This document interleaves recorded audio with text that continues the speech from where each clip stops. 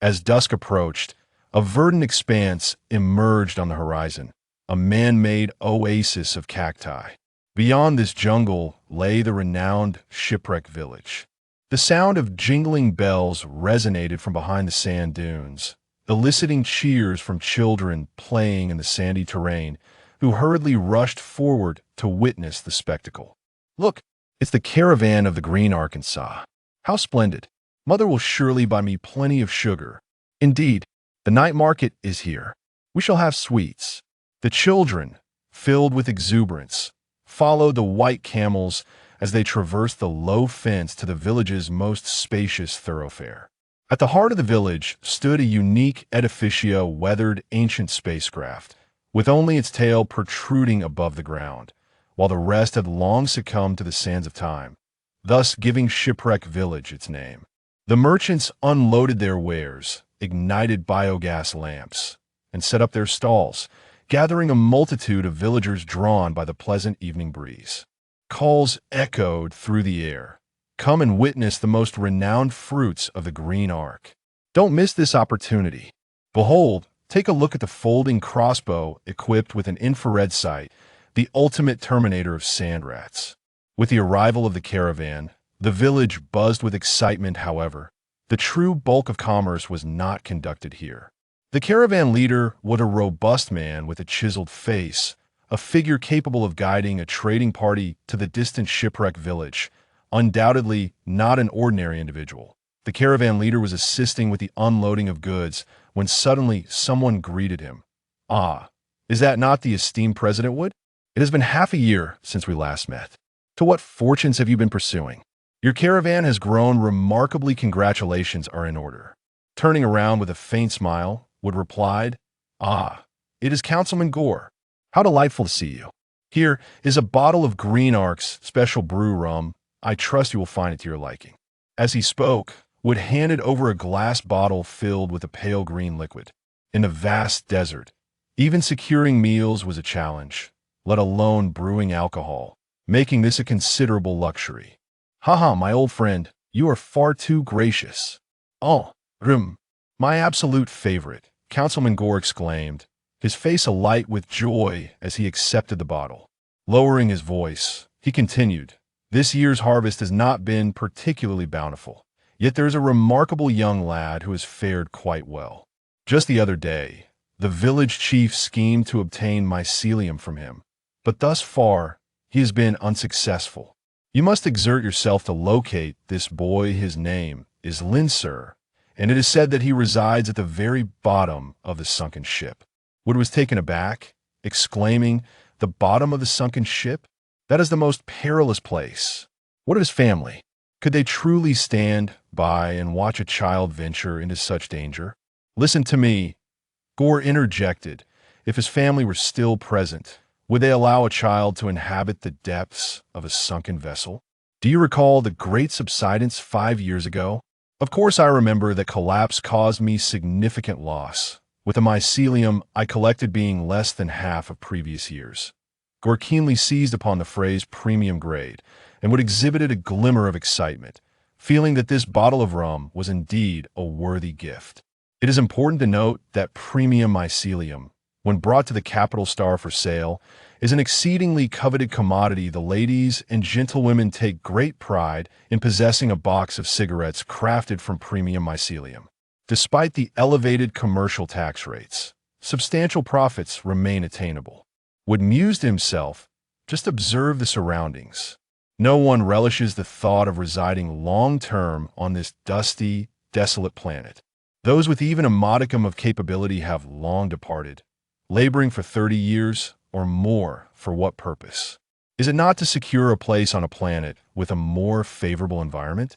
Perhaps this batch of premium mycelium is the very key to unlocking the doors of the immigration office."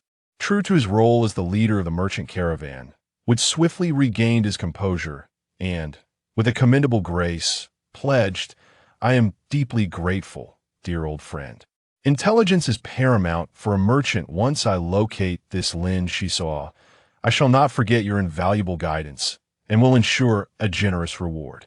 Now, we must not keep the village chief Waiting, we shall find another opportunity to converse. With a satisfied chuckle, Gore replied, I wish you every success. As one of the 7 council members in the village, he was assured that no one would encroach upon his position. Merely providing a modicum of insignificant intelligence in exchange for tangible benefits was a most agreeable arrangement. Bidding farewell to Gore, Wood advanced with his entourage. He was renowned among all merchants for his generous pricing on mycelium, thereby establishing a commendable reputation within the village. The Green Ark, as the most expansive oasis on the planet Tuhuan, boasted relatively abundant resources, exchanging a few bottles of rum or bags of fruit for commercial intelligence proved to be a prudent investment, significantly beneficial in return. After a brief moment, the group entered the iconic structure of Shipwreck Village, the colossal ancient spacecraft. Following nearly a millennium of renovations, the interior of the wreck had undergone a profound transformation. It resembled less a sunken ship and more a skyscraper inclined downward or an underground bunker. Nearly half of the villagers resided within the vessel, where neighbors, illuminated by dim lights, shared a close-knit camaraderie. Navigating with familiarity, Wood and his companions traversed approximately 100 meters before descending in an elevator, finally reaching the heart of the village. Upon entering the home of the village chief, they found an elderly gentleman with white hair and vintage spectacles seated in the reception room. Engaging with this individual was no simple task. It was only after Wood's attendant presented 10 bottles of rum and 5 bags of fruit that the man's appetite was appeased. President Wood, to speak candidly, this year's artificially cultivated mycelium has been devastated by sand rats, and I fear it will not suffice to meet the demands of your esteemed merchant association. Meanwhile, the quantity of wild mycelium collected privately is meager. With age, my authority has waned, and some unruly citizens refuse to adhere to my guidance. Life has become considerably more challenging. The village chief let out a long sigh, inwardly cursing that damned brat from the Lin family, after repaying the public debt, stubbornly refuses to sell the mycelium to the village.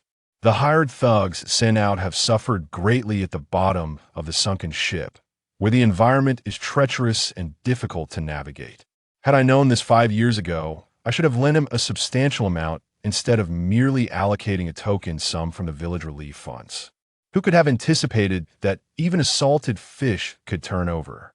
Despite the multitude of agile adults, none managed to procure the premium mycelium, yet a mere 13-year-old has stumbled upon it. Since I ascended to the position of village chief, I have monopolized the mycelium trade, reaping the benefits. Are my good days coming to an end? Should anyone dare to defy the reasonable acquisition, it would set a troublesome precedent. At that moment, Wood slightly inclined his body and discreetly remarked, There is no need for concern, Chief. We will purchase as much mycelium as the village possesses. We cannot afford to have made this trip in vain. Following the customary arrangement, goods valued at 120 credit coins can be exchanged for 1 kilogram of inferior mycelium, 320 credit coins for 1 kilogram of intermediate mycelium, and 720 credit coins for the price of premium mycelium. It is rather late today. Shall we conduct the transaction tomorrow instead? The village chief remained silent for a while before suddenly inquiring, What about the premium mycelium? Although scarce in quantity, we have indeed managed to collect some. Is at the premium mycelium? A glint of interest flickered in Wood's eyes as he scrutinized the village chief. After a moment of contemplation, he responded, It has been approximately 7 or 8 years since Shipwreck Village last harvested premium mycelium. Other villages with subterranean caverns are similarly grappling with the predicament of overexploitation. Thus, premium mycelium has remained in high demand but scarce supply. I am willing to pay 5 times the price of advanced mycelium, which translates to a purchase price of 3,600 credit coins per kilogram. 5 times? 3,600 credit coins per kilogram? Indeed, that is a full 20% higher than the price 7 years ago. The village chief appeared quite pleased and finally, after a moment's hesitation, declared, "Very well. Grant me 3 days' time, after which we shall proceed with the transaction. I assure you, President Wood will not be disappointed." "That sounds agreeable. I hope the village chief can arrange everything promptly. By the way, the current situation is rather unstable. The notorious Red Storm has now infiltrated the Ninth Star domain. While the capital star is not particularly threatened, several resource stars are expending great sums to hire interstellar mercenaries. It would be wise to exercise caution as the Red Storm seizes whatever it encounters, sparing neither women nor children. Personally, I believe the Green Ark is becoming increasingly unsafe. Thus, I hope to escort a merchant convoy for refuge during this journey, and I urge the village chief to prepare accordingly." Upon hearing this, the village chief was momentarily taken aback, only to burst into hearty laughter. With a hint of amusement, he remarked, "You are quite humorous. The band of star pirates, known as the Red Storm, our remote location on Soil Ring Star renders us exceedingly impoverished. Aside from a few extravagant women, we only have some mischievous children. The total value of our resources wouldn't even suffice for their travel expenses over a few hundred kilometers. Rest assured, they would not dare to target our shipwreck village." Wood smiled knowingly, realizing that his concerns were indeed somewhat excessive. Tehran Star, located in the northwestern corner of the Ninth Star region of the Third Galaxy, is an early settlement planet. To this day, its total population barely exceeds 3 million, and its level of development is nearly non-existent, with environmental indices similarly approaching zero. Even if the Crimson Storms were to come and pillage, they would merely take a cursory tour of the large oases, with the likelihood of arriving at the sunken ship village equally negligible. At this moment, neither the village chief nor Wood was aware that their words were being relayed verbatim to a third party. In a crooked room at the bottom of the sunken ship, a dark-haired youth removed his headphones and murmured, "The price seems quite reasonable. It appears that the debts owed to uncle and aunt are finally coming to fruition." Chapter 2. The transaction. The nights in the desert are exceedingly frigid, regardless of the sweltering heat experienced during the day. No one dares to venture outside in the dead of night. A faint glow emanated from the guest room that welcomed merchants. As the president of the Merchant Association, Wood had long since cultivated the habit of staying up late. He set down the list in his hand and rubbed his temples, contemplating the meager results from his informants. The villagers were reticent about Lin Shisua's whereabouts, and some even exhibited overt hostility, a most intriguing phenomenon. Suddenly, a series of urgent knocks echoed through the stillness. "Who is it? What business do you have at this hour?" Wood barked furiously, his gaze brimming with wariness as he drew an electric stun gun from his waist. A merchant's means of self-defense are indispensable. This stun gun had an effective range of 150 meters, inflicting localized carbonization upon impact. Even a mere brush with the current could pose grave danger to an ordinary individual. "A dark-haired boy has stealthily entered my chamber, claiming he wishes to see you." "A dark-haired boy? What is his name?" "Lin Shisua." With a swift motion, Wood flung open the door to reveal a youth with dark hair standing before him. The boy's eyes were sharp and piercing, and a worn dagger was sheathed at his waist. A heavy satchel rested at his feet, from which deep purple mycelia spilled out haphazardly, releasing a faint, intoxicating aroma that constricted one's pupils. "Very well, let us converse within. Inform the others to keep their lips sealed. Everything shall proceed as usual," Wood instructed with great emphasis. "Understood, my lord," the attendant replied hastily, departing to rouse key individuals. For a significant opportunity had presented itself, necessitating preparedness at all times. Lin Shisua stepped into the room, lifting his satchel and addressing President Wood directly. "Greetings, President Wood. I have brought all the premium mycelium I collected, totaling 45 kilograms. I hope your Chamber of Commerce can offer a fair price." 45 kilograms? Is it all premium mycelium? Wood's mind stirred with curiosity. Indeed, it is all premium mycelium. The lower grades were previously used to settle debts in the village. The village chief exploited the residents mercilessly. The villagers dare not voice their grievances. However, I am alone, so I have no fear. Wood regarded him with a mixture of admiration and disdain. in his eyes. The raven-haired youth was rather reckless for bringing all the mycelium without caution. Did he not fear potential ill intentions from others? Lin Shisua stood tall. Unperturbed, your stun gun appears impressive. Perhaps it would be wise to put it away. I am equipped with an electronic sensing device. Should any mishap occur, the satchel containing the mycelium will detonate, ensuring everything is incinerated within 3 seconds. After all, merchants seek wealth. It would be unwise for us both to perish together. Perish together, you say? I must say, you underestimate yourself, young man. Wood glanced at the satchel and noticed a few earthy roots within. The young man before him possessed not only courage but also remarkable intellect. Wood nodded and replied, "Very well, we can proceed with the transaction. However, how do you intend to transport the goods? After the deal, are you not concerned we might sever our agreement? Furthermore, are you aware of the specific price for premium mycelium? On Tuhuan Star, credit currency is rarely used. Transactions are typically conducted with equivalent goods. The cargo you possess could procure substantial resources, yet I am reluctant to antagonize the village chief, which complicates matters considerably." Lin Shisua smiled gently, saying, "Uncle, please do not rush. As long as you are sincere in your acquisition, all issues will be effortlessly resolved. First, let us discuss the pricing. 7 years ago, the cost was approximately 3,000 credit coins per kilogram. It is only reasonable to raise this by 20% now. So we shall calculate it at 3,600 credit coins per kilogram. Thus, for 45 kilograms, the total amounts to 162,000 credit coins. Of course, receiving the goods can be quite troublesome, but fret not, as I owe considerable debts to my neighbors. If you instruct your subordinates to make a few extra trips as I suggest, the delivery commission will be 5%, ensuring that you will not incur any loss."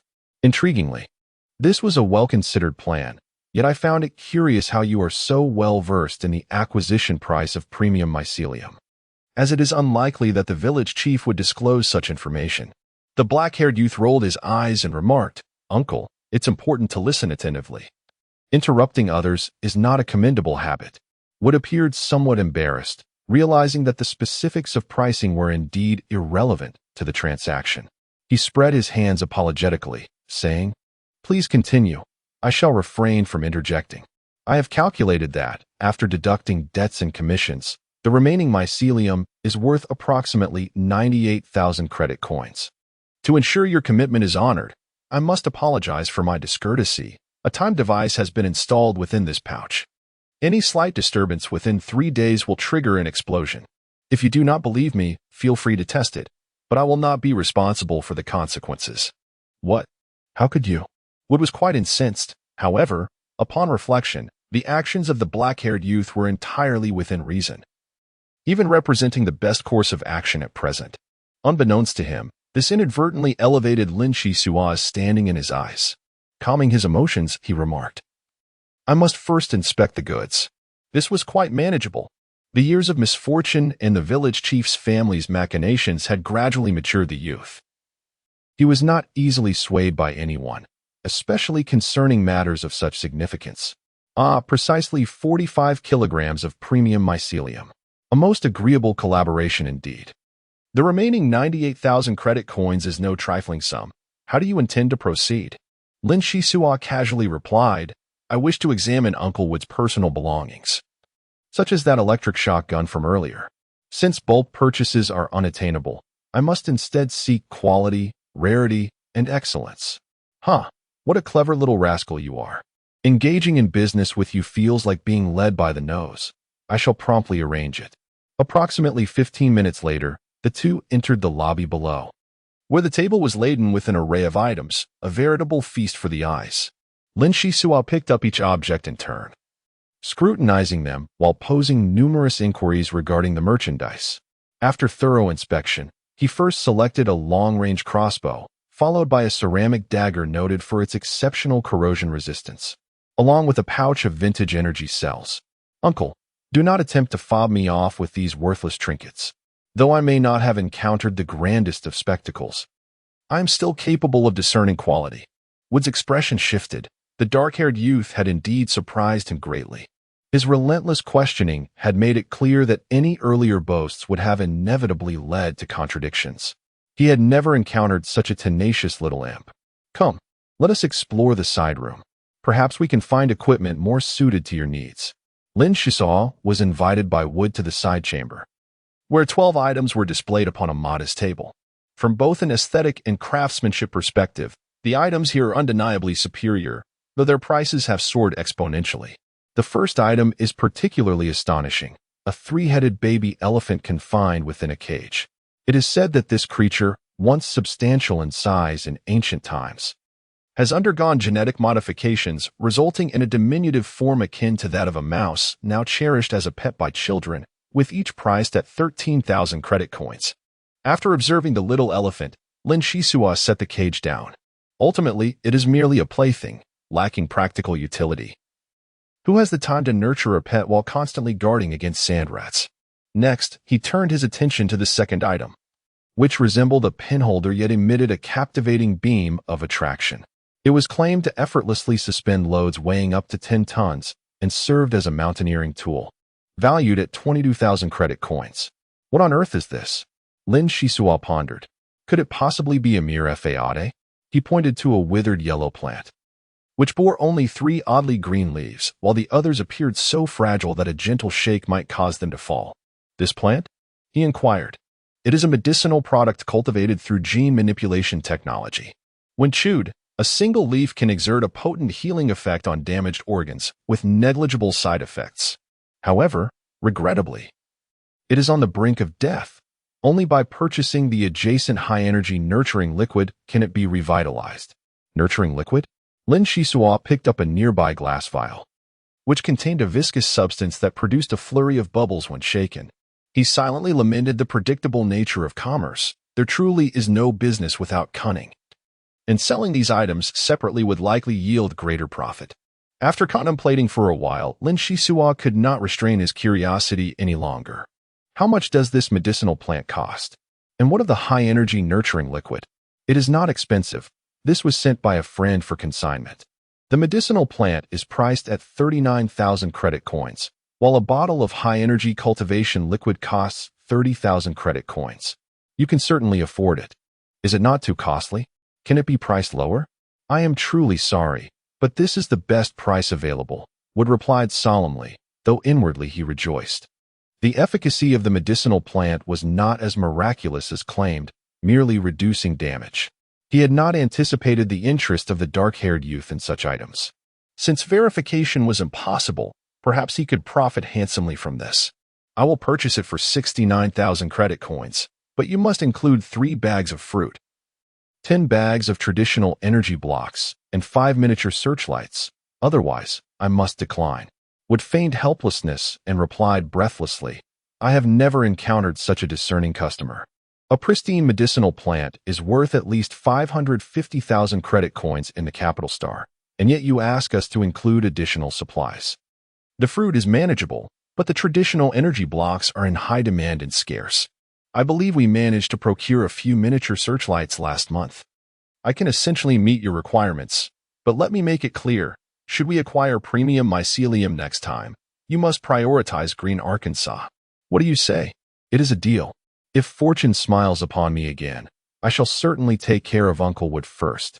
2 hours later, Lin Shisao returned home laden with goods. Biting into a sweet apple, he reflected, it has been 5 years since that unfortunate incident 5 years ago. I have not tasted such fresh fruit since. Who can truly understand the bittersweet complexities of life? My endurance until today is entirely owed to my mother's last words. Live with dignity, and live better than anyone else. As other children reached out to their parents for sweet milk candies, I had already learned the art of battling the sand rats. While they basked in the warmth of familial affection, I became accustomed to the toxic spores lurking within the burrows. I had once succumbed to despair, had once lamented my fate, but ultimately came to the profound realization that survival hinges solely upon oneself. There exists no alternative path. Lin Shisao cautiously navigated the traps, making his way toward the depths of the sunken ship. The village chief would undoubtedly be on his trail in the coming days. Thus it was imperative to seek refuge in the burrows, distancing himself as much as possible until the merchant caravan departed. Chapter 3. Fine-tuning. The depths of the sunken vessel were remarkably intricate, riddled with vast fissures, most of which constituted a veritable paradise for the sand rats. A moment's carelessness could result in being gnawed upon, leaving no trace behind. Lin Shisua bore over 100 scars upon his body, with more than half attributed to encounters with the sand rats. For years ago, he had painstakingly discovered this haven and had survived until now. Squeezing into a narrow chamber, he retrieved an antiquated energy block and inserted it into the slot. Instantly, the overhead lights illuminated, a sensation that was truly exhilarating. "Hello, Light Brain. It has been 3 months. How have you fared?" The room flickered momentarily, and a light screen materialized in the center, accompanied by a monotonous voice. "Energy charging complete. The spacecraft's damage level is at 99%, irreparable. Warning, irreparable." A faint humming ensued, a sound to which Lin Shisua had long since grown accustomed. "Enough with the warnings. The last time I shut you off, I was in the midst of the intermediate course simulation exam.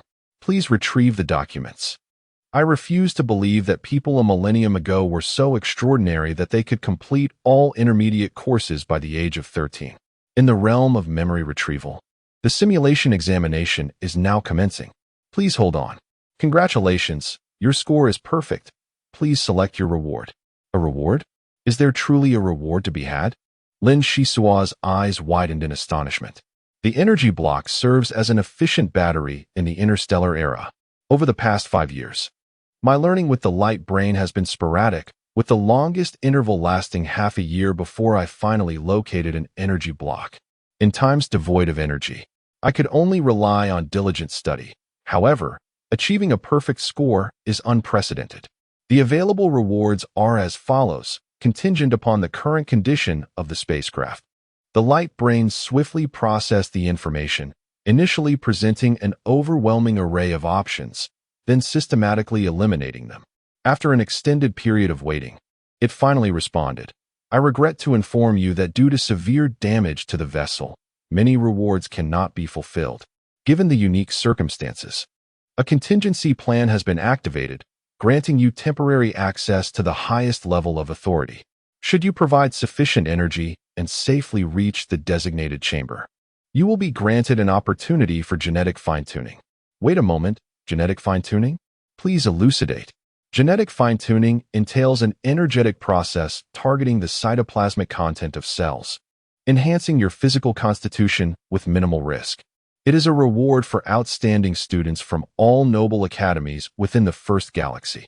As an inspector aboard the Cape Town Academy's vessel, I am entitled, per Article 360 of the Interstellar Convention, to offer genetic fine-tuning to exemplary students.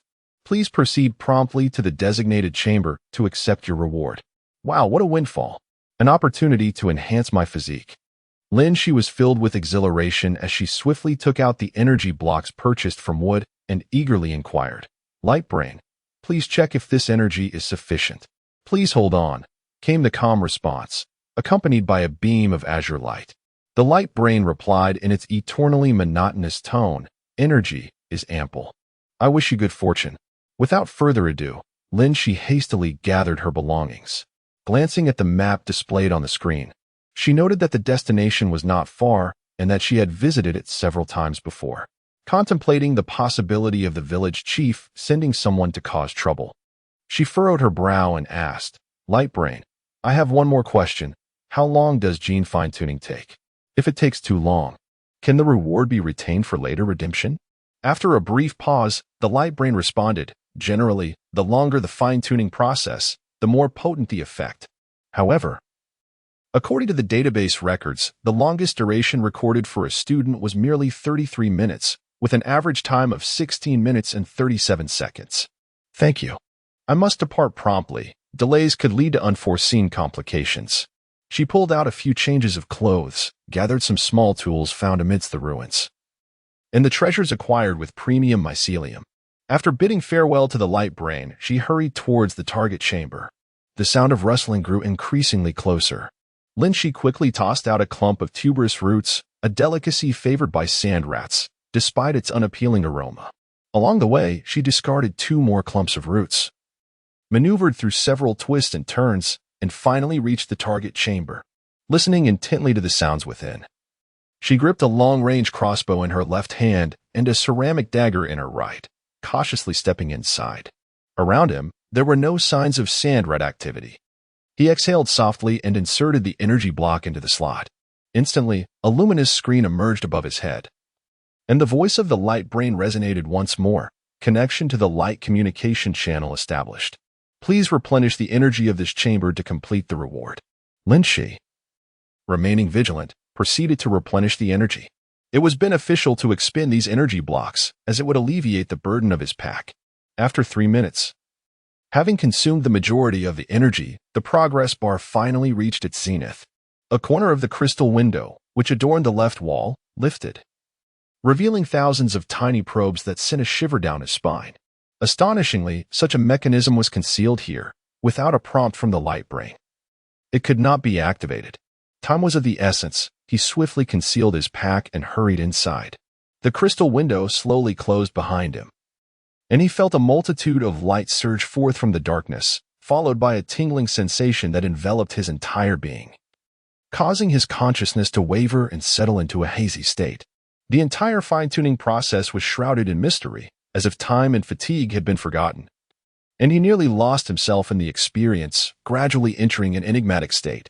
At some unknown moment, he emerged from the crystal window, his mind blank, and it took a full 5 minutes before he regained his composure. Blinking rapidly, he inquired, "Light brain, please display the time. Why do I feel as though I have slept for an eternity?" The light brain began to elucidate. Human perception often leads to illusions. In reality, you have only spent 16 minutes and 37 seconds, precisely the average recorded in the database. The benefits of genetic fine-tuning will gradually manifest within the next fortnight. Please ensure you maintain a sufficient level of daily exercise and a proper diet. This is crucial. As soon as the words left his mouth, a faint sound of an explosion echoed, causing Lin Shisua's expression to change dramatically. The village chief must have sent someone down to the wreckage. With no time to pose further inquiries to the holographic brain, he seized his bulky backpack and belongings, bolting towards the outside, hoping to avoid a horde of sand rats. If ensnared, even if he were not caught by the village chief, his situation would still be dire. He moved swiftly, covering approximately 100 meters, when he suddenly halted. A pair of crimson eyes emerged before him. This was disastrous. It was a sentinel among the sand rats. Without a moment's hesitation, Lin Shisua raised his long-range crossbow and released an arrow, pinning the creature to the wall before it could sound the alarm. This sand rat, including its tail, measured nearly half a meter in length, its head adorned with a sharp shell, and its short claws glimmered menacingly.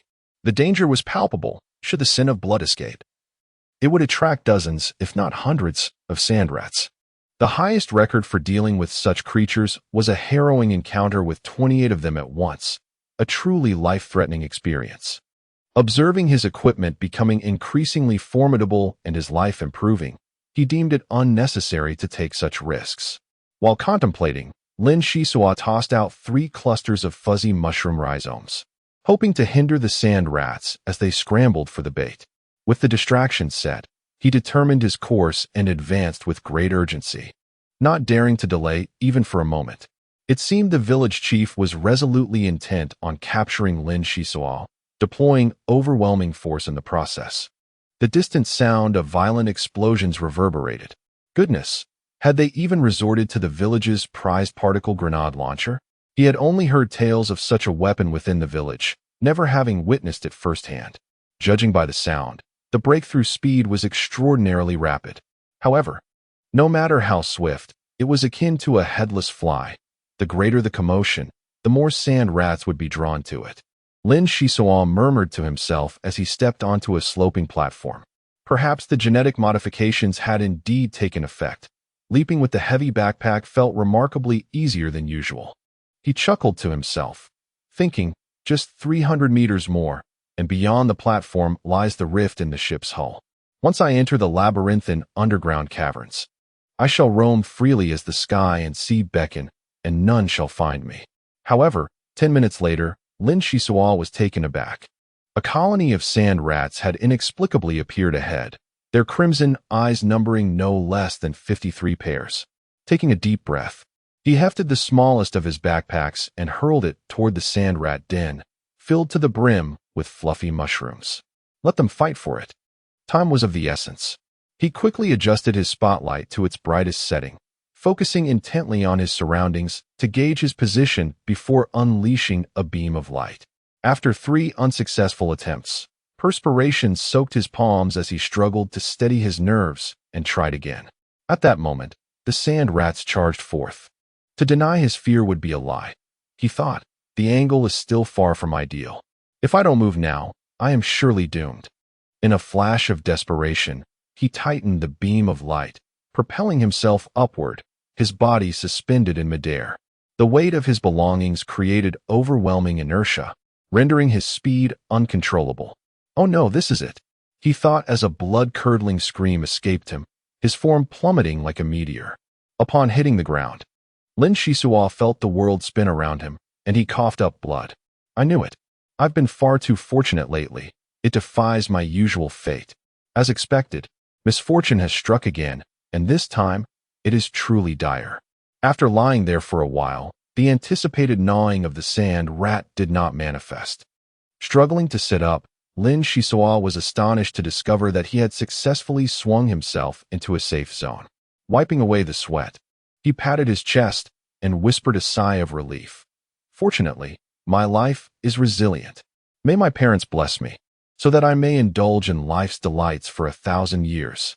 He felt an unbearable spiciness dissolve, followed by a refreshing coolness spreading down his throat. Indeed, it proved somewhat beneficial.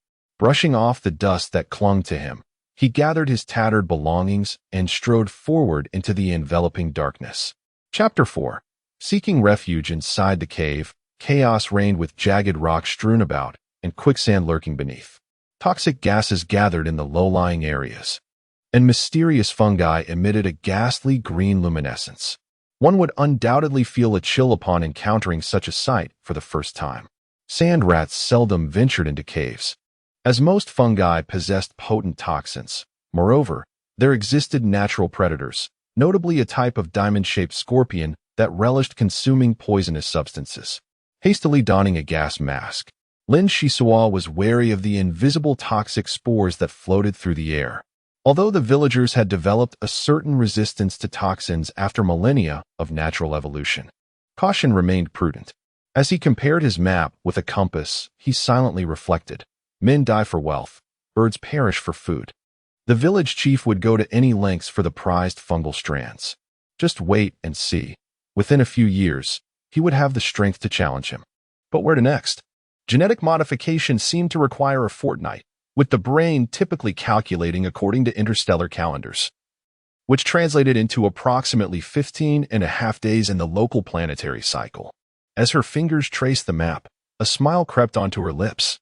There it was. The location of the premium mycelium, previously concealed and now within reach due to her newfound equipment. Resolute in her decision, she secured the map and traversed the imposing boulders, deftly avoiding the quicksand, venturing further into the unknown. This was a formidable journey, one that required immense perseverance to complete. After 16 arduous hours, Lin Shisua discovered a stone wall. The surrounding bioluminescent fungi were sparse, plunging the area into complete darkness. Few noticed the east-west fissure beneath the stone wall, with a faint toxic mist swirling at her feet, obscuring her vision. Donning her oversized sand rat leather boots, she pressed forward along the treacherous path, encountering marshes and puddles along the way. Even after traversing these obstacles once, the memory lingered uneasily. The boots, a treasured legacy from her father, were remarkably durable, and each time she slipped them on, a warm sense of comfort enveloped her, as if her parents were beside her, empowering her to overcome any setback. Little did anyone know the countless trials Lin Shisua had faced over the years with those old boots. Even when they wore thin, she mended them repeatedly, reluctant to part with them. Carefully navigating the slope, she proceeded slowly, opting to take longer routes to avoid perilous areas. In the subterranean realm, marshes were synonymous with terror. Becoming ensnared was a daunting ordeal. Despite her youth, Lin Shisua possessed a wealth of experience, quickly discerning the safest routes with a keen eye. She mused to herself, having evaded so far, perhaps the village chief was at a loss. Her steps grew unsteady, exhaustion weighing heavily upon her. Finally, she reached the spot where she had previously camped, and with a soft thud, she sank onto the rock, breathing heavily from her exertions. Frequent travelers likely resonate with the experience of feeling fatigued during their journeys. Upon resting, one often finds their body sore and numb, reluctant to continue. Inertia plays a role, but so does the lack of oxygen. The retention time of odor molecules is limited. Thus, even at a slow pace, Lin Shisua gritted his teeth and persevered, rather than stopping intermittently. After 15 minutes, he erected a tent and hurried inside following a brief disinfection. He shed his sweat-soaked garments and wiped himself down with a damp cloth.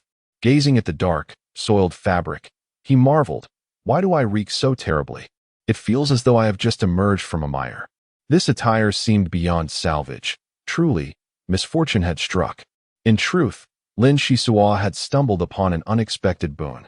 The foul substances emanating from his clothing were merely toxins that had accumulated within his body. The villagers of Shipwreck Village possess an innate resistance to toxic materials, and this enhancement of resilience would only grow stronger, simultaneously alleviating numerous ailments, akin to a rebirth. Due to the haste of his travels, Lin had acquired scant information from the light brain. Engaging in extreme physical activity during the adjustment period could repeatedly enhance his physical constitution. In stark contrast, the nobility merely indulged in tea within their warm conservatories or strolled with their pets in fitness centers, utterly oblivious to the rigors of burdensome travel. Unbeknownst to him, Lin Shisua's physical capabilities were rapidly improving, while the light brain, having endured a millennium, remained oblivious to the external circumstances. 1,000 years ago, genetic adjustments were the pinnacle of rewards at the noble academies, permitted only thrice in a lifetime. However, times have changed. Such technologies have devolved into mere instruments for profit exploited by the government and certain affluent conglomerates, with the ability to adjust now contingent upon a hefty sum of blue coins. At this moment, an unprecedented wave of hunger surged through, suddenly reminding me of the last prompt from the cognitive interface, which emphasized the necessity of maintaining ample exercise and nutrition within the fortnight. I took out my provisions and fruits, devouring them with fervor. Many fruits had been squashed during my earlier passage through the sand-wrapped burrows, yet it mattered not. I consumed them with abandon, even the seeds I did not intend to spare. Such is the reality of Earthring Star. Resources are scarce, and anything that can fill one's belly is deemed a treasure. Initially, interstellar settlers portrayed this place as a paradise, yet in truth, it was merely a ruse by the government to appropriate land. The ships of the Immigration Bureau unceremoniously offloaded the impoverished, leaving them to their fates. For centuries, countless souls have endeavored to escape their plight. A fortunate few have ultimately triumphed, while many more have been consumed by dust storms, reduced to mere bones. Lin Shisua, however, was not inclined to ponder such matters. The urgent concern was to indulge in a restful slumber. Thus, he set traps and alert devices outside the tent, reclining back with a contented smile, proclaiming, "The heavens are vast, the earth is expansive, yet sleep reigns supreme." It must be nighttime outside now. Indeed, I felt quite drowsy. While Lin Shisua was blissfully snoring in his tent, two hearts were stirred, one belonging to President Wood from the Green Ark, and the other to the village chief of Shipwreck Village. Wood's eyes were bloodshot as he awaited the moment to collect the premium mycelium, all the while discreetly instructing his subordinates to repay the debts of the dark-haired youth. In Shipwreck Village, the village chief was akin to a local emperor. Therefore, Wood dared not make a sound. Should the chief discover his clandestine dealings with the villagers, the following year's quotas would be allocated to rival trading guilds. The matter of immigration was secondary. He could not allow his subordinates to lose their livelihoods. 5 hours ago, news arrived that Lin Shisua had not been located at the bottom of the sunken ship, and the casualties were considerable.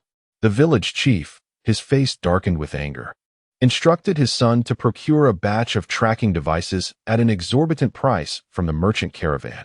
It was all too evident that they intended to search the caverns. From Wood's perspective, he too did not wish for the village chief to capture Lin Shisao, so he discreetly tampered with the tracking devices, ensuring they would deviate by a couple of 100 meters. He believed that, in the ensuing chaos, the clever young man with dark hair would easily find a way to escape. The following day, sounds emanated from the tent. Ah, what a delightful sleep. I have never slept so soundly. Stretching lazily, Lin Shisao sat up, his stomach audibly protesting at the most inopportune moment. Wait, didn't I just eat before sleeping? How can I be hungry again? It seems a feast twice a day is rather extravagant. Regardless, he shrugged it off. After all, he was in the genetic adjustment phase. And since no one had come here, he should be able to find some edible fungi. He indulged himself heartily, feeling his metabolism noticeably quicken. After donning his gas mask, he ventured outside for a moment of relief, and half an hour later, he let out a joyful shout. Huh, the genetic adjustments are truly remarkable. Even the scars on my body have faded. Without a care for his bodily functions, he mused that by next year, this place would surely yield a few toxic mushrooms. Returning to the tent, he busied himself for a while, organizing his gear in preparation for entering the toxic fog zone. Previously, he had discovered premium mycelium half a kilometer from his resting spot. To the left, nestled among the colossal rocks, there was a relatively clean hot spring, perfect for washing away the fatigue of his journey and simultaneously planting medicinal flora. He was uncertain whether he could nurture this unique plant, but he hoped that the vial of nutrient solution would prove effective, once adequately prepared. The searchlight was adjusted to its brightest setting as we gradually ventured into the fog-laden area. The mist was exceedingly dense, possibly due to the proximity to an underground volcano, resulting in elevated temperatures. The ground remained relatively clean, devoid of any unpleasant muck. Before long, peculiar silhouettes emerged before our eyes. These were honey mushrooms, ancient entities that had thrived for millennia, capable of spanning dozens of kilometers. A single honey mushroom resembled an entire forest of fungi. It was said that the spores released by these 1,000-year-old mushrooms possessed a delectable flavor, yet Lin Shisao had never indulged. For such a rarity was encountered only once in several decades, hardly worth contemplating. Casting a beam of light, I firmly grasped the cap of a honey mushroom, swiftly pulling it upwards with a whoosh. The subsequent leaps felt exponentially quicker than the last arduous journey. The symbiotic relationship between the premium mycelium and honey mushrooms is quite fascinating. The fungal flora deliberately allocated territory for mycelium to thrive, while the enchanting aroma emanating from the mycelium served to deter the encroaching toxic mists. They existed as a harmonious duo, supporting one another and establishing their roots in this realm. Lin Shisao was convinced that within the depths of the mushroom forest, vast quantities of mycelium remained hidden. However, the fortuitously discovered remnants of scorpion droppings instilled a sense of trepidation. After a brief exploration nearby yielded no new findings, I swiftly made my way to the water source. Clean water sources were a rarity, particularly hot springs. Climbing atop a rock, Lin Shisao was utterly astonished by the spectacle before him. The hot spring had been claimed by creatures of an unprecedented size, poisonous scorpions. Thankfully, their prolonged subterranean existence rendered their vision rather poor. Otherwise, a mere flicker of light could easily attract their attention, leading to utter calamity. Two scorpions writhed in an intimate embrace, reveling in their union. Engaged in the act of mating. With audacity, Lin Shisao cautiously extended his head to observe, his expression growing peculiar. These two scorpions were distinctly different, indeed remarkably so. Chapter 5. Unexpected. He shook his head, contemplating that even a coward would hesitate to act recklessly. Their formidable size was enough to terrify anyone to death. After a prolonged observation, he made a new discovery. The male scorpion was lifting some fruits from the rocks and bringing them to its mouth. How admirable! Feasting while embracing its mate. Lin Shisao muttered to himself, noting that the surrounding terrain was quite favorable, particularly a small patch of earth behind him, which was perfect for cultivating the precious medicinal plant. The singular green leaf of the plant curled tightly, having sustained internal injuries while leaping over a sand rat burrow. He had used one leaf and cleverly tucked another into the crevice of his shoe, leaving only his elder brother to maintain the facade here.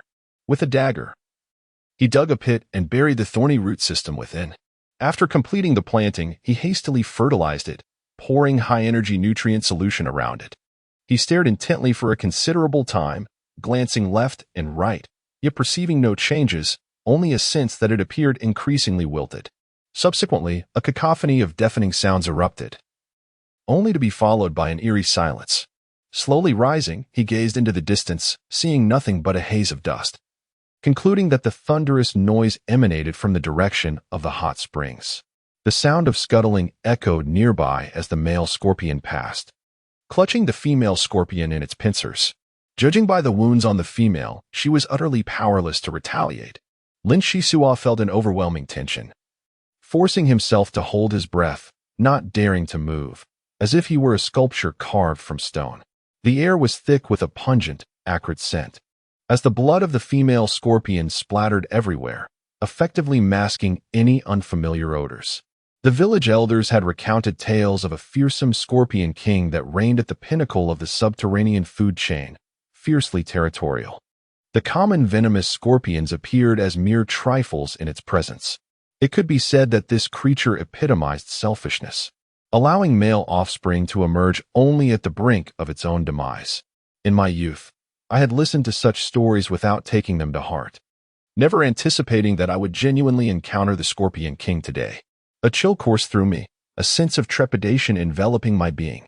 Perhaps it was mere fortune that I stumbled upon it during its mating season, thus securing the coveted prime mycelium. Following its recent mating, the scorpions were at their most languid, allowing me to narrowly escape peril. Next time, I would not be so fortunate. I had to leave post-haste. Lin Shisua had always possessed a bold spirit, and once the dust settled in the direction of the hot springs, I stealthily approached. Upon inspection, elation surged through me as I discovered that the sustenance consumed by the Scorpion King during mating was none other than honey mushroom spores. The village chief had boasted more than once about indulging in this delicacy in his youth, recounting it with remarkable detail, leaving a lasting impression on me. Scattered across the rocks were over 100 honey mushroom spores, each the size of a baby's fist, remarkably light in texture. I popped one into my mouth. It was sweet and dissolved instantly. It was no wonder that people say fortune favors the bold. Had I turned and fled in fear, I would have missed such a delightful treat. Carefully stowing away the honey mushroom spores, I shed my clothing and submerged myself in the hot springs. The spotlight maintained excellent sealing properties, remaining effective underwater. There, I beheld clusters of scorpion eggs clinging to the rocks, resembling grapes nurtured in an oasis, glistening with a golden hue, an exquisite sight to behold. The utility of scorpion eggs is manifold. They can be used to create antidotes, and their rich active proteins, along with trace elements, possess properties that aid in maintaining pregnancy. However, the typical scorpion eggs are predominantly gray, with a minority being white. The golden scorpion eggs, however, are a first encounter. Never mind. I shall pack them all away. When I next meet President Wood, I might fetch a handsome price. With a dagger, I carefully extricated the clod of earth and gently wrapped it in my belongings, feeling quite dashing as I slipped into the crevice of the rocks and made my way back to camp. Upon catching sight of the tents from a distance, I crouched low to observe for a while, then circled around to ascertain that the marks I had left behind remained undisturbed, allowing me to breathe a sigh of relief. After several hours of toil, fraught with peril, I rubbed my belly, overtaken by a strong sense of hunger.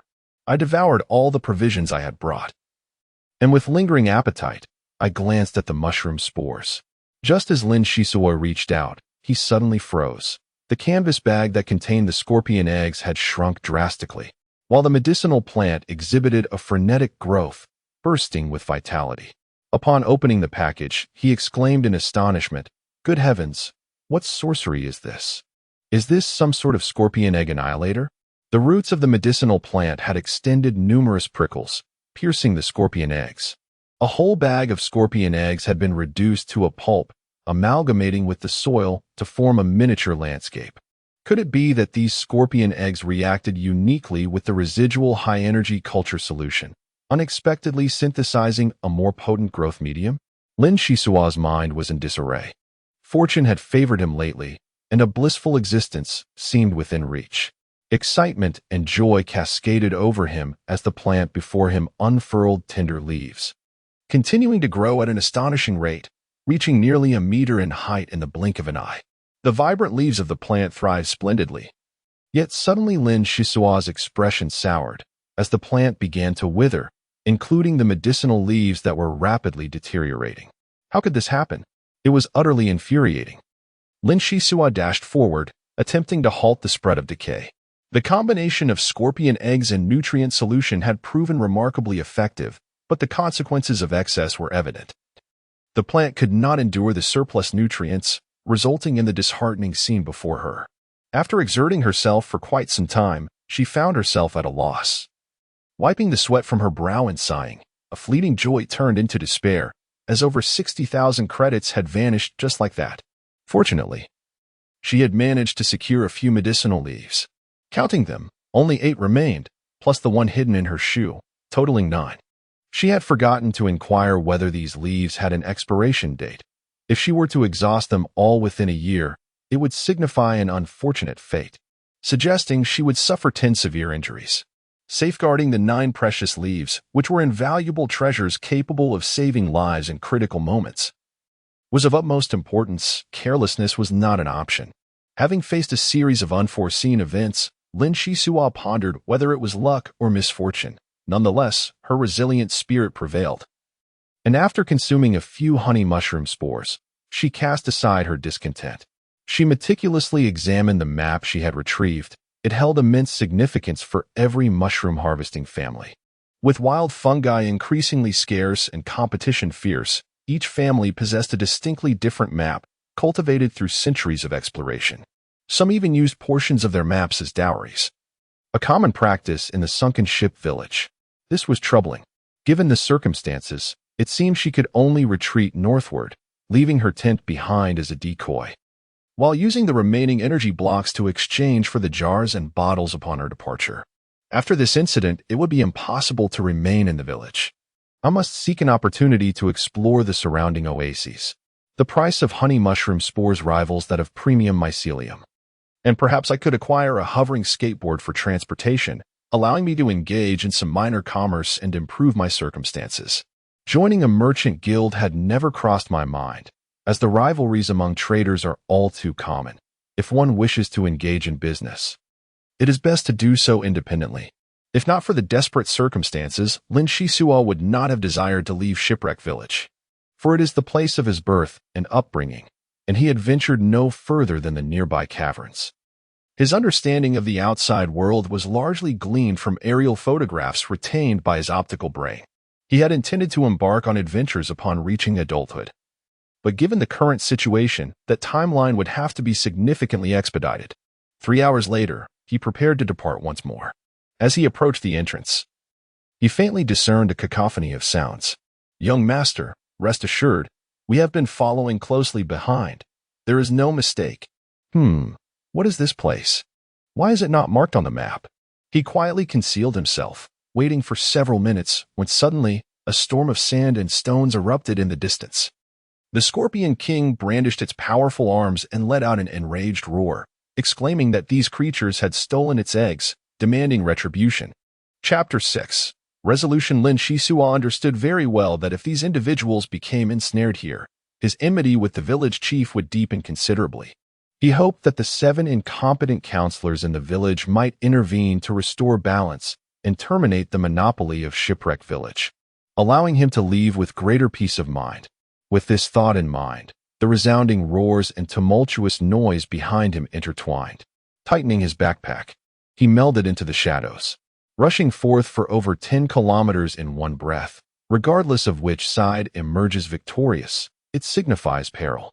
In Lin Shisua's perspective, these individuals exhibit a lack of reverence for life. Their parents bestowed upon them a singular opportunity to traverse this world, and they ought to live it richly. To become a mere servant to the village chief, only to ultimately sacrifice their lives, is inconceivable. At such a tender age, possessing profound insights into life is indeed remarkable. This reflects the success of the couple who perished. At the very least, Lin Shisuo remains alive and increasingly thriving. After another grueling 10 hours of relentless marching, the burden has halved, and his physical condition has improved, leaving him with ample energy upon reaching the northern region. Along the journey, he foraged for edible mushrooms. Reluctant to consume the honey mushroom spores, deciding to reserve 2/3 to exchange for equipment at the oasis. Having endured the harshest of days, it would be illogical to succumb to starvation over a few meals. Water sources are scarce, necessitating greater toil to satisfy his hunger. The guiding light proved invaluable. After navigating treacherous cliffs, he managed to procure a few rare mosses, which were rather palatable. Humans are omnivorous beings. Anything that flies, swims, or hops can serve to satiate hunger. If the side effects of genetic fine-tuning merely entail hunger, the accompanying benefits are undoubtedly magnified 1,000-fold. By the 7th day, he ascended hundreds of meters with bare hands with effortless ease, his strength rivaling that of the village blacksmith, and most of his scars gradually fading, bestowing him with a distinguished air. 17 days swiftly passed, and aside from a solitary venomous scorpion, he encountered no further troubles. His stamina was abundant, and during moments of escape, he felt invigorated, confident in his ability to evade threats within mere minutes, filled with a sense of accomplishment. It is difficult to envision the state that would be achieved after completing the 3 full rounds of genetic fine-tuning. One can sense an all-encompassing enhancement of vision, perception, olfaction, and physical prowess, creating a fundamental distinction from the previously unremarkable boy from the rustic, shipwrecked village. Those youthful years were filled with fantasies and accompanied by rebellion. Perhaps it was the result of self-assurance, a fervent desire to venture into the outside world. Fatigued by the chaotic existence of a scurrying rodent, weary of ceaselessly exploring the subterranean life, I now feel emboldened and fully equipped to traverse the vast desert. With the addition of honey mushroom spores and medical leaves, I possess ample capital to forge a future worth striving for. Clenching my fists, I longed to burst forth and vent my frustrations, yet upon reflection, I deemed it unnecessary. The damage to the local light brain does not signify the obliteration of the entire system. Elsewhere, I am certain I can locate a corresponding terminal. At present, the acquisition of intelligence is of utmost priority. Setting up a miniature searchlight, I began to clear the room and soon stumbled upon a socket, mercifully undamaged due to its concealed nature. From my backpack, I retrieved my headphones, initially met with a cacophony of static, which gradually improved with adjustments. I exhibited great patience, waiting for a considerable duration until a voice emerged from the other end. What? Do you have objections to my decision? That is the legendary Scorpion King. By slaying him, our family could secure a place on a resource planet. This is my lifelong dream. Do you wish for our descendants to toil like us, facing the earth by day and the sky by night, struggling throughout their lives only to be buried in the desert at random? I truly do not understand your perspective. Humph, I would not hesitate to risk the lives of the entire village. After a brief silence, the first voice spoke again. On Resource Star, one must endure poverty, while in Shipwreck Village, none dare to defy us. The particle grenade launcher was lost by Shao Qi, even with the Scorpion King gravely injured. Successfully eliminating him would not be an easy feat, Father. It is time to gather our thoughts. It is better to be the head of a chicken than the tail of a phoenix. Until we possess absolute strength, I oppose the idea of emigration. The village chief, incensed, retorted, "Are you intent on driving me to my grave?" The council members remain unaware that we have utilized the particle grenade launcher in the catacombs. Should they learn of this, inciting the villagers to oust me as village chief, consider the dire consequences. We are now in a position where we must act. Hence, I must take the initiative. Indeed, the absence of the grenade launcher presents a dilemma, yet we still possess other weapons. We need not. After a brief tidy-up, we must swiftly disseminate the information. It was evident that the village chief aimed to coerce and entice the villagers to confront the Scorpion King. For Lin Shisuo, who often eavesdropped, the chief's manipulative tactics were all too familiar. What a pity for the particle grenade launcher. It was precisely its existence that deterred outsiders from recklessly targeting the village. The shipwreck resembled a vast labyrinth.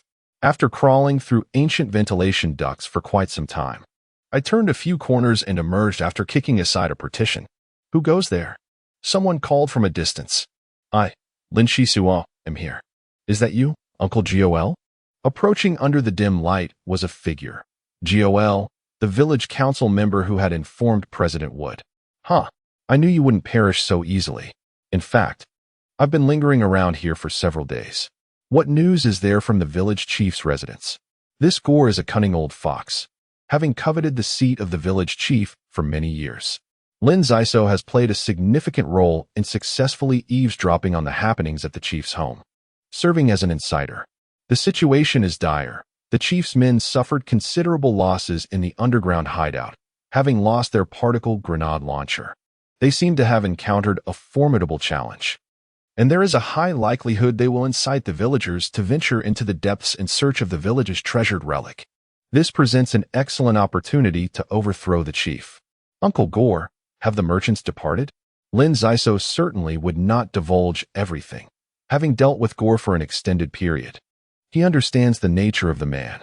If Gore were to ascend, he would assuredly become another village chief, as ambition appears to be a common trait among all. Gore inhaled sharply, exclaiming in fury, "What? That fool has actually lost the village's treasure? What a wastrel, a complete disgrace. Without sufficient military protection, the village will be perilously unsafe. No, I must convene with the other council members at once. We must demand an explanation." The blacksmith shop is a fascinating place.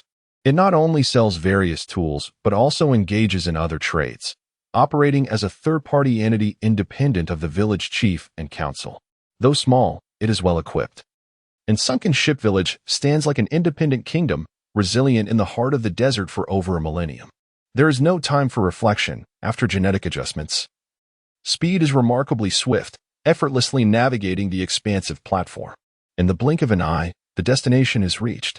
The front entrance is bustling with people. So one slips in through the back alley. Well, look who has arrived. Dear Hisso, dear nephew. I have heard that you have brought great shame upon the village chief and his family, avenging your uncle in a splendid manner. The middle-aged man wiped the grease from his hands with a coarse cloth as he fiddled with the water pump. The rear of the blacksmith shop seldom saw visitors, while the front was attended by dedicated staff. The blacksmith chuckled. To be honest, I am considering fleeing. This time, it has escalated beyond my expectations. The village chief's reaction was unexpectedly severe, and the losses incurred by those he dispatched are substantial, seemingly even losing the village's treasured heirloom. I am not entirely privy to the specifics, but I came to procure a batch of supplies and to see if there are any intriguing items available. How about trading with honey mushroom spores? Honey mushroom spores? Quickly, bring them forth for me to examine. The blacksmith had already dismissed thoughts of the grenade launcher, his eyes sparkling with excitement. Mycelium is easily acquired, yet spores are invaluable. Mycelium refers to the advanced mycelium, while spores pertain specifically to honey mushroom spores. Lin Hisso smiled faintly and placed a dozen spores on the table before stepping aside to search for travel gear. After some deliberation, he selected a military pack, night vision goggles, a machete, a camping tent, along with a few other items. No problem. The goods will arrive punctually tomorrow. However, the number of biochemical camels is limited. Would one large and one small suffice? Your reputation is impeccable. Then I shall see you tomorrow morning. Chapter 7. A sudden turn of events as dawn broke. Lin Hisso set forth, mounting the biochemical camel, feeling a sense of grandeur. Although one of the camels was still juvenile, it was already capable of carrying a considerable load. He lightly shook the reins, embarking on his inaugural journey across the desert. Water is an essential resource. One must seek out shaded havens to rest before noon, and exercise caution against the nocturnal incursions of sand mice. Dust storms, though infrequent, can manifest as overwhelming tempests, presenting significant peril. The biochemical camel, with its astonishing endurance and unwavering diligence, stands as a gentle breed of domesticated livestock. Possessing 2 humps, it can reach remarkable speeds of up to 75 kilometers per hour and can traverse the arid expanse for days without sustenance, earning its title as the ship of the desert. As the sun ascends to its zenith, casting its searing rays upon the vast dunes, the heat intensifies by midday. The scorching sands could easily fry an egg. Despite the evolutionary advancements of humanity in the age of interstellar travel, their adaptability, far surpassing that of ancient times, still falters in such harsh conditions. The heat is oppressive. After merely a few hours, one begins to yearn for the chilling embrace of subterranean caves. Why does everywhere feel akin to a furnace? Without genetic modifications, enduring such temperatures would indeed be challenging. In relative terms, Lin Shisua is faring reasonably well. Whereas novice traders often require weeks to acclimatize before embarking on their inaugural journeys, the youthful bravado of the inexperienced is not uncommon, yet few manage to persevere. One should not underestimate the complexity of merchant caravans. Many cooling techniques are closely guarded secrets, akin to the maps each household in the sunken village possesses valuable assets and advantages. The most treasured of supports. Lin Shisua produced his water pouch and took a refreshing gulp, finding immediate relief for his parched throat. The nearest oasis lies thousands of kilometers away, renowned for its abundant yields of lemons and figs. Due to the therapeutic properties of lemons against scurvy, this oasis has garnered considerable fame. Once upon a time, conflicts frequently erupted between oases as factions vied for resources, igniting wars where the defeated would rather obliterate the oasis than surrender it to their adversaries. Eventually, people learned to exercise restraint and cherish the limited resources. Many endeavored to reclaim the desert. However, in the realm of Earthring, where water resources were scarce, the efforts to combat the destruction wrought by sand rats consumed all available resources, leaving no energy or funds for greening initiatives. Thus these attempts faded into oblivion. Resting behind a sand dune at noon, he nibbled on a biscuit. Water was to be consumed sparingly, for it could foster dependence. He offered a bit of water to his camels. Until he procured a hovering sled, they remained his best companions.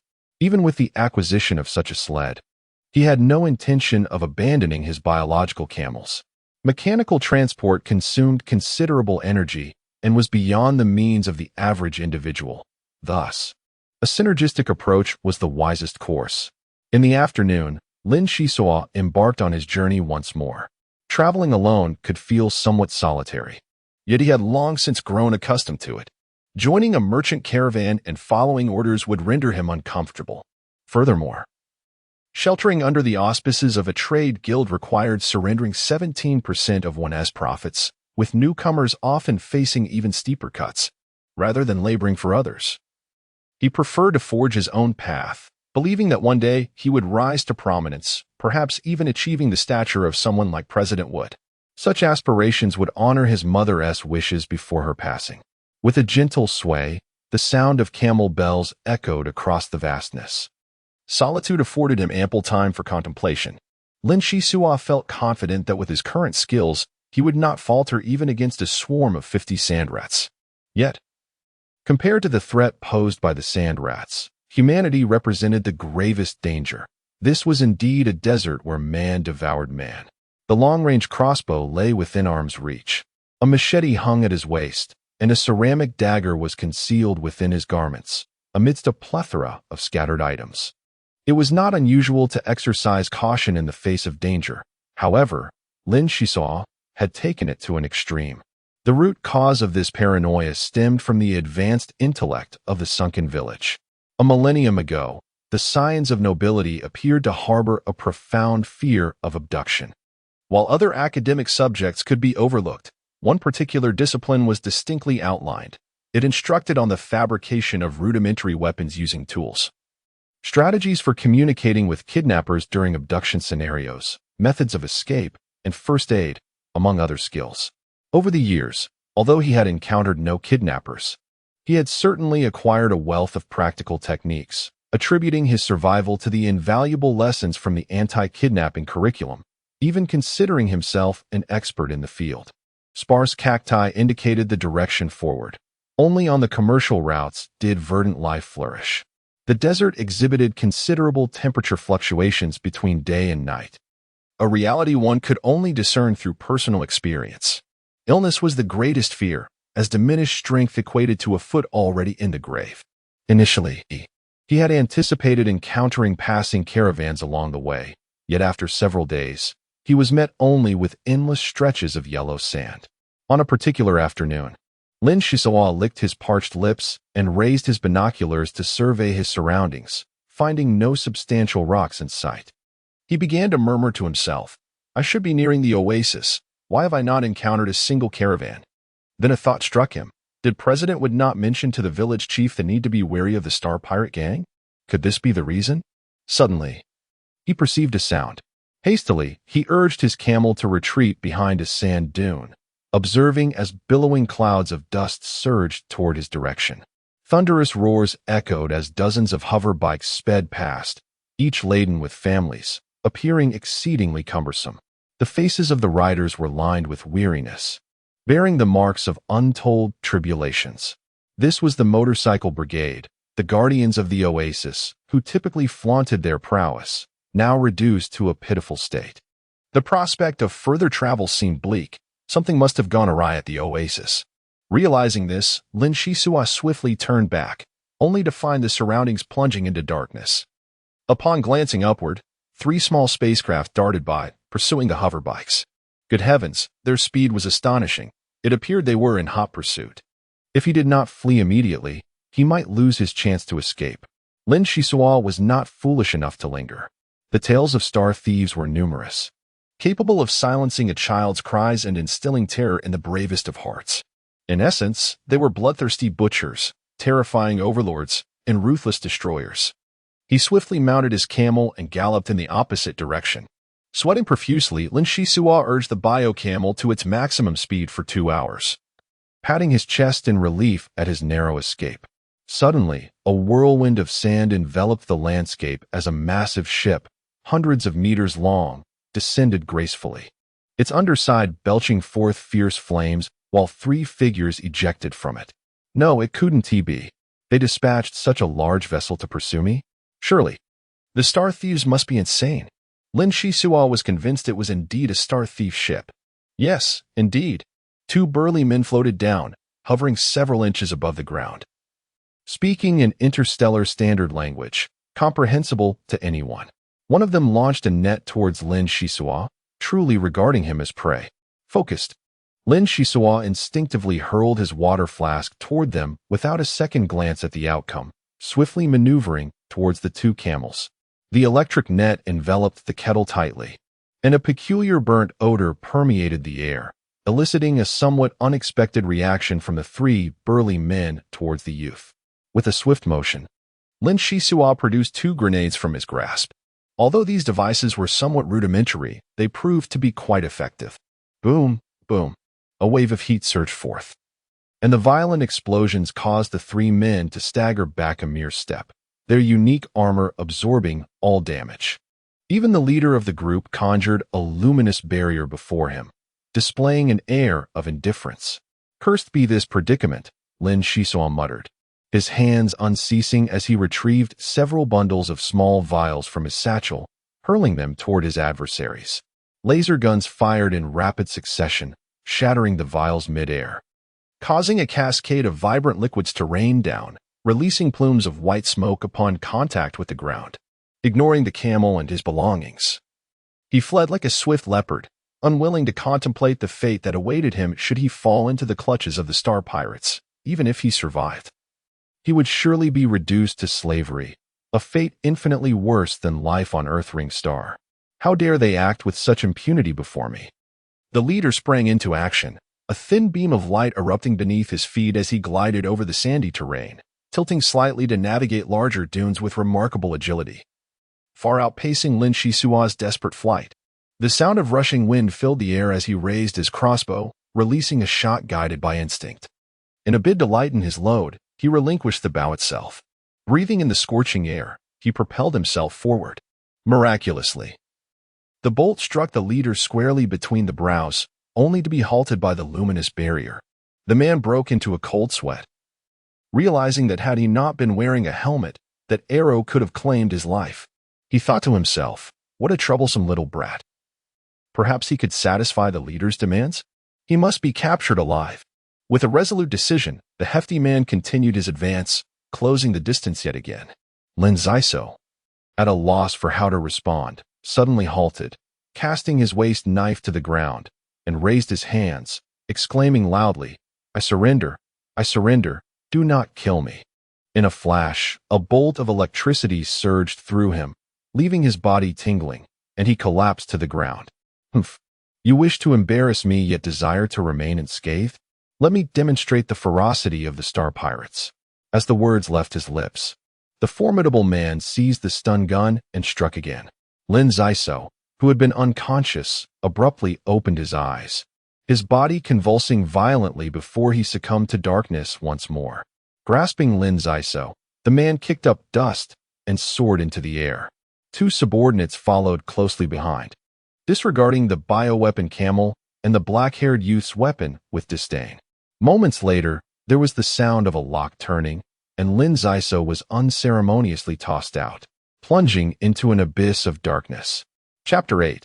The Warehouse. Ah, how it hurts. Where am I? After an indeterminate period, Lin Zaiso shook his head, attempting to rise. But his body felt utterly weak. Even bending at the waist proved to be an arduous task. Is this the infamous Red Storm of the Star Pirates? To have such a dismal experience on my first venture into the desert, truly a stroke of misfortune. Before he could ponder further, Lin Zaiso's expression changed drastically. His body curled up into a fetal position as he began to cough violently, blood trickling from the corners of his mouth. Wait, there are sounds of breathing nearby, and it seems there are quite a few. Lin Zaiso felt around his body and discovered that his dagger was still in place. With a slight sense of relief, he produced a soft glow stick from his sleeve and tossed it into the darkness. Are you all right? A timid voice emerged from behind, and as the glow stick fell to the ground, the surroundings came into focus. Numerous individuals, all quite young. Lin Shisua shook his head and began to cough violently, expelling a mouthful of dark blood, which brought him some relief. He managed to sit up with great effort, and a small boy picked up the glow stick, shaking it vigorously, casting a faint light amidst the darkness. The mention of death elicited a chorus of sobs from those nearby. Lin Shisua, accustomed to traversing the underground, possessed keen eyesight. He discerned that the speaker was a blonde girl, approximately 14 or 15 years old, with very fair skin. Excuse me, is this a Star Pirate ship? Lin Shisua inquired softly. No, it is not. We arrived here 3 hours ago. It is supposed to be a vast oasis. Those villains have captured many children and have been herding them into buildings for confinement. We are all at a loss as to what to do, she replied. Thank you. I presume it was you who brought me in, Lin Shisua acknowledged. Those Star Pirates were brutal. They actually electrocuted me twice. The blonde girl nodded. Those villains ordered us to carry you inside. By the way, I am Mana from Lemon Oasis. What is your name? Disregarding the astonished gazes of others, Lin Shisua unsteadily made his way to a dark corner, which appeared to be an old storeroom, a musty odor permeating the air. He had encountered far worse smells before, and leaning against the wall, he carefully extracted a green leaf from the seam of his collar and placed it in his mouth. Having previously experienced its effects, he knew that the full potency of the medicinal leaf would take 5 hours to manifest. It is important to note that the medicinal leaves are not a panacea. At best, they enhance resistance and immunity and mitigate internal bleeding. Should a bone be fractured or a penetrating injury occur, no number of blades would prove useful. Lin Shisua gently moved his waist, realizing that his injuries were not as severe as he had initially feared. Concealed in the shadows, he furrowed his brow in contemplation, murmuring to himself, "It is one thing for the Star Thieves to plunder goods, but why have they held on to so many for years? Clearly, they do not engage in ventures devoid of profit. There must be some ulterior motive at play." As Lin Shisua's hand grazed the wall, he discerned that it was constructed of stone, and the floor beneath was equally solid, rendering any chance of escape utterly futile. Given the multitude of advanced technology possessed by the Star Thieves, it was plausible that this location was under surveillance. With a sigh, he narrowed his eyes and succumbed to a deep slumber that lasted a full 10 hours. Suddenly, the door creaked open, The lights flickered to life as the power was restored, and a voice called from the entrance. Time for food and water. You have but one meal a day. If you wish to fill your stomach, you must seize it. Some children appeared dazed, while others had already lunged at the food. The storeroom housed hundreds, ranging from 5 to 16 years of age, yet the meager provisions were scarcely sufficient for 30 to be satiated, making a mad scramble inevitable. With a resounding clang, the door slammed shut once more. Lin Shisuo remained still, not out of inability to compete, but rather due to the lack of necessity. Why did he deem it unnecessary? Because within the layers of his clothing were concentrated food supplies, 5 mushroom spores hidden in the left sleeve, and half a kilogram of water concealed in the right. Even in a desert, with such provisions and a robust instinct for survival, he could endure for 10 days or more. Lin Shisuo was particularly cautious of sand thieves. The desert was fraught with mercantile caravans, naturally giving rise to lurking bandits, yet he had not anticipated encountering star thieves. The sand bandits only perpetrate their misdeeds on the planet of Tuwan, and when their numbers are few, they are not difficult to handle. In contrast, the star pirates traverse various star domains, wreaking havoc. While their nature is similar, their strength operates on an entirely different scale. Fortunately, the star pirates did not regard the young boy as a threat and neglected to search him, allowing him to seize an opportunity. The intelligence system of Shipwreck Village boasts a comprehensive educational framework, and Lin Shisuo, influenced by this, possesses a commendable intellect. He is acutely aware that such struggles are merely the onset of a bloody conflict, which could even leave psychological scars. Before reaching adulthood, human minds are particularly fragile. When tainted by malevolent influences, they can become utterly unreasonable. At this moment, voices rang out ahead. Attack him. The food belongs to us. The Pure Water Oasis. Pure Water Oasis, step aside. The Lemon Oasis is not to be underestimated. Brothers, follow me. It appears that the children hail from diverse backgrounds, not merely from a single oasis. Seizing the chaos, Lin Shisuo managed to consume a morsel. Over the past 5 years, his life has been extraordinarily arduous, at times. He displays indifference, while at others, he exhibits remarkable adaptability. Each aspect of his demeanor serves as a protective guise, enabling him to persist in this world. He does not initiate bullying, yet he will not permit others to intimidate him. He muses inwardly. Who knows when this torment will end? I must prepare mentally for a prolonged period of hunger. Water is scarce, but mushroom spores can quench thirst, for now. He can only take life one step at a time. Compared to the oasis, Shipwreck Village is significantly lacking. Observing the robust youths before him, he realizes that he can only be considered of average stature. The youths of the oasis, numerous and powerful, swiftly band together. The inhabitants of the planet Tuwan are staunchly devoted to the cultivation of strength. Without a robust constitution, one finds it exceedingly challenging to navigate life as trials. Consequently, under the deliberate tutelage of the adults, these young beings exhibit formidable prowess. A youth with striking green eyes delivers a series of elbow strikes, toppling numerous adversaries before executing a swift shoulder throw, dispatching one individual with ease. He then confidently strides forward, seizing a piece of bread to gnaw upon, eyeing another morsel with intent. Nearby, a red-haired boy, fists slicing through the air, plunges into the throng to seize a water pouch, tilting his head back to drink voraciously. Reminiscent of a predatory beast, one cannot help but wonder if the stratagems of the star pirates truly bear fruit, enabling certain small fiends to rise above the fray. Lin Shisuo observes from the shadows, contemplating the unfolding scene. Time flows inexorably, indifferent to the fortunes of individuals. The small storage room is a crucible of cruelty and misfortune, rendering it impossible to remain unaffected. Lin Shisuo's expression turns ashen. What transpires when sustenance dwindles and one finds themselves in dire straits? The despicable nature of the star pirates sends a chill down his spine. Indeed, the notion of cannibalism, of primitive beings attacking and devouring one another, though not yet realized, is a harrowing thought. Lin Shisuo is engulfed in confusion, questioning, has humanity not established an interstellar civilization spanning 3 vast galaxies? Why then must they resort to such barbarism and cruelty? Why do the star pirates not spare this barren world of Tuawan?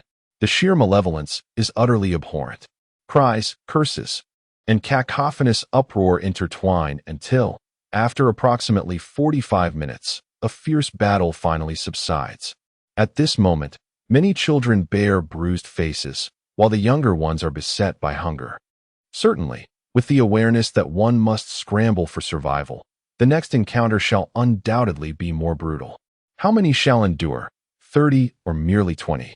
Lin Shisua is uncertain, yet perceives the fragility of life in this realm. One must adhere to the regulations set forth by the star pirates, for otherwise, hope is but a fleeting notion. He nestled closer to the shadows, closing his eyes to resume his slumber, the injuries inflicted by the electric gun having mostly mended, thanks to the advantageous genetic adjustments that bestowed him with a robust physique. Otherwise, would he have survived 2 shots? After 5 hours, a sudden commotion erupted as the denizens of Lemon Oasis and Pure Water Oasis reached a consensus to staunchly guard the gates, preventing any other factions or individuals from encroaching. Lin Shisua nodded slightly, recognizing the wisdom in this strategy. With both oases united against external threats, each member of their contingent would secure a share of sustenance and water, sufficient for their most basic survival needs. Suddenly, he caught sight of a golden-haired girl named Mana, trembling as she concealed herself among the ranks of Lemon Oasis. In the dim light, her beauty became apparent. The girl clutched the hand of a boy with striking green eyes, presenting themselves as a young couple. The boy, renowned for his audacious act during the food raid, was the leader of the children from Lemon Oasis. In contrast, the most notable figure from Pure Water Oasis was a red-haired youth who had seized the water pouch. According to interstellar customs, one is deemed an adult at the age of 23, primarily to fulfill essential educational requirements. However, on Tuawan Star, individuals over the age of 16, with familial consent, may cohabit or even establish families, a premature maturity that is all too common. How unfair you are, monopolizing the gates. What tyranny is this? Step aside, clear the path. Indeed, if we are to live, let us live together. If we are to die, let us perish as one. What is so remarkable about the Lemon Oasis? Let us give our all. A group of teenagers exerted every ounce of their strength to incite turmoil, yet their efforts were in vain, as most bystanders remained indifferent. The unification of the two formidable oases proved far more resilient than a disjointed assembly. With the leadership of two influential figures, the prospect of victory seemed bleak. The atmosphere was heavy with despair, a pall of death looming overhead, resulting in a profound silence among the crowd. This eerie stillness persisted until the massive door swung open once more. As the words echoed, chaos erupted within the warehouse. The previously united oases grew restless. Did they not number over 100? The emergence of opposition had become inevitable. With a resounding thud, the frigid door slammed shut again. Food lay scattered on the ground. Yet it garnered no attention. Instead, glances turned hostile. To survive, one must tread upon the corpses of others, and a tense atmosphere enveloped the warehouse. Silence reigned. A collective breath held in anticipation, until, suddenly, a voice pierced the air, and the melee commenced. Chapter 9.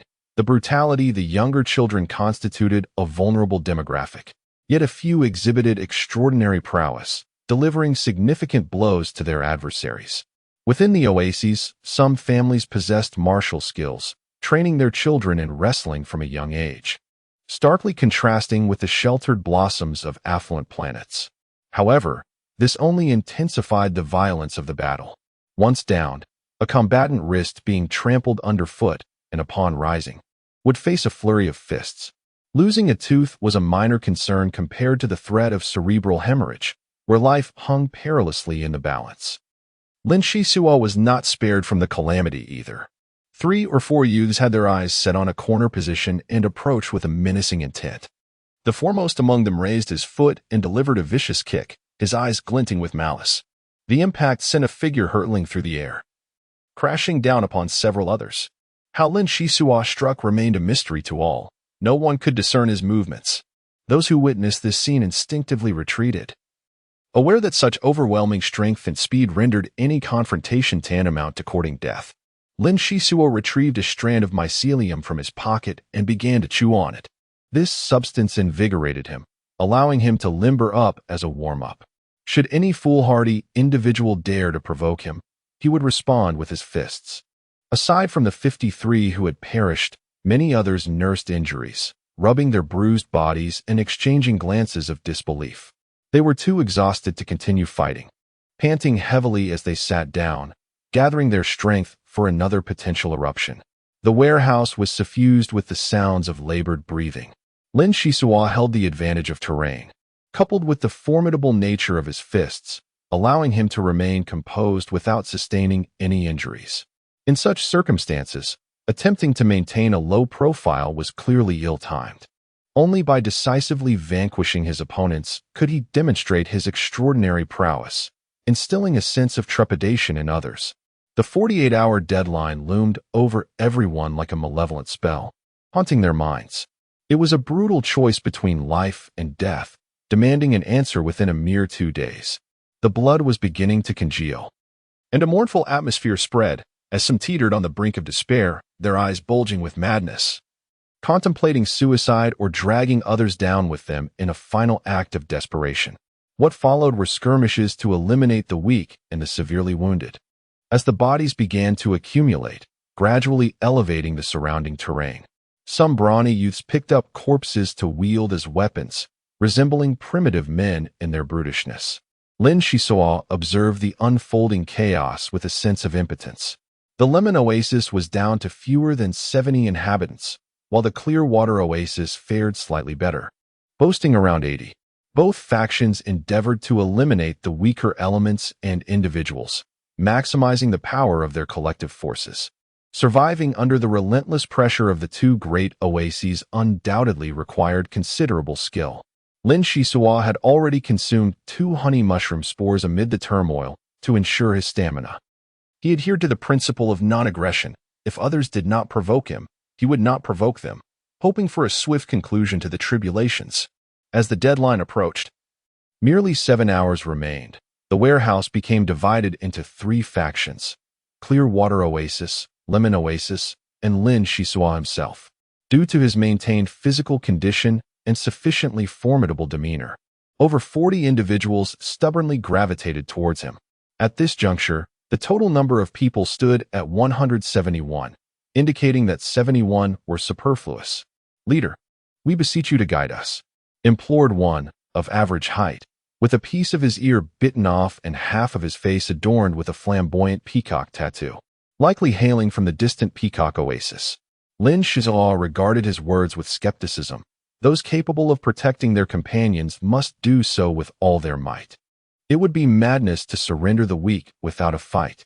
After a moment's contemplation, he advised, "Everyone, maintain a defensive stance. The two great oases will undoubtedly clash. Time is of the essence, so grit your teeth and endure. Victory is within our grasp. Peacock Face, please proceed with the arrangements. Organize everyone into groups of 3 or 5, urging the younger members or those with severe injuries to gather closer to me. We shall leverage the advantageous terrain to minimize our exposure to the enemy. Although the two great oases have secured a considerable amount of provisions, the consumption has been equally substantial. Observe your surroundings. To have achieved such a feat, the enemy's stamina and vitality must be nearing their limits. Therein lies our hope." Indeed, the leader speaks wisely. We still possess a glimmer of hope. The 40 or so individuals reignited their fighting spirit, rallying together under the sustenance provided by Lin Shisuo's flatbread. They huddled closely, bolstering one another's morale. The red-haired youth from the Clearwater Oasis glanced over, finishing the last piece of bread in his hand, and remarked, "It appears that my companion with emerald eyes and I have overlooked a rather intriguing character. Should we proceed to assault the Lemon Oasis next, or shall we first deal with the black-haired one?" The choice is truly perplexing. After a brief stalemate, the Clearwater Oasis dispatched 10 individuals to probe our defenses. Peacock Face, accompanied by a few allies, successfully repelled them. Lin Shisua observed keenly. Peacock Face's skills were rather mediocre, yet he adeptly seized opportunities to showcase himself, leading others to mistakenly perceive him as formidable. In truth, he relied heavily on the combat prowess of his companions. Before long, the two oases converged simultaneously. With a clear intent, the larger fish devours the smaller. Those who perish can only blame their ill fortune. The battle gradually wore on, and the majority of personnel had reached their physical limits. Lin Shisua's forces rotated in and out, with those unable to endure providing cover for their comrades. As the leader, it was imperative for him to take the field and demonstrate his capabilities, lest he become a target of resentment. To speak candidly, Lin Shisua's military boxing is rather unremarkable. His skills are honed entirely through brawls and encounters with sandrats. No matter how proficient one may be, such skills are rendered futile against high-tech weaponry. However, wielding the same armament certainly affords a significant advantage in close quarters. Suddenly, a scream pierced the air. "Ah, please don't kill me." Regrettably, chaos breeds discord, inevitably. There are those with wavering resolve who seize the opportunity to strike amidst the turmoil. The instability within the ranks is palpable, and the absence of trust makes it impossible to entrust one's back to so-called comrades. Lin Shisua harbored no faith in these individuals. With a peacock-like demeanor, he retreated to the flanks alongside his kin, resulting in a profound impact on the entire unit, rendering it exceedingly fragile. You fools had better learn your lesson, or you shall meet your demise even sooner. Follow my orders, tighten the formation, and do not linger in combat. From over 40 individuals, fewer than 20 remained, clearing a space amidst the fray. The forces of Lemon Oasis and Pure Water Oasis surged forward, colliding unavoidably. Time was of the essence if action was not taken now. When would it be? Without a moment's hesitation, both sides summoned their final vestiges of strength to strike at one another. Lin Shisua noted the dwindling number of his companions, 17, 15, 11. When only 6 remained, a hoarse voice cried out, "Stop, please stop." 100 individuals. 100 slots, at long last. It was accomplished. Everyone froze in disbelief, then collapsed onto the ground. Some wept inconsolably, others stared vacantly, and some lay down never to rise again. After a count, the survivors numbered 91. In the frenzy of battle, who could still take note of the initial 100? Such an outcome was hardly surprising. The air was thick with the scent of blood, causing many to retch violently. Lin Shisua struggled to maintain his composure, his face ashen. Time seemed to stretch indefinitely until the heavy doors shattered open, allowing a beam of sunlight to pierce through. The crowd, supporting one another, staggered into the dusk. Before them lay an expansive oasis, a sight of unparalleled vastness. Hundreds of spacecraft hovered overhead, the largest stretching half a kilometer in length. At that moment, countless weary figures emerged from the nearby structures, clearly indicating that the carnage within the warehouse was but a reflection of horrors unfolding elsewhere. You wretched swine, filthy parasites of the cosmos, stop standing around like fools and make your way to the central square, where ample food awaits. Show gratitude to our leader. Among you, some shall be fortunate enough to traverse the stars. Lin Shisua pressed onward silently, while the space pirates brandished their laser guns, some wielding weapons whose names eluded him. Any sign of resistance would surely lead to dire consequences. After a 5 or 6 minute walk, they arrived at the central square adorned with a fountain, where food was piled high like mountains. The youths who had arrived earlier were already feasting. The scale of the city was astonishing, and the name Oasis echoed in the air. Indeed, the Green Ark, the most expansive oasis on the planet of Earth Ring, yet it had been tainted by endless bloodshed. Could it ever regain its former glory? The boys who had emerged from the warehouse scattered in search of their kin, leaving Lin Shisua solitary once more. He picked up a piece of cheese and savored it, then found a water pouch and tilted back to gulp down its contents.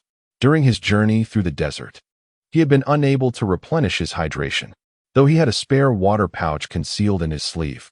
He dared not drink in the glaring presence of others within the warehouse. The series of traumatic experiences had left a bitter taste in his throat, making this pouch of water a timely relief.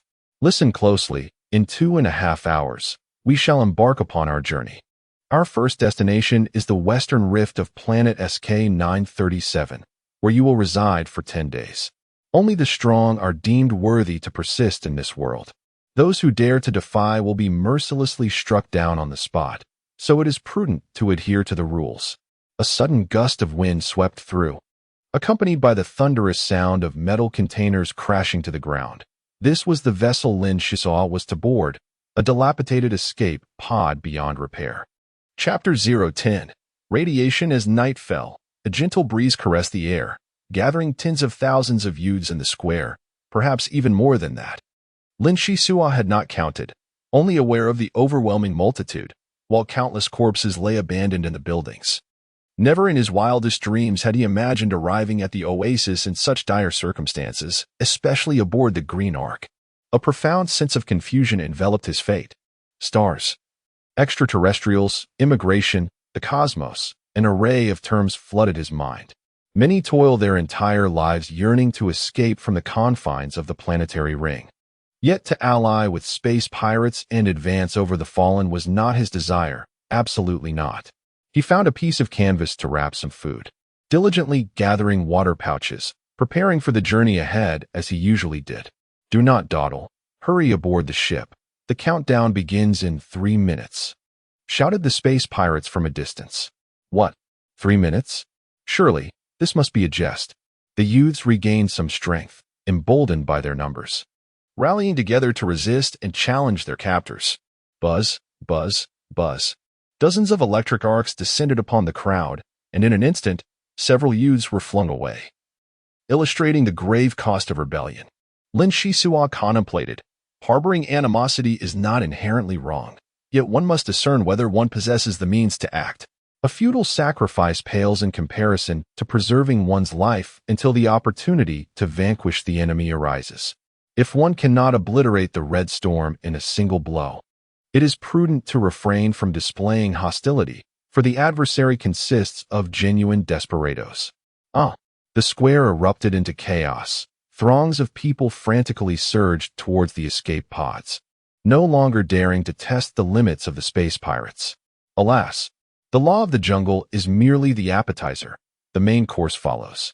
As Lin Shisaw ruminated, he swiftly set his plans into motion. The antiquated escape pods instilled a sense of unease, and after meticulous observation and contemplation, he chose a relatively sturdy vessel. 10, 9, 8, 7. Ignite.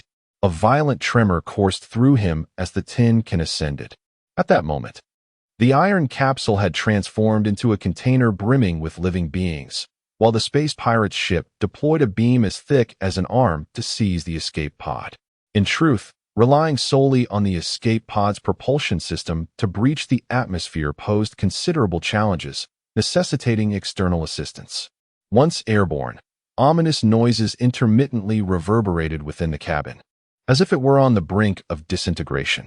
Lin Shisaw's palms were damp with cold sweat, and a shiver ran down his spine. The jarring turbulence during atmospheric exit left him dizzy and disoriented, soon rendering his body weightless. Surrounding him were gasps of astonishment. Goodness, is this what zero gravity feels like? The cabin walls expelled gas rapidly to facilitate breathing, and amidst the darkness, only the flickering indicator lights cast a dim glow. Lin Shisaw felt a disconcerting heaviness in his head and a lightness in his feet, acutely aware of his heart racing wildly. Suddenly, a faint light swept in, and Lin Shisaw could not help but gaze outside. There, the ochre celestial body appeared to shrink, encircled by a delicate planetary ring at the equator, captivating him for a moment. His homeland receded into the distance, and Lin Shisaw found it astonishing. Just over a week ago, he had been bustling about in Shipwreck Village, formulating grand development plans, aspiring to traverse the vast desert and secure a promising future. Yet now, he was soaring beyond the terrestrial rings, venturing into the enigmatic cosmos, and an indescribable sensation stirred within him. Half an hour later, the escape pod accelerated, with starlight cascading past in rapid succession, only to vanish in the blink of an eye. For reasons unknown, a profound tightness gripped his chest, making each breath feel laborious and prolonged. This was despite his body having undergone genetic adjustments. Others fared even worse. Interstellar travel encompasses myriad factors. The temperature disparities in the cosmos are extreme, with some areas nearing absolute zero while others, surrounding stars, are exceedingly hot. Setting aside the peculiarities of black holes and nebulae, humanity itself must maintain temperature, respiration, and atmospheric pressure within acceptable ranges. Exceeding these thresholds could lead to dire consequences. Cursed space pirates, treating lives with such reckless disregard, Lin Shiso thought bitterly. While striving to maintain a steady breath, his left hand gripping the pod's wall tightly. Beside him, a burly youth gasped as if afflicted by asthma, clutching his throat desperately. Before his eyes rolled back and he fainted instantaneously. The collapse of the sturdy youth was merely the first incident. Soon after, a second and then a third followed in rapid succession within the confines of the pod. Severe hypoxia can indeed lead to shock. Lin Shiso sensed the temperature within the chamber was dropping, and upon witnessing an increasing number of compatriots succumbing to unconsciousness, a flicker of sorrow crossed his eyes. The majority of the youths, overwhelmed by fear, had not closed their eyes for dozens of hours. After the bloody carnage, many bore injuries, some even grievous. In such an environment, fainting signified death and inability to awaken. Alas, it seemed that before reaching their destination, half of the personnel might be eliminated. Hours later, Lin Shiso was astonished to discover he had largely acclimatized to the harsh conditions. Leaning against the chamber wall for a brief nap posed no issue. Silently observing the surrounding individuals, the disparities in physical condition and adaptability were starkly evident. The strongest had managed to stabilize their breathing, while the weakest were drenched in sweat. Their faces ashen, any disturbance inciting unnecessary anxiety, revealing a certain nervousness. In a hazy stupor, days melted away, and the chamber temperature remained at a brisk -3 degrees, reminiscent of stepping into a colossal freezer. The living resorted to stripping the deceased of their garments to shield themselves from the cold. Food had become unyieldingly hard, and water had frozen. The distance to planet SK-937 remained a mystery. 20 days later, a cry of astonishment echoed. "Look, we have arrived at a new star system. The escape pod is decelerating." A boy, eyes wide with wonder, exclaimed, "How fascinating! From this angle, I can see 3 planets. Why is the star so diminutive? Its brightness is so feeble." Lin Shiso cast a glance and felt no astonishment. He replied, "That is a red dwarf star, the most abundant type of star in the Milky Way. Due to its relatively weak gravitational pull, the surrounding planets typically present the same face to the red dwarf. In other words, the side of the day is eternally bathed in light, while the side of the night remains perpetually shrouded in darkness. Red dwarfs possess lifespans that can extend to several billion years, exhibiting a temperament that is rather gentle. It is said that numerous factories in the first galaxy are established in proximity to red dwarfs, and I yearn to witness them in my lifetime." "Wow, your knowledge is truly extensive," the boy remarked enviously. "It is merely a stroke of luck to know such things. The cosmos is replete with countless celestial bodies, which is why humanity affectionately refers to it as the Sea of Stars. Let us hasten to organize our belongings, judging by the actions of space pirates. This locale is likely fraught with peril," Lin Shiso whispered as a gentle reminder. The surviving boys in the cabin quickly gathered provisions, urgently packing them to keep close at hand. Before long, the spacecraft approached a crimson planet, reminiscent of a celestial body steeped in blood, eerie and foreboding. The atmosphere of SK-937 was remarkably thin, and there was no sensation of turbulence until the landing. The vessel docked within a vast canyon oriented northwest, where murky rivers flowed, accompanied by flame-shaped shrubs sparsely distributed along the banks. The flora here was predominantly red, and without careful observation, it could easily be mistaken for the surrounding rocks. As the hatch rotated open, a scorching breeze rushed in. The gravity was greater than that of the terrestrial ring planet, making one's body feel heavy. Typically, upon arriving at a planet with harsh conditions, one would pass through a decompression chamber, a disinfection chamber, and an adjustment chamber. However, It is futile to expect compassion from space pirates. The merciless rule of survival dictates that those who cannot adapt will perish. The survivors emerged from the chamber, where 30 to 40 space pirates were bustling about, vociferously announcing, "In a moment, you will memorize the map. You must reach the designated location within 10 days. Each of you will wear an electronic bomb as you depart from here. If you fail to arrive on time or to unlock it, you will meet a gruesome fate." They added, "It is advisable not to cluster together, for the greater the number, the more perilous the situation becomes. Move swiftly and refrain from behaving like cowards. Do not place your hopes on the space pirates. They will only demonstrate the map once, and whether you remember it or not is of no concern to them." An electronic lock was fastened around each person's ankle. Failure to reach the specified point within the stipulated time would undoubtedly result in a most horrific demise. Driven by fear, many youths rushed forth, for the journey ahead was long, and an earlier departure could yield greater hope. Lin Shisua surveyed the surroundings gravely.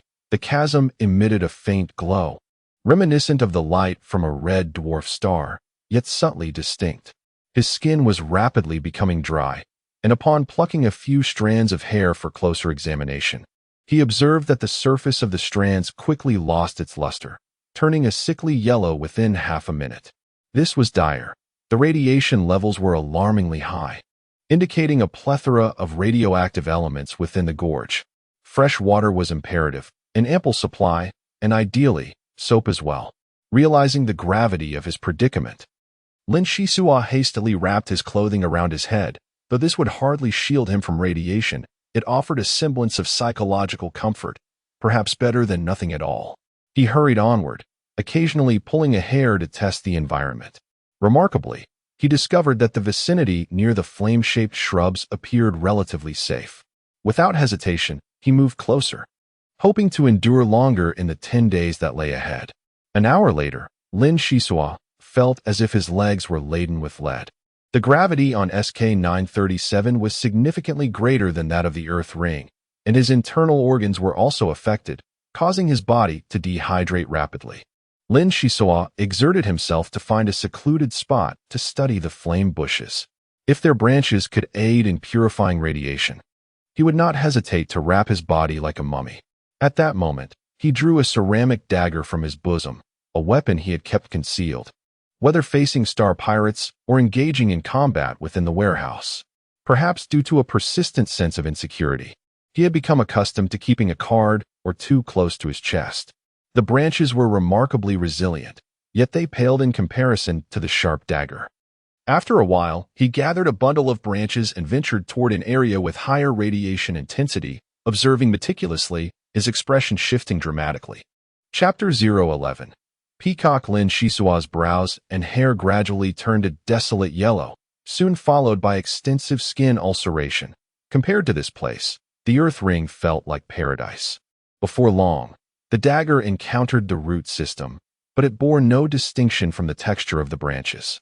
Contemplating, he concluded that it was imperative to uproot the entire plant to investigate any peculiarities. After digging for a considerable time, Lin Shisua's expression morphed into one of astonishment as he picked up several green objects, which appeared not to be rocks, but rather fragments resembling animal eggshells. This was his only opportunity. Lin Shisua tightened his grip on the green fragments, feeling a surge of relief as his vision brightened. Splendid, it works. He then used both hands and feet to scale the rocky wall, discovering another shrub to excavate. After a considerable time, he returned, covered in dust. Although he had found another fragment, it was exceedingly small in size. Lin Zaiso was astute, gazing at the surrounding ecological environment when an idea struck him. Could it be that the denser the underbrush, the larger the hidden fragments? Only experimentation could provide the answer. He located 3 closely situated shrubs and, with determined vigor, excavated them in one go, yielding a commendable harvest. Holding aloft a half-intact green eggshell, he examined it closely. Its texture was robust, imbued with a faint earthy aroma, suggesting that whatever creature emerged from within must possess formidable strength. Taking a deep breath of the parched air, Lin Zaiso felt a marked improvement in his condition, as the loss of moisture had noticeably decelerated. What should have been a moment of joy, however, filled him with unease. It is well known that organisms born in a radioactive environment tend to be extreme, exhibiting intense aggressiveness. These were not the sand rats or venomous scorpions of Earthring Star. Should he encounter them, the hope of survival would be exceedingly bleak. Shaking his head, Lin Zaiso resolved to set aside these troubling thoughts, carefully stowing the green eggshell as he embarked on his journey. After traversing approximately 30 kilometers without encountering a single soul, it became evident that the survivors were no weaklings. The task of retrieving eggshells had evidently fallen behind. Determined, he leaped down from a rocky ledge when suddenly, a voice called out from behind, "Boss, it's the boss. Help!" Lin Zaiso turned to see a bedraggled figure. The peacock-faced individual sprawled on the ground, looking woeful. The person's hair was mostly gone, their facial tattoos were in a state of decay, and one leg appeared broken, their eyes betraying both fear and a desperate yearning for life. "You're injured? Were you attacked?" Lin Zaiso inquired. "Indeed, when misfortune strikes, even a sip of cool water can become a hindrance. Do you remember that red-haired brat from the clean water oasis in the warehouse? He seized the moment while I was drinking water and snatched my water pouch away. In this desolate place, dehydration occurs with alarming swiftness, necessitating a constant replenishment of fresh water. Thus, it is the one with the mightiest fists who survives. Over half an hour has passed, and not a single passerby has deigned to acknowledge my plight. I implore you, have mercy and take me along." The peafowl face pleaded pitifully. "Take this. Possessing it will ease your suffering. If your legs were uninjured, all would be manageable. Yet the burden upon your back is perilous. What would you do if you were in my position?" The peafowl face, in a daze, accepted the green shard, her chest heaving violently, a tumult of resentment, fear, and despair swirling within her. In a frenzied outburst, she cried, "Why is it not you who dies, but rather me? I refuse to accept this. I refuse." Struggling to rise, the peafowl face lamented, "You are right. Had I been in your place, I too would not carry a burden, for death lurks around every corner. The star pirates are nurturing demons, and thus they shall inevitably be overthrown by them. I curse all within the red storm to meet untimely ends. I hope you survive and one day avenge me. I am sorry, peafowl face. I am powerless to assist you. Here is a water pouch, yet I have taken note of your words." Lin Zaiso bent down to set the water pouch in place, feeling no sense of indebtedness towards the peafowl face. Perhaps it was because no one had ever called him boss before, thus evoking a strange sentiment within him. "Wait, there is something I wish to entrust to you. It is a talisman passed down through the ages in our peafowl oasis, said to conceal earth-shattering secrets. May it bring you fortune." Before the sound had faded, the peacock-faced figure cast a meticulously crafted amulet, shaped like a soaring peacock, made from an unknown metal. In truth, Lin Shisua had never encountered a peacock. He had merely seen holographic images of this exquisite avian creature, believed to have originated from humanity's home planet and deemed exceedingly precious. "Thank you. I might be the last person here. If you have anything else to say, please do so." Lin Shisua spoke gravely. The peacock-faced figure nodded and responded, "Although I do not know your name, I perceive strength in you. Your ability to discover this green radiation-resistant substance cannot be mere chance. And your willingness to gift it away suggests you do not hold it in high regard. Take the water pouch. You are in greater need of hydration than I. I am Lin Shisua from Shipwreck Village. You need not worry about the water pouch. Compared to our forebears, we have indeed ventured beyond the Terran Ring. They would be proud of you, peacock face." Lin Shisua endeavored to console his companion. "Ha ha ha, indeed. So many strive desperately to escape the Terran Ring, and I have succeeded. The journey ahead remains lengthy, and every moment is invaluable. I am grateful for your companionship in this lengthy discourse. In truth, even among my kin, few are willing to extend a hand, and you have shown remarkable kindness. It is time for us to part ways. Let us proceed." With a sigh, Lin Shisua restrained his impulse. Ultimately, he felt his own insignificance in the face of such circumstances, standing in silence for a long time. Lin Shisawa clutched the peacock amulet tightly, the echoes of the recent explosion still resonating in his mind, leaving him momentarily disoriented. The youth from the Peacock Oasis, unwilling to accept charity at the twilight of his life, or perhaps wishing to preserve more opportunities, detonated the electronic lock on his ankle, perishing in this tragic manner. Oh, Star Marauders, what is it that you truly seek? At this rate, not even a 1/10 survival rate can be hoped for. Even a mere 1% would be deemed miraculous. One day, I shall exact vengeance for the suffering of the peacock-faced and the many youths of the Earthen Ring. Red Storm, having revealed to me the brutal reality of the cosmic survival of the fittest, grant me the strength to become formidable enough to annihilate you. At this moment, a fierce determination ignited in Lin Shisawa's eyes. 5 years of unwavering self-improvement had forged his will into something as unyielding as steel. The more he confronted adversity, the more extraordinary potential he could elicit. The atmosphere around him subtly shifted, had there been an instrument nearby to measure mental fortitude. It would have revealed a profound transformation in the spirit of the dark-haired youth. Concurrently, his physiological functions began to ascend incrementally. Throughout humanity's evolution, certain exceptional beings have emerged. And with genetic fine-tuning, Lin Shisawa took a crucial step in a specific direction. Swiftly, he seized the water pouch, his feet propelling him forward with lightning speed. A trail of dust swirling behind him, and within mere breaths, he vanished around the corner. Under the sunlight, who could fathom the events transpiring here? Journeying westward, the first 3 days remained relatively serene, but on the 4th day, a colossal beast erupted from the river, swiftly dispatching a group of youths traveling together. The tranquility of the road had lulled many into a false sense of security, and this encounter served as a profound lesson, the price of which was their lives. In truth, it was not solely Lin Shisawa who discovered methods to resist radiation. The youths hailing from the Grand Oases had also undergone formal education. At the very least, one would feel somewhat relieved near the shrubs, although their presence remained easily detectable. However, even upon unearthing the green eggshells, the decline of bodily functions could not be entirely averted. At such moments, cleansing the body with pure water proved immensely beneficial. How tragic! It turned out that native creatures lay in ambush within the waters, leading to the demise of over 50 individuals in such a manner. Just moments ago, the scene was vividly clear. The colossal beast resembled a flattened small house, its back adorned with terrifying spines, its mouth shaped like a hooked beak, and its eyes radiating brightness akin to 2 searchlights. The terrain within the chasm was intricate, its width ample, yet amidst such a multitude, not a single figure could be discerned for quite some time. After traversing a low-lying area, a sudden, dense buzzing filled the air, causing Lin Shisawa's heart to race. The occurrence of such anomalies signified impending trouble. Sure enough, a swarm of bizarre, long-nosed flying insects swiftly approached, trailed by an enormous, vividly patterned beast.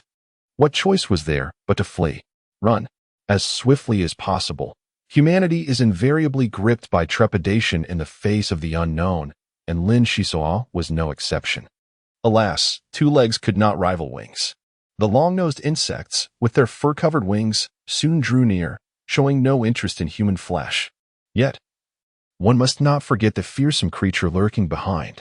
With a roar, the vividly patterned beast opened its vast maw, and Lin Shisawa's form came to an abrupt halt in mid-flight, before being propelled backward.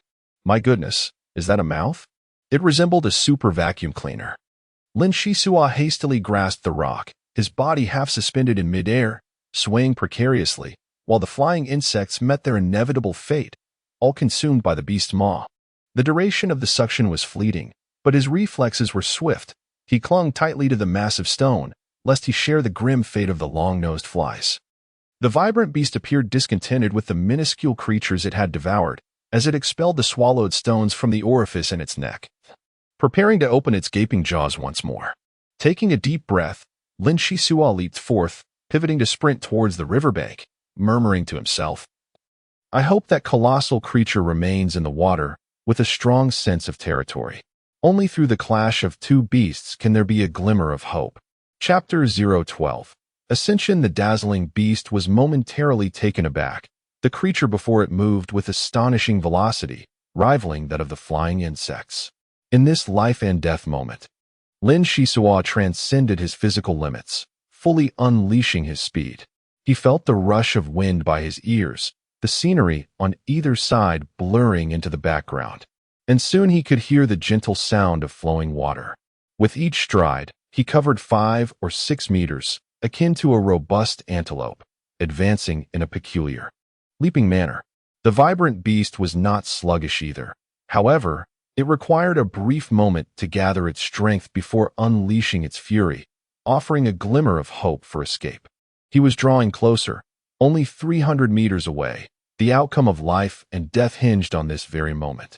At this juncture, Lin Shisua could scarcely afford to ponder the sudden display of extraordinary abilities. He faintly detected the scent of blood. Before him floated numerous human corpses upon the river's surface, while many small beasts ravenously feasted upon the remains. Were it not for the imminent danger looming behind him, he would surely have been astonished by this macabre scene.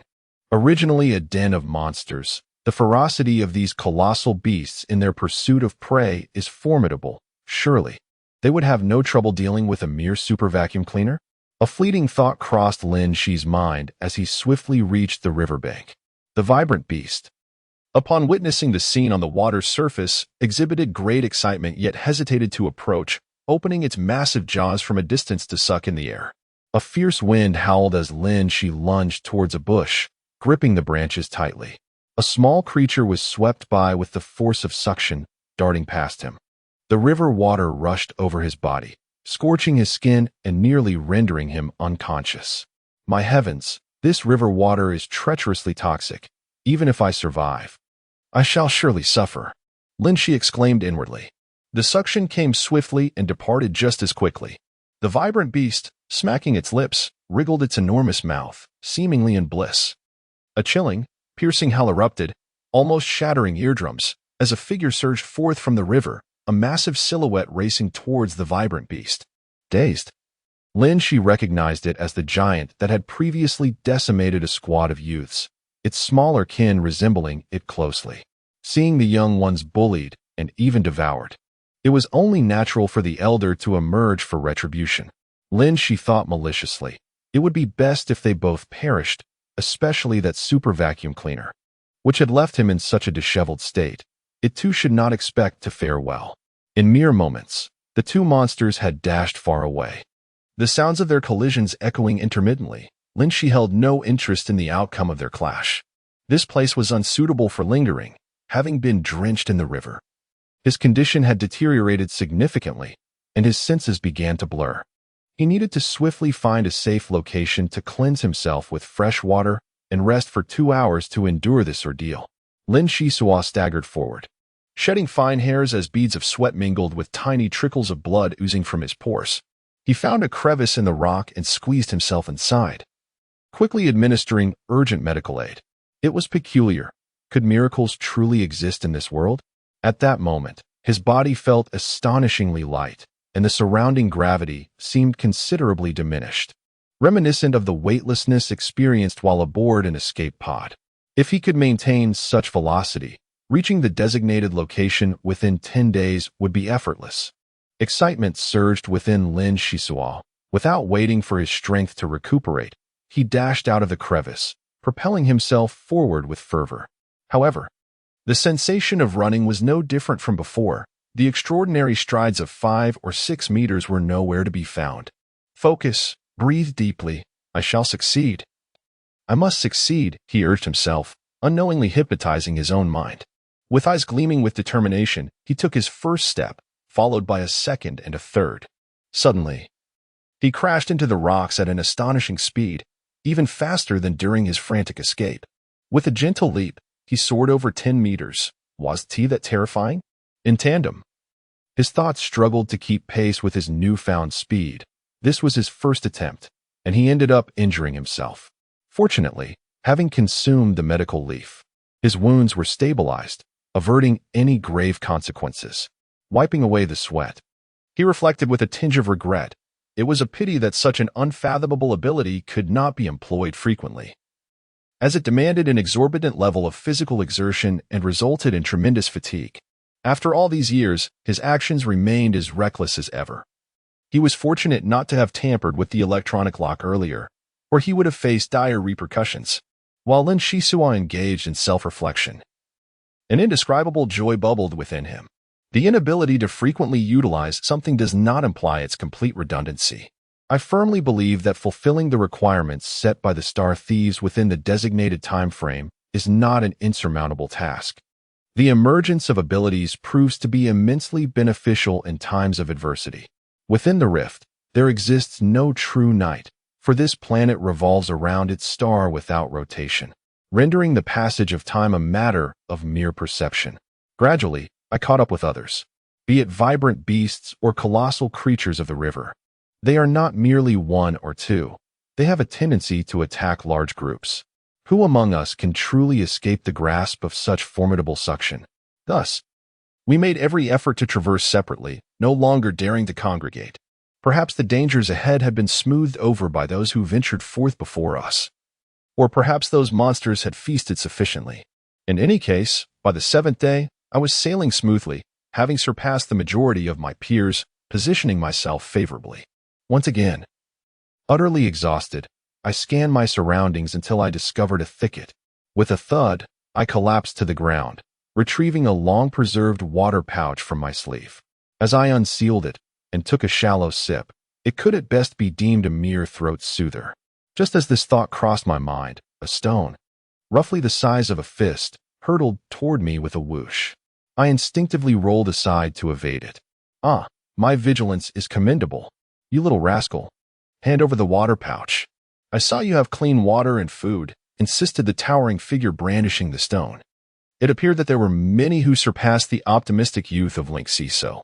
I shot him a disdainful glance, shaking my head as I replied, "The food is gone, and I intend to keep the water for myself. I doubt you possess anything of value either. Before I lose my temper, you'd do well to vacate this place swiftly, or face the consequences.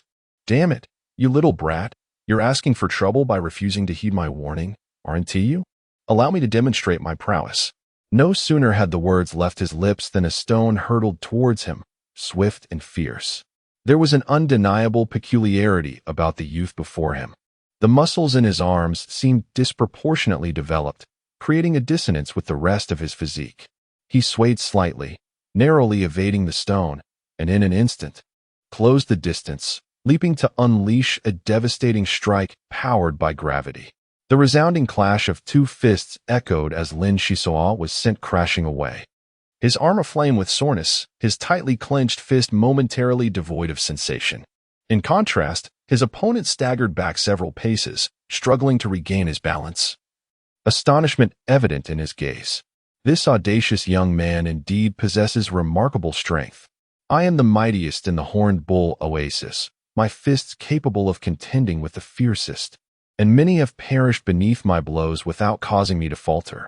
Yet you are the first to achieve such a feat. Lin Shisua flexed his fingers, relieved to find no fractures, and deftly unsheathed a dagger, focusing intently on his adversary's every move. With solemnity, he inquired once more, "Will you depart, or shall we engage in combat?" The hidden dagger explains your audacity, but do not take pride too soon. These arms of mine are the finest weapon. The water pouch is mine to claim, and should you refuse, you shall meet your demise. Without further ado, Lin Shisua sprang into action, leaving deep imprints in the earth. Then glided low as if borne on wings, a flash of cold light slicing through the air. With a sickening thud, blood erupted from the throat of the burly youth, who intended to raise his arm in defense, but was met only with a phantom image. This peculiar boy from the Horned Bull Oasis clearly possesses extraordinary strength.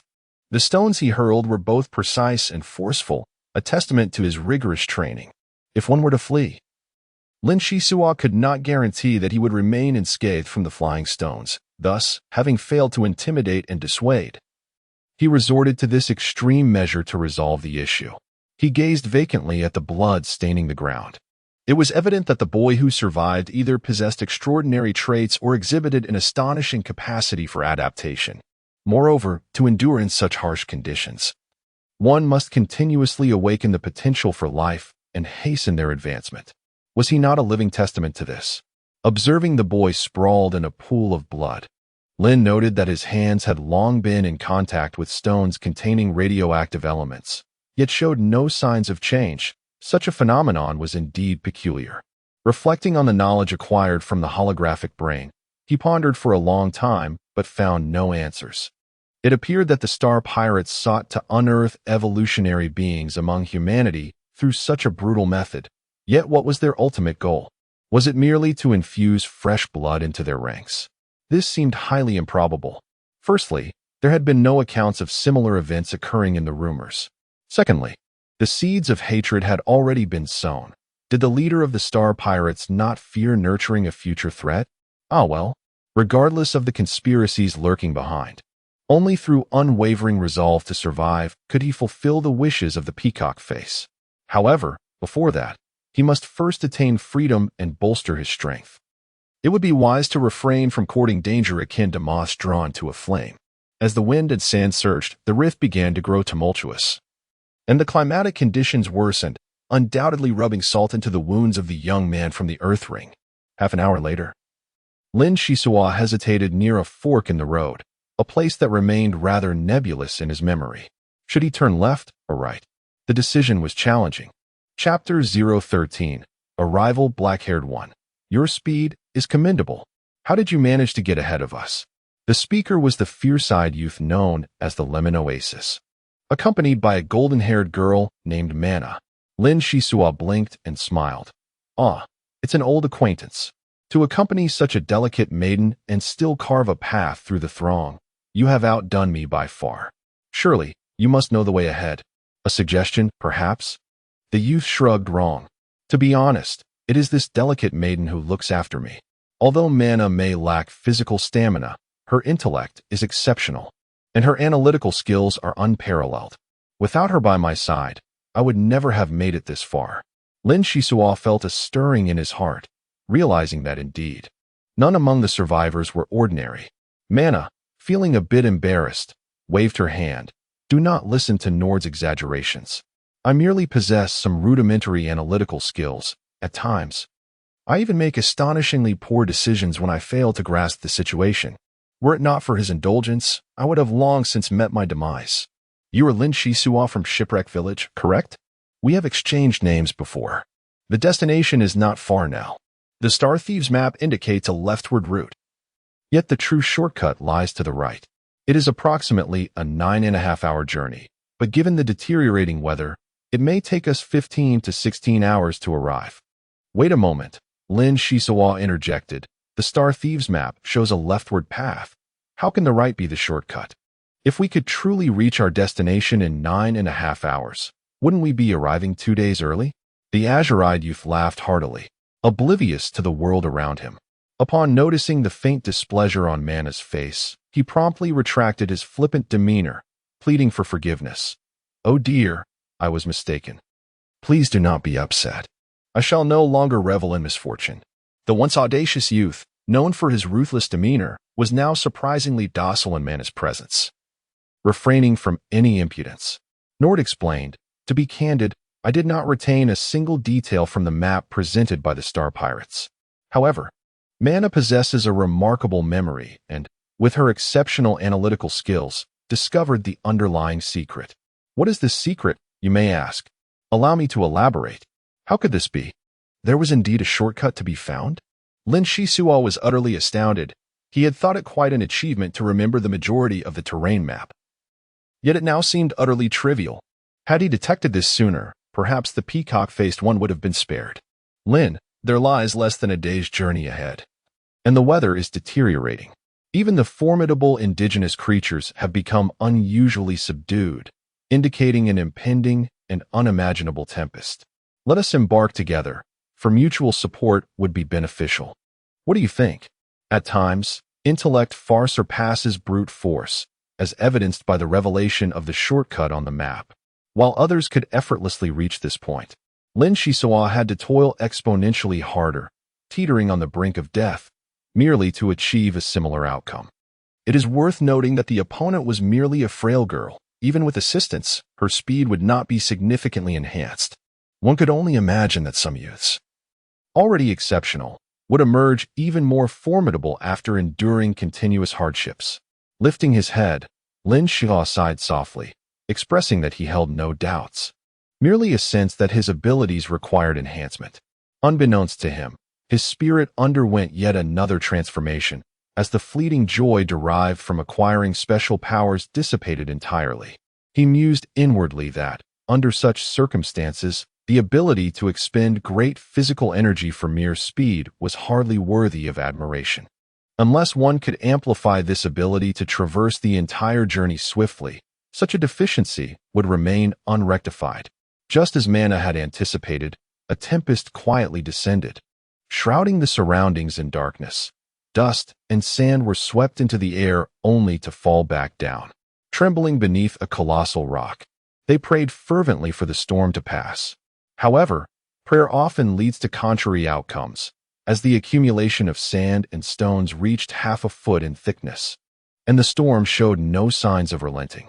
The three of them wrapped their heads in their garments, their breathing becoming increasingly labored, while the two men valiantly shielded the young girl from the harsh winds and sand, their dire predicament palpable.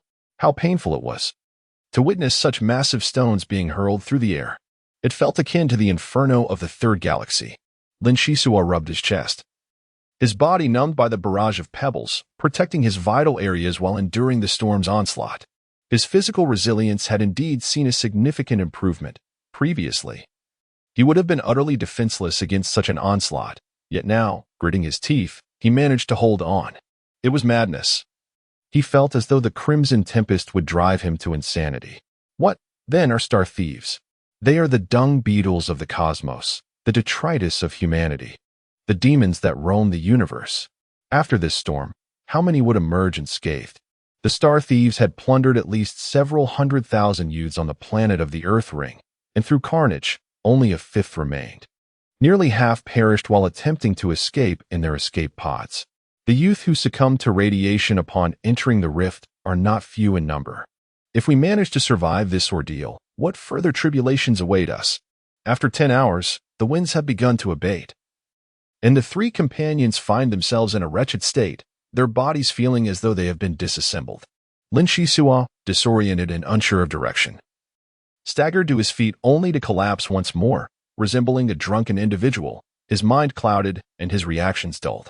"Manna, are you all right?" he inquired. But when no response came, panic set in. Regaining some clarity, he rushed to render aid. At the same moment, Nord reacted, anxiously rushing forward. The thin air and swirling dust, coupled with the unexpectedly prolonged storm, caused Manna to faint, though she suffered no serious harm.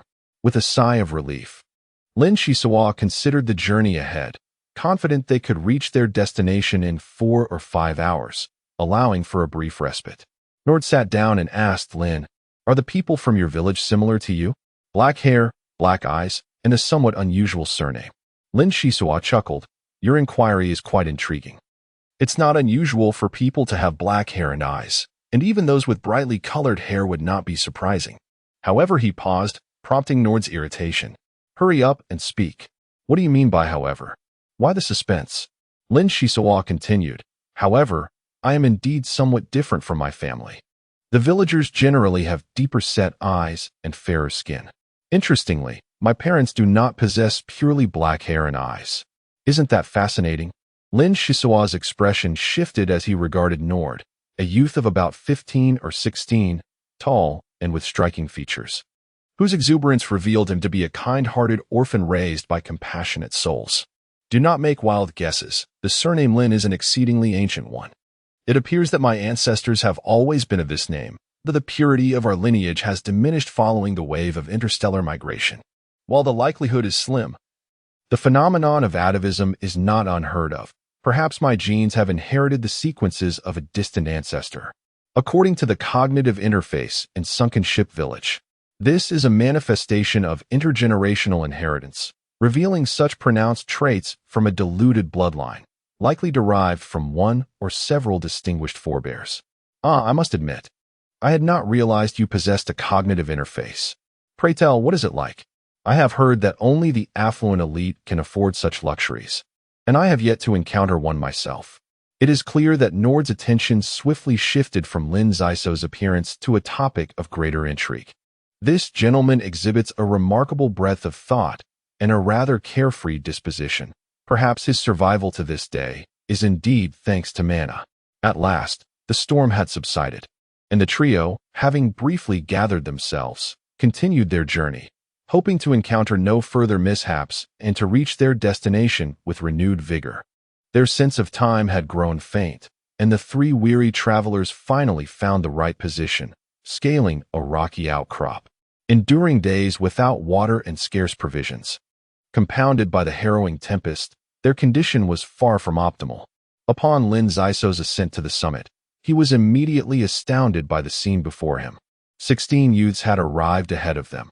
They were either engaged in quiet conversation in small clusters or leaning against the rock face in solitude. The youngest among them merely 7 or 8 years old, while the oldest were no more than 14 or 15. Among these youths were 2 young ladies who, upon hearing the commotion, cast a glance in their direction. "Well, how slow you are. It has taken you so long to arrive," one of them remarked. The silver-haired girl cast a disdainful glance at Mana and Nord. When her gaze shifted to Lin Shisua, she visibly paused, her voice dripping with indifference as she remarked, "It appears that a postnatal ability user has indeed emerged. They must be of the speed variety, which is rather uncommon." Lin Shisua's pupils constricted. His powers had only recently manifested, characterized precisely by his swiftness. Could this silver-haired girl be a monster? The mere act of glancing at a stranger seemed to unveil their secrets, sending a chill down one's spine. Tisk, silver-haired lass. Why do you indulge in such games again, casually divulging other circumstances? If you encounter someone amiable, they might simply laugh it off. But if faced with a less congenial individual, you could find yourself in dire straits. Heaven help you. It would be a shame to squander such a delicate visage. At that moment, the youth spoke as his left hand became enveloped in flickering purple flames, as if he were juggling, tossing several fiery orbs into the air, creating a gust of wind. With a sense of pride, he announced, "Greetings, newcomers. I am Amon. Come forth and introduce yourselves. Do not just stand there foolishly. The wind is brisk." "Amon, you are even more ostentatious than the silver-haired girl. No matter how well you perform, it remains futile. You are still a captive of the Star Pirates." The fiery youth's expression twisted into a grotesque grin, and he began to cackle. "Klobakra, why are you always opposing me? Have you taken a liking to the silver-haired girl? It is only natural for love to blossom. Speak freely. I shall yield her to you." Suddenly, a clash of icy cold and purple flames erupted as the boy known as Klobakra rose to his feet, tension thickening the air, the atmosphere decidedly fraught. Chapter 014. Catalysis. Hello everyone. My name is Lin Shisua, and I hail from Shipwreck Village. Forgive my ignorance, for I have never heard of your esteemed names. I am astounded to discover that the Ring Planet is home to such a multitude of formidable individuals. Although I am not well versed in this realm, it seems rather unwise for us to be at odds under these circumstances. Suddenly, a dark-haired youth appeared between the two, and both Amon and Klobakra gazed at Lin Zaiso in surprise. After a moment, Amon nodded and remarked, "Impressive. At such speed, I could hardly touch you. In truth, it is quite normal that you have not heard of us. Prior to my arrival here, my flames were but a mere flicker, sufficient only to light a cigarette. Incomparable to my current prowess. Many others share similar experiences. The sunken village appears to be a distant settlement, renowned for its mycelium. Welcome, Brother Lin." On the other side, someone scoffed, finally, some sensible words. With the addition of 3 individuals, the group swelled to 19, and Lin Zaiso felt a surge of curiosity toward them. Intentionally displaying his abilities to better integrate into the collective, Nord whispered, "Heavens above, these are all peculiar beings. Not a single one seems normal. Zaiso, you are rather inconsiderate. Why did you not inform me sooner of such extraordinary skills? Had it not been for me and Mana, you would have reached here before the storm, correct? Hey, where are you wandering off to in your thoughts? What difference does it make between before and after the storm? Besides, I can only unleash such extraordinary speed for a brief moment. Without your and Sister Manna's guidance, I would probably still be running on the road. Manna had remained silent, seemingly lost in her thoughts. Lin's Iso turned to her, unable to restrain his curiosity, and inquired, Sister Manna, have you perhaps deduced the intentions of the Star Pirates? Why did we travel all the way to the 9th star domain merely to select these individuals from the Soil Ring star? This has always perplexed me. The golden-haired girl shook her head, stating, there is scant information available, and we cannot ascertain the specific reasons at this moment. However, enduring life and death experiences in such a harsh environment does indeed enhance one's abilities. Yet, this elimination mechanism is exceedingly brutal, particularly for those capable individuals who witness their loved ones being harmed. The intense trauma propels their powers toward a more aggressive trajectory. An ominous premonition lingers. Though I cannot articulate it clearly, it is undeniably perilous. Look, someone else is coming up, Amon exclaimed. Nord craned his neck, and upon recognizing the newcomer, he grimaced as if he had swallowed a fly, shouting, Red-haired pup, how are you still alive? You must have ingested a fair amount of sand during the storm.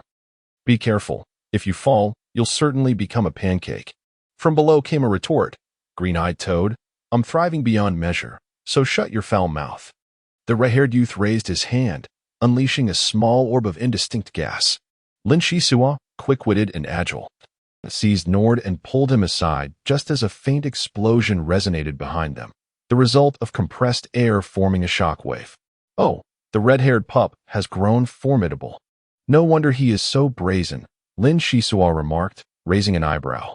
He had noticed during their time on the Soil Ring star that the red-haired youth possessed considerable strength, though it had not been particularly evident before, indicating that he had recently acquired extraordinary abilities. This fellow had mercilessly incapacitated the peacock face, displaying such ferocity at a young age. Unless one possessed a decisive advantage, it would be wise to avoid provoking him. The red-haired youth surveyed the situation on the rocky terrain with equal astonishment, discerning that these individuals were not to be trifled with. He found a clean rock and took a moment to rest. Shortly thereafter, a shadow loomed overhead as a colossal spacecraft emerged from the chasm, accompanied by a distinct blaring of a horn. Dozens of hovering vehicles were ejected from the ship, signaling the arrival of the Star Pirates. The leader of the Star Pirates wore a grim expression, clearly displeased. Merely 20 young souls, the Tuwan star truly is lacking. With 34 hours remaining until the deadline, he pondered the potential gains. Nearby, a fellow pirate proclaimed with a jolt, pay close attention. Shortly, we will unlock the electronic shackles binding your feet. Do not presume that a modicum of trivial power enables you to oppose us. Since you have survived among 300,000, you must accept the whims of fate. Once aboard the ships prepared for you, swiftly recover your strength. The strong deserve preferential treatment. The 20 individuals huddled together, and the moment the electronic locks were released, a wave of relief washed over them. Even without the pirates' admonitions, none would dare act rashly. Those who had endured relentless trials to survive thus far were either remarkably mature for their age, extraordinarily cunning, or harbored deep-seated grudges, biding their time for an opportune moment. Lin Shisua possessed a touch of every trait, with a sharp mind and a clever disposition, always calculating before acting, never engaging in unwise ventures. Though he harbored resentment towards the Red Storm, he chose not to exhibit it. He mounted a hovering vehicle, which transported him to a medium-sized spacecraft, ample enough to accommodate hundreds. After a brief disinfection process, they entered the vast cabin. This marked my inaugural foray into the interior of the spacecraft, where a sense of novelty permeated every corner. The facilities appeared somewhat antiquated, yet they were infinitely superior to the claustrophobic confines of an escape pod. The Star Pirate aboard spoke with a chilling detachment. Each individual will have their own cabin, stocked with food and water. Freedom is restricted. Any signs of unrest will result in immediate termination. Now, enter your rooms in an orderly fashion. 20 souls were confined within, and although Nord yearned to remain with Manna, he had no choice but to acquiesce under the menacing glare of the electrified weaponry. The room contained nothing but a rigid metallic bed, a toilet, and a faucet. Grabbing a snack from the bed, He discovered many items were past their expiration date. Nevertheless, sustenance was preferable to starvation. He eagerly quenched his thirst at the faucet before tearing open the food packaging and indulging in a haphazard feast. Having fasted for an extended period, he was cautious not to overindulge, yet weariness quickly overtook him, and he collapsed onto the floor, succumbing to slumber. Time slipped by unnoticed until he was roused by distant sounds, his body aching. Upon opening his eyes, he felt an acute tension, which melted away into an overwhelming fatigue as he relaxed.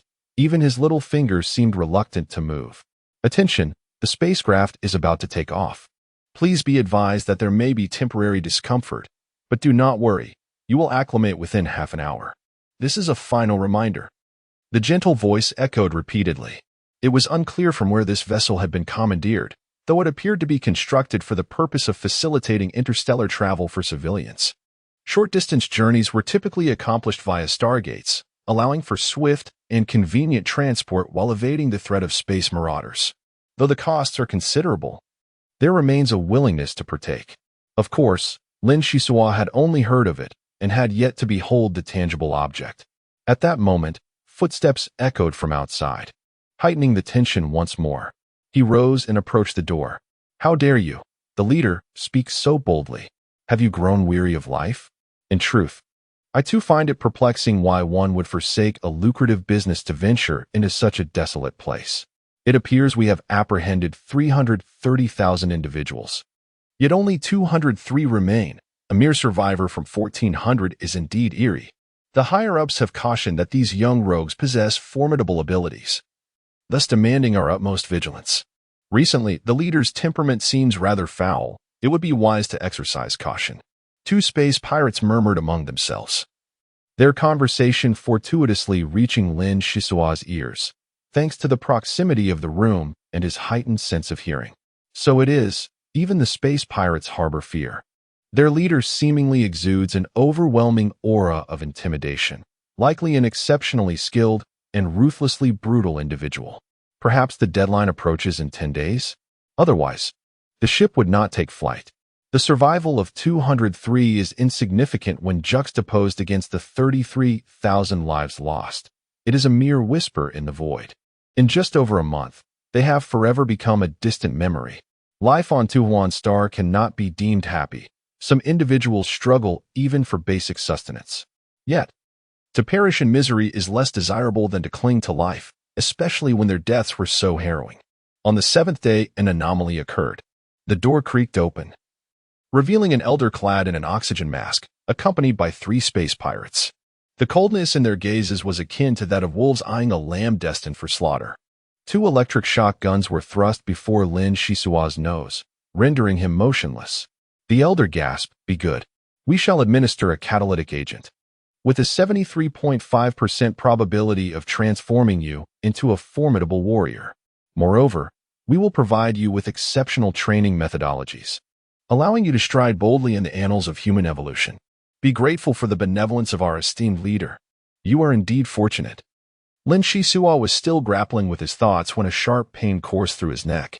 A specialized syringe, as thick as his arm, brutally injected a copious amount of yellow liquid into his bloodstream, leaving him in a state of dizziness. Progress is satisfactory. Another one completed. I shall not continue the demonstration, as I have significant research to attend to. These catalytic agents are exceedingly precious, so be nimble and do not falter. Yes, we shall exercise utmost caution. The 3 star thieves responded in unison. The elder nodded with satisfaction, leaving behind an ancient tome, its pages exuding a musty odor, presumably unearthed from some forgotten corner. Likely of little value. Lin Shisua felt an unsettling oscillation of temperature throughout his body, a dismal sensation. His heart raced erratically, then seemed to halt, followed by a searing agony, as if his entire being was engulfed in flames. This cannot continue. The torment will drive me to madness. The medical leaf. Yes, I still possess the medical leaf. Seizing what appeared to be his last lifeline, he consumed the curled green leaf in its entirety. A refreshing coolness spread within him, easing the tautness of his mind, before he ultimately succumbed to unconsciousness. Indeed, Even in the absence of medical intervention, the likelihood of survival after a severe coma remains considerable. However, the circumstances differ significantly, as the catalytic agent only commenced its effects after a quarter of an hour. Chapter 015. The game. Lin Shisua rubbed his eyes and realized that his entire body was damp and exuding an unpleasant odor. His stomach churned violently, and he retched, feeling utterly miserable. What on earth did the star pirate inject into me? He picked up the book left by the old man and began to peruse it. The first half delved into human cellular biology, while the latter half focused on martial practitioners. It revealed that some humans had begun to combine with cosmic free elements long ago, channeling powerful mental energy into the mitochondria of their cells to acquire source energy. Lin Shisua mused, mitochondria resemble charging batteries. Only when one's mental energy reaches the level of a martial apprentice can one sense the free cosmic energy. Martial practitioners are categorized into 12 levels, and humans who exhibit innate or acquired special abilities find it comparatively easier to advance as martial apprentices. Under the influence of source energy, these special abilities automatically transform into source capabilities. How intricate! The book merely provided a cursory overview of martial practitioners, lacking any substantive content. It stated that mental energy is invisible and intangible, not inherently manifest. Nonetheless, every individual possesses a magnetic field. Through continuous mental fluctuations, one can induce magnetic resonance, transforming latent mental energy into a visible form, thereby seizing the opportunity for evolution. Suddenly, a searing pain engulfed his entire body. He stripped off his clothes and attempted to wash himself with clean water, but to no avail. Momentarily taken aback, he realized, my body is ablaze. Damn that star pirate. Unbeknownst to Lin Shisua, his cellular mitochondria were undergoing excessive division, manifesting as a subtle infusion of green within the protoplasm, reminiscent of verdant medical leaves. The sensation of burning intensified, yet Lin Shisua, possessing remarkable adaptability, gritted his teeth and persevered. When the pain became unbearable, he resorted to dousing his body with cold water, a remedy of negligible efficacy. His fingers brushed against the peacock talisman at his chest. Its craftsmanship was commendable, lifelike and resilient, impervious to damage. Shaking his head, he silently prayed for the charm to bestow good fortune. As Lin Shisua employed tattered rags to cleanse himself, a sudden, thunderous roar erupted from outside. You scoundrels have burned me alive. What have you done to me? Bang, bang, bang. The sound of fists pounding against the walls resonated, accompanied by the rapid patter of footsteps, intertwining with the cacophony of thuds and hissing. The spacecraft fell into silence once more. Lin Shisua sighed, noting that someone had succumbed to the catalytic agent. The antiquated tome had briefly described martial practitioners, suggesting a connection to the actions of the space pirates. The torment persisted. Approximately 72 hours in, 17 individuals could no longer withstand the strain, culminating in a dreadful hissing sound, followed by an eerie stillness. Even if those 17 survived, the malicious onslaught of electric shock weapons would leave them in a dire state.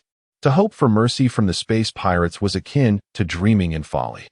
As time progressed, his senses sharpened, and he faintly discerned a voice from the adjacent space, a most peculiar sensation. Are you there? Lin Shisua, are you there? Lin Zisu's eyes widened as Mana's voice echoed in his mind, and he could not help but exclaim with joy, I am here. I am here. Regrettably. Tranquility has returned to my mind, and Lin Shisua pondered in confusion. Could it be that confinement for too long has birthed illusions? Hours later, Mana's voice resonated once more.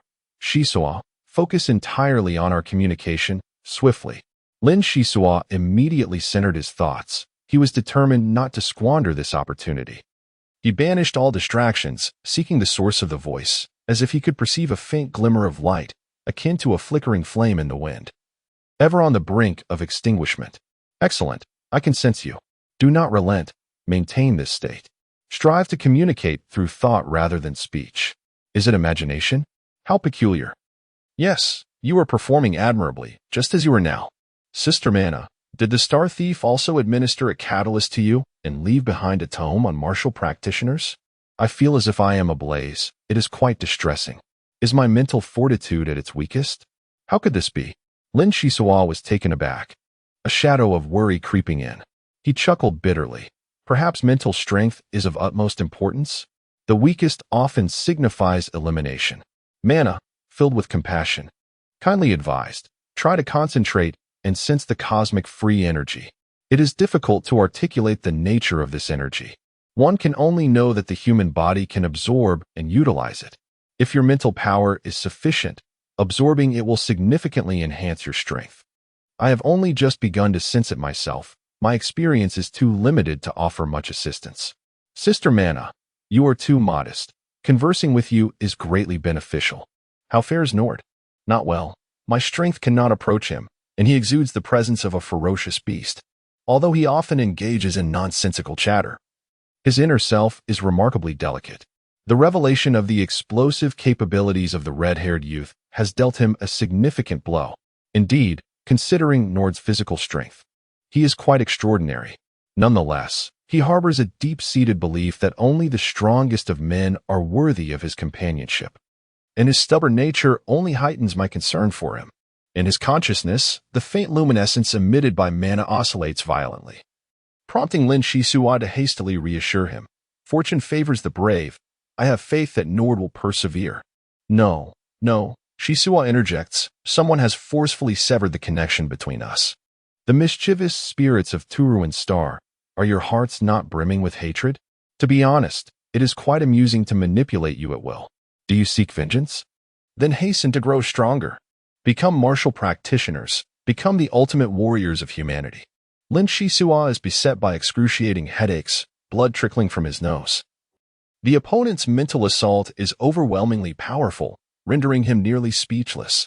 Another wave of information arrives, and the voice states, if you possess the capability, you would have long since burst forth from this room and eliminated all the space pirates aboard the vessel. However, your performance in recent days has been woefully inadequate, leaving me quite disheartened. After a brief pause, the voice continues, the spaceship is on autopilot, and with your current strength, it would be exceedingly difficult to dismantle it. When the door opens, the 339 space pirates will be fully armed, each possessing a wealth of combat experience. Each pirate carries varying amounts of blue coins, with those of higher rank bearing a greater quantity. By the way, in the future, you will need to use blue coins to procure food and water. Thus, if one wishes to live a more fulfilling life henceforth, let one fully embrace the joys of gaming. The game has now commenced. Lin Zaiso spat a mouthful of blood, as his opponent deliberately sought to inflict psychological trauma, compounding his injuries. The alarm bells rang loudly, and the door slowly creaked open. Lin Zaiso felt that his physical condition and mental faculties had not yet recovered, causing a heavy sensation in his heart. The violet-black flames roared chaotically, turning the outside world into disarray. Amon peeked in and called out, Zaiso, hurry out and lend a hand. Lin Zaiso propped himself up, evading the flickering electric sparks. This was no mere game but a full-fledged skirmish. Several youths released faint ripples of water, but the electric gunfire caused slight deflections, making it difficult to strike the intended targets. However, the water ripples proved unsustainable, dissipating after a few shots. The surge of energy resembled a rain of bullets, with the space pirates clad in armor methodically countering the youth's assaults, maintaining a commanding advantage. One youth shouted, "This is untenable. The enemy's equipment is far too formidable. We must divide and conquer, otherwise we shall face total annihilation." The spaceship, being quite substantial, particularly the cargo hold filled with old clutter and obstacles, provided an avenue for escape. Lin Zaiso gazed on in astonishment. The abilities of these youths had elevated beyond a mere level. Take Amon's flames, for instance. Their intensity was compelling and bore formidable offensive prowess.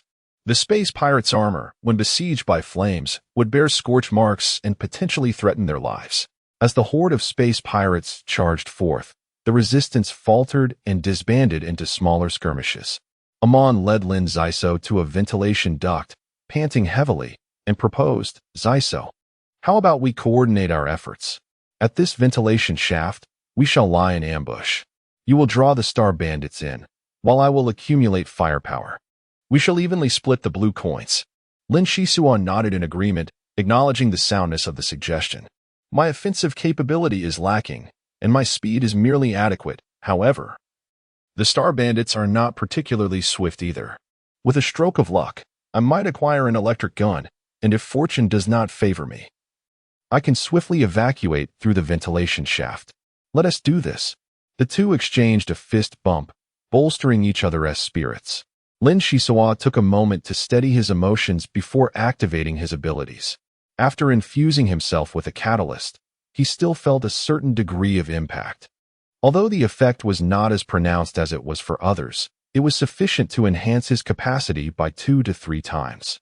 Coupled with the excessive gravity of the SK-937 planet, he dashed forward like a whirlwind, confident in his ability to protect himself. In a flash, Lin Shisuo appeared near a cluster of Star Bandits, his expression darkening upon seeing their overwhelming numbers. Amon would surely struggle against them. He quickly shifted his position to seek out a solitary bandit. It was too long before fortune smiled upon him as he identified a suitable target.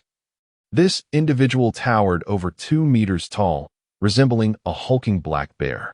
Perfect, he seemed rather dim-witted. Lin Shisuo kept his feet moving, sprinting towards the bear-like bandit. Chapter 016. Luring the enemy. Hey, get ready quickly. 3 minutes later, Lin Shisuo dashed towards the ventilation shaft, hastily slipping inside. Without a doubt, everything had been prepared in advance. Amon, his eyes gleaming with excitement, had long been bullied by the Star Bandits and was eager to seize this golden opportunity. Humph. Where did that little brat scamper off to? The towering Star Bandit approached, and with a resounding pop from his ear, he made intimate contact with a fireball. Amon indeed exerted himself, yet this space pirate was evidently of considerable caliber. A transparent barrier manifested before him, rendering the attack ineffective. The two widened their eyes in astonishment and subsequently exclaimed, "Goodness, run!" They swiftly darted into the depths of the ventilation duct. Once they ascertained their safety, Lin Shisuo, still trembling from the fright, patted his chest and, with a look of contrition, remarked, "I apologize. To encounter such a formidable opponent on our very first attempt is quite unfortunate. Fortunately, we are swift on our feet. These space pirates, clad in armored shells and equipped with weaponry, posed a significant challenge to eliminate. Indeed, they are not easily dealt with. We should hasten our departure from this place," Amon timidly suggested. Their inaugural venture had ended in a disheartening failure. After some deliberation, they resolved to observe their surroundings before taking further action, as acting impulsively would undoubtedly be unwise. Emerging from the vent, they scanned their surroundings under the dim lighting and discovered a lounge for the space pirates. Furnished with several billiard tables and littered with scattered playing cards and beverages, indicative of a hasty exit. Lin Shisuo stealthily approached a table, seized a bottle of liquor, inhaled its aroma, and casually handed it to Amon. "The scent is quite potent. It should kindle your flames." Amon chuckled, "What a splendid find. I shall collect more bottles to fashion incendiary devices. Just wait and see my prowess." Do not rejoice too prematurely. While concentrating the use of these bottles may yield some effectiveness, inflicting substantial damage will prove quite challenging. After Lin Shisuo spoke, he glanced towards the refrigerator on the left, opening it to reveal a rush of cold air. Inside, the food was far from expired junk. It was bountiful. He quickly reached for a cluster of grapes and began to devour them with delight. "Amon, do partake, for there exists a refrigerator and a water source here. Perhaps we should arrange the lounge as a stronghold." "Arrange it as a stronghold? How shall we do that?" Lin Shisuo smirked slyly. "Krobakra." Amon rolled his eyes, shaking his head like a rattling drum, retorting irately, "I would rather face the Star Pirates than confront that cold figure. Why would you suggest such a ridiculous idea?" "Brother, I believe you will come to understand. In truth, collaborating with Krobakra is the optimal strategy. Many metals suffer from thermal shock, and having survived until now, what is there we cannot let go of?" "Agreed. But you find someone, I shall not partake in this. Collaboration is acceptable, but do not expect me to show him any goodwill." "Understood." The two parted ways, with Lin Shisua climbing up to the ventilation shaft, utilizing both hands and feet to ascend into the distance. It was no simple task to locate an individual amidst such chaotic surroundings aboard the ship. He grasped the peacock talisman, hoping it would bestow a modicum of luck. Just a sliver would suffice. Pressing against the wall, he cautiously turned the corner towards the luggage compartment, where a cacophony of explosions resounded, indicating an intense skirmish. Concealed in the shadows, he observed three youths surrounded by a plethora of metallic debris, confronting a small band of star pirates. The pirates wielded a rather homogeneous array of weapons, all electric shotguns, perhaps a deliberate choice by their elusive leader. The three youths adeptly utilized the metallic fragments to intercept the electric shocks, occasionally launching counterattacks, creating a stalemate. However, Lin Shisua discerned a glimmer of insight amidst the fray. The star pirates were ferocious and brutal, their combat experience formidable. At this moment, they concealed themselves from one another, coordinating their efforts. However, their combat prowess was not as formidable as anticipated. The truly exceptional individuals were those solitary star bandits. Or perhaps they were merely bait, attempting to lure a lone bandit into a trap, a strategy with a dismally low success rate. After observing for a while, he crouched low and shifted his focus elsewhere. Few dared to confront the bandits directly. Only those whose abilities countered the electric guns made such attempts. While it was prudent to prioritize their own tasks, as he traversed the path, he endeavored to locate Mana and Nord, but after visiting several locations without success, anxiety began to creep in. Krobakra, where on earth have you gone? You are proving rather elusive. Suddenly, a star bandit emerged just 5 meters ahead, causing the other to freeze momentarily before shouting, "Come quickly, there's a little brat here." Lin Shisua was taken aback, the familiar crackling sound resonating ominously. Should it make contact, it would surely spell disaster. Fortunately, he inherited commendable legs from his parents. Lacking other skills, he had mastered the art of escape. Acting purely on instinct, he activated his abilities and darted away. Avoiding a direct path, he leapt over a distance of several meters, disregarding the strain on his ankles, swiftly altering his course and vanishing into the shadows. Sweat trickled down his cheeks as rapid movement exacted a considerable toll on his stamina, and he felt on the verge of collapse. Just then, a roar erupted ahead, followed by a violent tremor beneath his feet, prompting him to drop to the ground as a chilling gust swept past. Could it be Krobakra? His expression turned grim. Once the air settled, he approached the scene of the battle, illuminated only by dim lights, revealing a grotesque sight of dismembered corpses scattered everywhere. How terrifying! Though accustomed to the sight of bloodshed, Lin Shisua still felt a wave of nausea wash over him. He swiftly conducted a search, uncovering an intact stun lance and a half-suit of armor, along with a plethora of scattered items. Most crucially, beneath a severed body, he discovered Kurobakura. A sigh of relief escaped him. The individual was not dead, merely rendered unconscious. The intense tremors had undoubtedly drawn the attention of many, and lingering here was ill-advised. The ventilation ducts were rather confined, making them a suitable refuge for the slender youth. However, the challenge of crawling with a fully conscious person was formidable. Lin Shisua gently shook Kurobakura, whispering, "Awaken, now is not the time for unconsciousness." After some time, Kurobakura's cold visage shifted slightly, and she slowly opened her eyes, tears cascading down her cheeks. "Are you all right?" Lin Shisua inquired, scratching his head. He had only just realized, while carrying Kurobakura, that she was, in fact, a young woman. Her disguise had been remarkably effective. Usually enveloped in an aura of coldness, few had seen through her fade. "Did you save me? Thank you. I owe you my life, and I shall repay this debt if ever given the chance," Kurobakura replied with a hint of detachment. Her eyes were filled with anguish as she recounted, "My companions perished alongside 8 star marauders, shielding me with their bodies in their final moments. It seems I will never be able to repay that debt." Upon hearing her words, Lin Shisua felt a profound respect. To sacrifice oneself in such a manner, taking down 8 adversaries in the process, how tragic yet formidable. Do not dwell on sorrow. Don this armor and accompany me. Your assistance is vital." Although the armor was somewhat heavy, an additional layer of protection was certainly a prudent choice. Only Lin Shisua excelled in speed. He had no need for such energy-draining items.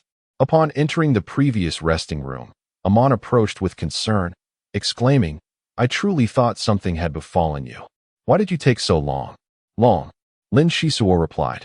"In such a vast spaceship, locating a single individual is no simple task. Look here, an electric shock lance and some assorted items. I hope they prove beneficial to us." The items, wrapped in blood-stained cloth, tumbled to the ground, prompting Amon to rush forward, his small eyes sparkling with excitement as he eagerly began to sort through them. They uncovered 35 blue coins, a seemingly valuable wristwatch, and a metallic miniature first aid kit, which contained hemostatic agents and analgesics. Truly commendable items. "Hey, greedy Amon. These are the spoils of Krobakra. The electric lance and first aid kit are communal, while the remaining items we can contest for ourselves. TCH. Why didn't you mention that earlier?" Amon retorted, feigning disinterest and pouting. Is this kid really that formidable to have acquired so many spoils? Krobakra's expression grew colder as he scoffed. "These items hold no significance for me. I have no desire for them. You may divide them amongst yourselves." Suddenly invigorated, Amon declared, "See, he is indifferent to your goodwill. Since that is the case, I shall not hold back." Lin Shisua pondered for a moment. His mental fortitude was quite feeble, and becoming a martial practitioner necessitated a prerequisite of spiritual power, thereby widening the gap between himself and the others. It was imperative that he accumulate sufficient blue coins through this battle, preparing for any unforeseen circumstances. Lin Shisua did not object and solemnly stated, "Let us allocate the blue coins at the end. For now, let us prepare." The solitary activities of the Star Pirates, whether in terms of equipment or strength, posed a formidable challenge. Instead of hunting a single crocodile wolf, it would be wiser to ambush a group of man-eating sheep. This lounge is equipped with a refrigerator and a water source. Krobakla, strive to accumulate the cold air and create a thin layer of ice on the ground. Amon, hasten to gather firepower. The cold and flames must work in close harmony to inflict significant damage and confusion. Afterwards, I will charge into the enemy ranks with my electric gun to eliminate as many foes as possible. You too, be ready to provide support. The trio swiftly set to work. With the assistance of the refrigerator, Krobakla continuously stored cold air, pouring all his resentment into it, which slightly improved his mood.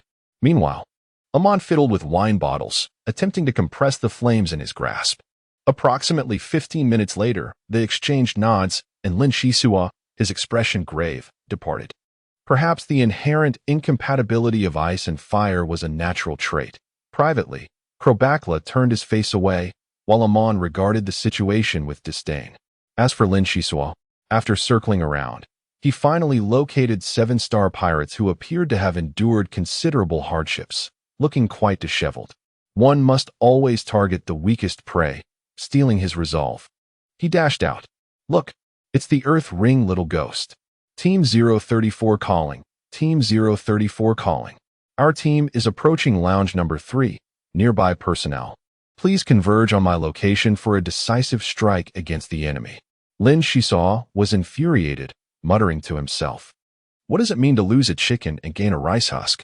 On the opposite side of the corridor, another team of star pirates surged forth. It was ruthless, 2 teams comprising 15 star pirates. Very well, fate shall decide. Let us fight. Chapter 17. Final stop. A group of star pirates clung to Lin Shisua's rear. Perhaps due to his prolonged encounters with sand rats, his escape trajectory was as elusive as an eel. In a mere moment, he found himself in the lounge. Without needing to prompt the other 2, they all held their breath, awaiting the annihilation of their foes. The leading star pirate slipped on the icy ground, and the sudden blast of frigid air ensnared him, frost enveloping his armor. The subsequent 5 or 6 pirates fared little better. Lin Shisua had not anticipated such a swarm of star pirates, necessitating a slight tactical adjustment. Raising his electric spear, a brilliant arc of electricity surged forth, rendering the foremost pirate motionless. Finding suitable cover, he prepared to engage the pirates trailing behind. A flurry of electric bolts came his way. The pirates were quick to react. In a swift motion, Lin Shisua dropped to his knees, utilizing his momentum to slide, while simultaneously cranking his electric gun to maximum power, incapacitating a pirate at close range. Spread out quickly, he's fast. Though the Star Pirates operated in squad formations, they were mere foot soldiers, yet Lin Shisua refused to treat them as stationary targets. His gaze radiated fierce determination as he shouted, "Now is the time, do not mind me." In that critical moment, even the slightest hesitation would seal the fate of all three. Kralbakra, with a complex expression, raised his hand, channeling all the stored cold energy from the refrigerator to launch a fierce assault ahead. It was shockingly cold, no matter how swiftly Lin Shisua moved. He could not evade the reach of the cold energy, feeling his blood congeal and his movements grow increasingly rigid. What formidable power! It became evident how formidable Kralbakra's cold energy truly was. In a fleeting moment of inspiration, Lin Zaiso thrust the stun gun towards Amon just before succumbing to unconsciousness. Following the chilling blast came a searing inferno. The abrupt shift from frigid cold to intense heat proved far more formidable than mere extremes of temperature. Instantly, a dozen Star Pirates found themselves engulfed, their armored defenses severely compromised, rendering them temporarily incapacitated. As Amon unleashed flames, he seized the stun gun and leapt forward, taking advantage of the majority of the Star Pirates caught between the icy and the scorching, delivering a close-range electric shock. Kralbakra also rose, striving to conjure a small sphere of cold air to provide support from the side. Within a mere 2 minutes, these moments would determine the fates of many. Had Lin Zaiso not taken the initiative to restrain them, the remaining Star Pirates would have scattered without hesitation. Far from such fortune. You handle the Star Pirates. I shall tend to him. The spoils belong to us all. Do not harbor any misguided intentions, Kralbakra declared, retrieving a first aid kit. I, Amon, will not betray my brother. If it weren't for Zaiso, we would all be doomed. That is good to know. The two exchanged a piercing glare before parting ways. As Lin Zaiso was lifted to a corner, he trembled uncontrollably, one side of his body charred, and his condition was dire.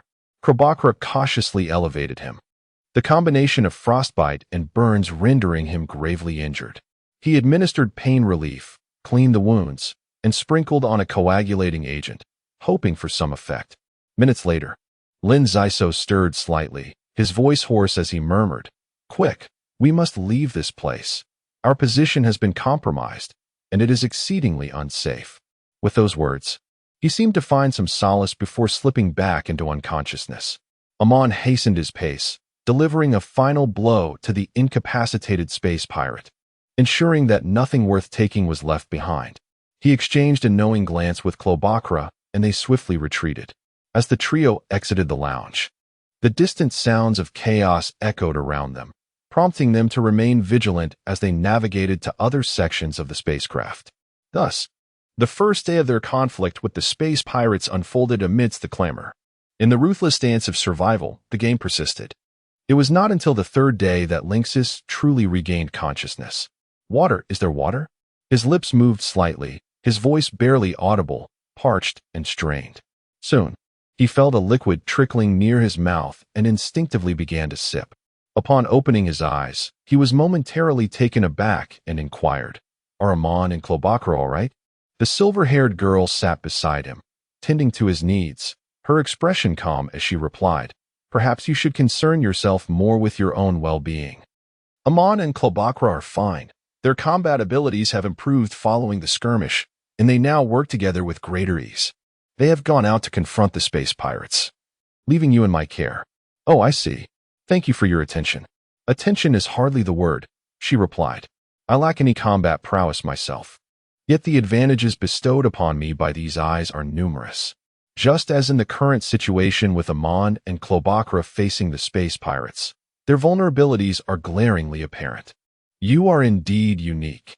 Your mental fortitude is significantly below the average, yet the vitality within you is remarkably robust. The injuries caused by this chill and heat are not easily remedied, yet you have endured them with resilience."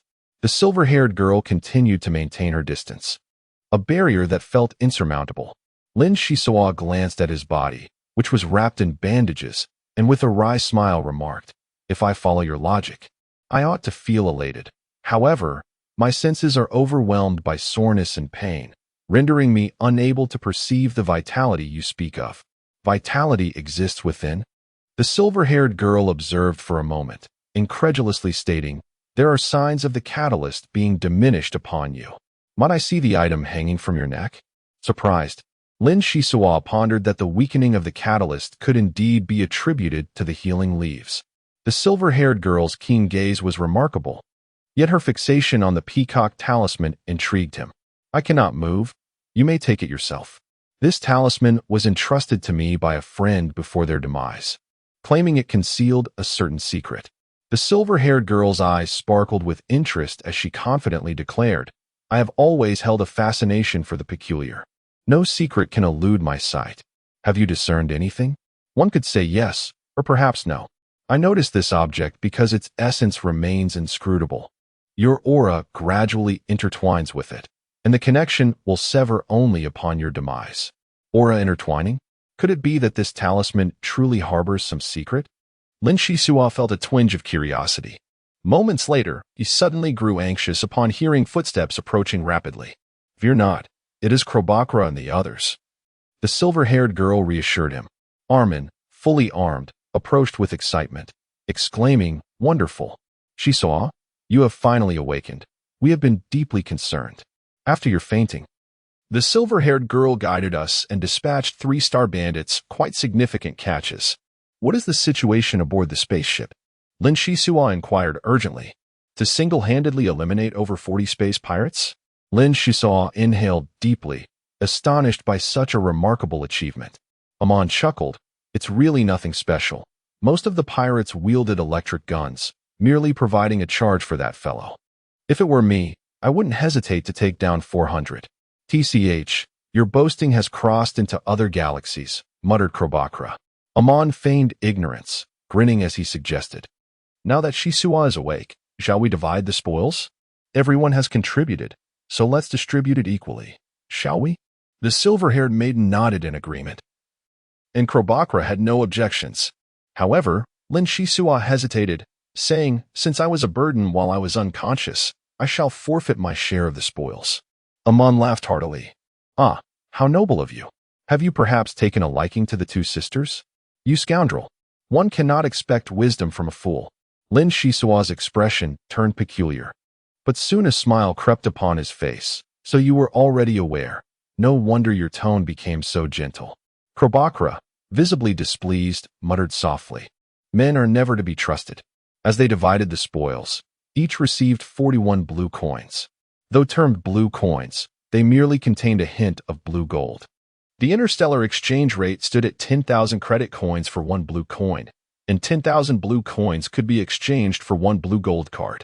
Possessing such wealth on the planet Torwan would be monumental, yet here, the space pirates held the ultimate authority. Apart from the blue coins, Lin Shisua acquired 3 electric shock guns, a watch, 3 analgesics, and 3 hemostatic agents. "What should we do next?" Armin inquired. "The catalytic agent consumes life force, so fatigue is inevitable," the silver-haired maiden remarked, pressing her temple and gazing into the distance. Having contributed little to the effort, she naturally wished to shoulder more responsibility given the substantial number of blue coins she had obtained.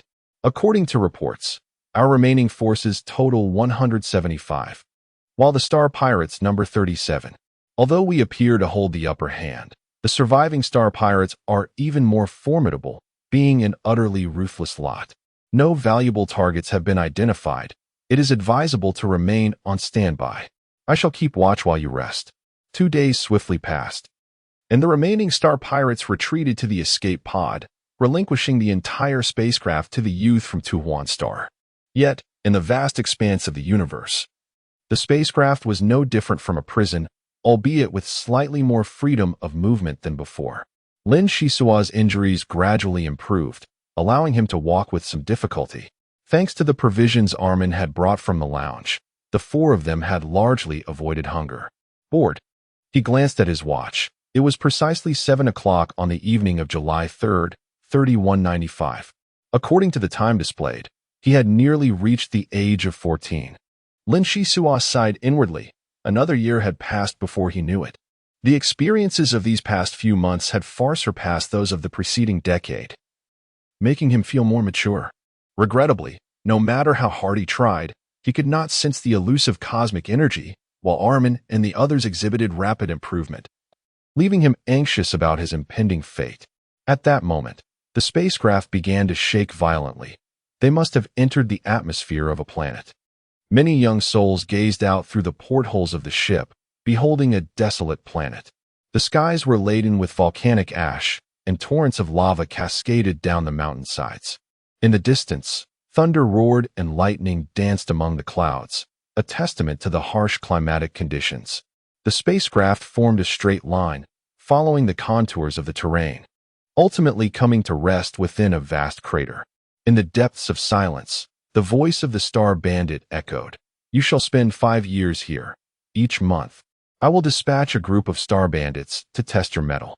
Only by acquiring blue coins will you earn sufficient sustenance. I hope you do not disappoint me." As the voice faded, only the solitary spacecraft remained within the crater. Chapter 018. Departure time flowed like a swift current, and in the blink of an eye, 23 days and nights had passed in the crater. The climate here had never been stable. It was either a cacophony of thunder or shrouded in noxious haze. And at times, heavy snowflakes fell like feathers. During this period, the Star Bandits made an appearance, and all the blue coins accumulated were exchanged for over a month's worth of food, several blankets, a few changes of clothing, and a high-energy stove. As torrential rain poured, a curved wall of ice emerged among the rocky cliffs, where 6 figures sought refuge within, gathering around the warmth of the stove. The 6 included Lin Shisuo, Among, Kralbakla, a silver-haired maiden, and later arrivals Mana and Nord.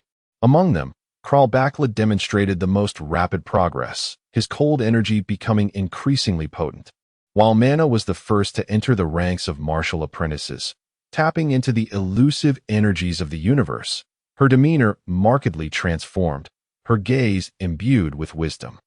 The silver-haired maiden fiddled with a peacock talisman, dedicating half her day to it, striving to perceive its essence through her innate abilities. Yet, was she still unable to grasp it?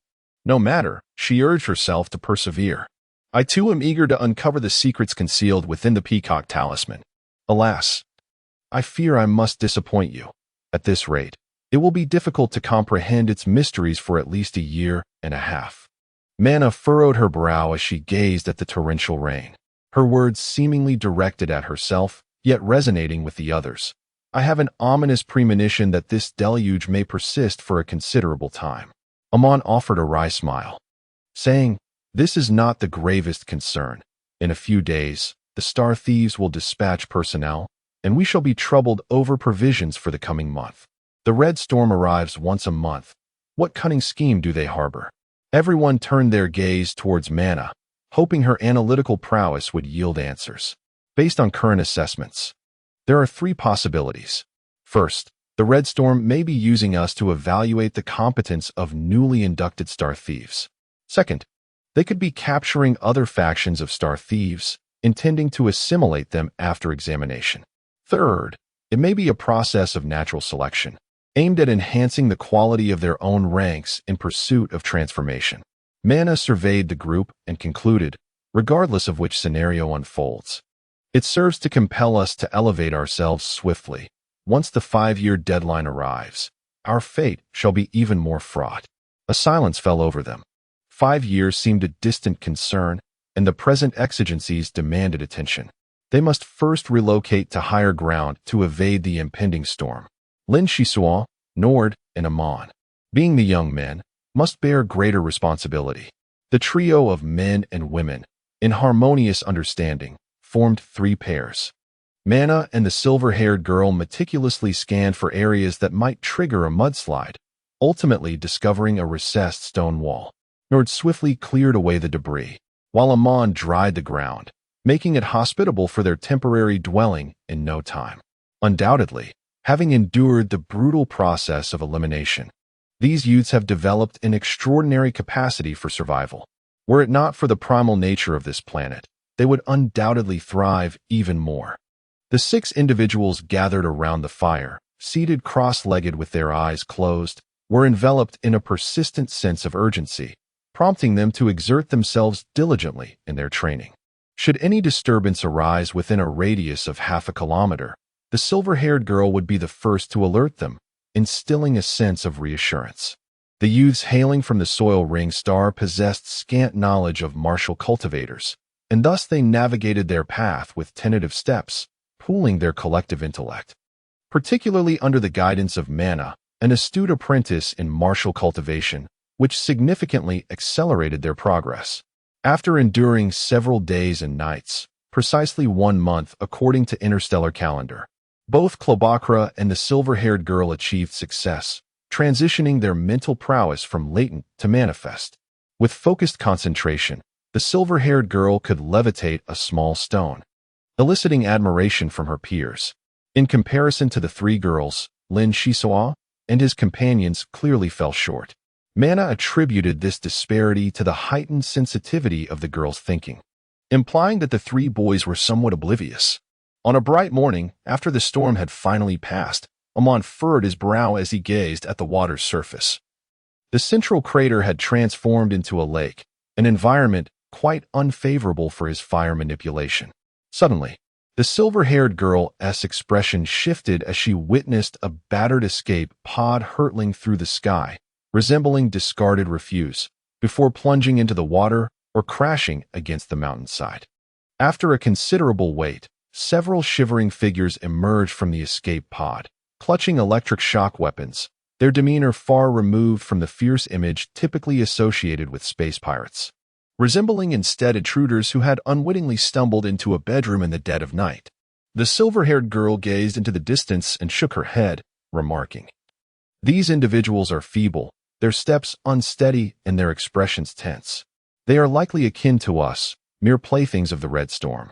With this assertion, Amon let out a sigh of relief, his furrowed brow relaxing. Manna's demeanor had undergone a significant transformation since their initial encounter in the storeroom. She now exhibited an air of authority. In a low voice, she continued, "Among them, there must be formidable figures. When has the Red Storm ever shown benevolence? The weaker the individual, the fewer blue coins they possess. Hisso, draw a portion of them over tentatively. Senseless slaughter will only drive us deeper into madness. Render the weak unconscious and allow them to fend for themselves, while the strong can serve to enhance our combat experience. Remain vigilant to the movements of the other youths. Although we all emerge from the same origin, unity is not guaranteed." Lin Hisso nodded in agreement, acutely aware of human selfishness. According to the rules of the Red Storm, blue coins could be exchanged for various items, including weaponry. With scarce meat and an abundance of wolves, competition was inevitable. He hastily equipped himself with a stun gun and made his way towards the designated escape pod landing site. His pace quickened, the wind whistling past his ears as shallow footprints were etched into the muddy ground.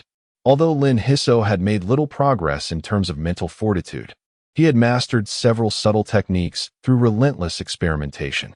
For instance, by lightening his steps while traversing, he could conserve energy.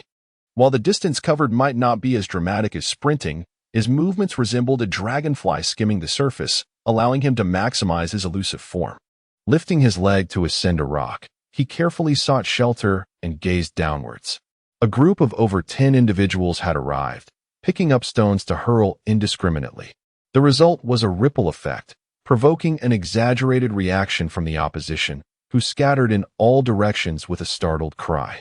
Indeed, they were quite feeble. Lin Shisoa swiftly appeared, feigning terror as he turned to flee, stumbling once along the way. How infuriating! The so-called trial of the Red Storm is merely these insignificant pests. Brothers, grab your weapons.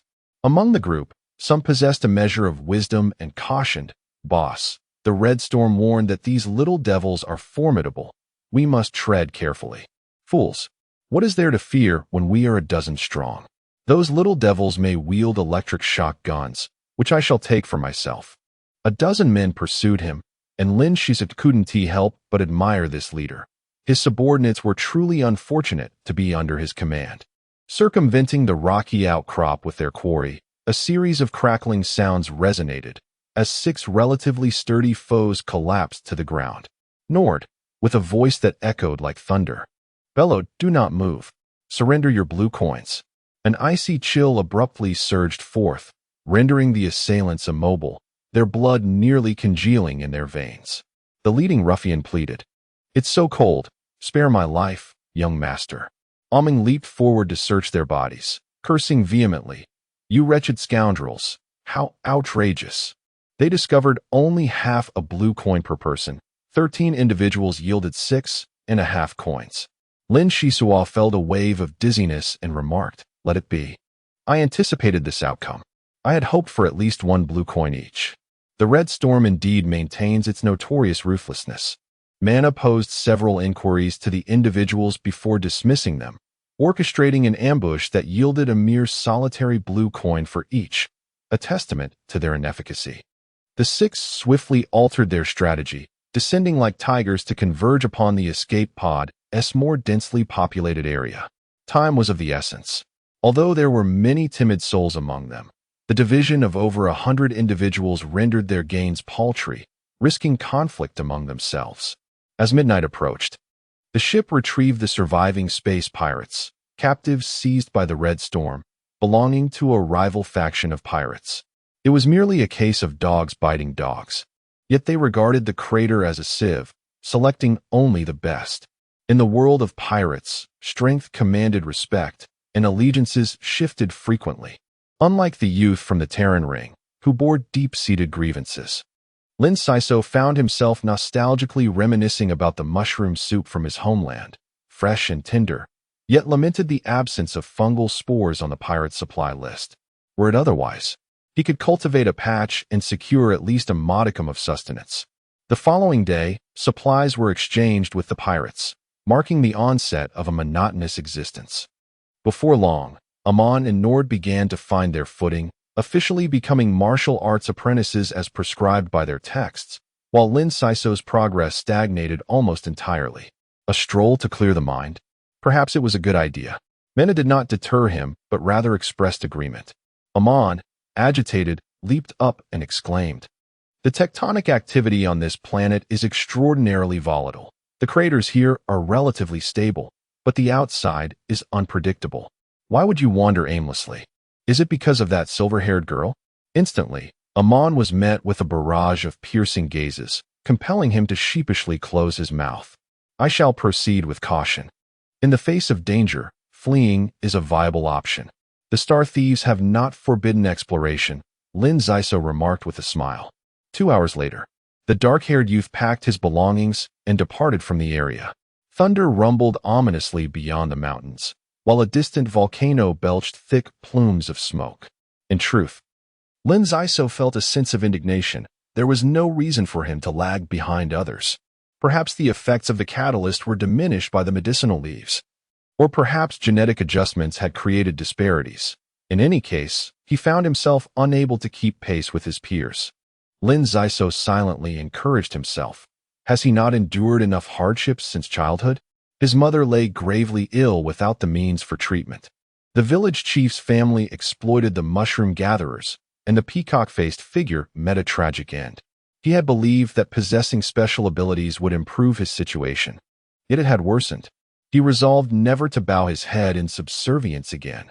Unable to discern the internal cause, he would instead exert himself more than others, engaging in tenfold or even 100-fold trials.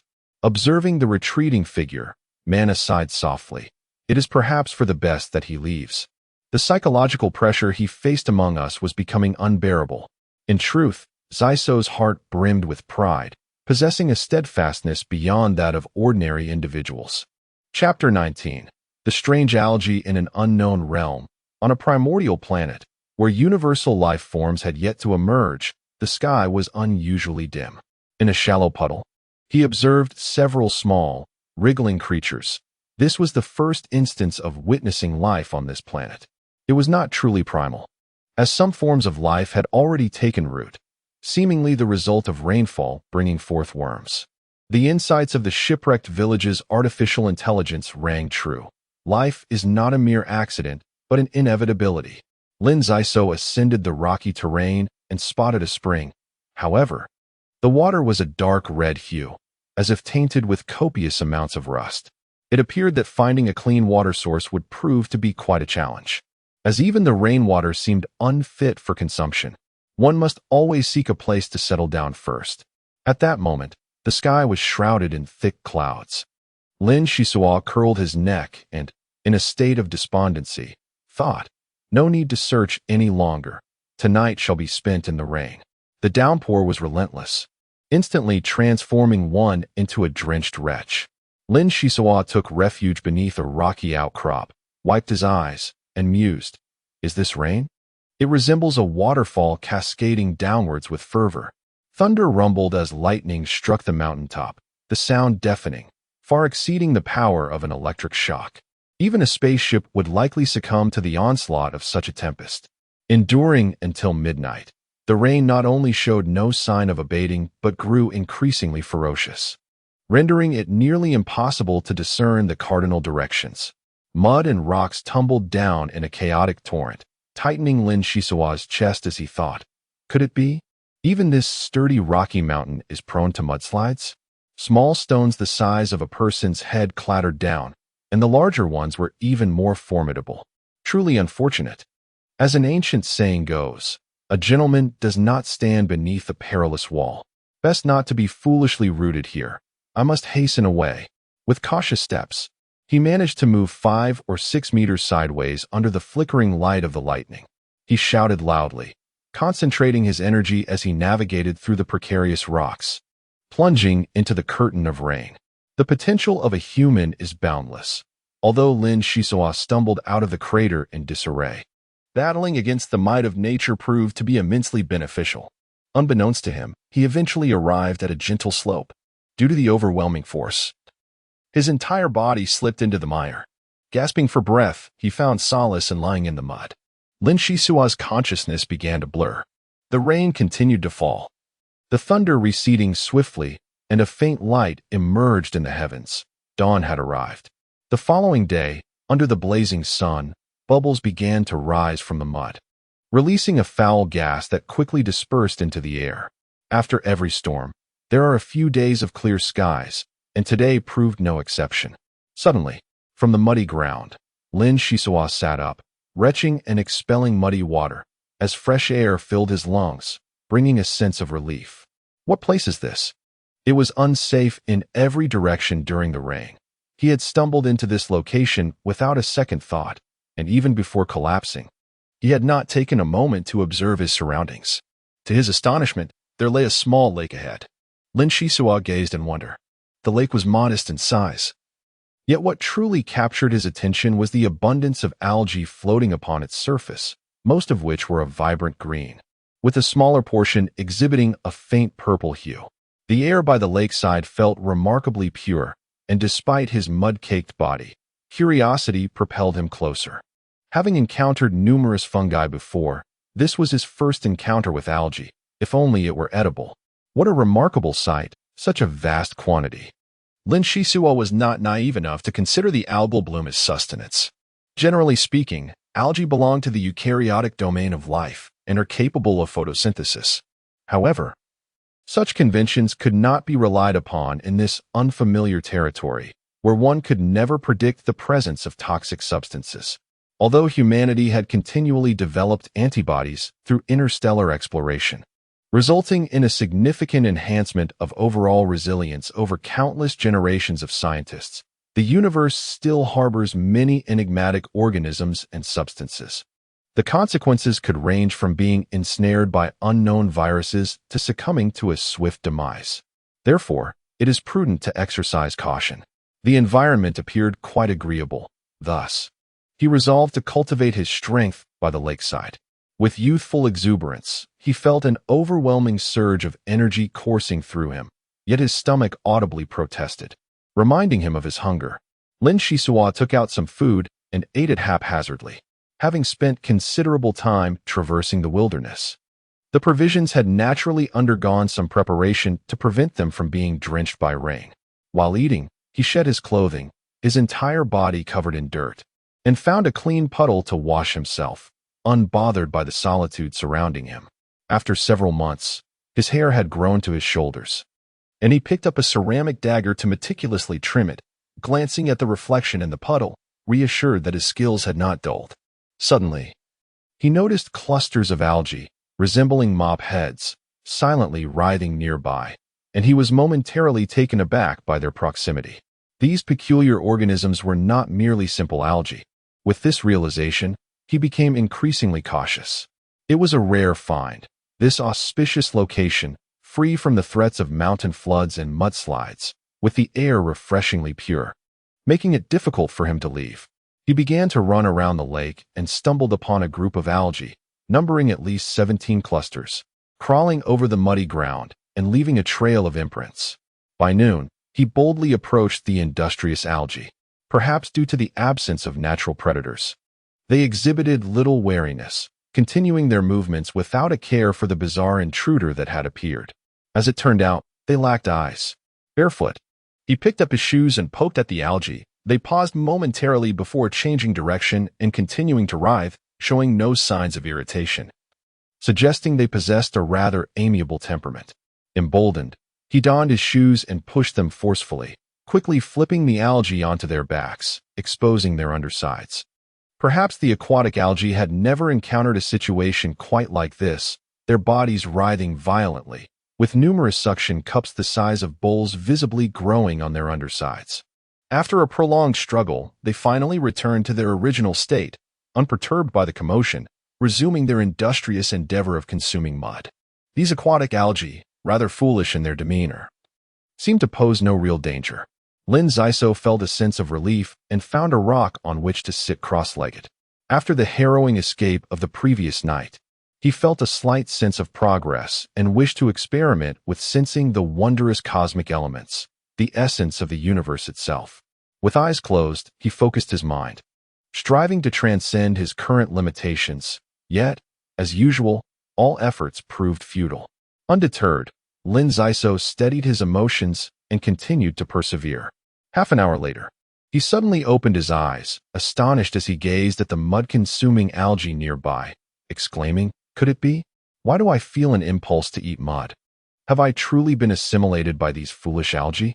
Refusing to be swayed by superstition, Lin Zaiso closed his eyes once more, but soon felt cold sweat bead on his forehead as he cried out, "It's over, it's over. I really have been assimilated. I crave mud, delicious, fragrant mud." He quickly shook his head, bewildered by the thought of finding mud appetizing. The sensation was utterly peculiar. Barefoot, he approached the algae, eager to ascertain the cause. His fingers brushed against the algae, and to his relief, his skin remained unscathed. No corrosion, no radiation, no poison. Everything appeared normal. Taking a deep breath, he summoned his courage and pressed his palm against the algae, concentrating intently, and was taken aback. Lin Shisua approached the lakeside and waded into the water. Once it reached his knees, he hesitated to venture further. The barren landscape of Tuhuan Star was laden with yellow sand, where the most one could do was take a soak in a hot spring, rendering him a land dweller who had never learned to swim. He settled into the water, grasping as many floating algae as he could, gradually immersing himself in the experience, allowing his thoughts to unfurl. What a peculiar sensation! Dust fell from the sky, enriching the mud with nutrients, and absorbing them promised growth. The rainy days were approaching again. Sunlight was precious, and he sought to stretch his body to bask in its warmth. A stream of information flowed through his mind, though faint and primal. He could distinctly sense the thoughts of the algae. This seemed to be a newfound ability, communicating with primitive plants. He wondered if others shared this experience. Lin Shisua contemplated, striving to extend his sensations outward, his breathing deepening, losing himself in the moment. As the sun dipped below the horizon and the stars began to twinkle, he remained in the water for an extended period, ultimately rising with a sense of fulfillment. Efforts bear fruit. Whether gnawing at the muddy algae or engaging with those in the lake, it was all interconnected. The first step was to learn to swim. After dinner, Lin Shishiwa swam slowly along the shore, realizing that to truly engage with the algae, he must plunge into the heart of the lake, where the sensations would be even more profound. A land dweller remained a land dweller. It wasn't until dawn that he managed to master the dog paddle, barely managing to hold his nose and dive. Thanks to the purifying properties of the algae, the water in the lake was quite clean. Lin Shishiwa reminded himself, take it slow, no rush. Poor swimming skills could lead to entanglement in the algae. At midday, the sunlight was blinding, and with a dagger secured at his waist, he carefully navigated around obstacles, setting his course toward the center of the lake. Fortunately, after fine-tuning and enhancing his physical abilities beyond the norm, Lin Shishiwa swam 3 to 4 kilometers without feeling fatigued. Taking a breath, he sensed that he was nearing his objective. In no time, he directed his course towards the vast mass of dark purple, reflecting, how magnificent! Is this the primary body of the algae in the lake? The existence of all things in the world is justified. To thrive in such a primordial planet must signify an extraordinary strength. As he descended with the current, he observed numerous mud-eating water algae drifting nearby, clinging tightly to the colossal veins, infusing nutrients. Utilizing both hands and feet, he completely melded into the surroundings, gradually engulfed by the verdant green and dark purple hues, leaving only a trail of bubbles rising to the lake's surface. At that moment, Lin Shishiwa felt an immense sense of comfort, wholeheartedly releasing his perception, unlike before. As if the entire lake came into his view. Suddenly, he detected a cluster of luminescence resting at the lakebed. The algae appeared so unique.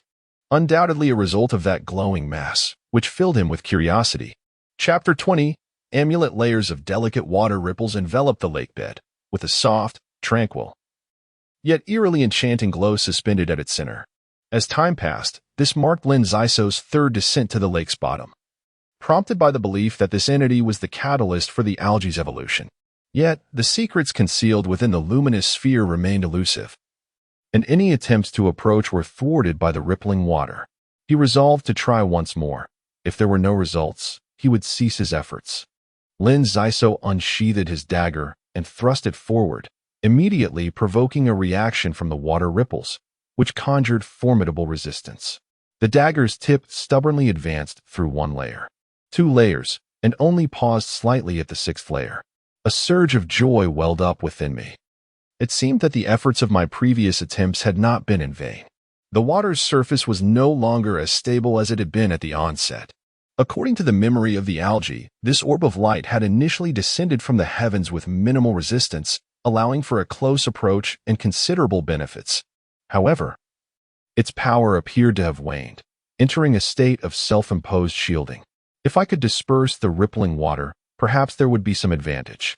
As I progressed through the 7th and 8th layers, the water's surface finally fractured, sending ripples across the lakebed. With swift agility, I wrapped the luminous orb in my garment and propelled myself upward towards the surface. Upon breaking through the water's surface, I gasped heavily. The depth of several dozen meters had left me feeling suffocated. I clambered onto the broad veins of aquatic plants surrounding me, which had woven themselves into floating islands overnight, each spanning several meters in diameter, more than sufficient to support my weight. I had finally secured my prize, heavy in my grasp. Now, let us unveil your true nature. I unfurled the garment, revealing the orb of light, which was steadily contracting beneath the sunlight. The greater the anticipation, the deeper the disappointment. It was merely a slender piece of black metal, no thicker than a finger, its surface pockmarked and unremarkable, save for its luminescence underwater. Just then, a palm-sized light screen suddenly projected from my chest, displaying a dense array of data. Simultaneously, the peacock talisman quivered slightly, its eye slots illuminating as it emitted a mechanical voice. Target locked.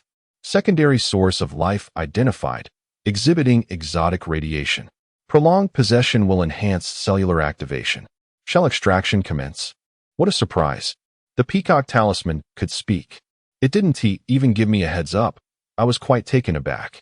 Lin Shishiwa gazed at the luminous screen, where the data presented was exceedingly technical, offering a comprehensive elucidation of the source of life.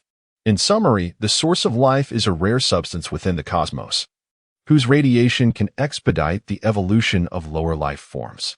Its acquisition also benefits humanity, enhancing physical prowess. A piece the size of a thumb could fetch tens of millions of blue coins at the market.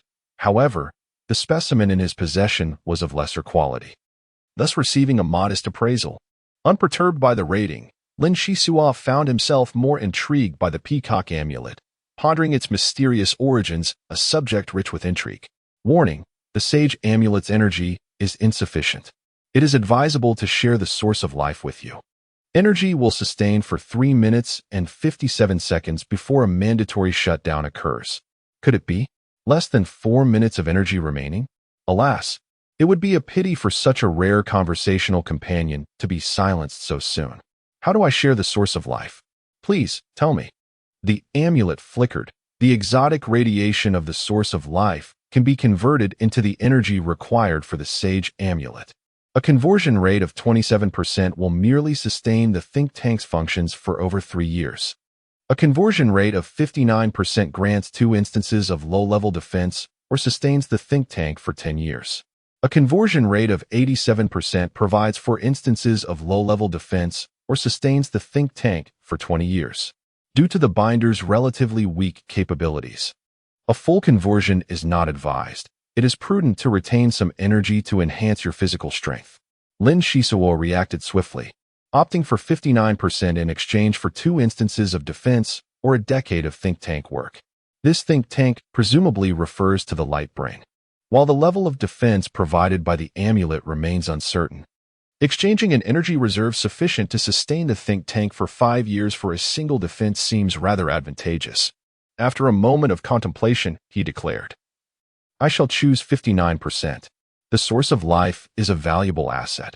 It is prudent to retain a portion for personal use to avoid any loss. Very well, 59% it is. Commencing energy extraction now. The peacock amulet emitted a glimmering light, striking the black metal, which represented the secondary source of life. The alien radiation has been fully extracted, and your transformation will be completed within 10 days. Do you have any further inquiries? So it requires 10 days. Lin Shisua rubbed his nose, noting the cold tone of the entity, which suggested a lack of intelligence. He promptly inquired, Please elucidate your origins. I have never heard of a sage amulet before. What is its purpose? The holographic screen presented several images, stating, The Sage Amulet is a premium exploration equipment sold by the Adventure Guild of the Light Federation. It possesses a degree of growth potential and primarily serves to gather and analyze data. Additionally, it carries a robust database, enabling the user to better identify cosmic anomalies and providing protective mechanisms based on energy levels. This amulet is a limited edition, numbered 3971. Limited edition? How's the numbering in the thousands? Are there not many amulets like yours? Not many, only 20,000 were produced, and my number is relatively early. Lin Shisua felt a wave of dizziness and exclaimed, 20,000 pieces, still a limited edition? Has the Adventurers Guild lost its mind? This talisman is a professional tool designed to assist martial practitioners. It is an essential piece of equipment for any expedition. Crafted collaboratively by the 9th-level sage Ulysses and the 7th-level creator Li Rome, this talisman's database has remained unchanged for 12 centuries. Please promptly seek out similar equipment for information sharing or exploitative acquisition. I believe it would be immensely beneficial to you. He continued, It is hard to believe you are a relic from 12 centuries ago, particularly as an item for martial practitioners. Pray tell, what constitutes a sage? What is a creator? The more I listen, the more bewildered I become. The talisman flickered momentarily before elucidating. Martial practitioners are categorized into 12 levels, though this is merely a broad classification. Their powers manifest in diverse forms, with many individuals choosing distinct paths. Over millennia, numerous professions have emerged. For instance, sages have made significant advancements in mental prowess yet possess relatively frail physiques. They rely on exceptional intellect to trace historical events and uncover deeply buried truths. They are also adept at formulating specific strategies for interstellar battles, with meticulous calculations being their hallmark. Conversely, creators, unlike sages, dedicate their energies to research, striving to produce world-renowned masterpieces. However, they are heavily reliant on funding, typically nurtured only by vast interstellar conglomerates. Lin Shisua was struck with realization, goodness. The realm of martial practitioners is indeed vast, teeming with such incredible classifications. What other types exist beyond sages and creators? Upon hearing your words, I have come to realize that specialization among martial practitioners holds significant advantages. The more unconventional the specialization, the more formidable the power. Lin Shisua comprehended martial practitioners in his own manner, while the peacock amulet's eyes flickered rapidly, struggling to keep pace with his thoughts. Amulet, do take a look at my situation. While others have become martial apprentices, why am I the only one stagnant? I apologize, but a comprehensive scan requires substantial energy, which I am unable to provide at this moment, the amulet replied. Lin Shisua sighed softly. This amulet was, at best, a highly knowledgeable light brain. Perhaps its functions were indeed powerful, yet currently devoid of sufficient energy to utilize those capabilities made inquiries futile. However, based on your life experiences, I can conduct an effective analysis. Do not forget that I am the wise amulet. Lin Shisua felt a gnawing frustration. Peacock, could you speak more directly? Your lengthy explanations leave my heart in turmoil, which is quite unsettling. Peacock, that is a splendid name. I shall remember it. I will also adhere to your suggestion and strive for brevity in my future communications. Very well, quite obedient. From now on, you shall accompany me in my endeavors. Just as today, sharing the benefits together.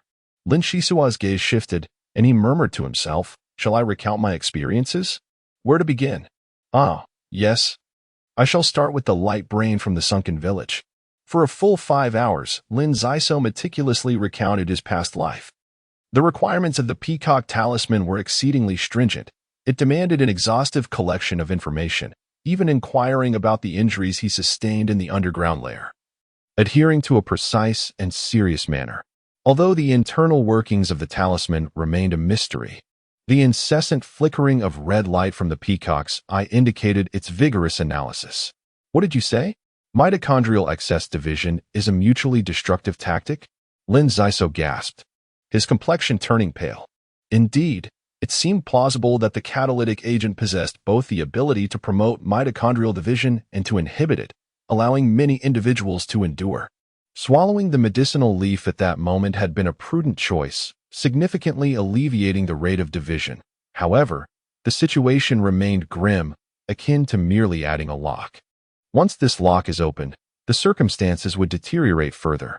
The Peacock Talisman hesitated momentarily, and with a complex expression, Lin Zaiso inquired, tell me, what will happen then?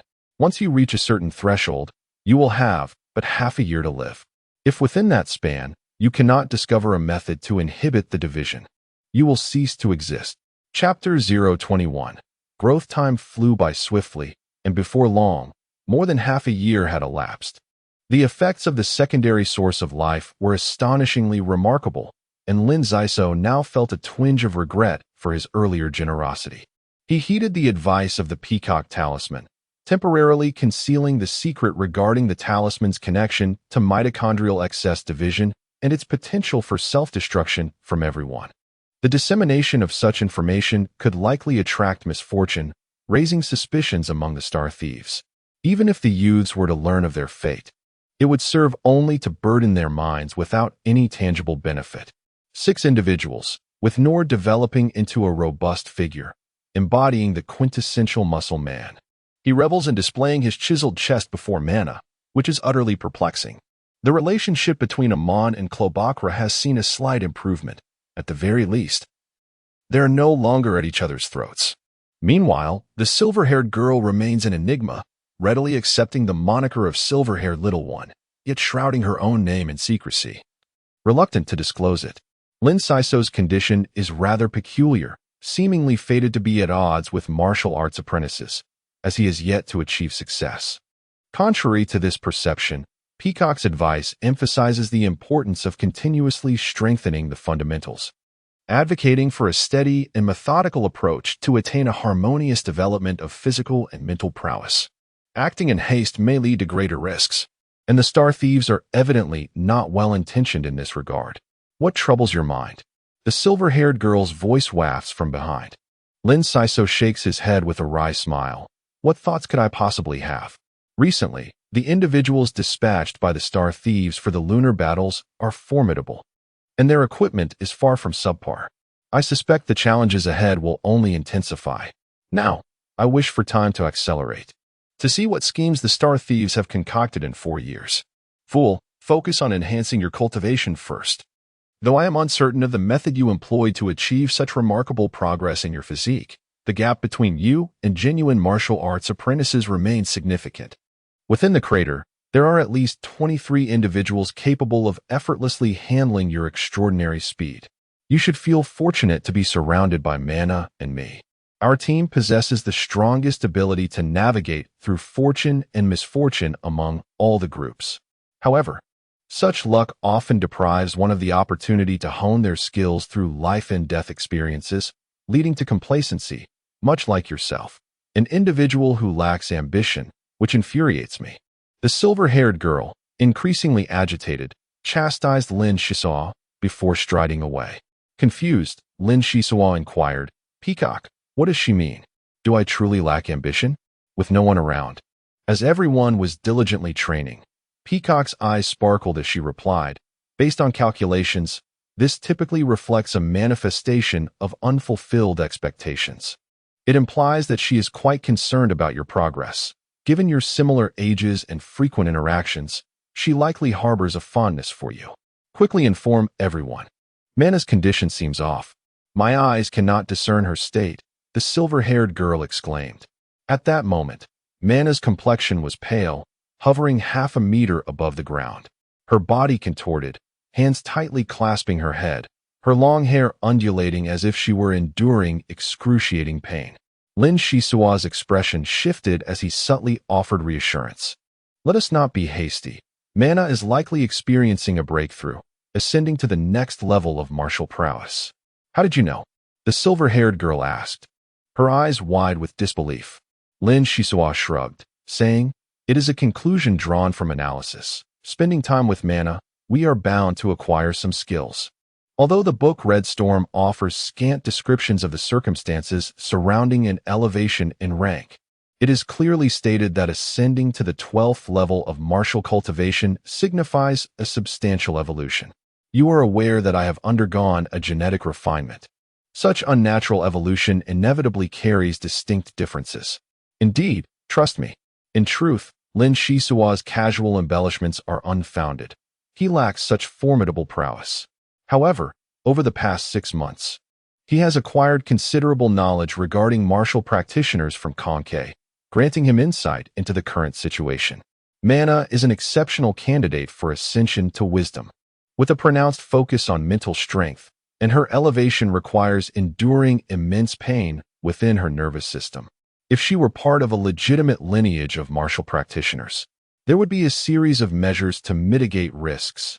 Yet, in the grip of the Red Storm's control, she lacks such provisions. "Wow, it's done.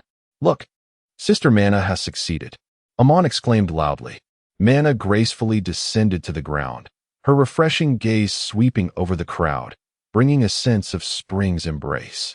Generally speaking, the transition from martial apprentice to the first level of martial practitioner is relatively smooth, thus Lin Shiso harbored no concerns. "Why are you all surrounding me?" she inquired. "Well, just now, Sister Mana exhibited such poise that we came to witness the excitement and to congratulate you on becoming a first-level martial practitioner," Lin Shiso hurriedly responded. Mana smiled radiantly. "Shiso, have you also adopted Amon's penchant for banter? Even though I have attained the first level of martial cultivation, my strengths remain primarily intellectual. Look at the 3 of us women. Apart from Krabakla, we are all rather delicate. As men, you must ensure our protection." Nord appeared utterly dazed, while Mana, having undergone a transformation, seemed to have suddenly matured, no longer the sentimental girl she once was. Amon, with a twinkle in his eye and a cheerful demeanor, suggested, "Since today is a day of celebration, We ought to rejoice properly. Let us bring out some of the emergency rations you've been keeping hidden. The scenery by the lake is splendid, perfect for a picnic. Sister Manna is our pride, and we must not let her feel slighted. Laughter erupted at this delightful proposal. Nord, brimming with joy, enthusiastically patted Ammon on the back, nearly toppling him over. Lin Shisua found the pairing amusing. The combination of a muscular man and a first-rate sage was a delightful contradiction, a serendipitous encounter indeed. The six of them settled by the lakeside for their picnic. As a mass of water weeds drifted nearby, diligently absorbing the abundant minerals brought forth by volcanic ash. From the arrival of the red storm at the Earthen Ring Star, through to SK-937, and finally reaching this primordial planet, they had endured countless trials, and at last found a fleeting moment of peace. They believed that with mutual support, they could surely overcome any adversity. Meanwhile, Lin Shisua pondered other matters. The Peacock Talisman had proven invaluable, revealing the realm of martial practitioners. The issue of mitochondrial excess division, albeit challenging, was not insurmountable, with numerous methods available for resolution. Once they reached the 7th level, effective suppression could be achieved.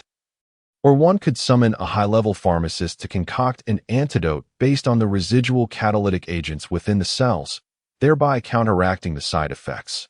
Other methods, such as seeking assistance from a 12th-level pinnacle powerhouse or merging with legendary cosmic artifacts, were practically negligible in probability. In summary, they were not to be relied upon. After a hearty meal, everyone felt quite elated. Amon even produced a modest half-bottle of rum, a treasure discovered in the spaceship's lounge. The sweet yet slightly spicy sip was rather delightful. Hisoka, everyone else has gone to train. Surely, you have something to share?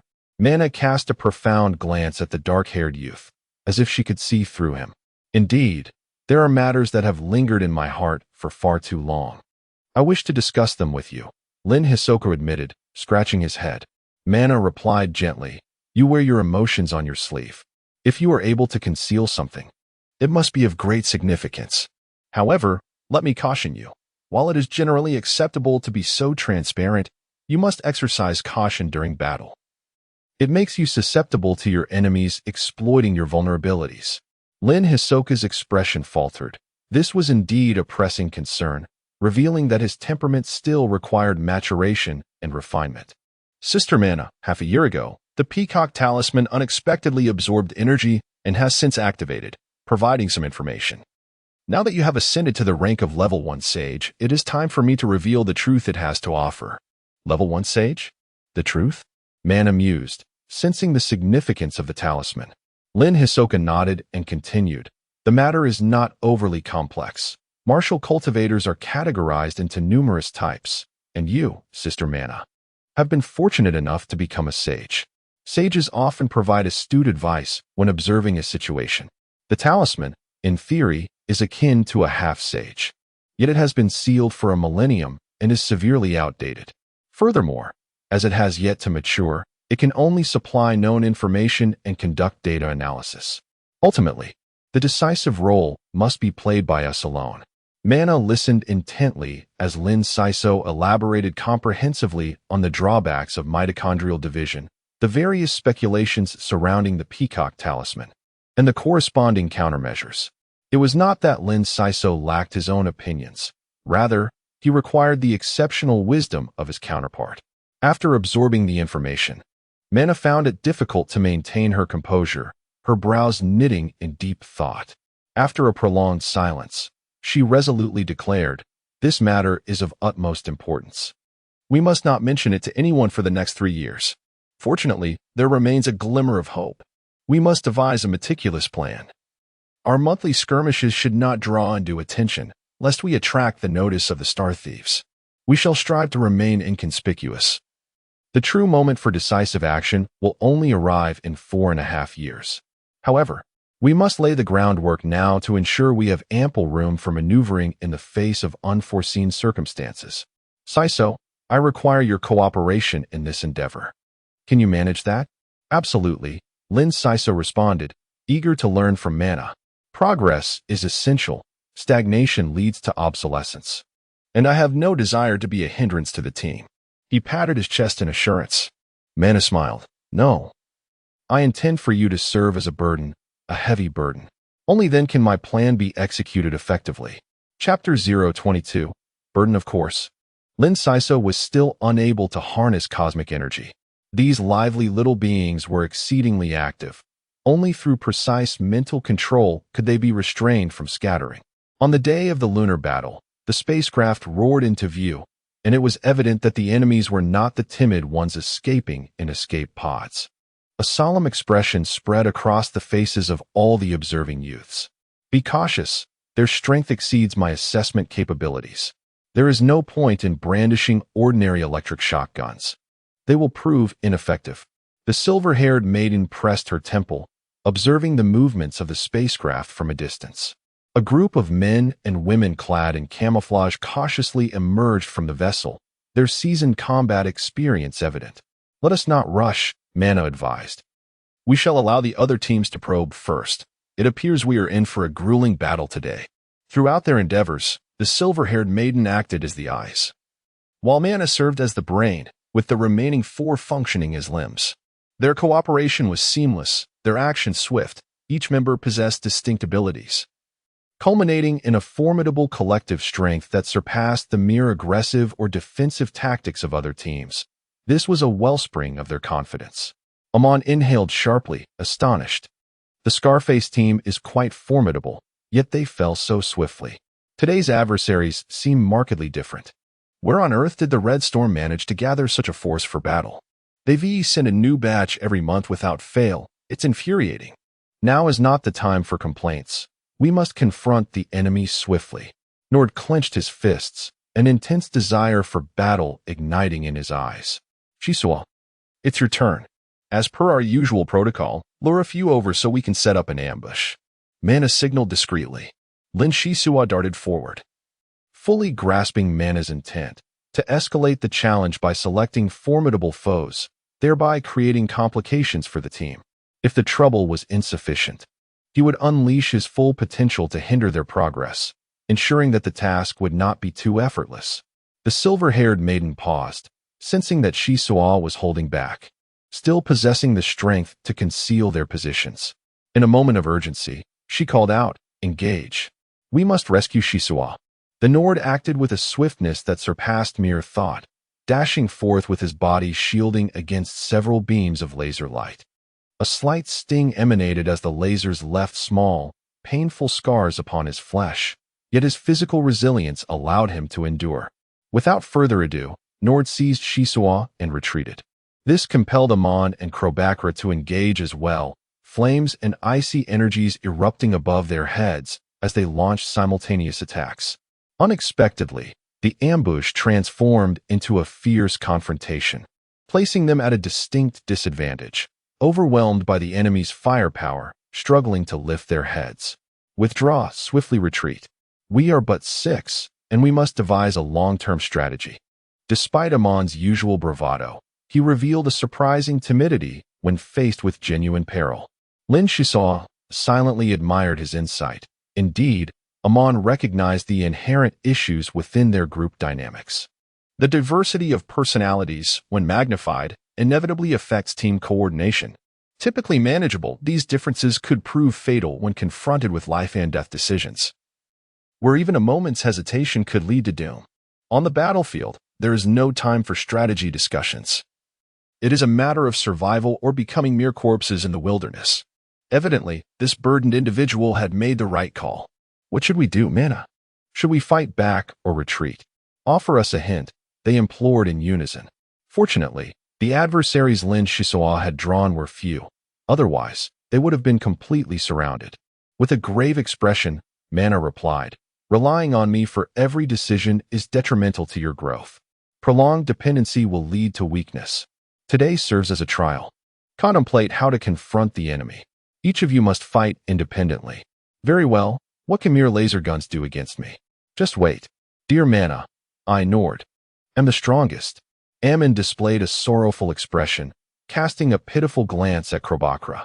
Accustomed to Mana's directives and the synergy with Hanan, he found the prospect of fighting independently quite disconcerting. He pondered inwardly, what should I do? Should I wait until Nord has sufficiently engaged the enemy before making my move? Clearly, this would be a disservice to my comrades. However, to act hastily would entail significant risks, as I lack Nord's extraordinary constitution. It seems that Mana was indeed correct. I have developed a profound dependency that warrants caution. Nord had already engaged the enemy, the sounds of battle reverberating fiercely. To his astonishment, the adversary wielded a particle grenade launcher, and he suffered considerable losses as a result. Despite his bravado, he ultimately succumbed, his head tilting as he lost consciousness. Mana, witnessing this, felt a pang of anguish and resolutely declared, "Cover for the others, we must retreat." Ammon and Krobakra joined forces once more, hastily concluding the skirmish.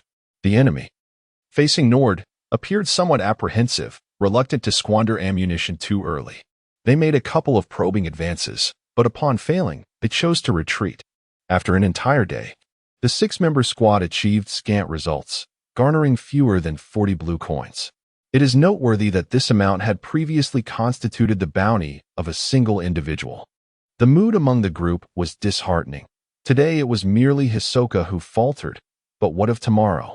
What if Mana were not by our side? Surviving through past tribulations was no mere stroke of luck. Including Nord, everyone began to reflect on their shortcomings. They convened to conduct a post-battle analysis.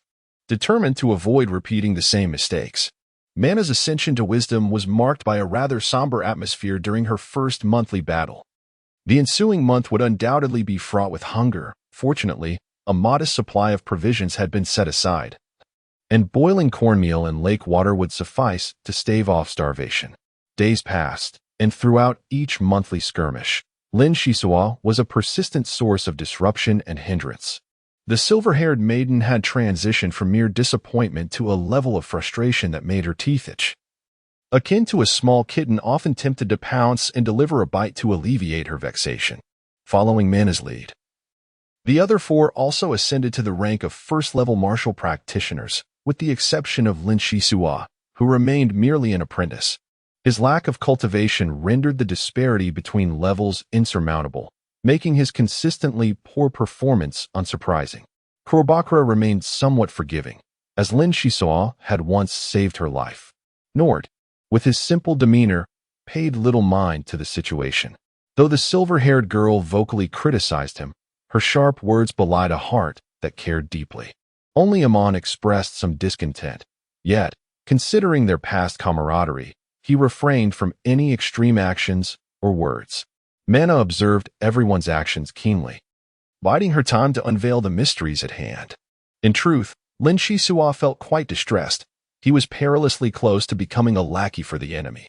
During battles, he often found himself unsure of which side he belonged to, all while maintaining a fade that was increasingly polished, his acting becoming flawless.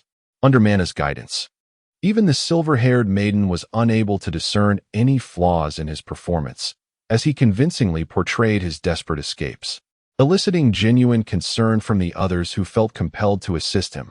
A year has quietly passed, and everyone has grown accustomed to the various surprises brought by Lin Shisua.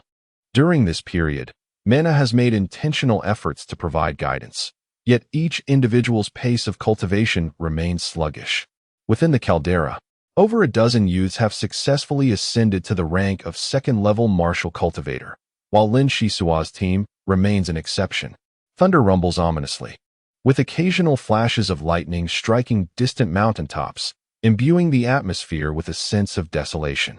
Lin Shisua, concealed beneath the lake's surface, sits in a meditative posture. Every individual carries their own little secrets. According to the information regarding the Peacock Amulet, he is a rather rare dual ability practitioner. Dual ability practitioners are typically those who possess 2 distinct abilities, either innately or through later development. These abilities tend to amplify exponentially, sometimes by several times or even dozens of times, upon reaching the martial cultivator level, thereby forming a source ability.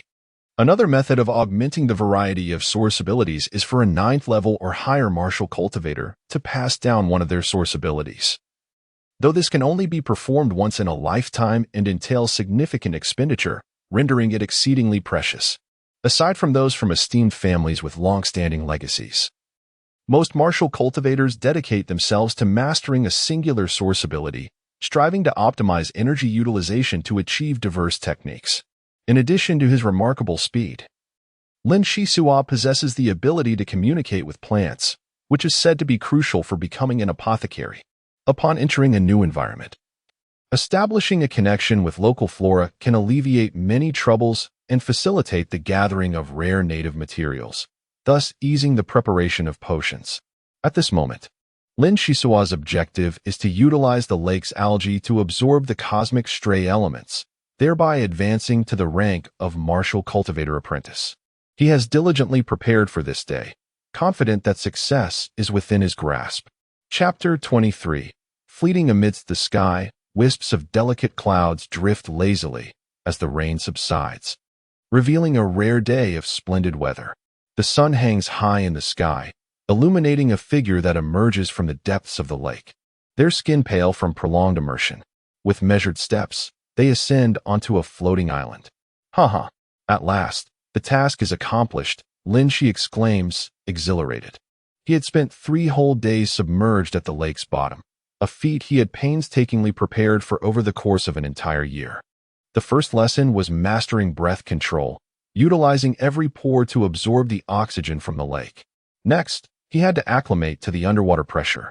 When transforming his body using cosmic energy, it was essential to do so in a particular environment, for future endeavors in similar settings would allow him to thrive effortlessly. The final and most crucial step involved harmonizing with the aquatic plants, merging his spirit with theirs to accurately capture the cosmic free elements and assimilate them into his being. These cosmic free elements also benefited the algae, as the capture process typically incurred a 20% loss. This 20% of cosmic energy was almost entirely absorbed by the algae, serving as a form of compensation for lending its essence. Lin Shi's gains were substantial. Although the hallmark of a martial arts apprentice is the capture of cosmic free elements, it is not merely a matter of indiscriminately forcing them into one's body to ensure safety. The process usually begins at the heart, gradually diffusing through the blood vessels, from the inner core to the outer layers, yielding far superior results. Upon learning of this, Mana diligently guided the team, meticulously controlling the free elements to enhance their physical prowess. This meticulous approach was a primary reason why no one in the group had yet advanced to the second level. Recently promoted to the status of a martial arts apprentice, Lin Shisua has discovered several subtle techniques. For instance, continuously exercising his abilities, despite consuming significant cosmic energy, yields beneficial effects for future applications. As Lin Shisua strives to maintain a connection with the algae, he refrains from unnecessary movements, focusing his efforts on establishing rapport with the flora, which has proven to be quite effective. Through the algae, he can vividly perceive the variations in weather over the past several hundred days and nights, as well as the damages inflicted upon the algae during storms. Plants possess a form of sensitivity, particularly the algae in the lake, which are simple, primitive, and singular in nature. The peacock once remarked that the flora on other planets exhibit more complex thought processes due to their competition for sunlight, soil, and water, rendering interactions less straightforward than with algae. Thus, it is indeed fortunate for Lin Shisua to encounter such a vast primary training partner. The diameter of the entire lake measures 8 to 9 kilometers. Typically, plants of such size exhibit strong self-defense mechanisms, making effective control a challenging endeavor. Not to mention, harnessing their extended sensory perception to capture stray cosmic elements is no small feat. Only those possessing formidable mental strength could potentially subdue them through intimidation. Lin Shisua's next objective is to continuously absorb cosmic energy through the algae, facilitating a qualitative transformation that will generate source abilities, ultimately culminating in his evolution into a first-level martial artist. After a moment of elation, Lin Shisua pondered, if this trajectory continues, he should be able to catch up with his peers. However, one misstep could lead to irreparable consequences, leaving him in a state of uncertainty about when this journey would conclude. As Lin Shisua pondered deeply, a fierce battle raged within the circular valley. with the Red Storm dispatching its elite star pirates to engage in combat. Faced with an overwhelming onslaught, the young warriors found themselves in dire straits and had no choice but to unite under the command of Mana and another sage to resist the enemy. Lin Shisua, needing to devote himself to rigorous training, had taken a leave of absence for a month and a half. In truth, his absence allowed the team to perform with greater efficiency, leading them to tighten their belts and bid a tearful farewell as they parted ways. After the departure of the harbinger of misfortune, one would expect joy to prevail, but fate had other plans. The Red Storm unexpectedly escalated the difficulty of the lunar battle, even going so far as to send their own forces into the fray. The fierce conflict persisted for a full day and night, resulting in the sacrifice of 12 young warriors, while the Star Pirates suffered losses amounting to 30 times that figure. Both sides fought with unyielding fervor, employing every conceivable tactic. The survivors among the Star Pirates were predominantly elite fighters, including 3 formidable martial practitioners, suggesting the unfathomable strength of the Red Storm. The silver-haired maiden remarked with annoyance, "If you were here, it would surely be worse." The Star Pirates were equipped with advanced technology, including thermal trackers.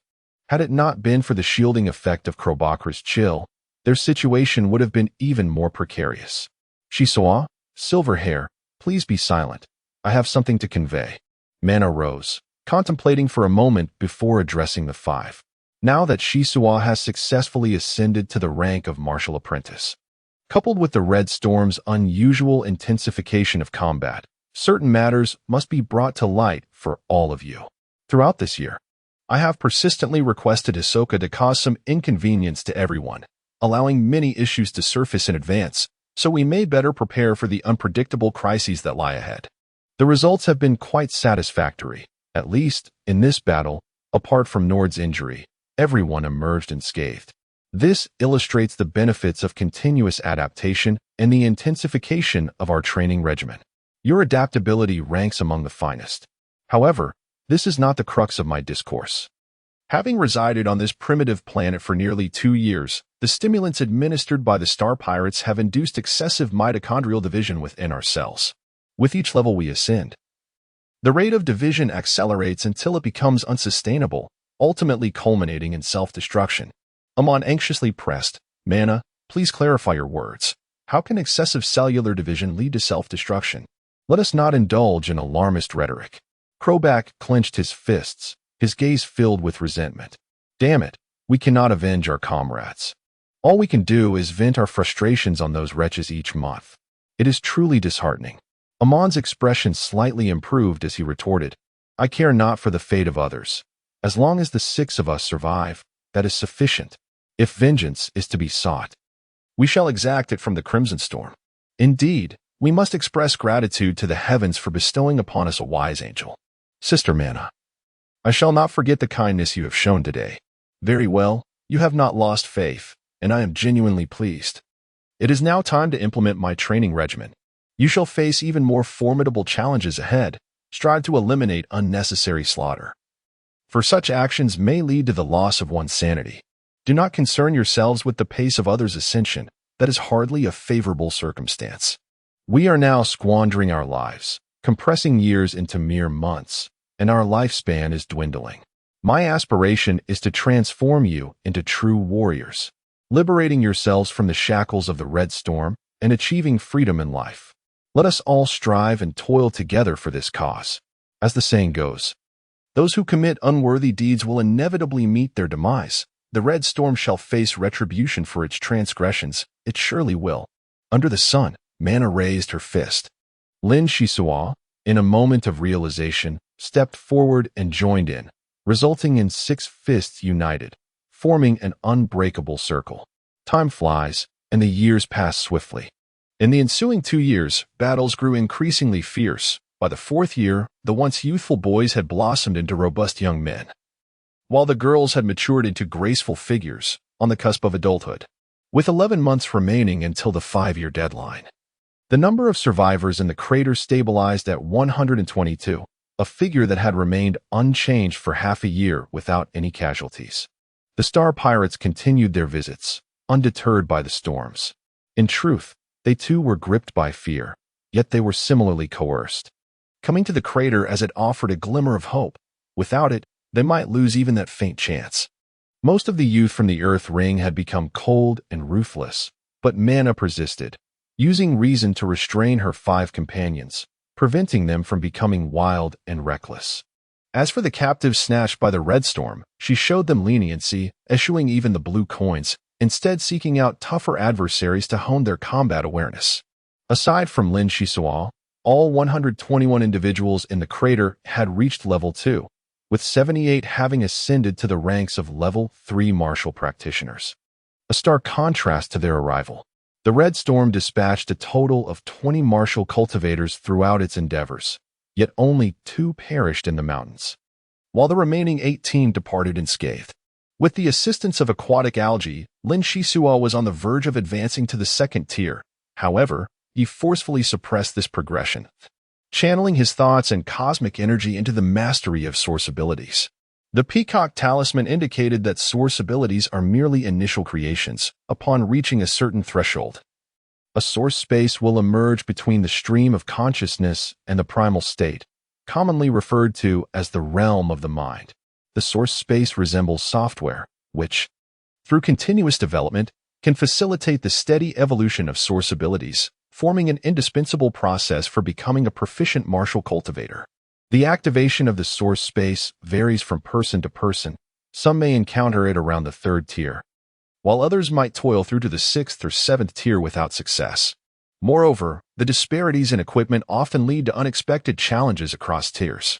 While rank does not encompass all, lacking a rank is utterly untenable.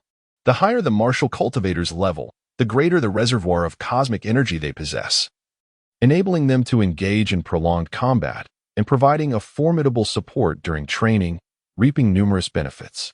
Chapter 024. The Turn of Events. Shisua, are you there? A graceful figure emerged through the layers of mist, gradually approaching. The newcomer boasted striking silver hair and bore a dagger at her waist, a birthday gift from Shisua that she never partook without. With your keen eyesight, can you not see me? What brings you here? The young man with dark hair replied while seated upon a rock, his gaze revealing a faint green hue imbued with a unique tranquility. Although he appeared amiable and approachable, a resilient spirit lay buried within him. What is the matter? Am I not allowed to visit if there is nothing wrong? Shouldn't you be elevating your rank? According to the descriptions of the Warring Star pirates, the Red Storm is concealed on another continent of this planet. Recently, there has been a surge in ship traffic, actively reducing personnel. A little more strength is always advantageous. Ah, you 2 lovebirds are once again indulging in your affection, which is truly enviable. Unbeknownst to me, a figure suddenly appeared beside me, short in stature, completely bald, with an indescribable air of hostility in his eyes. The voice belonged to Amon. What a killjoy, unable to handle Krobakra himself. What good is it to envy others? Sister Mana once remarked that emotions are a luxury for us at this moment. With our lives at stake, everything else is mere idle chatter. The silver-haired woman's expression turned slightly cold. Lin Shisua chuckled and teased, I must ask you, Amon, do you have any idea how many women are present in this entire crater? Let me enlighten you. There are 19, constituting just over 15% of the total. Among the 3 of us men, we are fortunate to have 3 in our midst. How many more are secretly coveting? You probably cannot even begin to imagine. They would be ecstatic just to exchange a word with a woman for half a year. Therefore, Krobakra giving you the cold shoulder is, in fact, a rather delightful occurrence. Wouldn't you agree? Amon's face turned a deep shade of crimson as he bellowed, You little brat, this time I will definitely take you down. With a swift wave, a wall of fire surged toward him, but Lin Shisua had long since vanished, a voice echoing from afar. Fool. Practice for a few more years before trying to show off. Live a little longer, I'll be waiting. The firewall was instantaneously obliterated. Yet Amon surprisingly displayed not a trace of anger. Instead, a faint smile crept upon his lips. He mused to himself, that pesky brat has certainly honed his escape skills. After being tormented by him for years, I've lost my temper. Now, even if I were to be enraged, I find it difficult to muster any enthusiasm. It is truly vexing. From the depths of the mist, a voice remarked. I cannot fathom how one becomes increasingly childlike with age. There are matters to discuss with you all. Please gather around. Before long, 6 individuals convened. Nord, robust and brawny, had matured into a stalwart man. Krobakra, tall and slender, towered over Amon by half a head, presenting quite an odd pairing. Manna, with a serene demeanor reminiscent of a neighborly girl, concealed her wisdom and experience beneath an unassuming facade. Once all were present, Manna directly addressed the group. Over the past 6 months, through meticulous preparation, I have managed to accumulate a portion of provisions sufficient for 1.5 months. Therefore, I have resolved that unless extraordinary circumstances arise, we shall abstain from combat this month and merely maintain a semblance of presence on the periphery, allowing us to properly rejuvenate ourselves in anticipation of unforeseen events. Lin Shisua inquired with curiosity in anticipation of unforeseen events. Sister Manna, have you discerned something? Otherwise, you wouldn't be so cautious. Nord chuckled heartily. Fear not. With the mightiest Nord by your side, no enemy shall breach our defenses. Those star pirates should count themselves fortunate that I refrained from intervening, as it lessens their threats considerably. And as for our brother teams, with no one to contest their prey, they might find their endeavors rather dull. Wouldn't you agree? However, Nord, lacking the astuteness of Manna, the extraordinary speed, the foresight to avert calamity, and the combat prowess of Amon and Krobakra, possessed little beyond his formidable physique. However, this individual possesses a commendable trait. He is obedient and listens to Manna's directives. A person lacking advantages may sometimes be prone to impulsive decisions, compelling Manna to resort to this strategy, urging him to engage and confront challenges. When his physique reaches a point of fearlessness towards most weaponry, and his reflexes become almost instinctual in battle, then there will be no cause for concern. Such cunning and restraint are indeed rare qualities. The more formidable Nord becomes, the more delighted Lin Shisua feels. The bond among the 6 individuals is exceptional, as they frequently place their lives in each other's hands, akin to brothers. 5 days later, 100 spaceships descended from the heavens, 30 armored vehicles entered the battlefield, and 300 fully armed mechanical spiders scuttled across the terrain. 1,500 space pirates arrived, heavily equipped, presenting an unprecedented display of strength that left everyone awestruck. A rumble of energy erupted, and Manna, somewhat astonished, asserted, "It is the power of the red-haired one. He has indeed ascended to the rank of a 4th-level martial artist, without a doubt." Amon stood with his arms crossed, a look of disdain on his face, remarking, "Only a fool would engage in reckless bravado. He will only meet a swifter demise. Let him toy with so many enemies." Shisua, you share a common past with the red-haired one. How well do you truly know him? Lin Shisua gazed into the distance, a faint smile gracing his lips. To be the first to attain the rank of a 4th-level martial artist speaks volumes of his innate talent and diligence. Meanwhile, I am still languishing at the 1st level. His progress is remarkable, and it surely indicates qualities worthy of our admiration. I have heard he is surrounded by over 30 companions, enjoying a life of comfort and indulgence. Occasionally, he would bully the weak for his own amusement, and in recent years, he had developed a penchant for bloodshed. Regrettably, I had never encountered him directly until now, presenting a prime opportunity to gauge the extent of his prowess. With a series of resounding explosions, 5 or 6 mechanical spiders were obliterated, scattering into disarray. The crimson-haired man strode confidently over the wreckage, his assaults deftly deflected or intercepted by a layer of distorted energy shields, exuding an air of arrogance. A bystander exclaimed, "So formidable! Truly the strongest in the Earth Ring star. Charging forth surely guarantees victory." The crowd was invigorated, and many joined the fray, eager for a swift resolution. The red-haired man, having just ascended to the 4th level, was blinded by a reckless confidence in his current strength. Aiming for an auspicious start to instill fear in the space pirates and all inhabitants of Earth Ring Star, thereby claiming dominion over this territory. The cacophony of battle resonated. Hour after hour, yet as the 3rd hour approached, the space pirates showed no signs of waning in their assault, while the situation for Earth-ring star grew increasingly grim. 2 had perished, and further retreats ensued. The initial vigor had been thoroughly depleted, leaving them at a distinct disadvantage. Mana furrowed her brow in alarm. Something's amiss. We must withdraw immediately. The space pirates are brimming with renewed energy. This is far from the usual monthly skirmish. The vicinity of the ringed mountains glowed with a blinding light, a breathtaking psychic field enveloping dozens of kilometers. While it inflicted no tangible harm, the sheer magnitude of its reach was indeed disconcerting. A voice echoed in everyone's minds. "Greetings, young souls of Earth-ring star. It brings me joy to reunite with you. I bear tidings of a significant announcement. The originally designated 5-year term must be advanced due to unforeseen circumstances.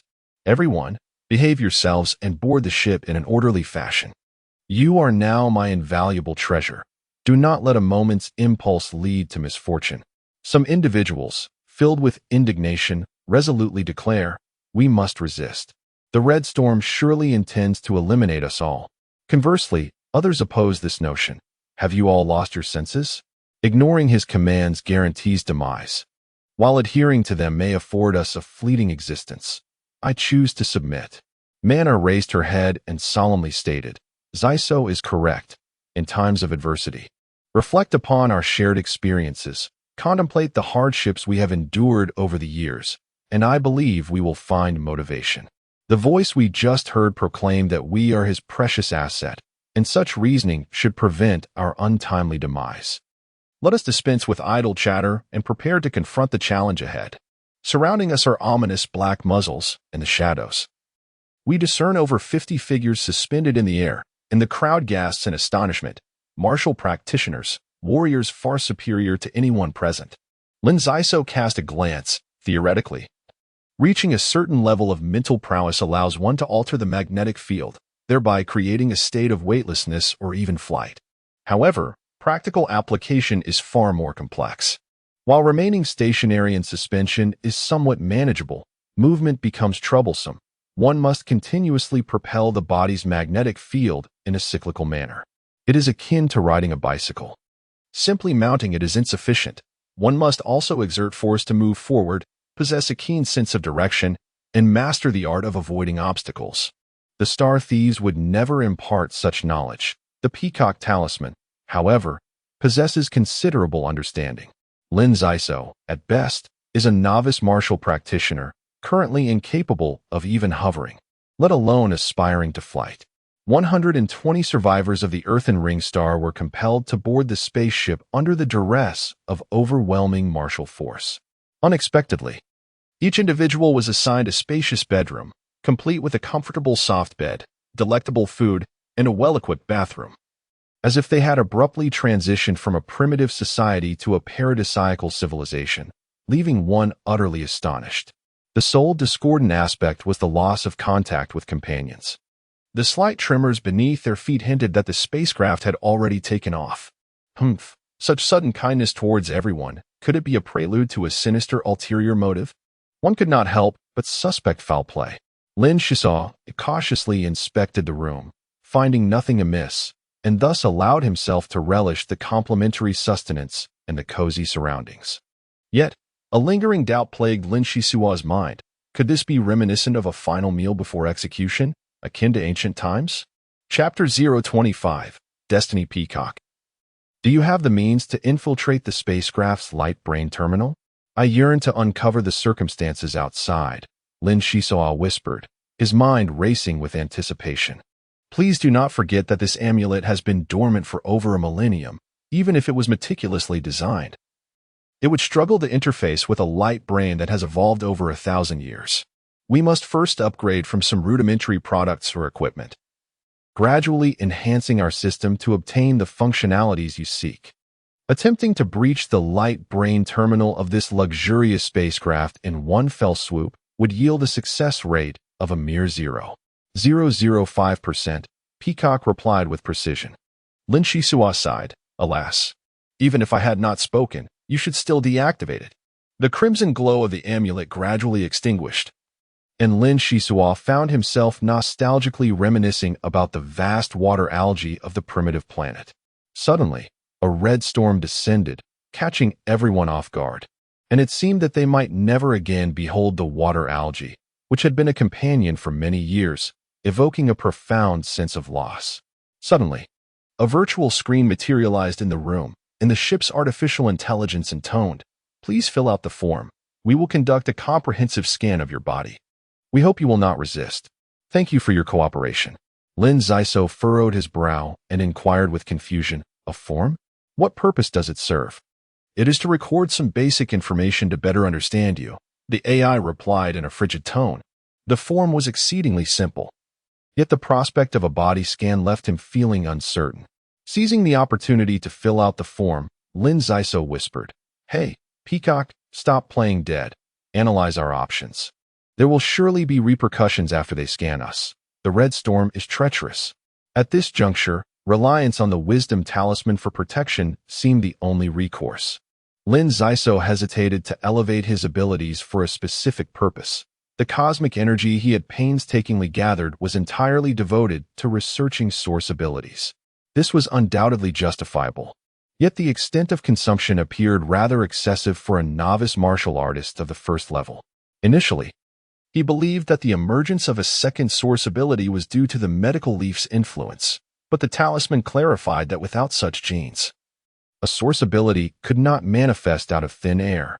It was not a product of external forces. Rather, it was Lin Zaiso's inherent potential. Long-term interaction with the aquatic algae had yielded new discoveries. The cellular vitality had not diminished but was, in fact, gradually recovering. If this continued, could there be a way to counteract the disadvantages posed by the excessive division of mitochondria? Lin Shisua was deeply moved. After countless attempts, he ultimately concluded that the source ability to communicate with plants had unwittingly shared a fragment of the vitality of the aquatic algae, though it was but a mere speck. Over time, it was sufficient to yield a modicum of life, as long as the rate of mitochondrial division did not accelerate further. Living an additional 10 or 20 years should pose no challenge. The virtual form was duly completed, inscribed with the details: Lin Shisua, male, 18 years old, first-level martial practitioner. Adept at fleeing. Alas, how embarrassing. The source abilities of others were increasingly spectacular, while mine, aside from a slightly swifter pace, my offensive capabilities were utterly dismal. I truly wonder from which ancestor this trait was inherited, as it seems I have merely inherited skills for self-preservation. How wonderful it would be to become an apothecary, to discover a means to heal mana and the others, thus breaking free from the shackles and living a joyful life. Thank you for your cooperation. The spacecraft will arrive at the ancient battlefield market in 3 days. Please make the necessary preparations. After a moment, the Peacock talisman finally spoke. Do not be concerned. This talisman has discreetly intervened, reducing the assessment of cellular vitality. A comprehensive scan consumes a substantial amount of energy, particularly concerning martial practitioners. Due to the transformation of the human magnetic field, a shielding effect is automatically formed, impeding external detection. Therefore, the longer the duration of the scan, the more formidable the strength it indicates. First-level martial practitioners are relatively unremarkable, with a 97.34 likelihood of attracting minimal attention. But the situation with mana and the others is less certain. Although they possess only second-level abilities, they are on par with third-level martial practitioners, making them rather exceptional. Lin Shisua was taken aback and hastily inquired, "Is there truly no way for you to assist them?" "I apologize, but I cannot assist. Upon my analysis, the situations of the 5 individuals vary slightly. Mana, being the sage, should possess the means to resolve the conundrum. In fact, she merely needs to appear compliant and maintain a calm demeanor, rendering her the safest among the 5. Nord, with his considerable physical strength, possesses minimal source abilities and is also quite secure. The true peril lies with the other 3, particularly Amon, who exhibits a certain neuroticism and is likely to jeopardize matters." Lin Shisua nodded in agreement, stating, "Indeed, apart from the 5 of us, Amon trusts no one, exhibiting a formidable mental barrier. I hope he demonstrates wisdom and refrains from impulsive actions." At this juncture, all Lin Shisua could do was pray for everyone, including himself. The ancient battlefield marketplace mentioned by the ship's AI before its disappearance surely bodes ill. After enduring 3 days, the door to the room opened without warning, and 3 armed space pirates entered with a chilling demeanor. They raised their weapons and fired. A powerful alloy-woven metal net was unleashed, nearly enveloping the entire room. Lin Shisua, with heightened vigilance, deftly evaded the net, using the wall to propel himself outward. However, 2 additional nets were launched, and within the confines of the relatively small room, maneuverability was severely hampered. He stumbled and fell to the ground, becoming ensnared in the metallic web, rendered immobile. We are aware of your impressive speed and your penchant for escape. Let me inform you, your fortunate days have come to an end. Today, you shall succumb to the whims of fate. Let us hope those dreadful buyers treat you kindly. The lead pirate signaled, and the other 2 hoisted Lin Shisua and carried him out of the room. A cacophony of chaos enveloped my ears as battles raged in adjacent rooms. Out of the corner of my eye, I beheld a golden-haired woman, none other than Mana. I called out urgently, "Sister Mana, are you all right?" She was compelled forward by 2 star pirates wielding firearms, her expression calm and composed. "Zaiso, let it unfold naturally. Do not resist," she advised. One of the star pirates delivered a vicious blow to the metallic net, cursing vehemently, "Damn it, among 120, you rank 120. Even when cornered, you remain uncooperative.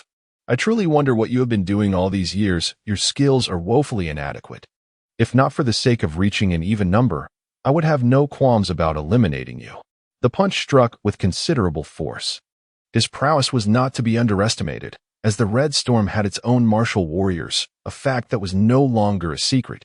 From the pirates' earlier remarks, it was clear that the survivors of Earth Ring would be sold as commodities, and the buyers were anything but ordinary, left with no means of resistance. I resigned myself to the unfolding events. Outside the spacecraft, chaos reigned, resembling a vast wasteland. I was unceremoniously thrown into a dilapidated metal cage as the star pirates departed. A holographic screen automatically emerged beside the cage, displaying forms and data I had previously filled out. Cloaked figures gathered to observe, shaking their heads in evident dissatisfaction after reviewing the information. I struggled to accept this grim reality, my eyes clouded with confusion. Is this truly our fate? After 5 arduous years, teetering on the brink of life and death, with a mere fraction of survival odds, was it all merely to be showcased as merchandise? Nearby, a voice erupted in laughter. "Have you reached the 4th level? You seem quite impressive. What is the price? We are very interested." The star thief of the Red Storm boasted, "This is undoubtedly a remarkable bargain, starting at 6 units of refining crystal, which cannot be lowered further. This young man possesses exceptional talent. It is highly probable that he will ascend to the rank of a 6th-level martial artist within a few years. Should he meet certain stringent conditions, he could transfer his source abilities, rendering him a veritable treasure trove." The black-robed buyer at the forefront inquired. 6 units of refining crystal seems rather steep. However, this young man's data is indeed impressive. What is the duration of his usability? Do not deceive us. Very well. I shall purchase him. His source ability is explosive energy, which will be immensely beneficial as we delve into a gaseous planet. With a final bid of 7.5 units, the transaction concluded, as such items are seldom seen. Amidst the clamor, the fiery-haired seller ultimately finalized the deal at 11 units of refining crystal, and the young man was taken away, encased in a weighty apparatus. Lin Shisua was completely dumbfounded. The peacock amulet had previously elucidated that refining crystals are cosmic energy condensates, often existing in unique forms. Such items are indispensable for martial artists, greatly assisting in their cultivation. In his myriad contemplations, he could not fathom that the Red Storm was trading individuals as commodities for refining crystals, signifying that everyone would be separated, traversing vast distances across star domains and galaxies. Fortuitously, Sister Mana had informed them that if they were to part ways, they would reconvene at the Great Rift on planet SK-937 after 10 years. As they only knew this planet by its designation, it became their sole opportunity. Lin Shisua thought with resignation. The sales were exceptionally brisk, The Red Storm had sold 36 individuals, and it was not until 12 hours later that the pace began to ease. Lin Shisuo remained unaware of what fate awaited him when suddenly he was entranced by the appearance of a silver-haired girl outside the cage. Chapter 026. Bargaining. Ahsoka, I am well. Do take care of yourself. Remember my name, Amelia Rowanda Tiffany. Amelia? Your name must hold a special significance, Lin Ahsoka inquired. Someone interjected, that is of no concern to you. It is surprising to encounter a member of an ancient family in the black market. Amelia is far more fortunate than you. As long as we take notice of her, she shall not descend further into despair. Although Amelia implored me to rescue you, the family adheres to its own rules. We do not act without reason. The mere fact that you are allowed this meeting is already a concession. Bid your farewells quickly. I am pressed for time. The speaker was clad in a black robe, and astonishingly, no matter how hard one tried, their features remained obscured. However, judging by the voice, it was likely an adult female. At this point, Amelia was sobbing uncontrollably. Her sorrow unfathomable, the hope of ever meeting again was exceedingly bleak, akin to a farewell. The cloaked woman gently struck a gesture, causing Amelia to faint, then cradled her in her arms, mockingly stating, I have seen many a toad yearning for swan meat, but this base creature is a first. A level 1 martial artist. Those interested in purchasing you are either flush with crystals or utterly bored. Of course, the Red Storm may very well dispose of unsellable goods. For now, I bid farewell on Amelia's behalf. Our paths may not cross again. Lin Hisoka remained impassive, yet inwardly mused, in the vastness of the third galaxy. Is there truly not a single good soul? In my desolation, I find myself subjected to further cruelty. Truly, the heart of a woman can be most venomous, as the ancients have wisely cautioned. Yet, what does her origin matter? As long as Amelia remains unharmed, the opinions of others are but the wind's whispers. Unexpectedly, with a grave countenance, I declare, treat her well. Should I discover that Amelia has endured even a modicum of distress, I shall rise from the depths of hell to exact my vengeance upon you. Furthermore, allow me to advise against mocking a first-level martial artist. After all, even those at the 12th level have ascended from the first. Our paths are destined to diverge indefinitely, while Amelia's will surely intertwine with mine. Depart swiftly from this place, lest Amelia awaken to witness your vile countenance. Humph, you remain oblivious to whom you are facing. Savor the ambience here, and may you fetch a handsome price. The woman in the black robe, accompanied by the silver-haired girl, Amelia, departed, granting Lin Shisuo a fleeting sense of relief. One among the 6 had managed to escape peril so swiftly, worthy of celebration. Soon, he beheld Nord being escorted away by 3 ruffians. His frantic cries for mana echoing in vain, met only with a brutal beating. This lad's resilience to pain was evidently not in vain, as he stood undaunted against their blows. Yet, it was clear that his captors were no benevolent souls. The leading brute conjured a sphere of light in his hands and unleashed it upon Nord's head, thereafter dragging him away like a lifeless dog. Blood streamed relentlessly from his mouth and nostrils, painting a scene too harrowing to endure. Lin Shisuo's vision blurred, tears cascading silently down his cheeks. A man may shed tears, but only when the heart is truly wounded. Henceforth, we are worlds apart. Can we truly hope to reunite in 10 years? Will we even survive to witness that day? The answer remains shrouded in an enigmatic uncertainty, steeped in confusion. After enduring all that has transpired, Amon is no longer infused with vigor. His gaze has dulled, evoking a sense of sorrow in those who behold him. To Lin Shisuo's astonishment, Mana managed to persuade the buyer through some unknown means, and surprisingly, she brought along Klobakra. The presence of the two together offers a semblance of comfort. Among the 6, only Lin Shisuo remains stranded in this place, gazing longingly at the outside world in hopes of finding a favorable escape. Half an hour later, Lin Shisuo sensed someone observing him. He lifted his head, scanning the vicinity until he pinpointed his focus. It was a middle-aged man of average stature, possessing an unremarkable appearance, slightly balding. His smile was cunning, tinged with a hint of self-satisfaction. This man wandered through the market at a leisurely pace, circling repeatedly yet refusing to vacate this street. As time passed, the crowd dwindled, The Red Storm thrived, and from the original 120, only a scant 7 remained, with Lin Shisaw naturally at the bottom of the ranks. A transaction was made, 1.8 units of refining crystal, and this young girl is indeed your personal favorite. Lin Shisaw observed that this so-called young girl was, in fact, the eldest female survivor among them. However, her naturally petite and delicate form, coupled with an often pitiable expression, led first-time onlookers to underestimate her. Yet, to do so would come at the cost of one's life. Her left fingernails were sharp and formidable, serving as a terrifying weapon. To speak candidly, given the abilities of the young girl, it is rather perplexing that she has only managed to sell a mere 1.8 units of refining crystals.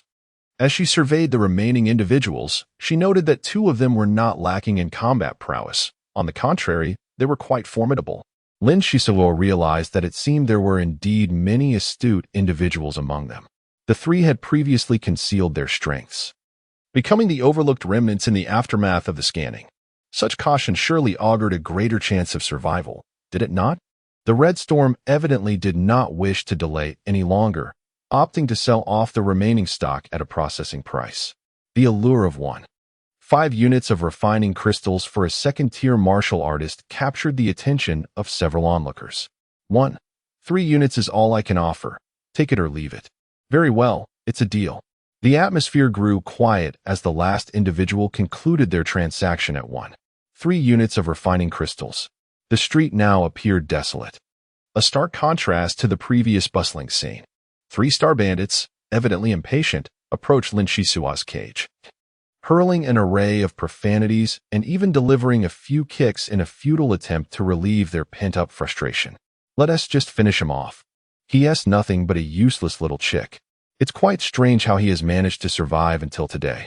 Can a living person truly be suffocated by urine? Selling a unit of refining crystals, after all, is merely a second-rate product. At that moment, a middle-aged man rushed onto the street, panting heavily as he approached. Where is it? Please tell me, where are the martial artists cultivated by the Red Storm? Why haven't I seen them? Hey, you're too late. There is only this one person left. 2 units of refining crystals, non-negotiable.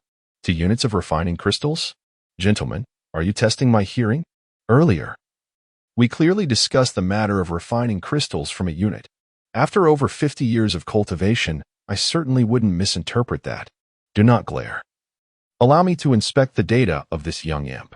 Provided that the refining crystals from 2 units are indeed of utility, they are not excessively costly. The middle-aged man chuckled. The expressions of the 3-star bandits softened slightly, yet in an instant, a deafening exclamation pierced their ears. The middle-aged man bellowed. What on earth is the Red Storm thinking to dare present such inferior goods? Are you truly the Red Storm? Surely, you cannot be imposters? After the Red Storm sells out, do you simply toss anyone into a cage to deceive us latecomers? Such treachery is intolerable. You mustn't speak such nonsense. Who would dare impersonate the Red Storm? Do they possess the audacity of a bear's heart and a leopard's gall? Are they not afraid of our retribution? The Star Bandit retorted, eyes wide in defiance. The middle-aged man paused, then vigorously nodded. Indeed, the Red Storm is notoriously formidable.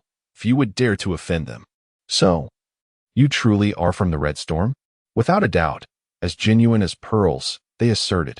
0.1 units? You must be jesting. I am a first-level martial artist. The Star Bandit seethed with indignation. Realizing that the time for boarding was swiftly approaching, he suppressed his fury and declared, 0.8 units of refining crystals. This is already our utmost concession. 0.5 units. Do not test the limits of our patience as Star Bandits. Truly vexing. How did you come to know of our affairs? 0.3 units. If not, I would rather destroy the item. 0.3? Very well. We have a deal. Lin Shisua felt a bit dizzy. His red hair had been sold for a mere 0.3 units. And the middle-aged man before him haggled without the slightest flicker of an eye. Such parsimony suggested that the days ahead might be fraught with difficulty. Chapter 027. Setting sail with a clang, the cage door swung open, and the middle-aged man chuckled. Not dead, are you? If you're alive, hurry and come with me. You'll surely fare better as my assistant than you did with the Red Storm. Stepping out of the cage, Lin Shisua found that, compared to the ruthless buyers, this middle-aged gentleman exuded a far more amiable demeanor. "Thank you for rescuing me, but I fear I may not be of much assistance," Lin Shisua remarked. The man smirked. "Do not mistake me for those ignorant space marauders. From you, I sense a breath of nature, while others reek of bloodshed. I wouldn't accept them even for free." That's 0. 3 units of crystalline flour must hold value. Having a first-level martial artist as a lackey is practically a windfall.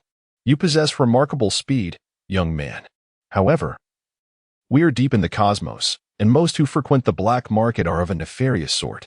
So, abandon any unrealistic notions. Following me might be quite advantageous. As I am a captain with a starship, life is not solely about combat. There are myriad intriguing pursuits awaiting us, such as exploration and the expansion of the starship, which is a powerful source for martial artists. Even if one day you seek vengeance against the Red Storm, it is not an impossible endeavor. Are you suggesting I am allowed to seek revenge? That I may leave? Lin Shisua's eyes widened, instantly invigorated. The middle-aged man before me possessed an astute understanding of human psychology, deftly addressing the concerns at hand. In mere moments, Lin Shisua's eyes rekindled with determination, as if hope had been revived. "Wait for me, sir. How can you walk so swiftly? You fool, the docking fees for the cruise ship are exorbitantly high. I have squandered a considerable amount of time in securing you at a lower price. From this moment forth, I am your creditor, and you shall be my laborer."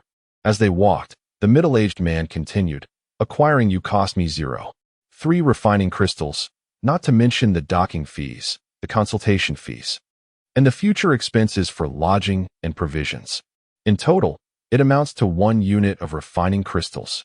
It seems you won't be able to repay this debt in less than 10 to 8 years, so you might as well settle down and work diligently for me. My demands are simple, loyalty and a lack of ulterior motives.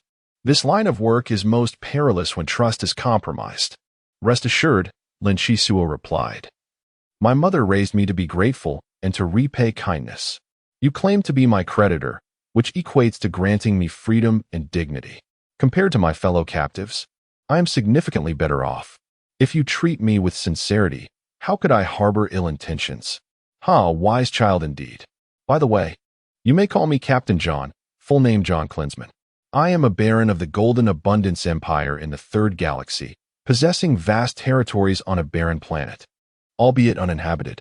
Captain John displayed his characteristic grin, somewhat cunning yet tinged with pride. Lin Shisua sheepishly scratched his head, reflecting that without the aid of the Peacock Talisman, the guidance of Sister Mana, the practice sessions with the Great Waterweed, and the ability to share life with plants, maintaining a positive mindset would have been a formidable challenge. He blinked and inquired, "What about the interstellar cruise ship? It sounds remarkably powerful. Is it an exploration vessel?" "Yes and no. You will soon understand." Navigating the chaotic streets?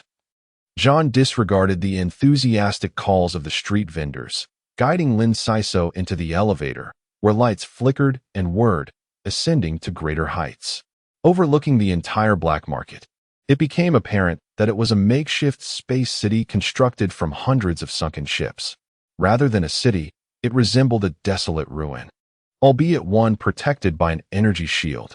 Clearly, this was a place shrouded in darkness, where countless sordid transactions transpired daily, instilling a sense of dread. "Here we are. Behold our future dwelling," John exclaimed, his voice lingering. Lin Saiso's mouth fell agape. Is this truly a spaceship? Perhaps it was marginally superior to the escape pod of the Red Storm, yet it was far from impressive. Before her lay an interstellar cruiser, a dilapidated space sailboat, with tattered solar sails coiling around its aged mast. The solar sails bore visible patches, stitched over patches, adequate enough for its journey. At the bow stood a pitiful antique particle cannon, the only redeemable aspect being the 2 wheels at the stern. These wheels were plasma vibrational thrusters, polished to a brilliant sheen, meticulously maintained, surpassing the capabilities of ordinary spacecraft. Lin Saiso nodded mechanically. It was no wonder Captain John had been so intent on awaiting the Red Storm's clearance of surplus goods. Surely, if that space pirate proposed a transaction involving 0 for refined crystals, he would turn away, for his resources were dreadfully limited. Previously, she had wondered why he trembled during the delivery of the refined crystals. Now it was clear, it was a matter of reluctance, a painful attachment. However, John's words held great wisdom. A son does not despise his mother's appearance. Nor does a dog disdain a poor home. Even a broken family can possess immense value. Was it not the case that Lin Zaiso had once resembled a little beggar in the sunken village? After languishing in that subterranean abode for 4 or 5 years, things had begun to improve. As long as he could escape the clutches of the Crimson Tempest, he would find happiness. His complexion instantly returned to normal, and a faint smile graced his lips. Uncle John, rest assured, entrust the spaceship to me. I shall endeavor to maintain it as if it were new. John retorted. It is an interstellar cruiser. She is not as simple as an ordinary spacecraft. We shall discuss this further, but we must leave this accursed place swiftly. The docking fees are exorbitant. Stepping onto the deck, Lin Zaiso was met with a chaotic array of scattered items. John hastily entered the cockpit to take control of the helm. Child, go raise the solar sail. The automated system has malfunctioned. Remember this monumental moment. My darling is named the Phantom. Lin Zaiso paused, contemplating. The Phantom, is it? The name seems rather appealing. With a light step, he swiftly positioned himself beneath the mast, exerting effort to pull the handbrake, and the solar sail unfurled with a creaking sound. Excellent, sails are full. Hard to port, and engage the thrusters at full speed. Destination, the territory of the Jin Feng Empire, advance. The vessel buzzed and hummed. Lin Zaiso barely managed to keep his balance. The ship's velocity was indeed remarkable, akin to a phantom. As the solar sail expanded, a faint protective shield enveloped the hull, guiding them toward the resplendent nebula. The ancient battlefield receded rapidly behind them, vanishing from sight within half a minute. As the starlight began to shift, John switched to autopilot, cheerfully making his way to the deck. He casually found a spot to sit, retrieving his old-fashioned pipe and puffing away vigorously, soon enveloped in a haze of smoke, a look of contentment adorning his face. Uncle, are we the only two aboard this vessel? Ah, I see. In that case, I shall commence with the cleaning. No rush. Let us converse, for in this vast universe, it appears we shall rely on one another. John nodded. Do not fret. I have learned that 5 years prior, the Red Storm offended a formidable adversary, which has rendered them cautious, hiding in their lair to prepare. They invested a considerable sum to acquire 4 basic interstellar cruisers, presumably to seek refuge in the outer galaxy. Their departure is for the best, one less threat to contend with. There will be ample opportunities for retribution, provided you remain safe. At that moment, Lin Shisua found it quite astonishing that the Red Storm had spent such a fortune merely to procure these inferior vessels. Observing John's earnest expression, he discerned no hint of deceit. However, the outer galaxy typically refers to perilous, uncharted realms, untouched by humanity, with heavily guarded entrances to hyperspace wormholes, making access anything but straightforward. At this juncture, John tucked away his pipe and, with interest, gestured toward the cabin.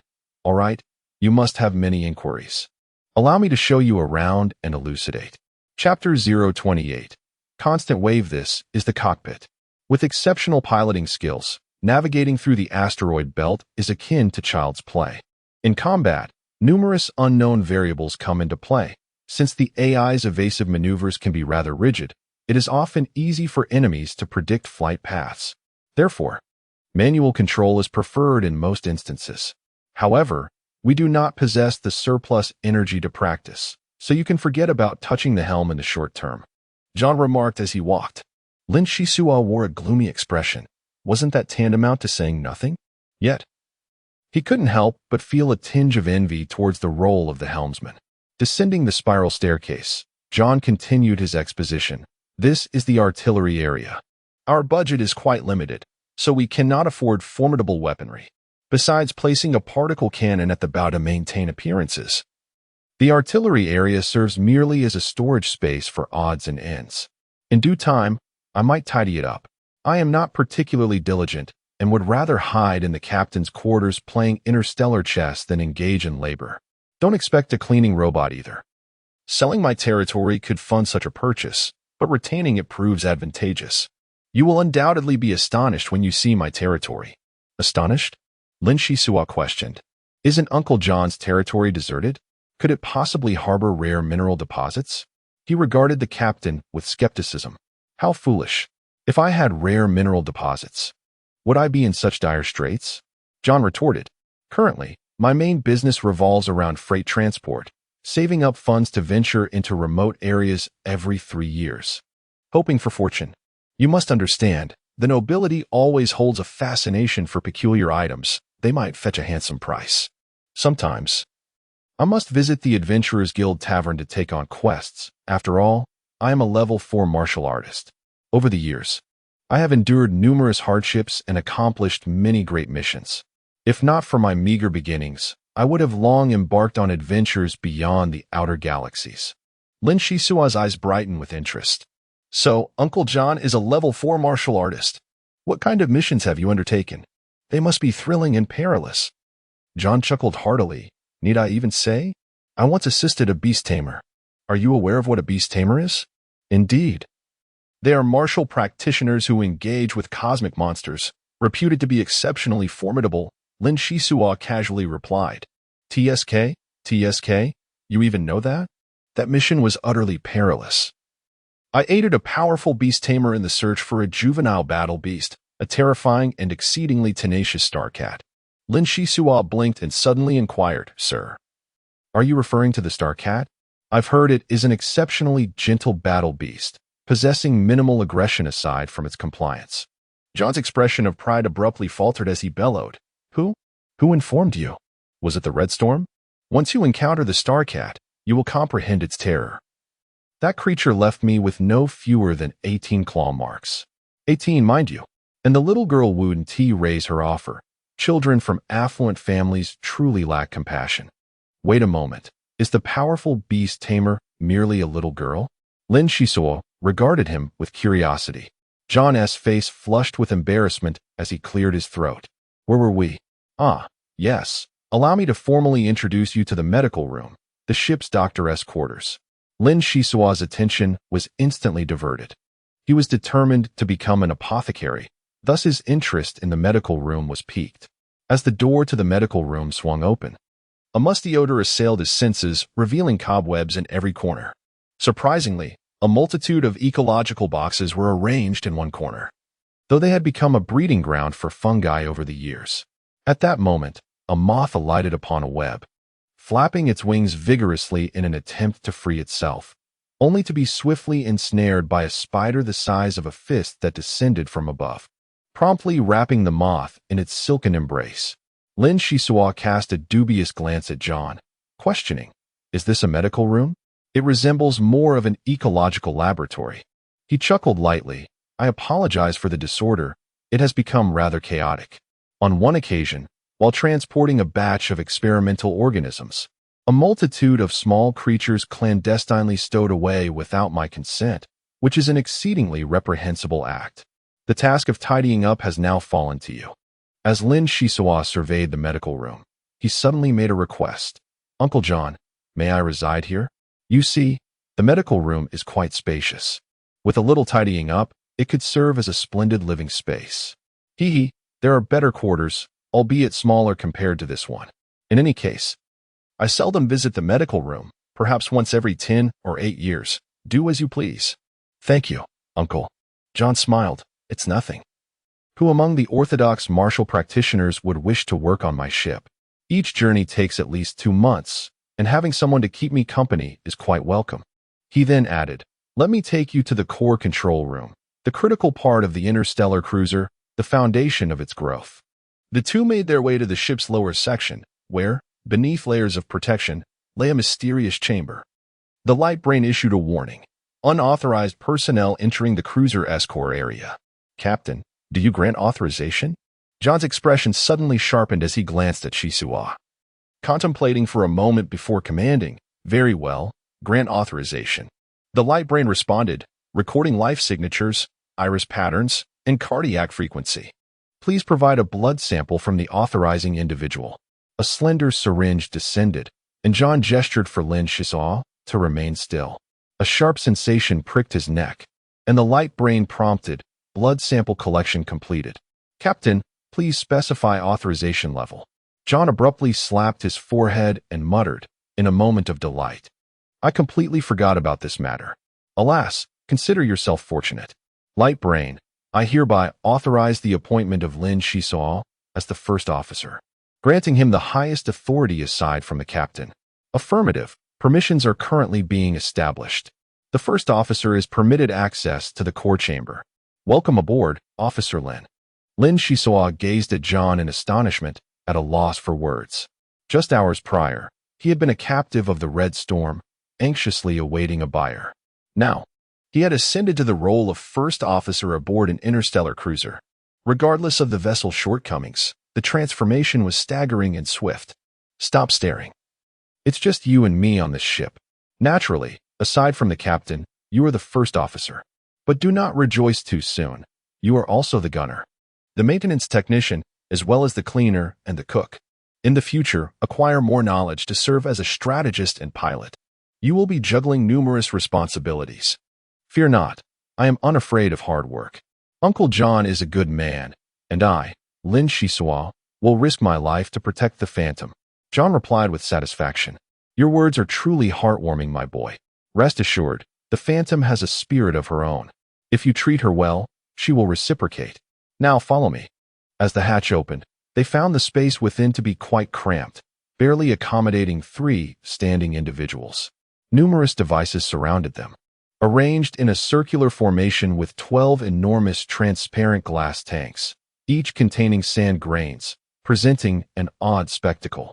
In the center of the chamber, a raised platform emerged, upon which lay a small collection of crystallized ore.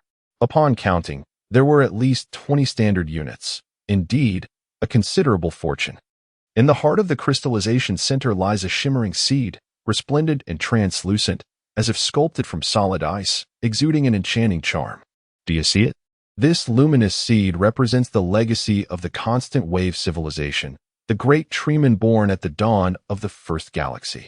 It can be said that the interstellar cruise ship epitomizes the perfect amalgamation of human civilization and the constant wave civilization, serving as the very cradle that nurtures the treeman.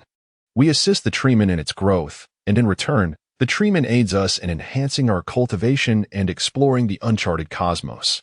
This symbiotic relationship has endured for over 3 millennia. Truly astonishing, isn't it? The constant wave civilization? The treeman born at the inception of the first galaxy? My heavens!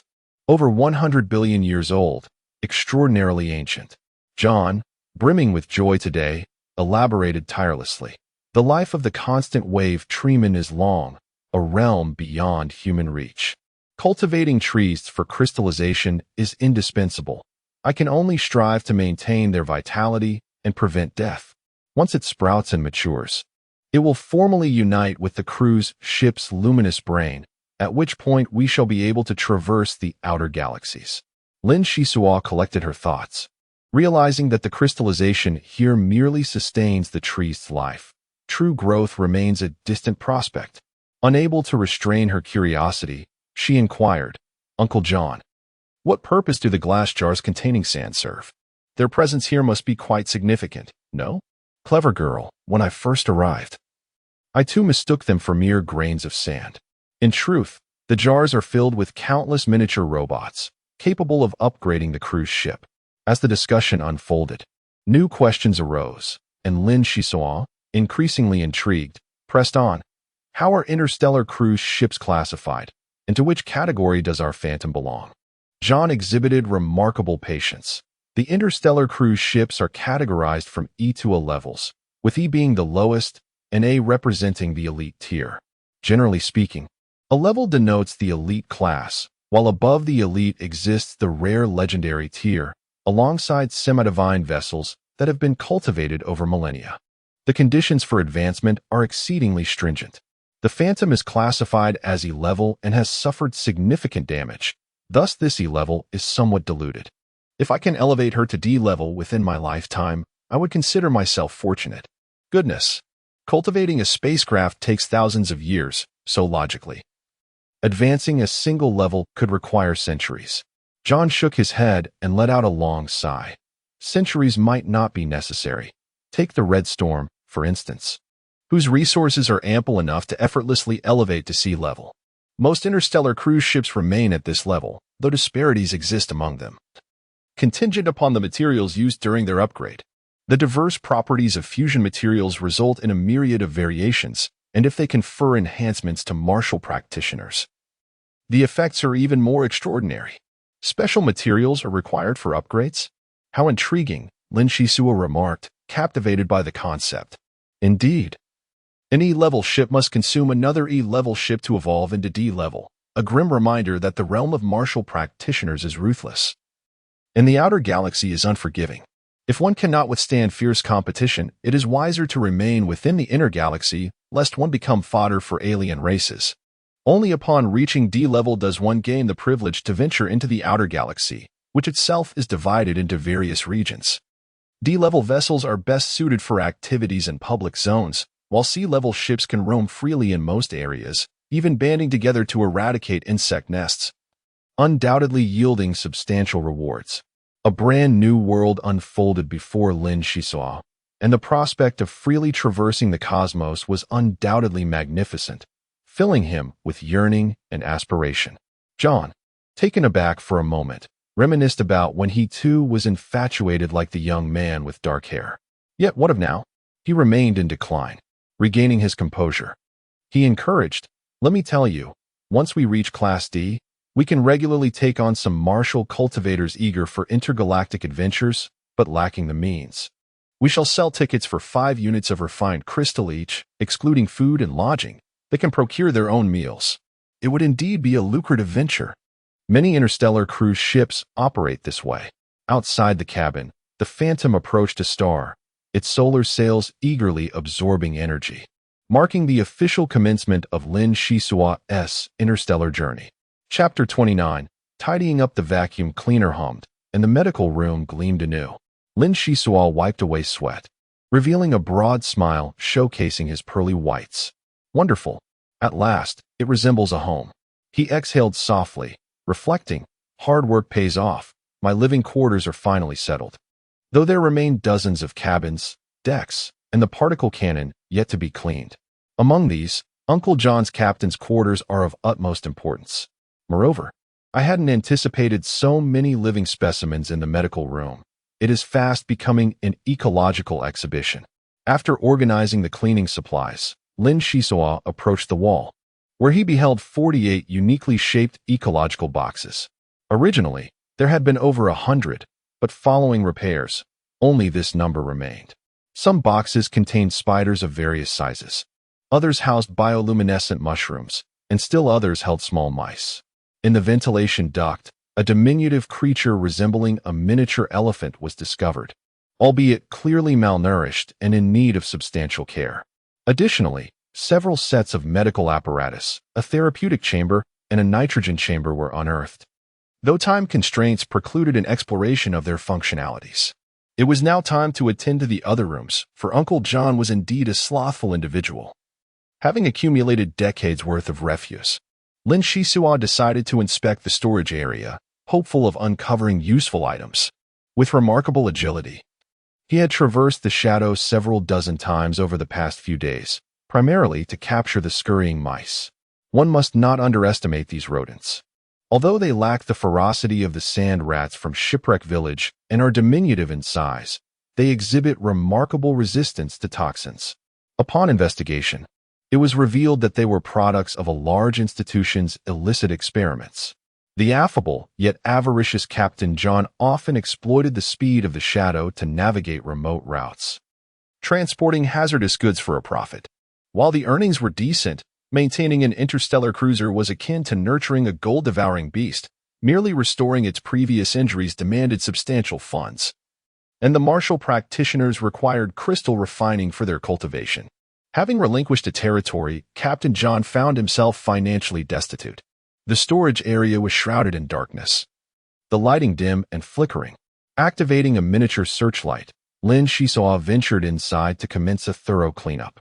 Suddenly, a long-forgotten voice echoed. Military wrist-mounted AI detected. Item damaged. Please assist the talisman in integration. Lin Shisao was momentarily taken aback, only to spot a sturdy-looking wristwatch amidst the clutter ahead. He was perplexed as to how it had come to rest in this place. Affixing the peacock talisman onto the watch, a radiant red glow pulsated incessantly. As half an hour passed, the crimson glow gradually faded, leaving the timepiece marred and worn, akin to being steeped in sulfuric acid for centuries, frail to the utmost degree. The talisman spoke. This is a military wrist-mounted light brain, originating from the Klinsmann family of the Jinfeng Empire. It contains stellar maps of the empire, along with several martial arts routines and a weapon analysis system. The repository of the wise talisman is adjusting based on intercepted information. Although we have acquired a portion of the light brain's energy, the consumption remains substantial. It is advisable to swiftly seek out crystal refining to enhance the talisman's power. Lin Shisao felt a sudden realization. Klinsmann was Uncle John's family, and the wrist-mounted light brain must have been left behind by his relatives, inadvertently benefiting the peacock talisman. This entity clamored for energy after each fusion, persistently recommending the search for crystal refining. Yet, I am still unaware of where to procure such crystals. I hardly have the leisure to attend to it. Upon contemplating this, Lin Shisao impatiently exclaimed, "Peacock, take a break. I am busy." To his surprise, the talisman responded. Please note, there is an object 25 steps to the left, produced by the Federation of Light, which serves to purify water sources. Astonished by such a remarkable find, Lin Shisao approached and discovered an ancient cargo box. It appeared to have been left behind during unloading, with half of the warehouse shrouded in darkness and clutter. It was quite normal for a box of goods to remain unclaimed. With a few deft movements, he pried open the box, revealing it lined with wood shavings, at the center of which lay a white device, measuring 30 centimeters on each side, adorned with interfacing ports, newly unsealed for the first time. Splendid. I am merely uncertain about its potential value. Perhaps it may prove beneficial for wilderness exploration. Lin Shisao, brimming with excitement, inquired, quickly, "Peacock, help me search other areas. There may be more treasures to uncover." Notably, a blue coin lay nestled within a crevice on the floor, 10 steps to the front. Aside from that, no other useful items were discovered. A blue coin? Is there only one? Allow me to investigate. Lin Shisao hurried to the indicated crevice, wielding a crowbar to lift the metal plate, revealing a cobalt blue coin before his eyes. Several hours later, Lin Shisao efficiently relocated energy lamps from inconsequential areas to the storage zone, finally concluding his dimly lit endeavor. After a month of diligent labor, the Phantom now possessed a semblance of propriety, much to John's delight, who could scarcely contain his amusement. What an exceptional aide and cleaner you are. You've dealt with heaps of refuse, tirelessly bustling about, and have thus breathed new life into this dreary interstellar cruiser. Lin Shisao, you are truly remarkable. Your culinary skills have improved remarkably over these past few days. Fetch a bottle of rum. Let us celebrate our accomplishments. Aside from the sun's sail being somewhat tattered, the ship is now spotless. John effused with praise. Uncle, are you so forgetful? The rum was consumed a few days ago. Numerous areas require repairs, and we should seize the opportunity to procure some maintenance tools. Moreover, we need space paint. A fresh coat is essential for a respectable appearance. Lin Shisao's eyes sparkled with hope. John, having no offspring and having invested all his resources into the Phantom, regarded the ship as his beloved. He shook his head and chuckled. Silly child, maintaining your current demeanor is already commendable. Why would I consider replacing the solar sails or hiring someone to repaint? It is to feign weakness to our adversaries. Never forget, E-class interstellar cruisers can only transcend their limitations through mutual consumption, thus advancing to D-class. There are intricacies to this. Generally speaking, the stronger the E-class cruiser that is consumed, the more rapid the subsequent enhancement. I do not wish for the Phantom to become prey, which is why I act thus. If you adorn her too beautifully, it may attract the attention of those with ulterior motives. Now, let us dine. Lin Shisao found John's words quite insightful. Maintaining a low profile was indeed the principle of survival. A glamorous exterior serves no purpose, rather, it invites the envy of formidable foes, which is hardly worth the risk. Haha, well then, let us eat. Suddenly, Lin Shisua recalled something and spoke while eating. Uncle. While tidying up the storage area, I discovered a water cube, a device capable of purifying water sources. It appears to be quite impressive.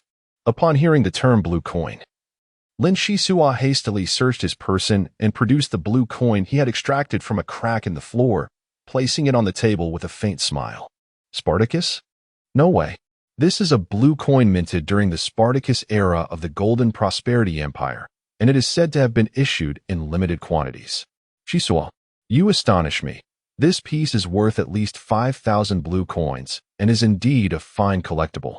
Lin Shisua was momentarily taken aback, his mouth agape, and after a considerable pause, he managed to utter, 5,000 blue coins? How valuable. Huh, who would have thought you were a little tycoon?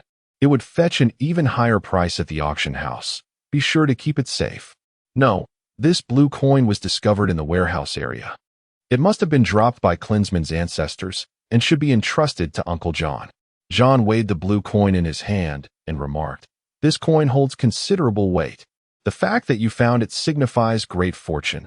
Thus, it is a lucky coin, and you should treasure it well.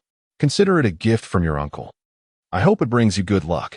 However, the Phantom has numerous parts that require replacement, and our food supplies are dwindling. Everything necessitates funding. Rest assured, the reason I can afford to buy you is that I previously made a profit, sufficient to cover our expenses for the next 6 months. Always keep a contingency plan. This lucky coin will serve as critical reserve funding in decisive moments. Additionally, let me share a secret with you. Do not be misled by the Phantom's dilapidated appearance. It conceals a life-saving skill akin to your source ability. It possesses remarkable speed. Remarkable speed? Isn't it already quite fast? Is this not its maximum velocity? A multitude of questions swirled in Lin Shisua's mind.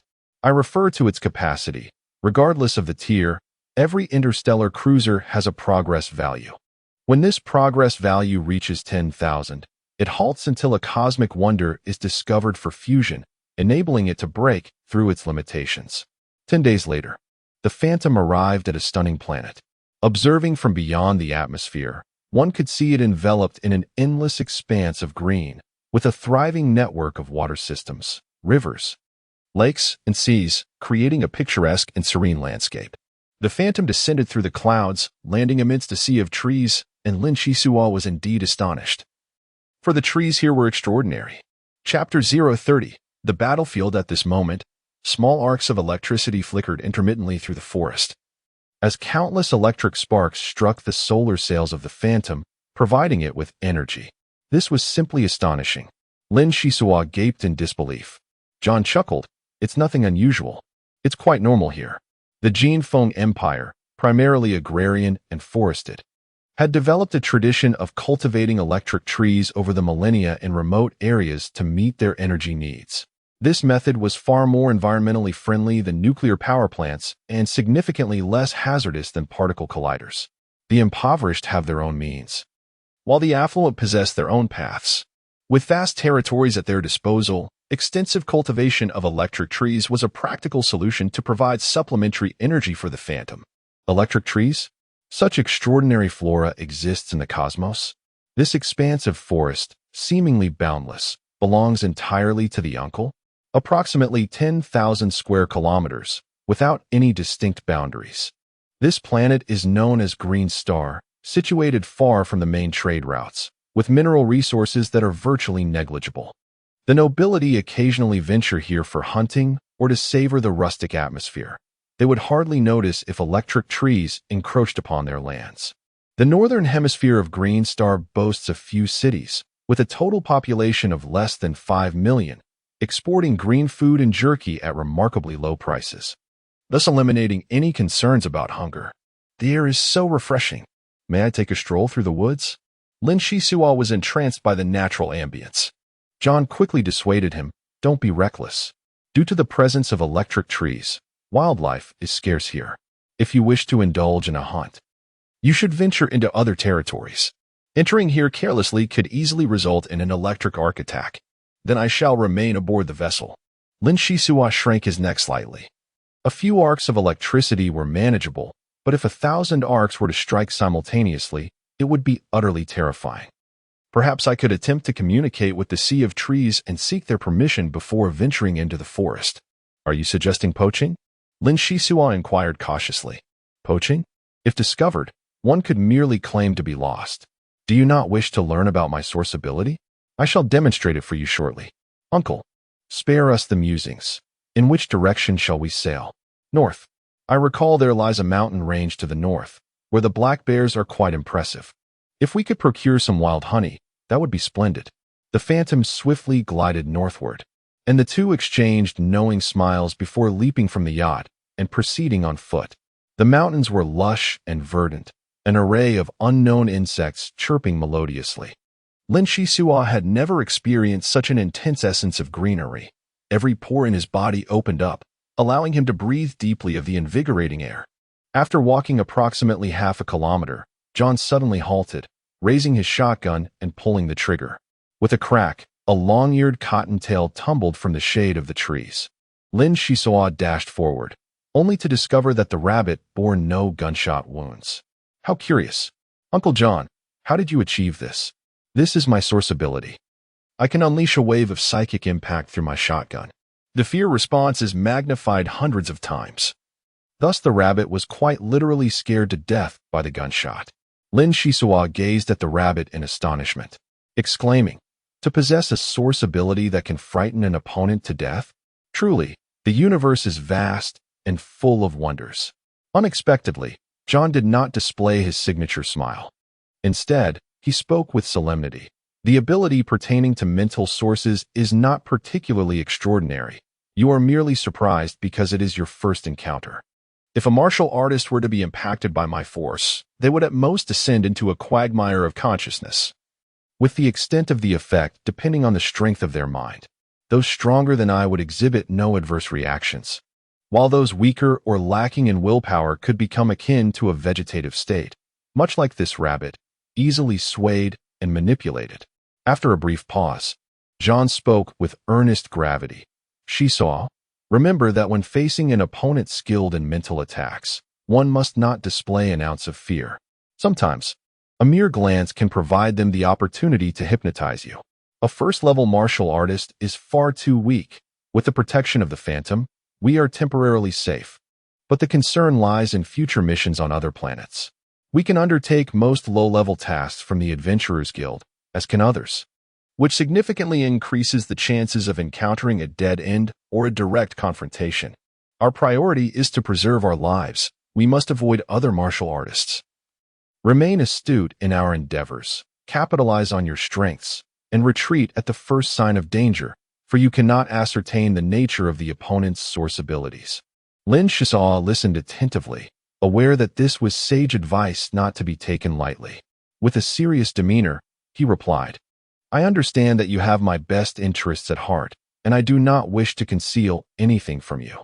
In truth, I possess another source ability that allows me to communicate with plants, which I found particularly effective on Greenstar. Communicating with plants? That is a skill typically reserved for herbalists. Please, share your experiences, John inquired with keen interest. Well done. Although attaining a higher level of spiritual strength is indeed achievable, it remains a different matter altogether. The coexistence of two sources of power is a rare phenomenon, and acquiring the 0.3 crystal is a remarkable fortune. However, after the initial joy, John felt a twinge of regret. Child, you are wasting your potential in my presence. The Red Storm, in an effort to expedite your growth, has resorted to underhanded tactics. 10 years of lifespan is far too brief. But fret not, for I, Captain John, shall find a way to ensure your survival. If need be, I shall encase you in ice, delaying matters for a decade or so, and with the swiftness of the Phantom, we shall reach the first galaxy, where the medical expertise is unparalleled and eminent healers abound. You shall have no cause for concern. Though John is known for his penchant for petty gains, his stinginess, and cunning nature, once he deems someone as his own, he will provide unwavering care. Lin Ziso, feeling somewhat bashful, replied, Uncle, my situation is somewhat different from others. It should not be an issue to extend my life by a decade or so. If my rank increases, I can even suppress the effects of the catalyst. Therefore, working a few more years is of little consequence. Is that truly the case? You wouldn't deceive your uncle, would you? Indeed, more genuine than pearls. You rascal. Why did you not mention this earlier? You've kept me from discussing this topic with ease. Once you complete your decade of short-term labor, we shall renew our contract. 30 years. No, 50 years. Ideally, I wish for you to serve as my first officer aboard the Phantom for a lifetime.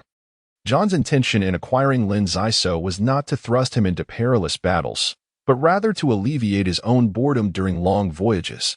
However, 10 years is an exceedingly short span for martial cultivators, which has led to John's recent melancholic disposition. Upon hearing of Zaiso's opportunity to break free from his constraints, a weight lifted from his heart, and he broke into hearty laughter.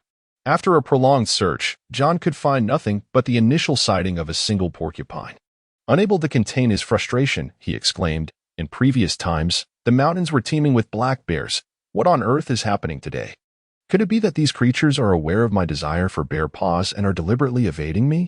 How peculiar." "Patience, my friend," Lin Shi suggested. He selected a towering tree and settled beneath its expansive canopy, placing his palm against the roots. 10 minutes elapsed, and suddenly he opened his eyes wide, gasping in astonishment. "What troubles you?" Approximately 20 days ago, a group passed through, traversing the treetops. Subsequently, a powerful shock wave emanated from a distant location. By the time it reached us, it had considerably weakened, yet it still caused residual radiation that left a profound impression on the trees. Given that radiation affects both flora and fauna, the majority of animals have vacated this area. Should we venture further ahead to investigate? John pondered for a moment before nodding. If that is the case, it suggests someone has engaged in conflict within the mountains. It would be prudent to take a look. It is likely those idle nobles have come here to duel. They frequently resort to violence for the sake of reputation and beauty, often bypassing legal recourse to settle disputes privately. This bears resemblance to the dealings of large conglomerates, who resolve their grievances in the outer reaches of the galaxy. However, based on your description, it appears that someone has indeed employed prohibited weaponry. Cautious by nature, John gently patted his waist, and in an instant, the Phantom ship descended above them. The two leapt with vigor, landing deftly on the deck, and just as swiftly, the Phantom vanished, reappearing several kilometers away. Is this the place? The radiation levels are indeed alarmingly high. In a radius of 100 meters, the site resembled a crater formed by a meteorite impact, with surrounding trees collapsed in a radial pattern. Aside from this, everything appeared meticulously arranged, lacking any particular distinction.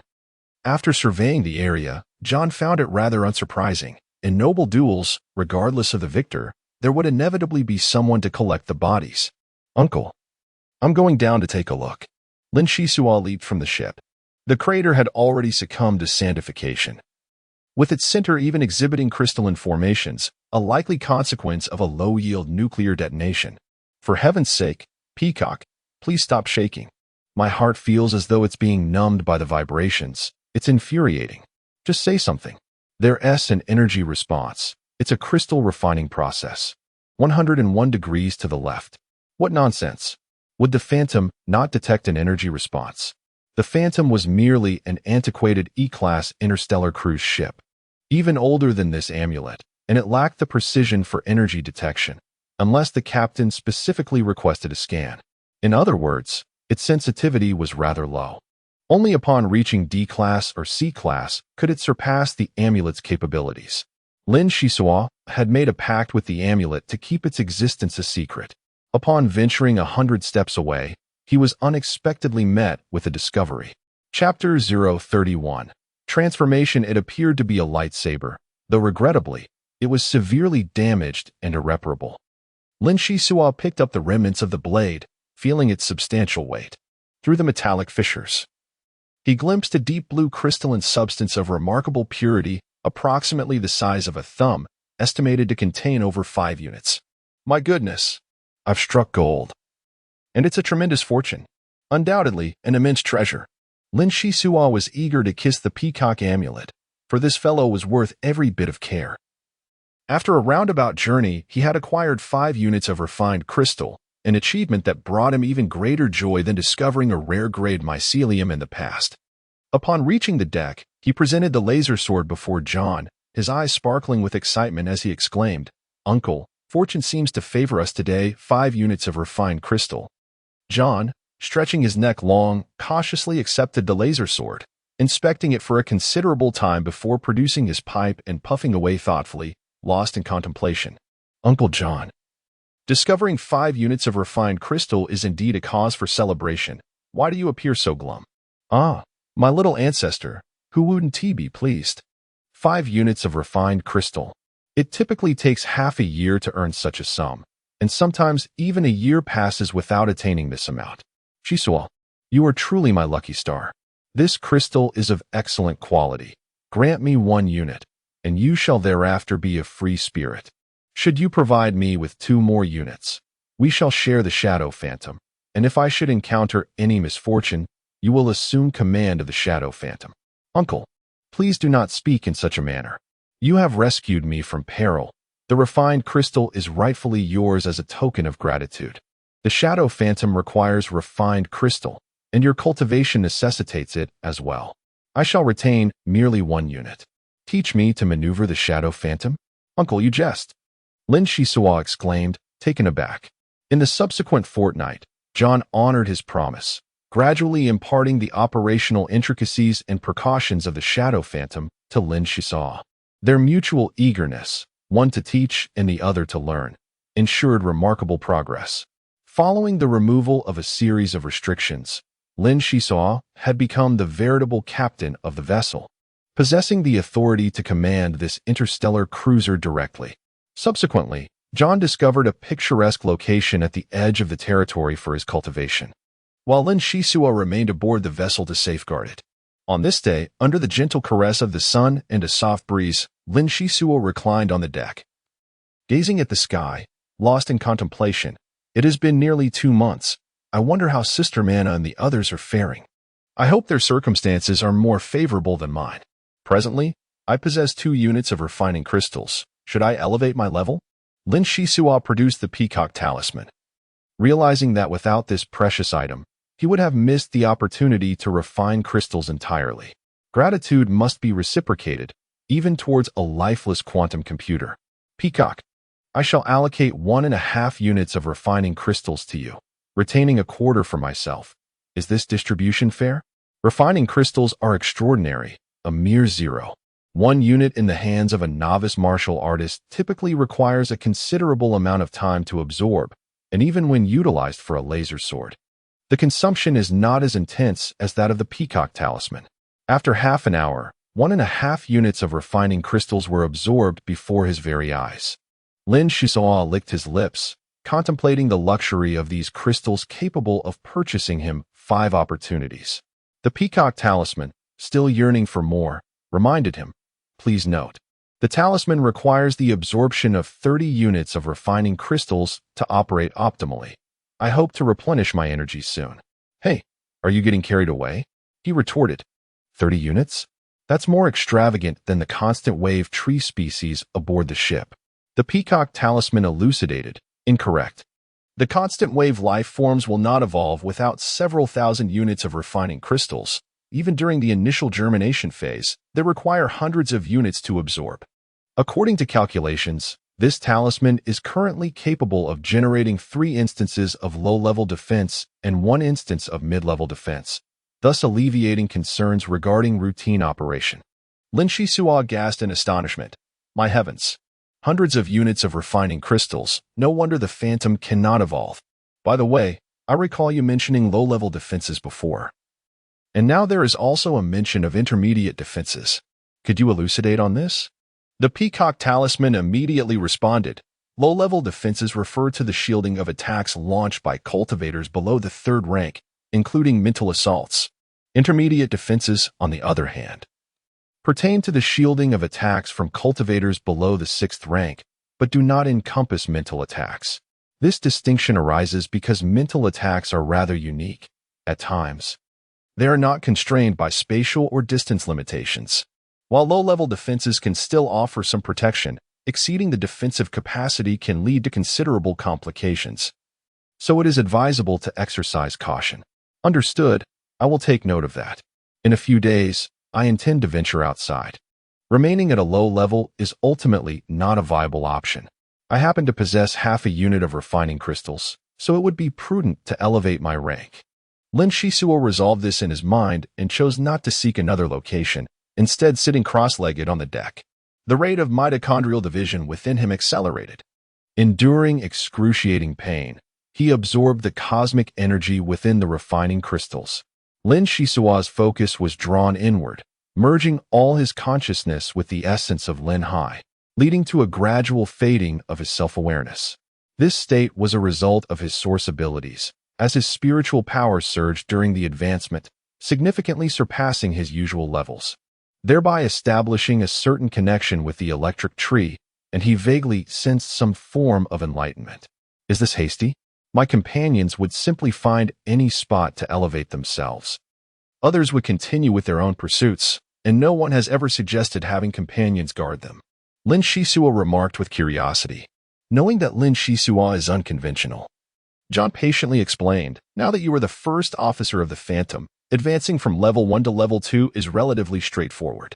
However, with each subsequent elevation, not only must you accumulate experience to energize your cells, but you will also require various external aids.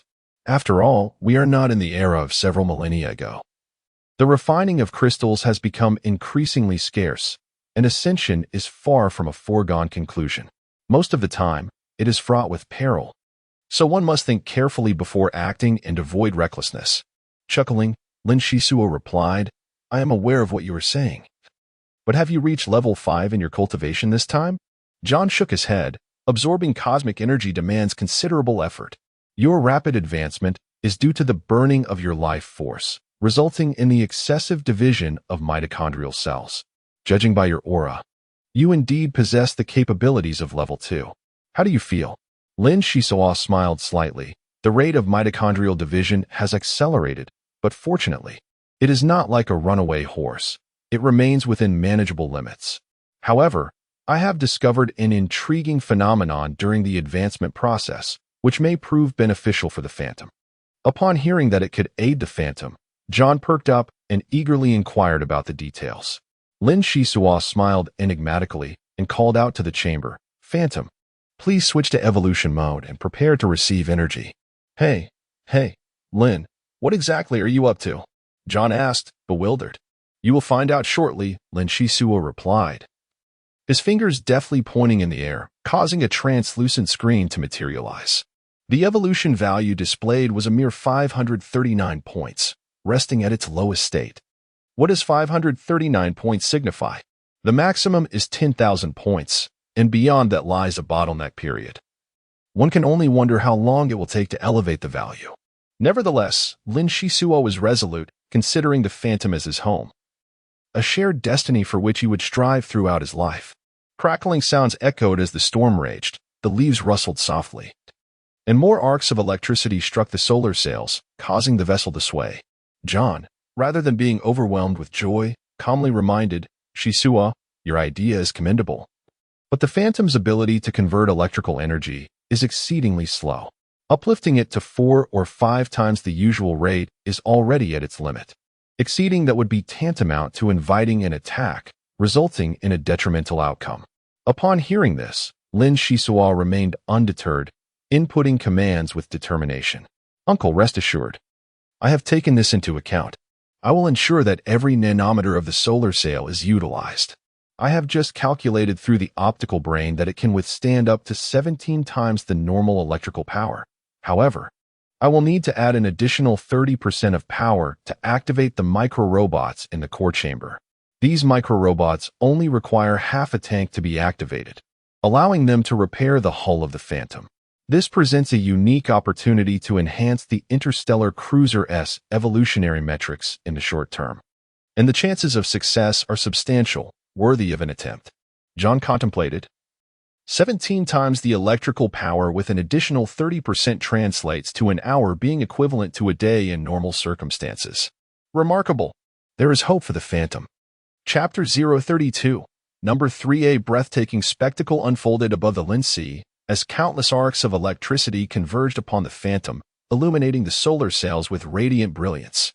Inside the vessel, a soft rustling sound emerged as fine grains of sand gently swept by, rejuvenating aging components to their pristine condition. Now, the electric trees actively supplied energy. How abundant were the electric trees across a vast expanse of 10,000 square kilometers, and what a treasure trove of stored electrical energy they represented. It does not require a lengthy duration. Merely a fortnight suffices to equate to a year. The crux lies in the supplementary energy that activates the micro-robots, thereby remedying long-standing ailments and facilitating the replacement of the obsolete. John's grin extended from ear to ear, and even in slumber, he kept the luminous screen aglow. The first action upon awakening was to scrutinize the evolutionary metrics, eager to discern the extent of their increment. He incessantly prayed in his heart, "May Lin Hai endure for a few more days. Then the Phantom could indulge to its heart's content." Lin Shisua, meanwhile, sat upon the deck, where the electric trees released arcs of electricity that required human oversight. A moment's carelessness could obliterate the solar sails, necessitating a greater effort. A virtual screen emerged in the air, and the evolutionary value surged from 539 to 798, a notable advancement, albeit the rate of increase had begun to decelerate. Nevertheless, the figures continued to rise steadfastly, instilling hope of breaching the 1,000 threshold. The Phantom was not the swiftest among the E-class interstellar cruisers, a realization that dawned upon Lin Shisua as he discovered that John had encountered no more than 5 cruisers in total, swiftly avoiding their presence. As they indeed raced with remarkable speed. During the nascent stages of interstellar cruiser development, survival was paramount. To ensure that the name Phantom was truly worthy, Lin Shisua resolutely resolved to allocate all surplus energy towards augmenting speed and enhancing detection depth, temporarily relinquishing other aspects for future consideration. The maintenance of the hull was immensely resource-intensive, with the micro-robots requiring energy replenishment approximately every half hour. This was contingent upon the type of energy utilized. Should crystallized energy be employed directly, both efficiency and maintenance levels would increase manifold. Undoubtedly, achieving such a degree of reliance upon the electric trees within their territory was already an impressive feat, with Lin Shisua's source abilities playing a pivotal role in this accomplishment. Nowadays, the Phantom has undergone a remarkable transformation, appearing entirely renewed and no longer resembling the pitiful vessel it once was. On the 10th day, the solar sail glimmered with a radiant brightness, as if ablaze, and the frequency of the electric arcs began to accelerate, startling John into seeking out Lin Saiso. Lin Saiso looked up, squinting at the sail, and indeed perceived an issue. He promptly activated the display to conduct a search, and after a brief interval, a smile spread across his face. "You rascal, what are you blathering about? Do you truly believe that I wish to masquerade as a beggar? To put it nicely, it is a tactic of feigned weakness. To speak bluntly, it is a state of utter poverty. You must harness the energy stored in the electric tree. That is your skill. Hurry, I can scarcely wait to witness the rebirth of the solar sail." Lin Saiso smiled faintly, his finger dancing across the display, ultimately deciding to begin with the triangular sails and leaving the main sail for last. Thus, the evolution metrics of the Phantom surged continuously, breaking through 798 to surpass the 1,000 mark, and then rising further to 1,800 points, a remarkable achievement. The two were quite pleased. However, an unfortunate incident soon unfolded. No matter how much power was added, the evolution metric stubbornly remained at 1,800 points, abruptly awakening them from their delightful reverie. After several days of observation, they concluded that the effect of the electric energy was diminishing significantly. The current energy capacity of the Phantom had reached an astonishing level, and any substantial enhancement would necessitate the discovery of new energy sources, leaving that endeavor to fortune in the future. For now, the strategy was to deplete the electric tree as much as possible, for every bit of stored energy would prove invaluable in times of need. The evolved Phantom has undergone significant transformations.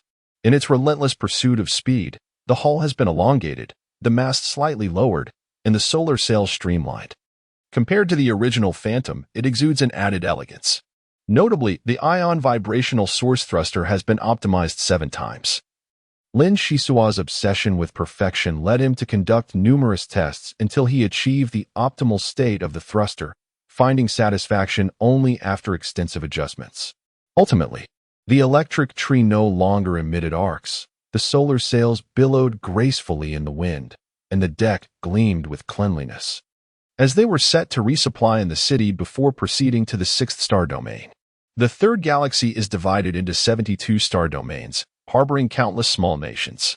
With the central authority of the Radiant Federation being distant, the region is akin to a fragmented mosaic.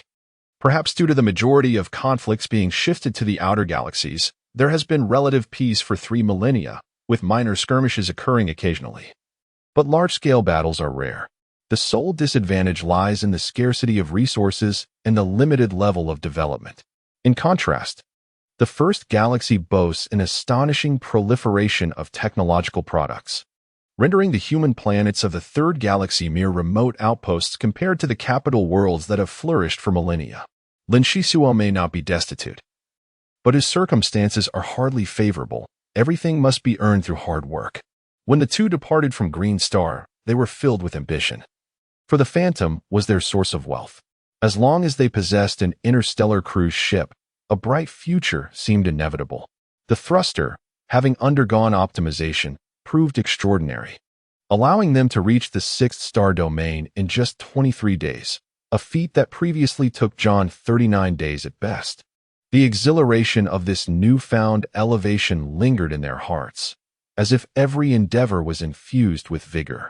Unbeknownst to them, the Phantom had reached its destination, a small asteroid belt near a red giant star. The terrain here was variable, situated in close proximity to the main thoroughfare, where the Adventurers Guild Tavern was nestled. After mooring the Phantom in a concealed spot, John retrieved 2 vintage space suits. The frigid environment of the cosmos could only be navigated by elite martial artists, and the gap between them and those practitioners was insurmountable. Thus, they dared not venture forth recklessly. Zaiso, once we enter, be observant, take mental notes, and speak little. The individuals seeking assignments here are a motley crew, including the most nefarious of characters. Fortunately, the martial artists frequenting this locale are of a lower caliber, and I am capable of managing them. I understand, rest assured. Zaiso replied. Donning their space suits, they exited the protective shield of the Phantom and were instantly deprived of gravity. John gestured to the left, and Zaiso nodded, utilizing his thruster to propel himself in the opposite direction, soaring straight ahead. It appeared that the Adventurers Guild Tavern was rather indifferent to environmental concerns, as space debris floated like long ribbons, obstructing their path. The pair, disoriented, finally navigated through the river of refuse, only to encounter a spacecraft that roared past, its rear emitting a blinding light, nearly sweeping them away. With such perilous undertakings at the tavern, Zaiso harbored doubts about whether the tasks from the Adventurers Guild might directly lead to demise. They entered a circular energy shield, designed not for the protection of patrons, but to defend against meteoroids, allowing humanoid entities to traverse freely. Before them lay a lengthy street, flanked by edifices that resembled a quaint space town more than mere taverns, characterized by antiquated neon lights and the pervasive scent of alcohol. After shedding his spacesuit and carelessly tossing it onto a nearby rock, John led Lin C to a modest faade at the edge of the street. Despite its diminutive appearance, a hulking figure stood guard at the entrance, muscles straining against his attire, adorned with dark sunglasses that lent him an air of formidable coolness. Is it crowded inside, number 3? John inquired casually. The giant, expressionless, responded in a voice as metallic as his demeanor. Not many patrons. Everyone is preparing for the year ahead. The boss complains daily about the lack of business. Even the energy blocks are delivered late. If this continues, I might as well change professions. Is that so? It's not easy for a half-cybernetic being to find work. Why not work for me for a few years? Number 3 took a step back, exclaiming, Work on your dilapidated vessel? No thanks, let us pretend I never complained. If I dwell on this any longer, I might short-circuit. TCH, you're lost for not joining the Phantom. I'm going in now, John retorted, disinterested in further banter. Number 3 removed his sunglasses, revealing a red electronic eye, and grinned, albeit unattractively. "This young fellow looks unfamiliar. Could he be your illegitimate son? I'd wager my chip that you've been deceived. The chance of him being related to you is 0. Damn you. Number 3. Always with your incessant chatter. Lin C, let us go?" Lin C found the exchange amusing. The doorman's cold exterior belied a personality that was strikingly different, suggesting he was a retired cybernetic being. Upon entering the tavern, it was evident that patrons were scarce. At the bar stood 2 6-armed dwarfs, known as the Halons, hailing from the First Galaxy, renowned for their exceptional bartending skills. John furrowed his brow and proceeded directly to the mission board, flipping through the screens page by page, gesturing for Lin Ziso to join him. "Uncle, why are there so few people? I am unsure. Number 3 mentioned earlier that everyone is preparing for a year from now. But I lost my train of thought and forgot to inquire further. Perhaps it is for the best." Number 3 stroked his chin, a look of melancholy crossing his features. "Young man, after standing here for 135 years, you are the first human martial artist willing to befriend a biomechanical being. The tale begins with the Maze Star, a place shrouded in mystery and peculiarity." Chapter 033. The news the biomechanical being spoke at length, and Lin Ziso found himself increasingly astonished. The so-called Maze Star is uniquely positioned, drifting between 3 suns. While binary stars are relatively common, the convergence of 3 suns is a rare phenomenon, occurring only once every century when one might venture to the Maze Star. During other times, solar storms rage, rendering it exceedingly perilous. Due to prolonged exposure to solar storms, the surface of the Maze Star is riddled with immense chasms, most reaching depths of 10,000 meters. Furthermore, the star possesses unique characteristics, with intense magnetic interference disrupting navigational devices, thus earning its moniker as the Maze Star. One should not attempt entry without considerable skill, as those who venture within are unlikely to emerge. Were it merely a desolate ancient star, it would not attract significant attention, however. Within the chasms of the Maze Star lie natural crystal refining sites. Although scarce, fortune may favor the lucky, leading to substantial wealth. Moreover, the exquisite equipment left behind by unfortunate explorers throughout the ages stands as one of the primary attractions for adventurers. The third electronic eye flickered and exclaimed, 0.1 units of refining crystal, not a small amount. That old ghost occupying space in the wine cellar would be best taken away. After a brief pause, he added, "Child, it is a pleasure to converse with you. I possess a wealth of insider information. Feel free to inquire about matters of interest, and it may prove beneficial." "That's wonderful. Thank you, Uncle 3. Lin Shisoa expressed his excitement, as presenting the 0.1 units of refining crystal was not done without intention. As a biomechanical being who had mingled in an adventurer's tavern for 135 years, he was undoubtedly attuned to various pieces of information. One should not underestimate the playful banter of the third. After the evolution of the Phantom, John's demeanor had undergone a significant transformation, a change that would inadvertently reveal itself. Significant to those with discerning eyes. The E-class interstellar cruiser must navigate the perilous fate of mutual consumption, thus requiring utmost caution. It was with this consideration that Lin Shisoa proactively sought to establish rapport with the third in order to avert unnecessary troubles. During his time in the shipwreck village, Lin Shisoa had already tasted the bittersweetness of human experience. In recent years, he had lived under the oppressive weight of the Red Storm, enduring countless deceptions.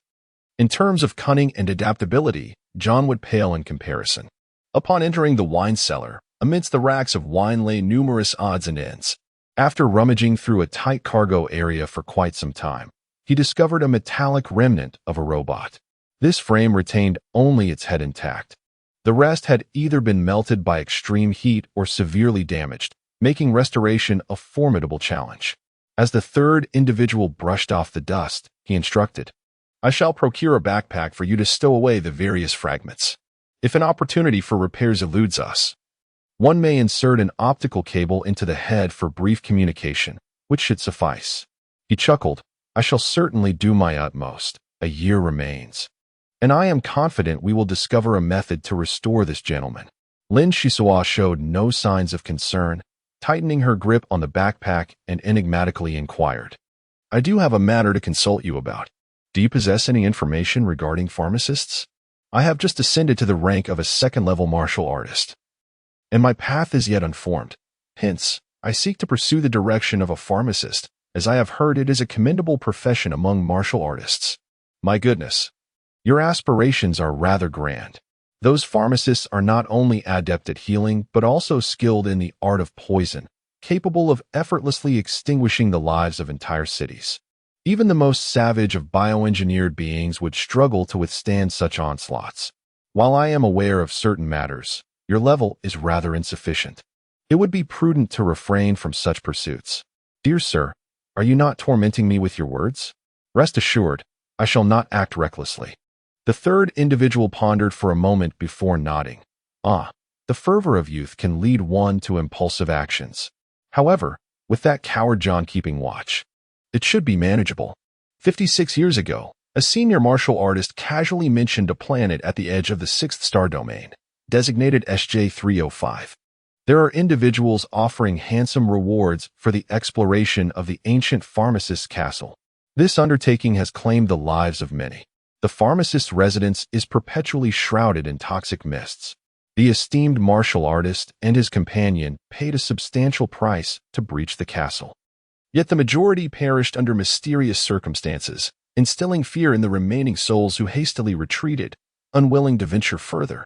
The task's promoter repeatedly raised the stakes, yet none were willing to take the risk, and after several years, the matter faded into obscurity. Once your strength is enhanced, you may wish to test your fortune. Perhaps there will be rewards awaiting you. SJ-305?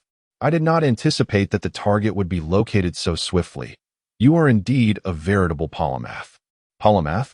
That title is rather splendid, far more resonant than number 3. Upon encountering John, he was partaking of a martini concocted by the halfling, while a portly woman beside him caused the chair to creak under her considerable weight. "Shisua, come and meet my old friend, Lady Elizabeth," John introduced with a smile. Hearing this, Lin Shisua promptly approached to pay his respects, bowing slightly and greeting her with grace. "Good day, my lady." The stout woman regarded the young man with dark hair appreciatively, remarking, "This lad is quite well-mannered. He must have received an excellent, noble upbringing. John, is he your nephew?" John scrutinized Lin Shisua once more, suddenly enlightened. Indeed, he had always sensed something familiar about Shisua, and it was only upon your mention that he realized it was the young man's demeanor that bore traces of traditional nobility. This child continually astonishes, and though there is no blood relation, he is nonetheless my heir. Lin Shisua was momentarily taken aback, but soon comprehended the situation. Smiling as he elucidated, "You may not be aware, but I hail from a place where an ancient shipwreck lies. This vessel was the exploratory spacecraft of the first Galactic Noble Academy, and in my youth, I inadvertently activated the ship's AI. Those years were filled with joy as I learned alongside the AI, and perhaps it subtly influenced me, leading to the noble traits that Lady Elizabeth alluded to." The stout woman raised her goblet in a toast to John. "Congratulations on having such an exceptional heir. At last, you have someone to rely on in your old age. You're too kind. Now, let us discuss the shipping arrangements." John and the stout woman exchanged jovial banter, yet when it came to business, he spoke with utmost seriousness. "This shipment is quite conspicuous. If we follow the usual routes, it will undoubtedly be intercepted. Even the Phantom can hardly escape a trap laid along the trade lanes. Therefore, we must venture along the remote ancient pathways, even traversing the accretion zones of black holes. 50 units of refining crystal for 1 crate of goods. I believe this price is fair and reasonable." Elizabeth, her face glistening and quivering, rolled her eyes and scoffed. "This is outrageous. You are extorting me. I still possess 300 points from the Adventurers Guild.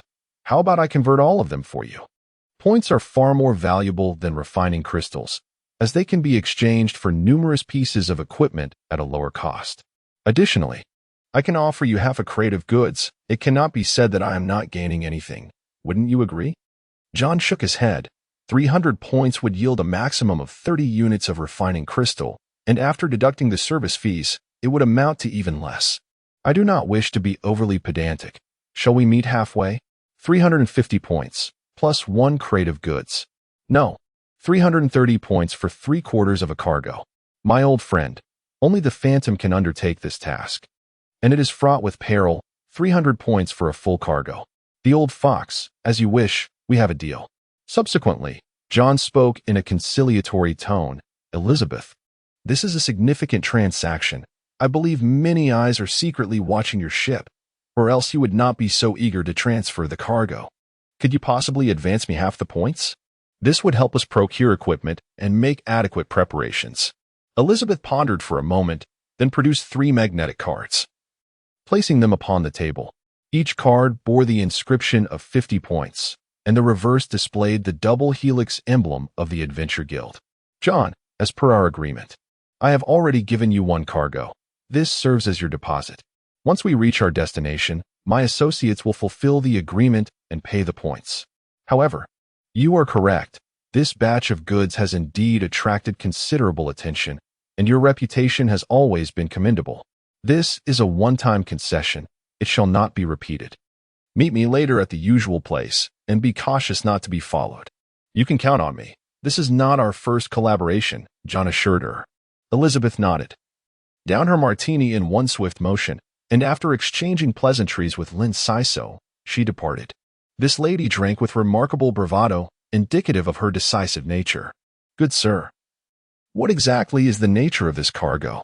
Lin Siso inquired softly as he sipped on a modest rum and settled beside John. Lowering his voice, John replied, There are many eyes and ears here.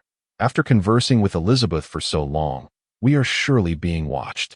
Nevertheless, it matters not. The Phantom has undergone a remarkable transformation, and I am filled with confidence. Moreover, that rotund woman would not genuinely hand over the goods to us. She merely seeks to distract her adversaries.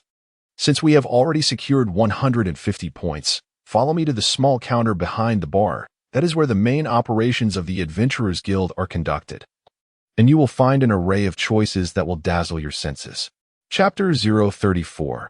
Rare goods. Upon arriving at the counter, John rapped lightly on the surface, prompting a metallic sphere to swiftly emerge, greeting him. Greetings, I am Service Desk 103. How may I assist you? After a moment of contemplation, John replied, I wish to purchase equipment.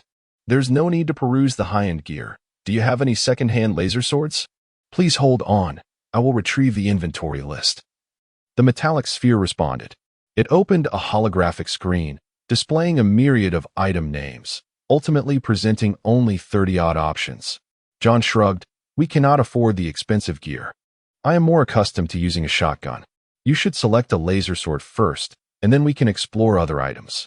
A laser sword? Is that for me? Lin Shisua's excitement was palpable. My dear Deputy Lin, how could someone of your age be without a proper weapon? John remarked. As the captain, it is my duty to consider the welfare of my crew. One cannot expect the ox to toil without providing it with fodder. Wouldn't you agree? Wow, thank you, Uncle John. Lin Shisua exclaimed, her cheeks flushed. I often wondered when I would acquire a magnificent laser sword. I never anticipated that today I would fulfill my first dream. John found her enthusiasm both amusing and gratifying, waving his hand dismissively. Do not be overly excited. It is you who has aided the Phantom in escaping its predicament. Our lives will only improve from here. Were it not for the circumstances, I would not have dared to take the risk of accepting Elizabeth's cargo. Let us see if there exists a suitable lightsaber. Second-hand lightsabers are considered obsolete items by the Adventurers Guild. However, they hold significant value for Lin Shisua. It would be unrealistic to expect John to procure high-end equipment. Being able to choose from these second-hand items is already quite commendable and satisfying. His fingers gently glided across the touchscreen, and upon spotting a model of interest, he clicked it, causing a virtual image to materialize before him. A military-grade Series 3 experimental version? No, far too unstable. The female variant of the Soldier's Edge series? What a jest. I am not a woman. Oh, this one appears thrilling, the Annihilation short sword. Boss, I would like to purchase this short sword and hope to receive it promptly, Lin Shisua declared, making his decision. Sir, I excel in speed. I do desire a fine lightsaber, yet it must possess a devastatingly sharp attribute to eliminate foes in the shortest time possible. Lacking offensive source abilities, I must retreat silently should I miss my mark to avoid unforeseen dangers. In such scenarios, the Annihilation short sword can withstand direct confrontation with enemy weapons, serving both as a shield and a weapon, and it is easier to wield during high-speed maneuvers without the risk of self-harm.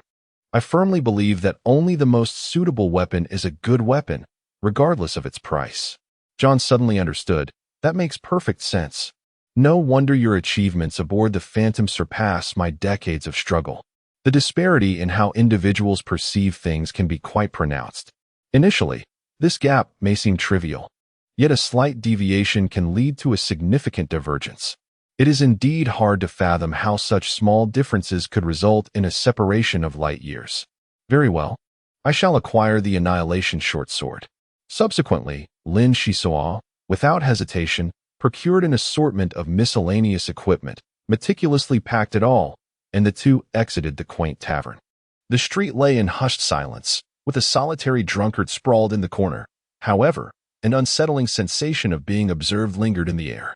At this juncture, it was imperative to refrain from summoning the Phantom. They must first shake off these bothersome tales. Don your space suits and stay close behind me, he instructed. Reaching the rear of a rocky outcrop, they donned their space suits with precision and, in a swift motion, burst forth from the protective shield, ascending into the void. Some of the Watchers had yet to react, and the two plunged into the haphazardly strewn space debris, which provided a momentary shield and, hopefully, a brief respite. John firmly grasped a fragment of a planet and gestured behind him, mimicking a beheading motion. Lin Shisua's gaze caught sight of two metallic spheres soaring towards them. These were not the automated vending machines of the Adventurers Guild, but rather tracking devices.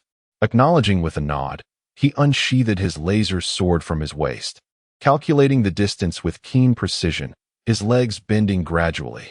As the metallic spheres drew near, Lin Shisua unleashed his strength, hurtling forward like a meteor racing towards the moon. Burdened by the weight of their equipment, including the remnants of the biomechanical Shan, which added several hundred kilograms, he generated substantial initial momentum, swiftly approaching the trackers, and swung his sword in a horizontal arc. In a fleeting moment, shadows flickered past, and the two metallic spheres shattered into fragments, instantaneously transforming into mere space debris. Without daring to linger, John and Lin Shisua propelled themselves forward with their thrusters, navigating through a landscape of hill-like planetary remnants until they arrived at a vast, barren expanse surrounded by mountains. Not far away, a ship hung ominously in the void, its obsidian hull reminiscent of a war fortress, bristling with colossal cannons. Armed to the teeth, several figures approached, gliding effortlessly on hovering skateboards and clad in space mechs. Lin Shisua glanced at the antique spray gun in his hand, a flush of embarrassment creeping across his face. The disparity in their sophistication was stark. Upon successfully reaching the cargo ship, John removed his helmet and surveyed the surroundings. Perplexed as he inquired, "Where is Elizabeth? Surely she wouldn't hide away at such a crucial moment?" It was certainly preferable to being ambushed in a regulated shipping lane. John muttered in response and followed his companion into the cargo hold. 78 crates were stacked together, their bulk considerable. The Phantom was designed for long-haul transport of cumbersome goods. Much like the present situation, the burly man pried open a wooden crate, and Lin Shisua was astonished to discover a water tank concealed within. This cargo was remarkably peculiar. Inside the tank lay a diminutive mermaid, measuring less than a meter in length. Her ears resembled conch shells, her upper body akin to that of a human, adorned with 2 shells protecting her chest, while her lower half was adorned with blue scales. Her exquisite fish tail curled gently, resembling a flawless work of art. John circled the water tank for a considerable time before lifting his gaze with a faint smile. "I've heard of Aegean mermaids before, but this is my first encounter. There shouldn't be any issues with this one, right? Why is she unconscious?" He instructed his subordinates to expedite their actions, assuring that it would not delay their departure. Elizabeth exchanged a knowing glance with her subordinates. A quarter of an hour later, the Phantom silently appeared near the fortress. The 78 wooden crates were swiftly unloaded, and John waved his hand in farewell as he and Lin Shisao hastily departed from the perilous area. Steering sharply to the right, they hoisted the solar sail and accelerated beyond the asteroid belt, completing their speed increase within 40 light seconds, eager to shed any pursuers. Indeed, Captain, there were only 2 individuals aboard, the captain and the first officer, with Lin Shisao occasionally serving as an impromptu crew member. The Phantom glided through the debris of planets with the grace of a dragonfly dancing among blossoms, swiftly entering the anticipated trajectory after 2 minutes and 18 seconds. Its aft emitting a brilliant blue flame as it accelerated rapidly. The speed of light is 300,000 kilometers per second. Thus, 40 light seconds equate to 12 million kilometers. While the acceleration was not particularly swift, the true velocity lay in the cruising speed. Lin Shisao focused intently on the display, reporting, "Indeed, there is an ambush. 3 vessels are approaching in a triangular formation at a 46-degree angle from the starboard, and we have pursuers from behind. What shall we do?" John's expression turned grave as he responded with a cold smile. "Initiate the jump mode as I instructed. Let them taste the Phantom's afterglow. They shall not lay a hand on my treasure." "Understood," Lin Shisao replied, reducing speed by 5.43%, initiating secondary jump mode, setting sail at full speed. His fingers danced over the control panel, red warning signals flashing incessantly, yet he paid them no mind. The jump mode would inflict minor damage on the Phantom, and many of the navigation techniques imparted by John required the thrusters to operate at overload. Thus, Lin Shisao had previously optimized the propulsion system to its limits. The Phantom quivered slightly, exhibiting a peculiar refraction before the 3 vessels ahead, resembling a comical flea bounding past. Whether male or female, as long as it could leap from the encirclement, it was a successful flee. Indeed, the Phantom's sudden maneuver caught the adversaries off guard.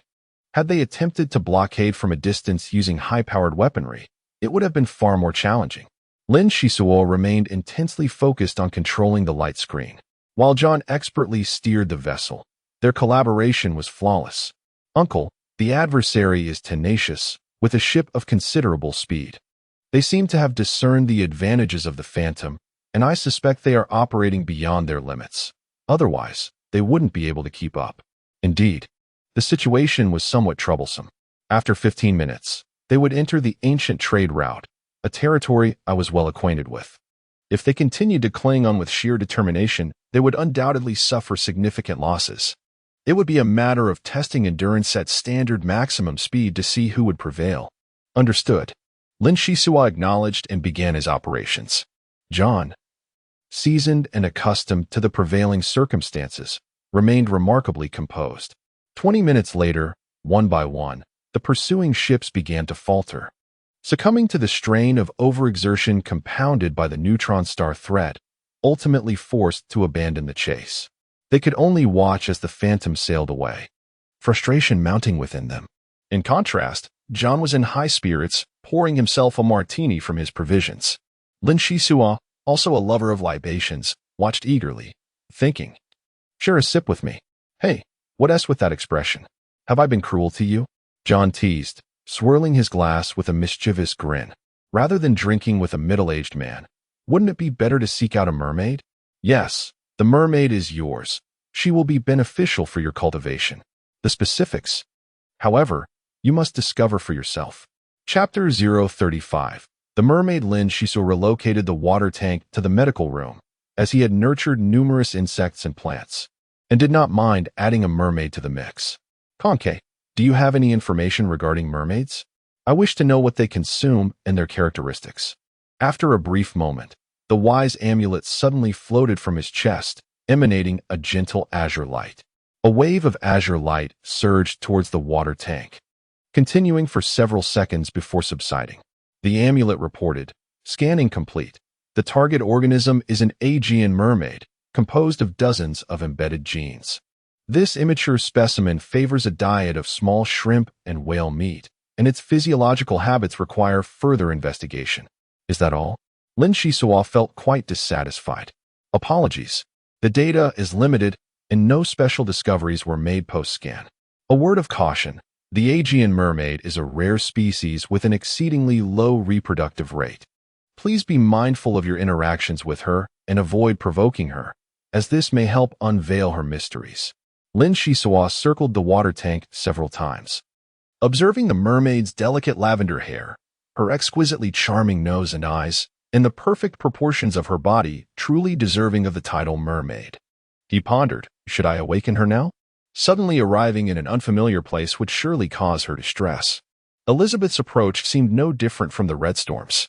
Was it not preferable for the mermaid to dwell on Aegean Star? Why then must she be captured as a commodity to be sold? The more he thought about it, the more he felt a sense of shared plight. After contemplating for a while, Lin Shisua decided to replace the water in the tank and retrieved some food from the kitchen, patiently awaiting the mermaid's awakening. Bubbles began to rise to the surface, and her delicate face stirred slightly as she furrowed her brow and opened her eyes.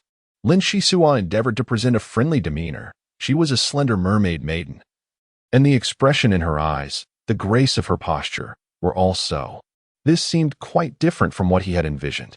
Dazed, Lin Shisua suddenly found himself drenched as a large splash of clear water surged toward him, catching him entirely off guard.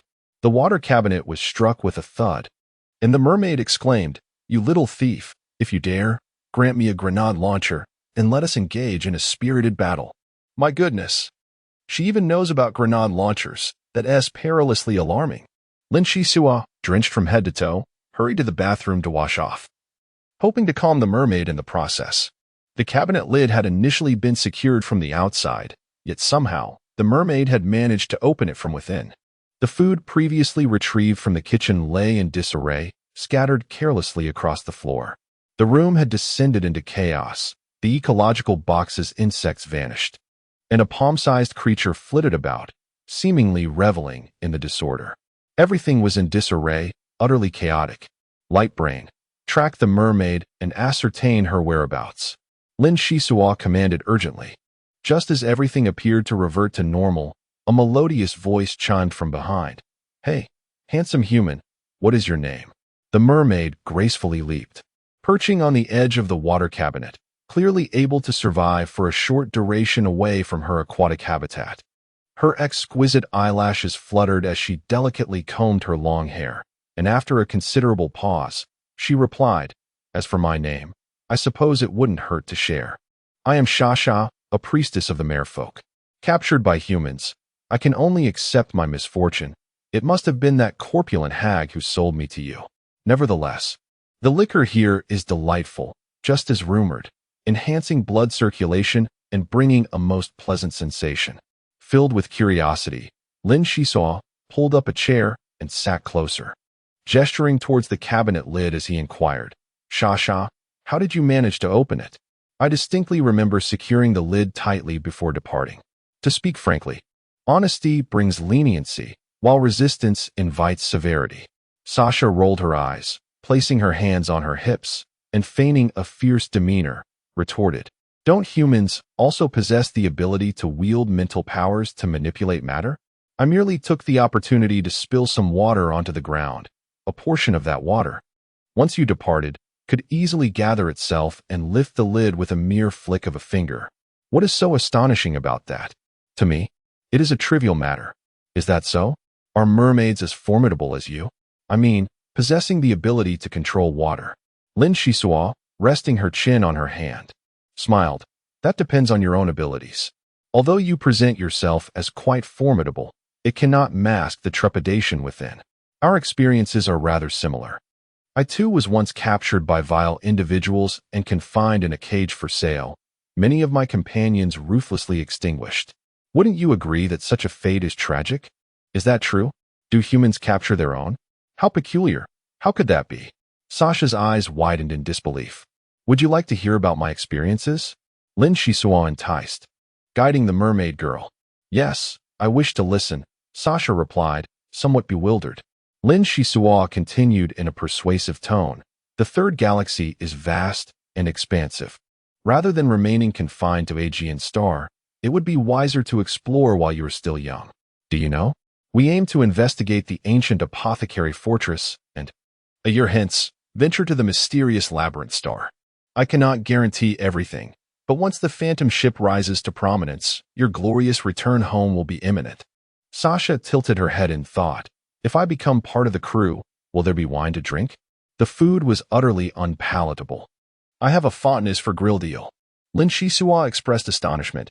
Do you also have grilled eel in the sea? Certainly, we dwell in an underwater volcano, where the warmth renders it akin to spring all year round. Do you assume that the merfolk are savage beings, subsisting on raw flesh? We possess a certain level of technological prowess and are not unfamiliar with interstellar matters. What is grilled eel to us? The true feast of the Wang clan comprises 18,000 varieties of fish and meat. Now that is a delicacy. Sasha smiled proudly as she elaborated. Isn't the reproduction rate of the merfolk rather low? From your words, it seems as though your population is flourishing, Lin Shisua inquired with curiosity. Sasha chuckled. Who informed you that our reproduction rate is low? Fish lay eggs in the thousands. Although we merfolk are viviparous, our numbers are substantial. Otherwise, humanity would have depleted us long ago. Over the past century, we have concealed ourselves ever more effectively, and our population has reached a historical peak.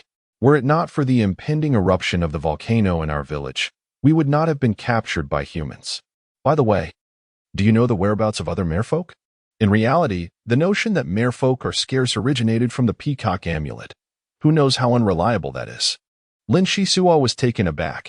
He had completely forgotten that there were other mermaids aboard the ship. After a brief silence, he replied, Sasha, 77 mermaids are aboard the Phantom. However, I regret to say that I am powerless to assist.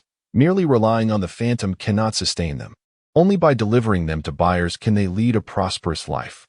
77. Why so few? Our village has well over 1,000 inhabitants. Sasha exclaimed in disbelief. It is not surprising. The Phantom is merely a decoy, and the employer does not trust us. Do you have any significant relatives? I can quietly take you to bid farewell to them, Lin Shisua explained. I see. Aside from my teacher, Sasha, I have no family left. Please take me to see her.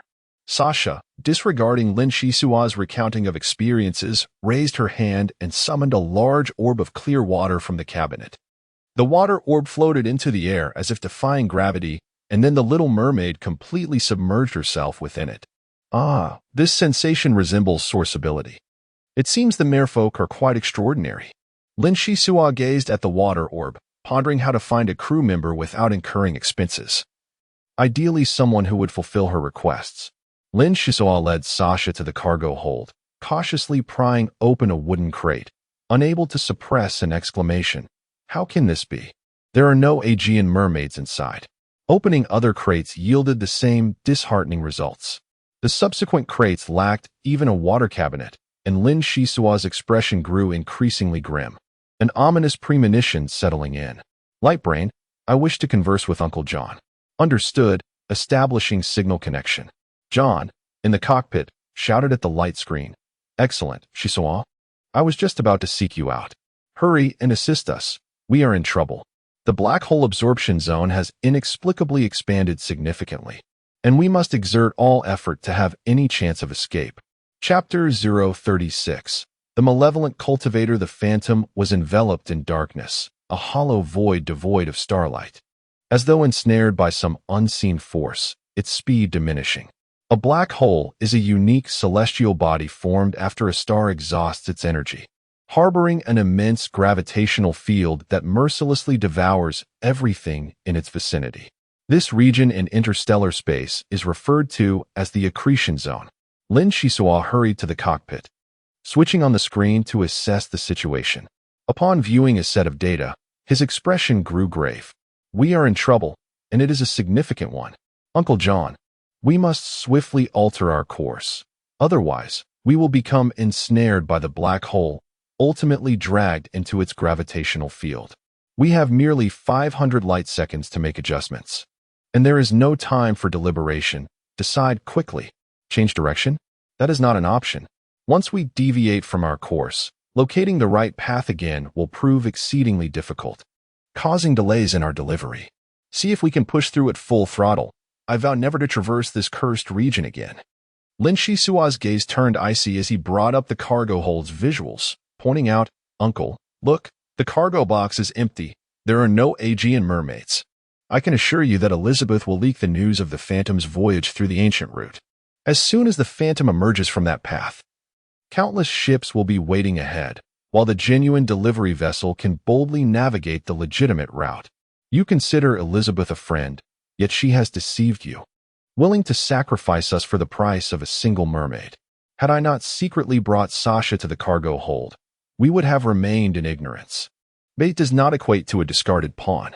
The cargo box is utterly empty? That gluttonous pig, Elizabeth, often boasts of friendship.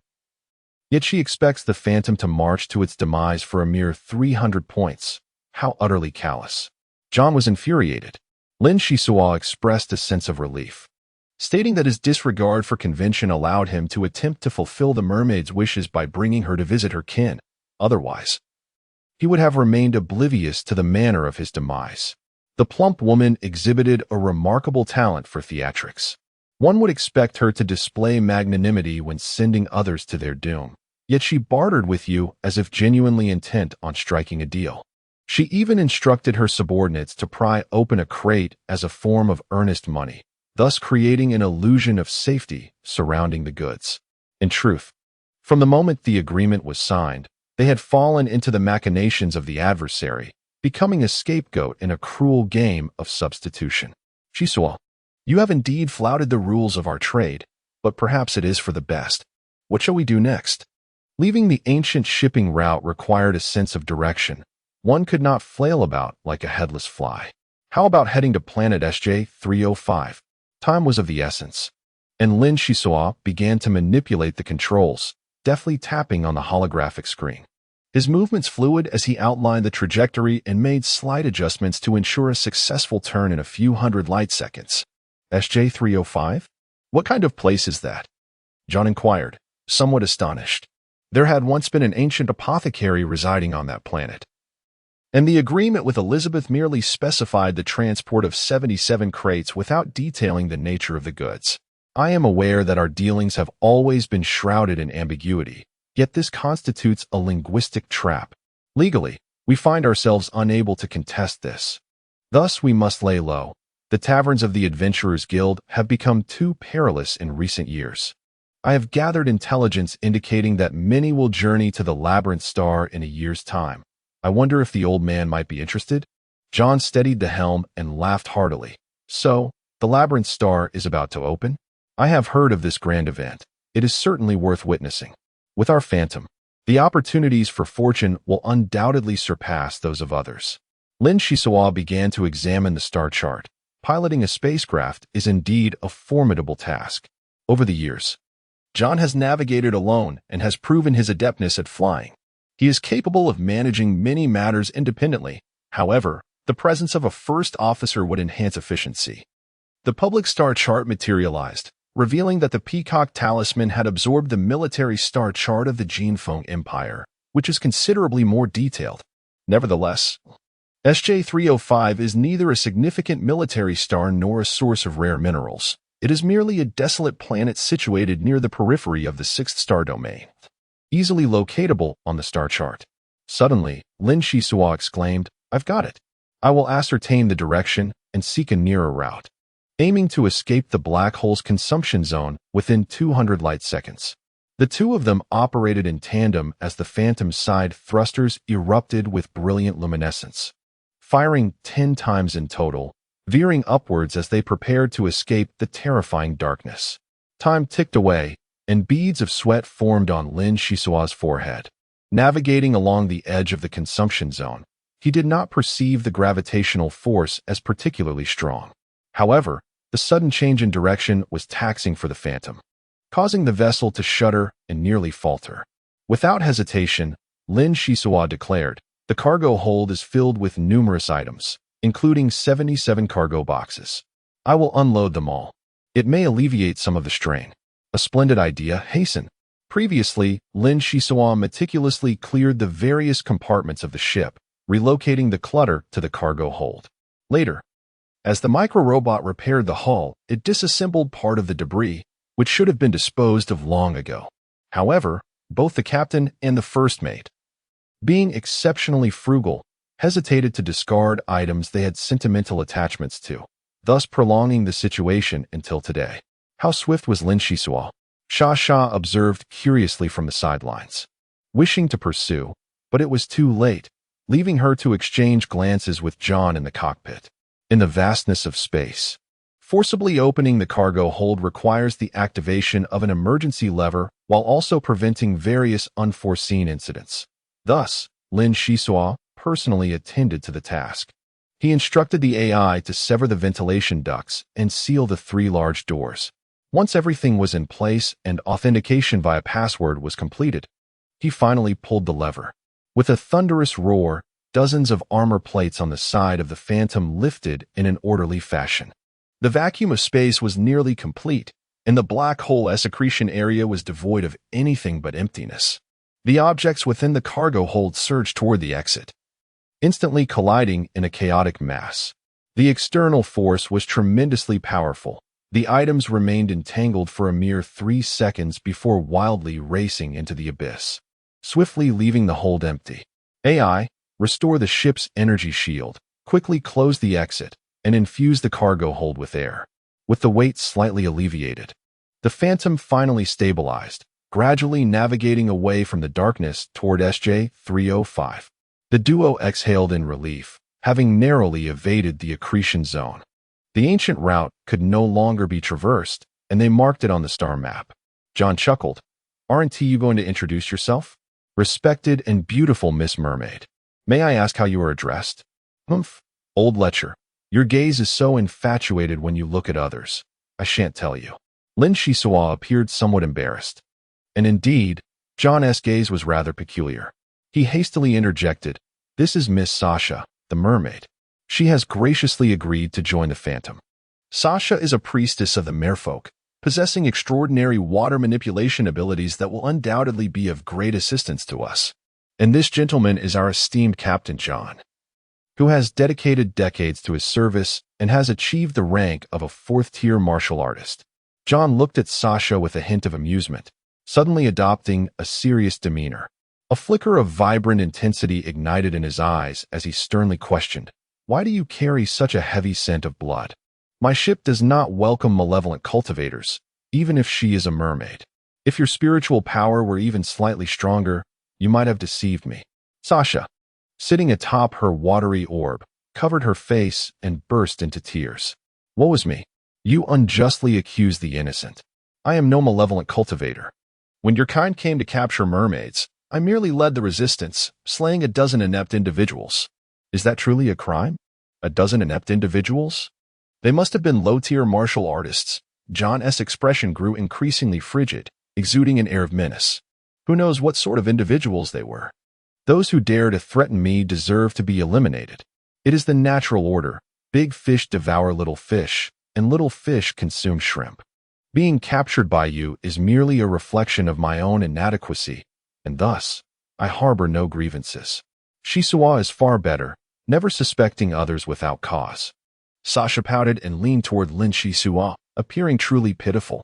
Yet, this was all an illusion. In an instant, she extended her delicate hand and flicked it lightly. The watery orb beneath her surged forward, transforming in midair into dozens of water serpents, blocking all avenues of escape. What is referred to as a water snake is, in fact, a series of flowing currents. However, these currents are not identical.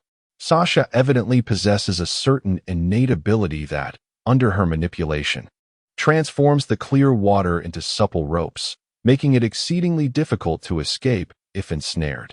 Is Lin Shisua truly so inept?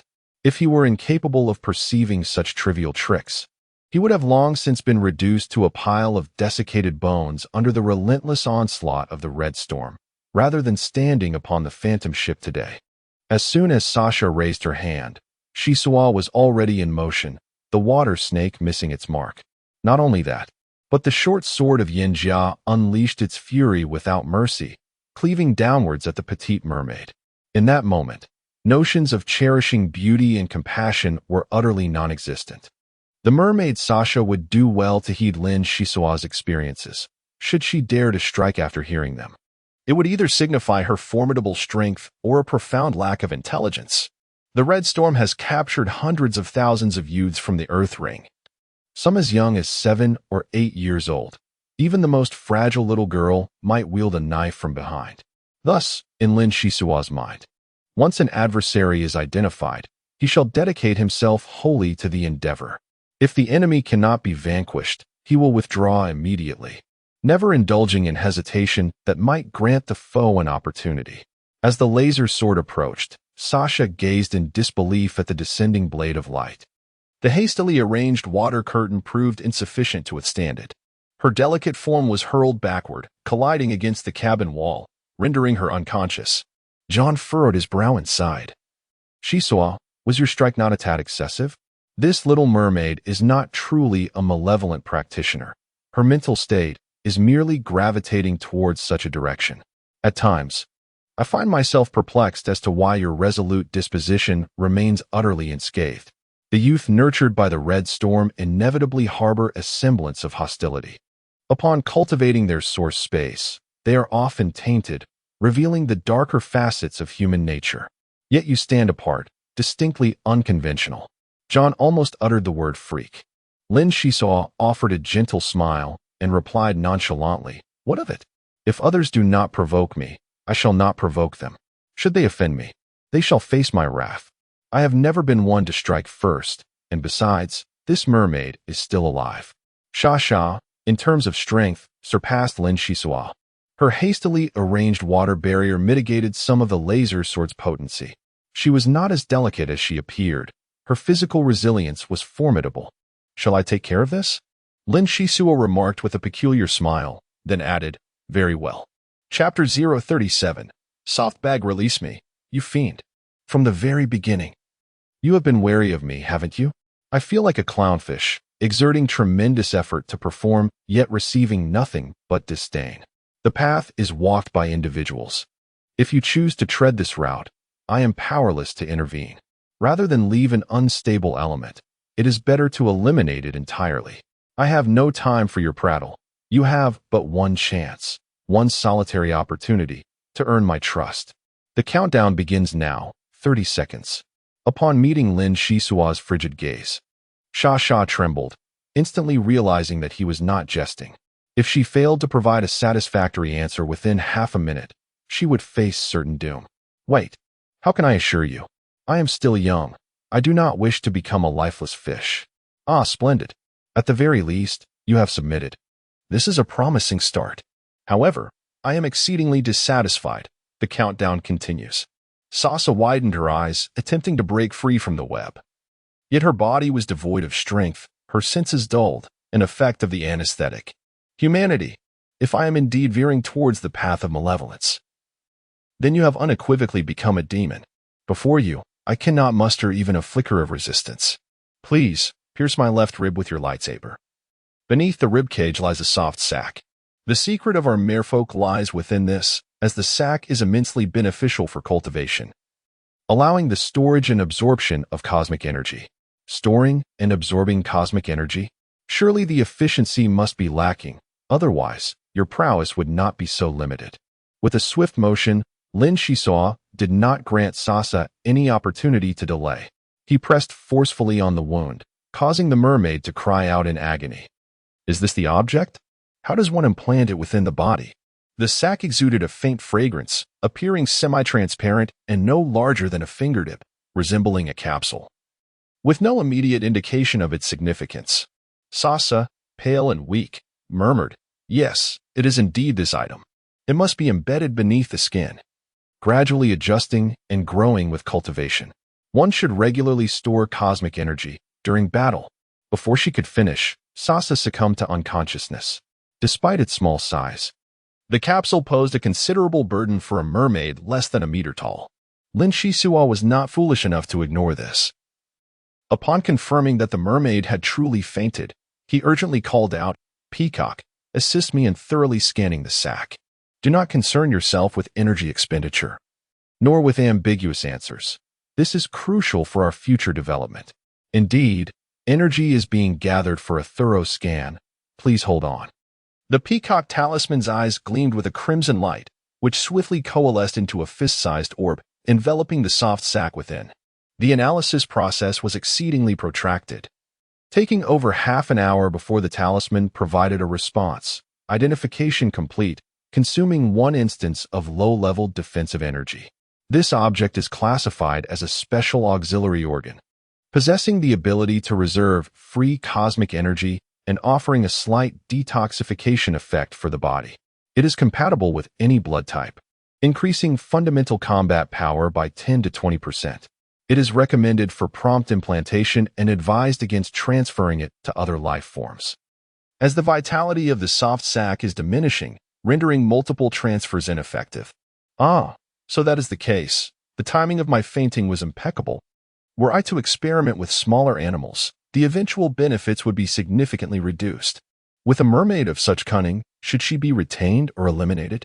Retrieving a scalpel from the medical kit, Lin-Shi swiftly made an incision beneath her left rib, not flinching in the slightest, and embedded the soft sac.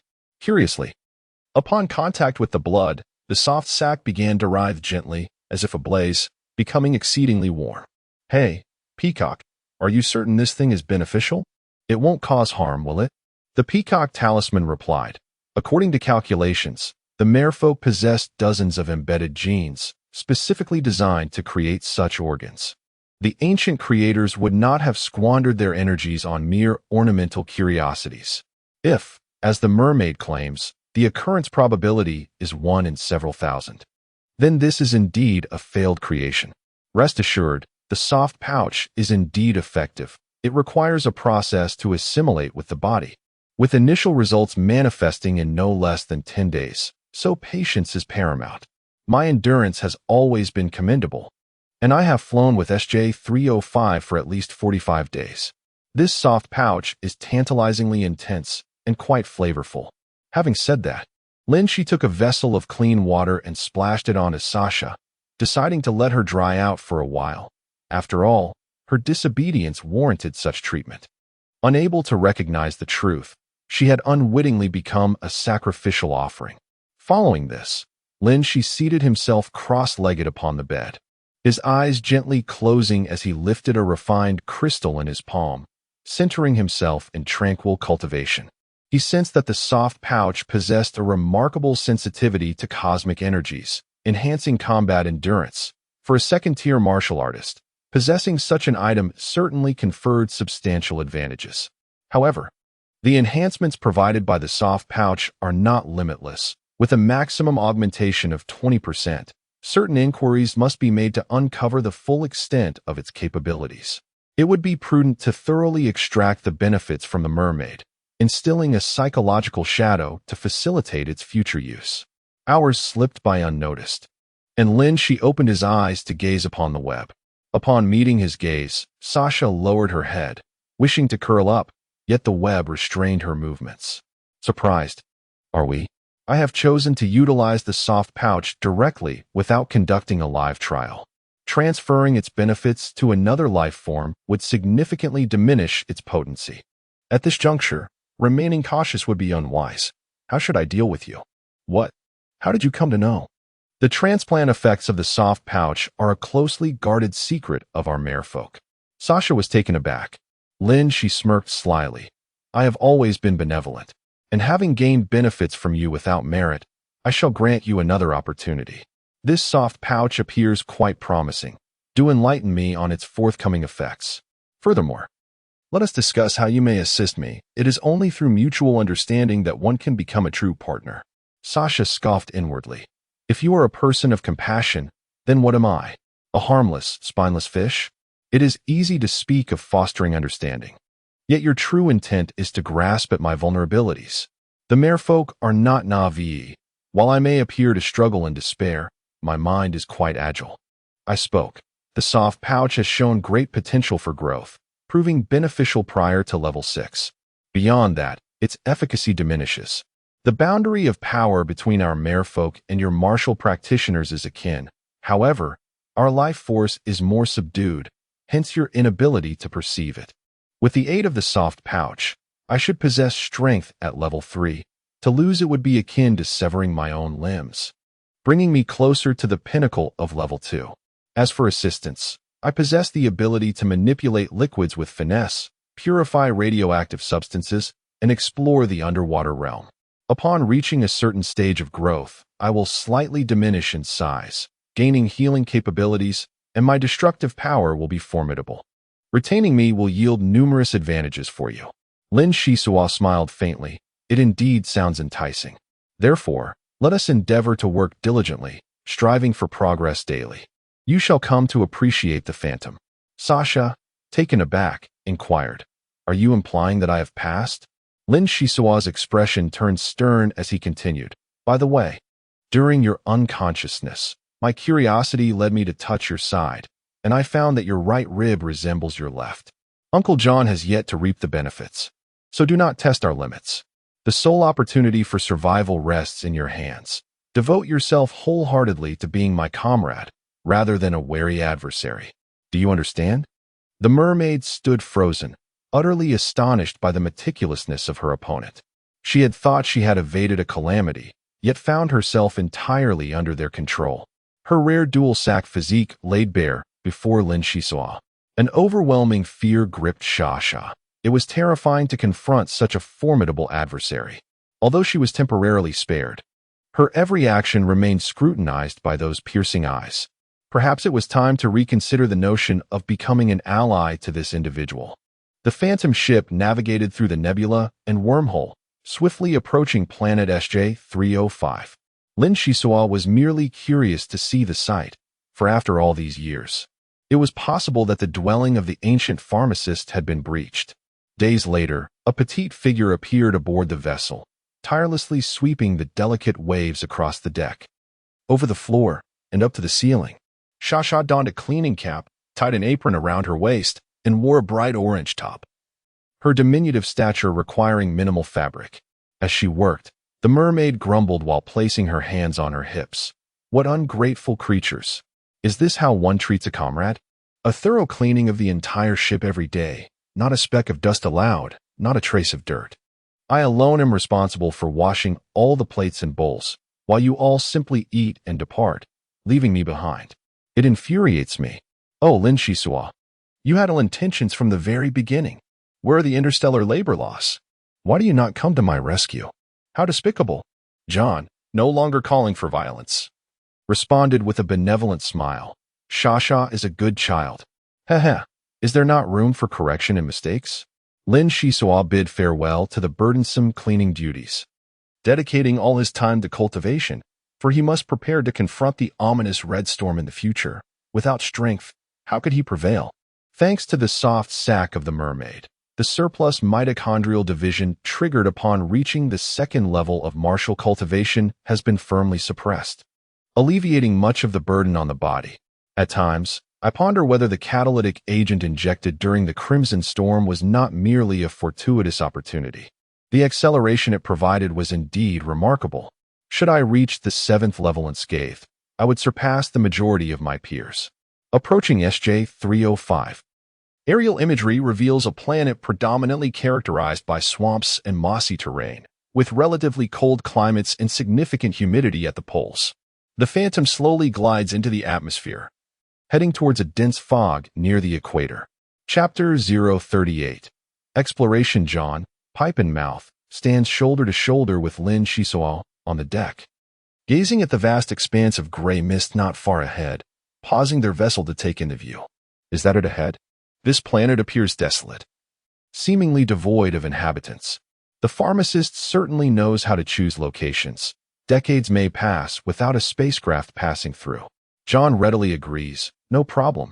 After all, Elizabeth's cargo has been discarded by us. The agreement has been certified by the Adventurers Guild, and we must pay the penalty for breach of contract. That corpulent woman's merchant association is formidable. A few months of rest would do us good. Let me calculate. It will take approximately 2 months to reach the Labyrinth Star, allowing for 9 months in total. We shall see how much you can stir things up here. 9 months is ample time. Rest assured, once we discover new energy sources, I will not forget the Phantom. Lin Shisua is filled with boundless anticipation. A joyful smile graces Lin Shisua's face as he turns and rushes towards the cabin, calling out, "I will retrieve the remains of the biomechanical robot immediately. It is crucial for our journey to the Labyrinth Star." This child at times exhibits a terrifying level of composure, while at other moments, he is a whirlwind of energy, often speaking before his thoughts are fully formed. I must admit, I am but an amateur. John possesses a keen self-awareness. He is a level 4 martial artist, with only those above level 6 deemed as advanced. Even the seasoned martial artists have encountered their fair share of setbacks, and thus, his abilities are undoubtedly inadequate. Shisua approaches tasks with meticulous caution, never recklessly venturing into perilous situations, instilling a sense of reassurance in others. The biotechnological robot is well acquainted with the labyrinthine star. This knowledge will prove to be paramount in the future. After resting aboard the ship for a night, at the break of dawn, Lin Shuo set forth, laden with a travel pack taller than himself, an ecological box in hand, and a laser sword secured at his waist. He ventured alone towards the foggy region. While it would have been plausible to brazenly charge through with the Phantom, the ship's detection apparatus could never ascertain the true nature of the fog. Thus, it was prudent to explore cautiously, step by step. His space boots traversed the ground, a detection device hanging from his neck, emitting a series of beeping sounds. If the mire within 5 meters was particularly deep, the instrument would signal a warning. Behind him trailed a series of footsteps, varying in depth, and as he glanced upward, he found himself perilously close to the ominous gray fog. It was eerily silent. Disregarding the stillness, he resolved to collect some samples to ascertain the fog's pH levels. The assorted items Lin Shisua had procured from the small tavern of the Adventurers Guild began to serve their purpose. He produced a metallic test tube and vigorously shook it, causing a large balloon to inflate. The balloon, tethered to the test tube by a slender metallic thread, swayed precariously as it entered the fog. After a brief examination, Lin Shisua was taken aback, musing to himself, "The acidity levels are normal, that the toxicity test strips could not determine the presence of any toxins. How perplexing." It seems he must resort to his ultimate weapon. The little mouse squeaked as it ventured into the grayish-white mist. In truth, mice are remarkable creatures. Countless human inventions owe their existence to the tireless efforts of these small beings, a testament to their invaluable contributions. Moments later, the mouse, having achieved a remarkable feat, returned. And Lin Shisua, at a distance, cast a glance before donning a gas mask and hastily retreating. The scene was terrifying. The mouse's skin rapidly deteriorated, leaving one to ponder the presence of volatile toxins in the air. The mouse's demise served as a grim reminder of the toxic nature of the fog, potent and lethal. After running a considerable distance and ensuring safety, Lin Shisua cautiously circled the fog-laden area, intermittently pausing to gauge the wind direction. Upon traversing approximately half a kilometer, he abruptly halted. 5 meters away stood a solitary plant, its slender roots partially exposed above the ground, adorned with a few vibrant blossoms that were quite pleasing to behold. Having encountered numerous fungi in the subterranean realms of the earth, Lin Shisua had long held the belief that the more vividly colored a mushroom, the greater its toxicity. The solitary existence of this plant outside the fog was inherently suspicious. To claim it was devoid of any trickery would be utterly incredulous. The presence of a plant bodes well. What one fears most is desolation. Lin Shisua closed his eyes and released his sensing ability, causing the surrounding space to subtly distort, forming a unique human magnetic field that enveloped the plant. He began to establish a connection with the flower through his inherent powers. The toxicity of plants is often a means of self-protection. They possess no intrinsic notions of good or evil, merely responding to their environment with primal inclinations. For instance, some plants thrive in sunlight while others prefer shade. Some favor humid conditions, while others are drawn to arid climates, each exhibiting distinct preferences. For instance, consider trees. Any year marked by significant environmental upheaval, such as fierce winds, frost, rain, and snow, will be etched into their growth rings. Lin Shisua was poised to cease his endeavors when he abruptly halted, exclaiming, "Wait. It seems there are even more ancient memories." Channeling all his mental fortitude, he faintly perceived a nebulous giant silhouette as a tempest swept downwards, heralding the arrival of a colossal spacecraft. Regrettably, the presence of toxic mist marred the surrounding environment, and given the equatorial location, the seasonal transitions were indistinct. Consequently, this plant's delineation of time was somewhat vague, rendering it impossible to ascertain when the spacecraft had once descended and what transpired thereafter. Rising to his feet, Lin Shisua circumvented the vibrant blossoms and pressed onward, gleaning from the plant's memories that it had poisoned numerous bizarre creatures, which ultimately became nourishment for the flowers. Its toxicity rivaled, if not surpassed, that of the noxious fog, thus caution was warranted. It must be said that Lin Shisua possessed formidable outdoor survival skills. After 3 arduous days, he would invariably pause to investigate peculiar occurrences. Although his pace was not swift, he had managed to traverse a circuit around the fog-laden area. Furthermore, Lin Shisua exhibited remarkable attention to detail, an indispensable trait for a mushroom forager, as valuable mycelium often flourishes in the most inconspicuous of places, prompting him to explore every nook and cranny. His journey yielded substantial rewards. In addition to initially testing the toxicity on a mouse and communicating with the aforementioned plant, he made 3 significant discoveries. The first was an unexpected sighting while tracking a toothy earthworm. The earthworm ventured into an expansive swamp, situated at a considerable distance from the misty region. Had it not been for a heart brimming with curiosity, it might have abandoned its journey midway. The swamp was riddled with intricate holes, some of which emitted a gray mist, where several small earthworms were hunched over, feasting, creating a remarkable spectacle. To one's astonishment, a connection appeared to be forged between the misty area and the swamp, facilitated by these earthworms. If one were to devise a smoke extraction apparatus utilizing the ventilation system of the mirage, could it not possibly purify the toxic fog? Lin Shisua squatted near the swamp for a considerable time, yet made no extraordinary discoveries, and thus resumed the unfinished exploration. The third discovery was a patch of moss, purple in hue, no larger than a palm, thriving near a spring.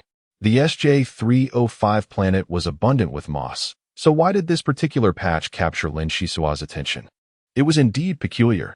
Upon first sight of the moss, an overwhelming desire to consume it arose, an urge to devour it whole, swallowing hard. It seemed as if this palm-sized purple moss was the most delectable delicacy in the world. Lin Shisua sensed this impulse emanating from within, and intently attempted to establish a connection with the moss, achieving this with remarkable ease. Yet, this success felt unwelcome. His mind was filled solely with visions of purple, while the urge to pounce upon it intensified manifold. He lamented internally, "Am I truly so gluttonous? It seems as though I cannot live without it. As if failing to consume it would be a disservice to heaven, earth, and myself alike. What manner of predicament is this?" In a moment of urgency, Lin Shisua commanded, "Peacock, scan the moss 10 meters ahead. Let us ascertain what this peculiar entity is." The talisman immediately declared, "Target locked. This object emits intense ultraviolet rays, and the vicinity appears to be a sterile zone. It possesses a remarkable purifying effect on its surroundings. The spring water is exceptionally pristine due to the presence of moss. Further energy detection is required. Shall we proceed? Scan quickly. I can hardly resist the urge to consume it." "Well, if it's edible, that suffices." Unable to contain himself, Lin Shisua advanced 10 paces and lunged towards the moss. Chapter 039. The castle seized the moss and devoured it hastily, neglecting to chew thoroughly, leaving Lin Shisua in a daze by the spring, his mind blank. What is wrong with my behavior? I feel like a crocodile wolf. Surely something is amiss. The following day, the repercussions of consuming the purple moss became apparent. His skin was marred with spots, initially faint, then deepening to a rich brown. His body hair began to shed, rendering him unrecognizable, neither human nor ghost, but rather a grotesque figure. The aging of his skin persisted, and unrest brewed within him as he sensed a transformation occurring within his bones, accompanied by subtle changes. When Shasha entered to tidy the room, she was taken aback, exclaiming, "Help! A monster!" There's a spotted creature aboard the ship. The high-pitched scream pierced the air, causing discomfort to his eardrums. The mermaid flicked her tail and splashed away in haste. Uncle, I consumed something unsanitary outside. Rest assured, I'm fine. There's nothing serious. Is that so? Can you truly expect me to be at ease? Surely, I must have been poisoned, correct? Stay put. I shall come immediately. John regarded Lin Zaiso as his own son and swiftly entered the medical room, furrowing his brow as he commanded the AI to conduct an examination. The diagnostic data indicated that all physiological indicators were normal, yet there was an alarming excess of amino acids within his system, a most peculiar circumstance. Zaiso, are you truly unscathed? John inquired, his tone imbued with skepticism. Lin Zaiso resided in the medical chamber, equipped with a therapeutic pod and a nitrogen chamber. As his skin began to shed, the sight became increasingly horrifying, prompting him to voluntarily enter the therapeutic pod. Take it slow. I'll assist you, John urged, hastening to support him while he opened the elliptical lid of the pod and gently placed Lin Zaiso inside. He then instructed the AI to monitor him continuously, ensuring that any issues would be promptly reported to the captain's quarters. Within a few hours, Lin Zaiso's skin began to exhibit a ghastly appearance, crumbling at the slightest touch, sending waves of excruciating pain throughout his body. Yet, his gaze remained resolute, and he uttered not a word, choosing instead to endure the torment. Having weathered countless hardships, he felt no reason to grimace over mere physical suffering. If this ordeal could indeed bolster his resilience and immunity, it would be immensely advantageous in the exploration of the apothecary's abode. Lin Zaiso encouraged himself inwardly. As time progressed, the agony gradually subsided. Lin Zaiso felt an encroaching fatigue and slowly closed his eyes. However, he did not succumb to rest. Instead, he sought to investigate his peculiar behavior. A sudden realization dawned upon him. This seemed to be a latent characteristic of his source ability. Not quite. It is the overt characteristics that evoke a profound desire to absorb beneficial plants. The communication with plants is merely, at this moment, Lin Zaiso truly comprehended the significance of his innate abilities. It is no wonder that the phenomenon of shared life occurs. In reality, it is a self-deceptive notion. When mental strength reaches a certain threshold, it immediately transforms into a ruthless deprivation, extracting the life energy of the plants. The communication with plants is merely a byproduct. This is a rather aggressive source ability, albeit limited to the realm of flora. Lin Zaiso inhaled deeply, unable to suppress a sigh.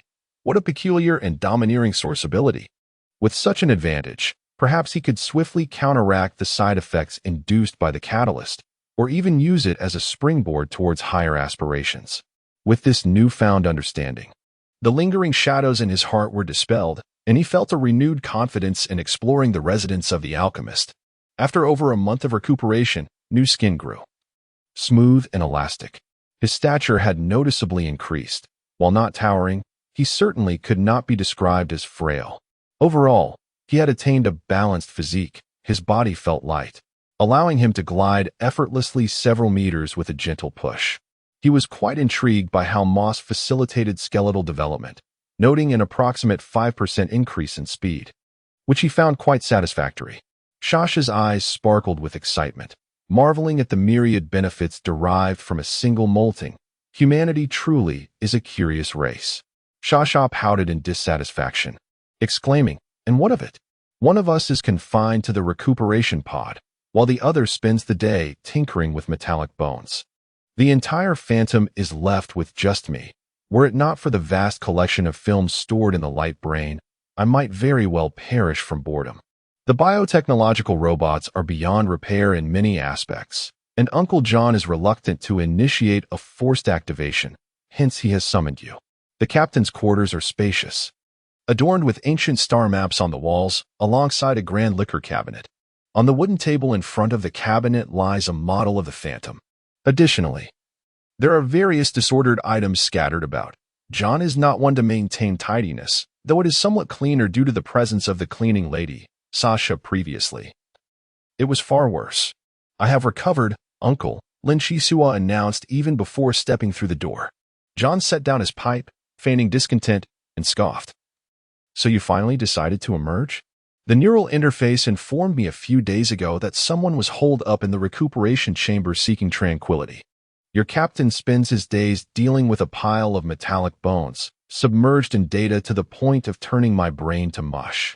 The last time I entered your room, I noticed some mycelium. Cultivating mycelium appears to be your forte.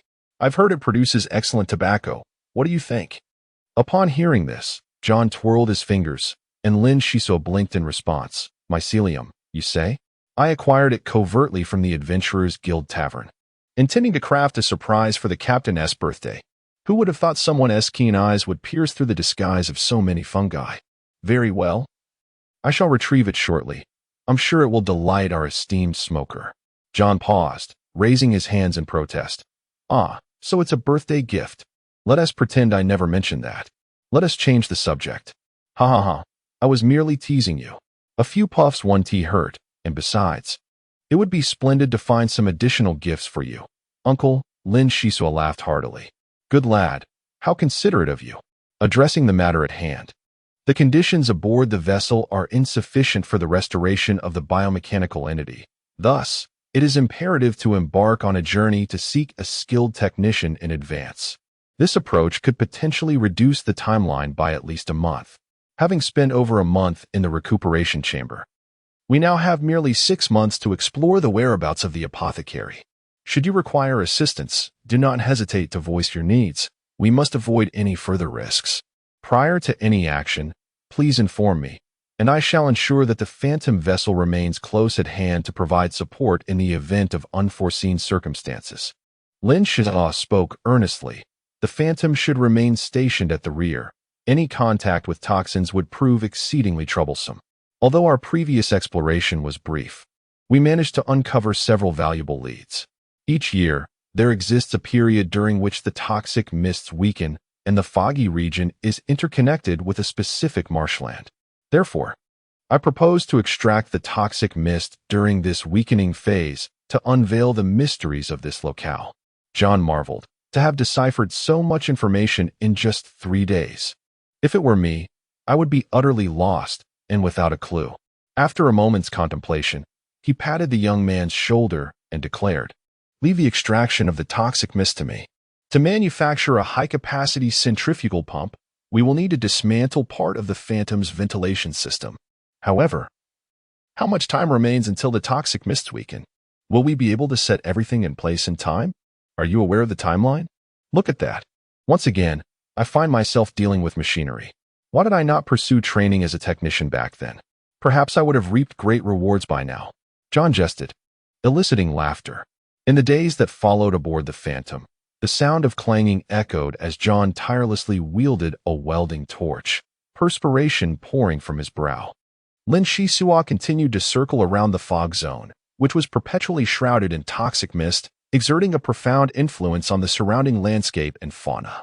Numerous organisms had established their habitats nearby, seeking refuge in the noxious haze to evade predators.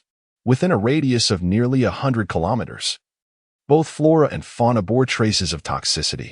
The depth of the fog's venom was considerable, and it was not surprising that resilient species, reminiscent of purple moss, thrived under the constant corrosion of day and night.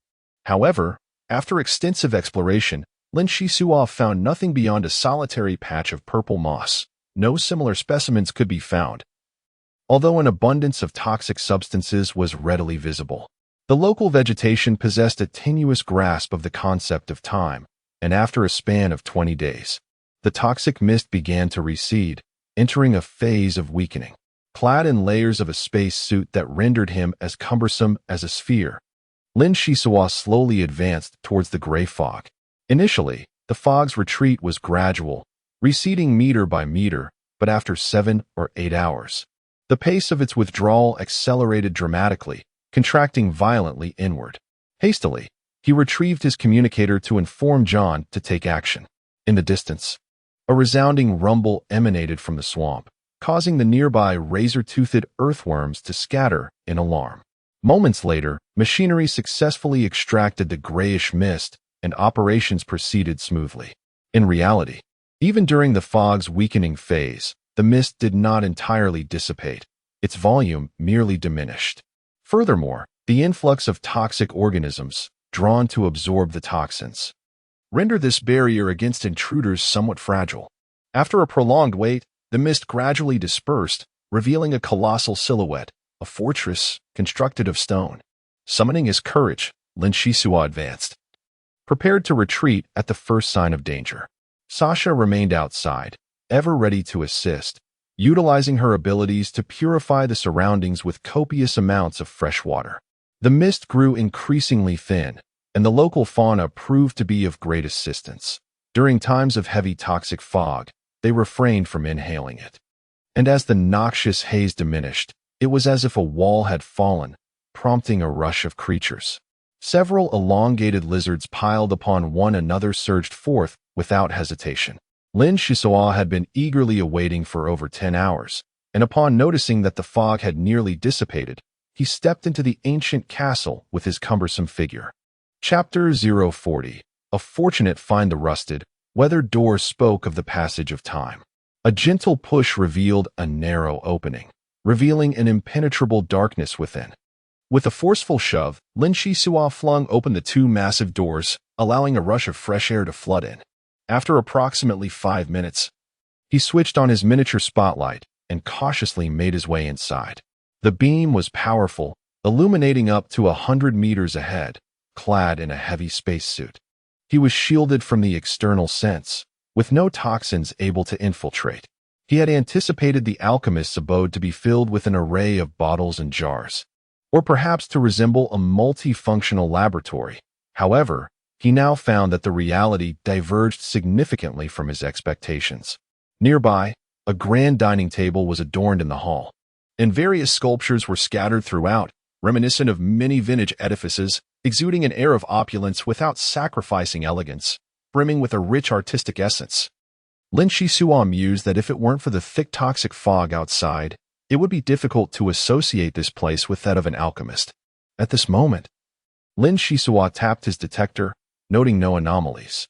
He searched the first floor of the castle, discovering only a side hall and a kitchen, ultimately pausing before the door to the basement. Good heavens, so many lives had been lost. Lin Shisua was utterly astonished. There lay not fewer than 80 corpses, and their conditions were horrifying. The skin was ghastly pale, the eyes bulged unnaturally, and the veins in their necks appeared as though they had ruptured from within. Perhaps an accumulation of toxins had prevented any signs of decay, as most of the bodies were preserved in their entirety. After observing for a moment, Lin Shisua withdrew a telescopic probe to investigate further. It was evident that any martial practitioner capable of breaching the ancient castle was extraordinary, thus a thorough examination was warranted. Upon inspecting the bodies, he found nothing. Clearly, someone had arrived before him and had conducted a meticulous search, leaving no stone unturned. As if they had stripped the corpses bare. Lin Shisua muttered to himself, a few units of refining crystals would have sufficed. To clean up so thoroughly is tantamount to forcing me to drink the bitter winds of the northwest. His hopes now rested on the basement, yet when he entered, his eyes rolled in disbelief. Not even a shard of tile remained. Cursed be it. What was the purpose of dispersing the toxic mist, if not to reap the rewards and gain knowledge of the alchemist's legacy? Unfortunately, the reality was stark. It was evident that someone had previously infiltrated the castle and taken everything of value. No wonder he encountered no obstacles. It was infuriating. After yielding no results in the basement, Lin Shisua hastily ascended to the second level of the castle. This area was in disarray. As if it had weathered a fierce battle, the walls were riddled with holes, and there were numerous marks from laser swords. One could only wonder what force had dared to invade the castle, for the price they paid must have been substantial. Lin Shisua meticulously explored each room, yet, like before, yielded no treasures, and thus proceeded to the third level of the castle. The third level of the ancient castle marked the pinnacle of the structure, and Lin Shisua was acutely aware of the slim prospects that lay before him. He mused that the sole benefit of his arrival on the SJ-305 planet was likely the small piece of purple moss he had discovered. Unexpectedly, the walls of the third level were adorned with creeping, dark red vines, their roots bearing numerous scars from severance. yet displaying an indomitable vitality, regrowing after each cut. Remarkably, these vines might extend his senses, enabling more intricate exploration. Oh, dear parents, bless your son, and may you not return empty-handed. Lin Shisua hastily seated himself, pressing his palms against the ground as he summoned his source abilities with fervor. Instantly, a magnetic field enveloped portions of the vines, and his consciousness began to permeate, intertwining with them in an effort to forge a connection. Sweat drenched his front and back, and the cumbersome space suit felt stifling, as the excessive use of his source abilities gradually wore him down. Having never encountered such phenomena before, Lin Shisua remained resolute, persistently assaulting the defensive barriers of the red vines. His perseverance bore fruit. Slowly, he began to establish contact. Time and again, he reassured the vines within his mind. I mean you no harm. We can be friends. What kind of nourishment do you prefer? Tell me, and I shall find a way to provide it. The red vines, however, remained unyielding, compelling him to resort to bribery, striving to appease them. Given their ability to thrive in the castle's third level, they were likely extraordinary. Who could ascertain whether they posed a threat? It was wiser to invest additional effort than to proceed recklessly. For various reasons, the red vines could only flourish in this particular tier of the castle, as other areas were forbidden zones fraught with perilous toxicity. Any creature that approached them faced a grave threat to its life. Lin Shisua shifted his body, deliberately creating a distance, and began to devise a cunning plan. He silently prayed, "Esteemed predecessors of martial cultivation, I sincerely apologize for this transgression.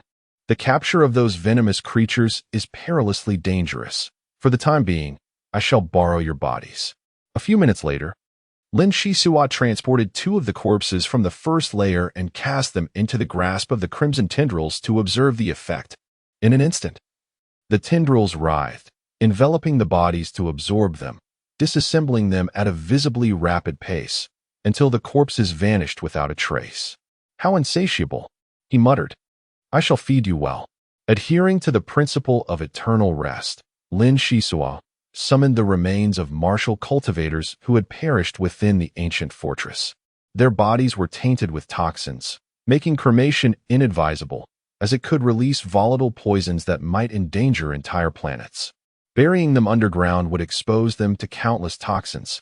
Thus, allowing the tendrils to decompose them was a more environmentally friendly solution and provided a final resting place. After digesting the nutrients, the crimson tendrils transformed from a dark red to a vibrant scarlet, then deepened to a rich crimson, and ultimately turned black. The plant rustled as it shed nail-sized leaves, leaving only the main trunk and some branches, which clawed and clung to the walls, resembling cracks in the surface from a distance. "I hope it doesn't burst," he thought. "Please don't hold me accountable." Placing his palm on the ground, Lin Shisua transmitted waves of mental energy, merging his consciousness with the tendrils in an instant. He quickly understood that the entity was not only alive but also exhilarated, having successfully evolved, with enhanced toxicity and decomposition capabilities, and was filled with gratitude. Oh, plants remain simple-minded. They respond favorably to those who provide them with benefits. He decided to further investigate the tendrils later, as it was time to explore the third layer. Lin Shisua, utilizing the extension sensing of vines, discovered that the black vine was merely a single entity.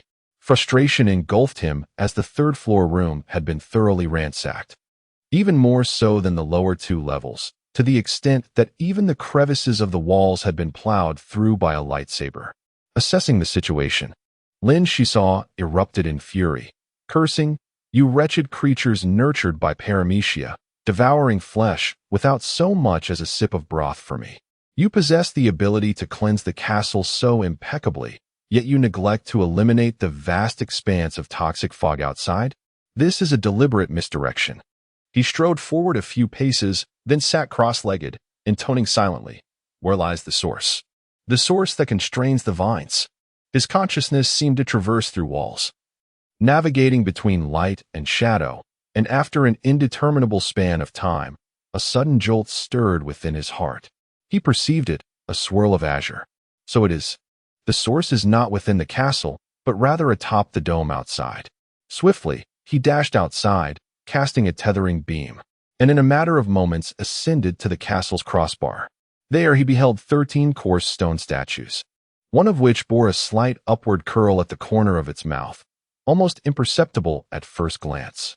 Realizing this, Lin Shisua hastily called out, "Uncle, come quickly to assist. Use the tethering beam to take this statue beside me along." Moments later, several beams of light descended from the sky, expertly ensnaring the statue.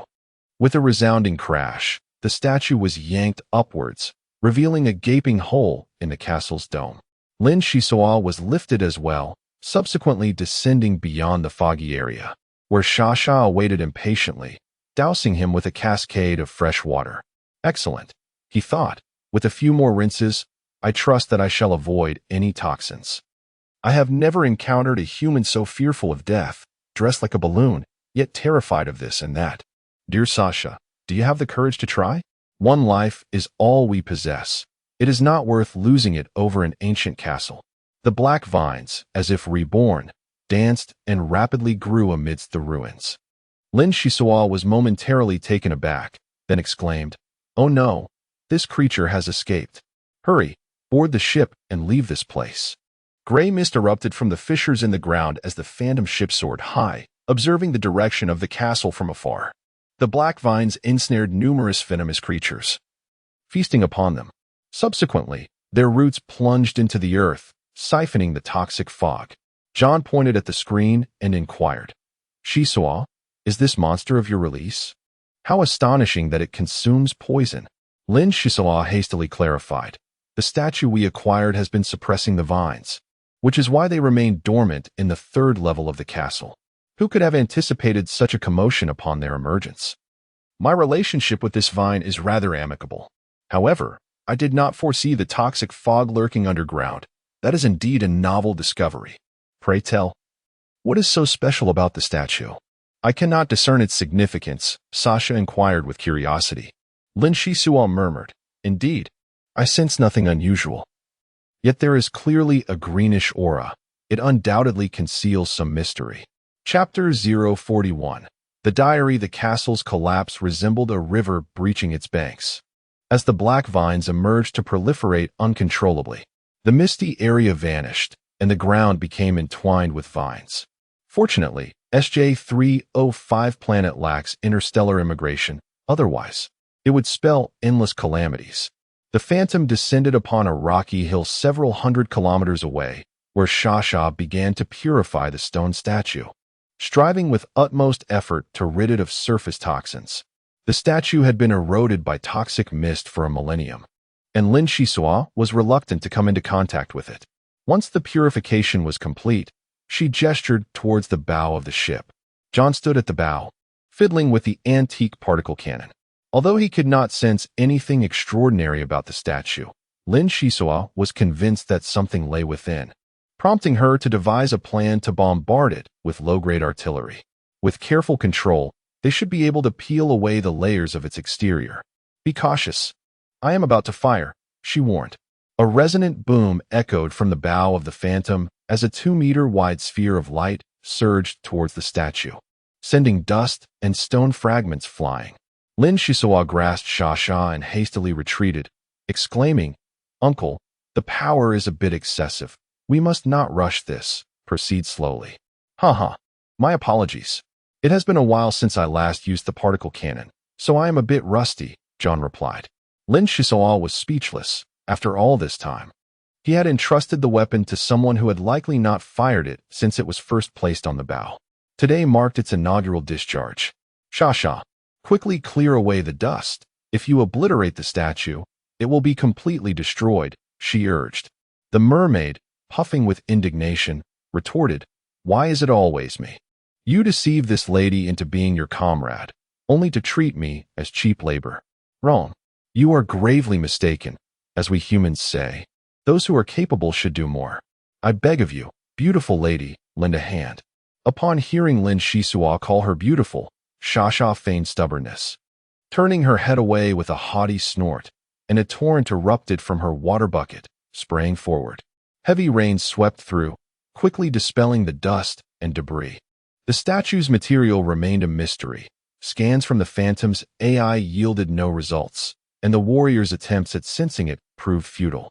After a bombardment from the particle cannon, only a few fragments had chipped away, leaving the statue nearly unscathed. My goodness, it seems Uncle John had been too gentle. The firepower must be intensified. John, with a sense of pride, patted the cannon and pulled out his pipe, lighting it with fondness as he remarked, "Old friend, your edge has not dulled with time. The last time I witnessed your might, it seemed as though grandfather was still alive. Now that the Phantom is fully charged, there are ample opportunities for you to showcase your prowess. The boy, Shisua, shall not bring you shame." The cannon remained silent, devoid of thought. Yet it bore the weight of the Klinsmann family's aspirations, dreams that had accompanied the Phantom on its journeys to distant star systems and continued to this day. "Sasha, hurry up and assist with the cleanup," John exclaimed. "Damn that Lin Shisua. Is this ever going to end? 3 bottles of top-shelf rum. Or else we have nothing to discuss. 1 bottle is mandatory. You must heed my commands today." Miser. Even if humanity's spirit remains untainted, they are still the most cunning and treacherous of villains, demons at heart. Ultimately, the dispute concluded with Sasha pacified by 2 bottles of rum, dutifully aiding in the clearing of the bombarded site. Finally, the outer layer of the statue began to yield, prompting an all-out assault from the particle cannon, which John relished. Hours of relentless effort culminated in a bountiful discovery. The statue's edges were cleared away, revealing a small, silver metallic box nestled within its core. This concealed treasure, hidden with such intent, likely contained something of great significance. In a hurried manner, Sasha commenced the purification process, subsequently employing a beam of traction light to securely grasp the metal box and hoist it onto the ship, placing it within the nitrogen chamber of the medical room. Patience is a virtue, and the closer one approaches success, the greater the perils that often accompany it. Lin Shisua would not commit such a fundamental error. The nitrogen chamber, devoid of oxygen, effectively eradicates bacteria and foreign substances reliant on oxygen, while also possessing rapid freezing and liquid nitrogen rinsing capabilities, making it the optimal choice for storing the metal box. Fatigue had overtaken everyone, particularly Lin Shisua, who had expended considerable energy communicating with the vines. He hastily consumed a morsel before collapsing into a deep slumber. That night, the Phantom vessel remained eerily quiet, while chaos reigned in the direction of the castle. The fog zone continued to collapse, and the enigmatic black vines mysteriously vanished, only for the crew to comprehend the night's tumultuous events by midday the following day. Stretching languidly, Lin Shisua rose, indifferent to the whereabouts of the black vines. His immediate priority was to unlock the metal box and unveil its contents. "Uncle John, Sasha, would you care to join me? I am about to begin." The display screen illuminated the interior scene as the mechanical arm cautiously approached, grasping the box to gently pry it open while simultaneously monitoring various environmental indices within the chamber. An alarm would sound immediately should any index exceed safe limits. "Hurry! Why are you dawdling? Your operation is so slow." Sasha, unable to contain her excitement, felt an urgency despite the fact that this matter was not directly her concern. Even if there were treasures within, Lin Shisua and John S. natures would prevent them from allowing a mermaid to take advantage. Nevertheless, Sasha remained tense, sensing the thrill of the impending revelation. The metallic box was effortlessly opened, leaving Lin Shisua momentarily stunned. Inside lay a black wooden box. He mused to himself. Could it possibly be that dreaded box game? A larger box encasing a medium one, which in turn contains a smaller one, ultimately leading to a miniature. If that were indeed the case, I ought to curse the pharmacist thoroughly. The mechanical arm extended once more, this time with heightened caution, successfully unveiling the black wooden box to reveal 3 items within. The first item was a green-covered book, its spine adorned with crimson bristles, while the cover displayed the visage of a fearsome monster, exuding an aura of malevolence. The second item comprised a bundle of metal test tubes, each the thickness of a finger, totaling 12. Their sealed openings ensured that the contents remained secure, alleviating any concerns of leakage. The third item was an age diary. In the era of interstellar travel, few chose to document their daily occurrences in handwriting, as acquiring a wrist-mounted holographic computer proved far more convenient. Even millennia ago, those who maintained the habit of journaling were exceedingly rare. Sasha scoffed disdainfully, exclaiming, "Humph, I expected treasures, but it turns out to be mere scraps." The peculiarities of human nature are quite baffling. John, well-traveled and seasoned, squinted at the contents and chuckled. "Shisoa, congratulations. Perhaps soon, aboard the Phantom, we shall witness the emergence of a remarkable pharmacist. These items will prove immensely beneficial to you. Seize this opportunity, for I have faith in you." Lin Shisoa beamed with delight, relieved that his efforts had not been in vain. He replied, "It won't be that simple. I must delve into thorough research, but I shall exert myself doubly to meet your expectations." The medical room fell silent once more as Lin Shisoa meticulously verified each piece of data before opening the nitrogen chamber to introduce several small mice. The hatch had not been closed. I observed for a while before daring to extend my hand. First, I retrieved the aged diary and began to peruse its pages slowly. Dated April 19th, 1289, it bore a slight chill. My teacher had taken me to the planet Farouk for an on-site investigation, as it was said that a certain bioluminescent plant there could significantly aid in the treatment of the immigrant's septicemia. This diary was a birthday gift from my teacher, who remarked that a good apothecary typically lives a long life, thus should document the minutiae of existence for future reflection in old age. Alas, I had just turned 8, and it was evident that he had no funds for a wrist-mounted neural interface, resorting to a mere notebook for expedience. Such was my teacher, Easy Ching. Lin Shisoa casually inquired, "Peacock, do you know the apothecary Easy Ching? Is there any information regarding this individual?" "In brief, you do not know? You always speak at length. Isn't it exhausting? Best to take a rest."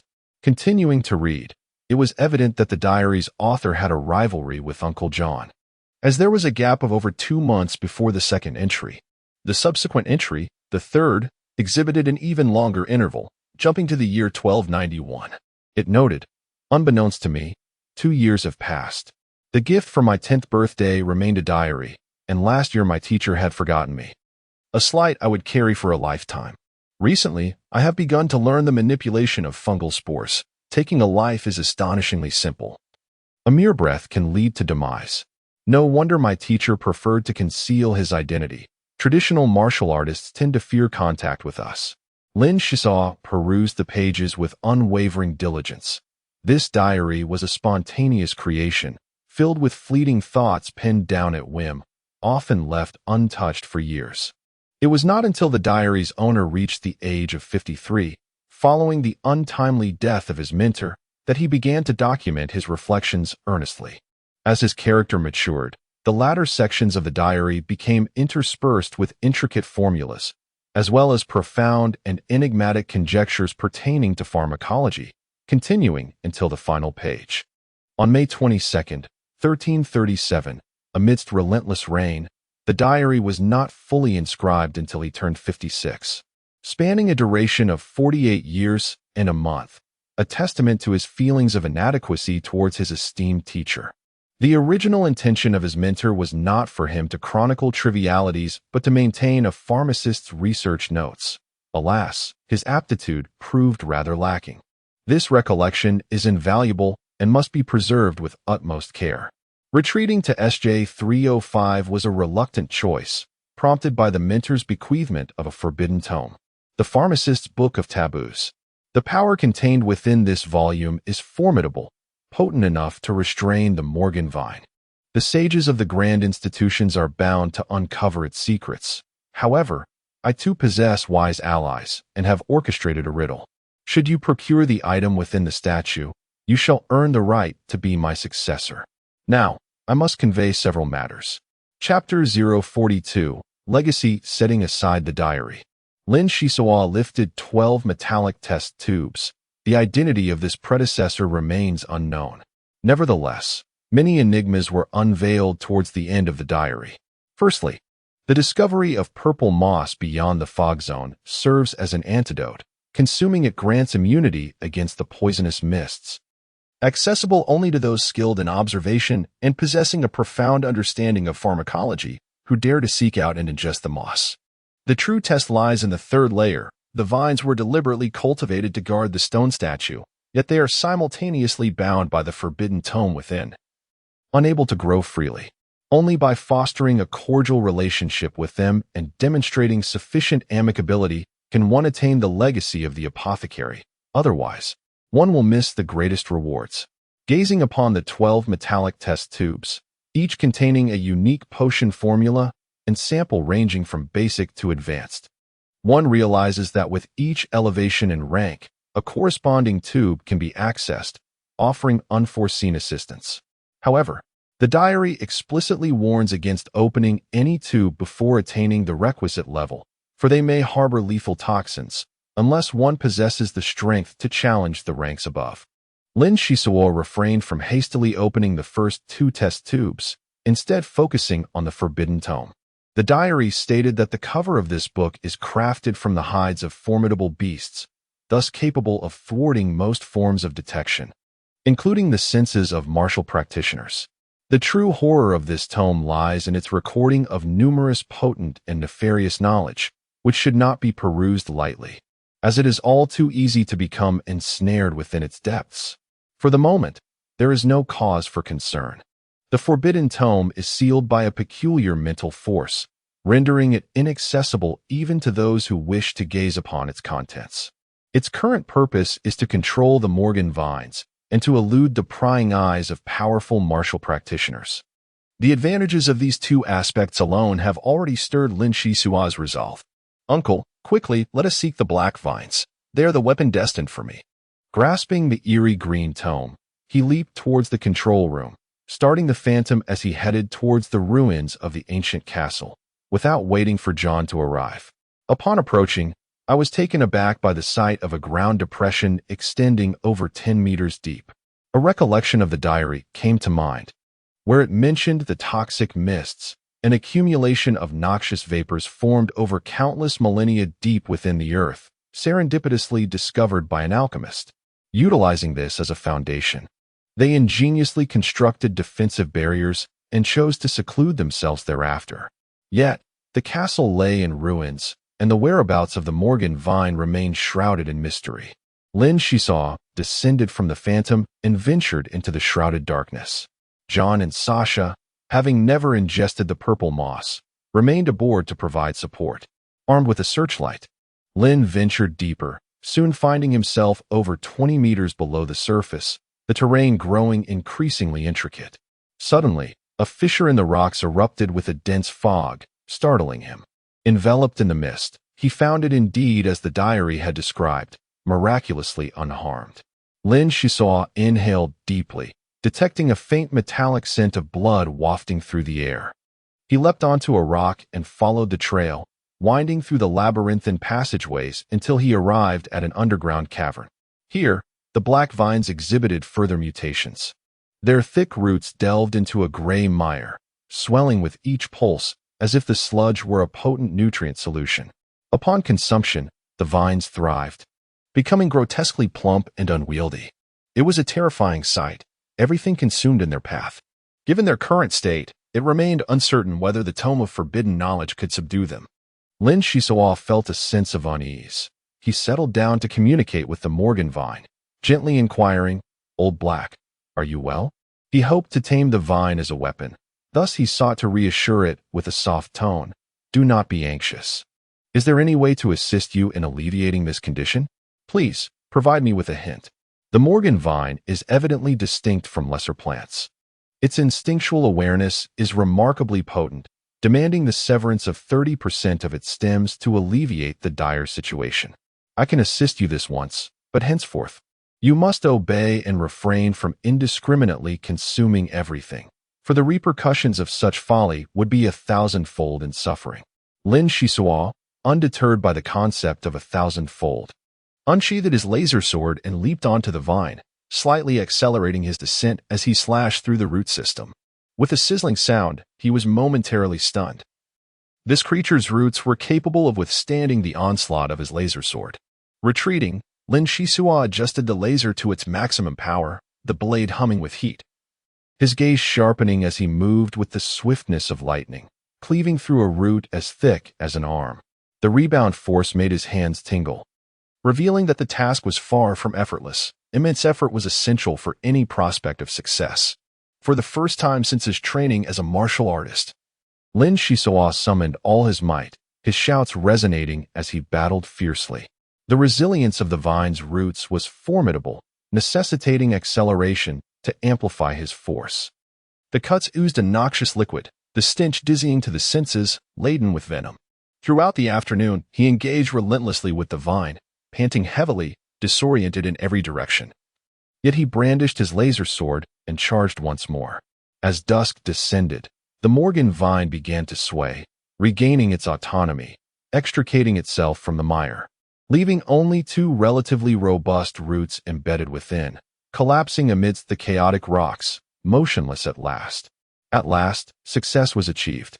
The martial practitioner, ensnared in a protracted struggle, undoubtedly feels wearied, reluctant to even lift a finger. Yet, it is imperative to establish contact with Uncle John to assuage their concerns. Damn Hisoka, where on earth are you? The Phantom Troop has been unable to trace your essence, and the communicator's signal has been obscured. Have you encountered some trouble? Speak candidly and inform Uncle. It is my fault. In my haste to depart, I neglected to provide a thorough explanation. The green-covered tome left by the apothecary possesses the ability to obstruct detection, and I have kept it close at hand, rendering you unable to locate me. Rest assured, the black vines have been discovered, lying amidst a nearby pile of stones, resembling a lifeless fish. This creature has consumed a substantial amount of toxic mire, and according to the journal's accounts, it should not appear in its current state. I, too, am perplexed. I now feel utterly exhausted and long for a restorative slumber. Lin Hisoka, having depleted his cosmic energy, finds his stamina at an all-time low, and within the cavern, he dozes soundly, blissfully unaware that the green tome has gently drifted above him, silently unfurling its first page, revealing an image of the Morgan vine. An array of intricate symbols illuminates the air, as if branded upon the very essence of the vine. The vine is twisted together by an invisible force field, causing a copious amount of sap to be expelled, a gruesome sight to behold. The Morgan vine, ferocious in nature, hastens its extraction of the mire, rapidly expanding to counter the force field emitted by the green tome. Within the cavern, it is as if two primordial beasts are engaged in a silent confrontation. While Lin Hisoka, having rubbed his nose, sinks deeper into his slumber, oblivious to the unfolding spectacle.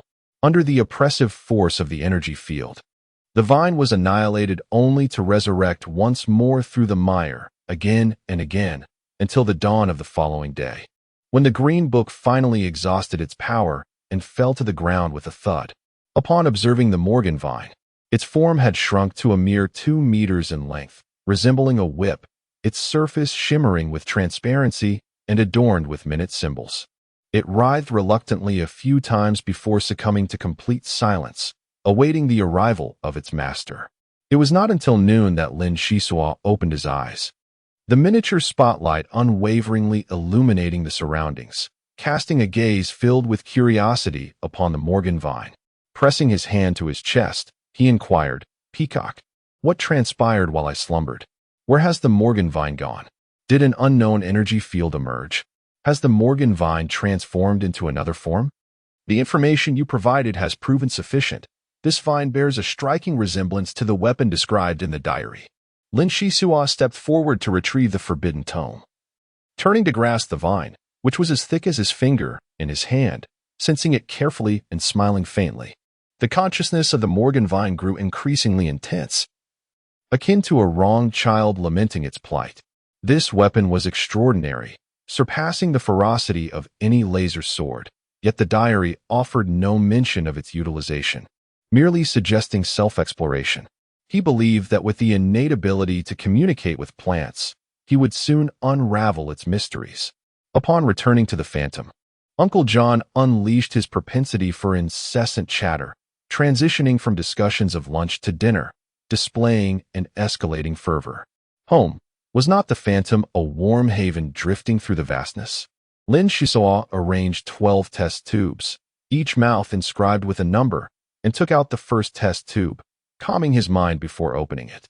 From the test tube emerged a solitary capsule, accompanied by a small note inscribed with the words, "Potent therapeutic agent, primarily composed of celestial licorice and candida, mixed in proportion with water at 18 degrees Celsius. Subsequently, add powdered alligator wolf bones and a trace of zinc, infused with 0.01 units of cosmic energy, to achieve instantaneous healing of both internal and external injuries. This exclusive formula must not be disclosed." Lin Shisao licked his lips. With this, the prospects of profiting immensely from selling medicine appeared promising. He reached for the second test tube without a moment's hesitation and uncorked it. Chapter 043. Capital Hallucinogenic Agent. It possesses the capability to influence the visual nerves and spiritual perception of martial practitioners. The recipe requires the commonly found wings of the from Tianlan star, blended with pure martini, and supplemented with a mushroom known as the free hat. After undergoing multiple extraction and mixing processes, it must be purified in liquid oxygen and infused with minute amounts of cosmic energy. After resting for 20 days to form a powder, it becomes ready for use. Upon reviewing the recipe, Lin Shisao felt slightly dizzy. Setting aside the efficacy of the hallucinogenic agent, the myriad of items required necessitated traversing numerous star systems to procure. This was merely the most rudimentary formula. The subsequent 10 test tubes would undoubtedly present increasingly formidable challenges. He needed to confer with Uncle John regarding the itinerary. Just as he was about to activate the holographic screen to contact the captain's quarters, an important thought struck him. The diary had previously mentioned a plantation, likely referring to the half-acre of flora he had observed on the sunken hill. This represented a valuable asset and should ideally be transplanted onto the ship, as it would prove immensely beneficial in the future. Lin Shisao reopened his diary, immersing himself in its contents with utmost seriousness, leaving no detail overlooked.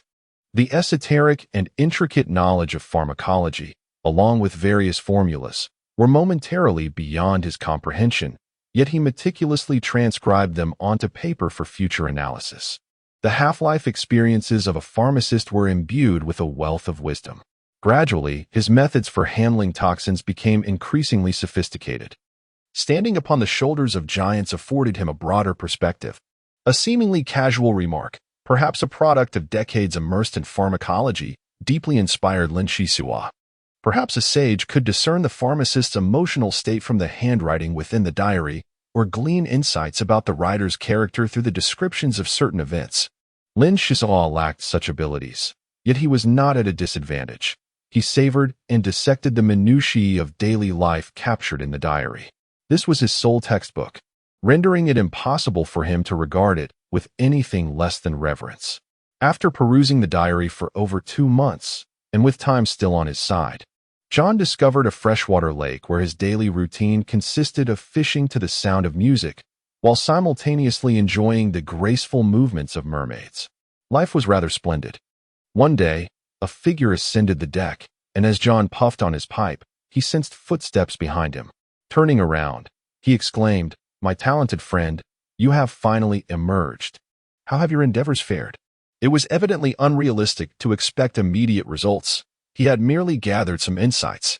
"I have compiled a list, dear uncle.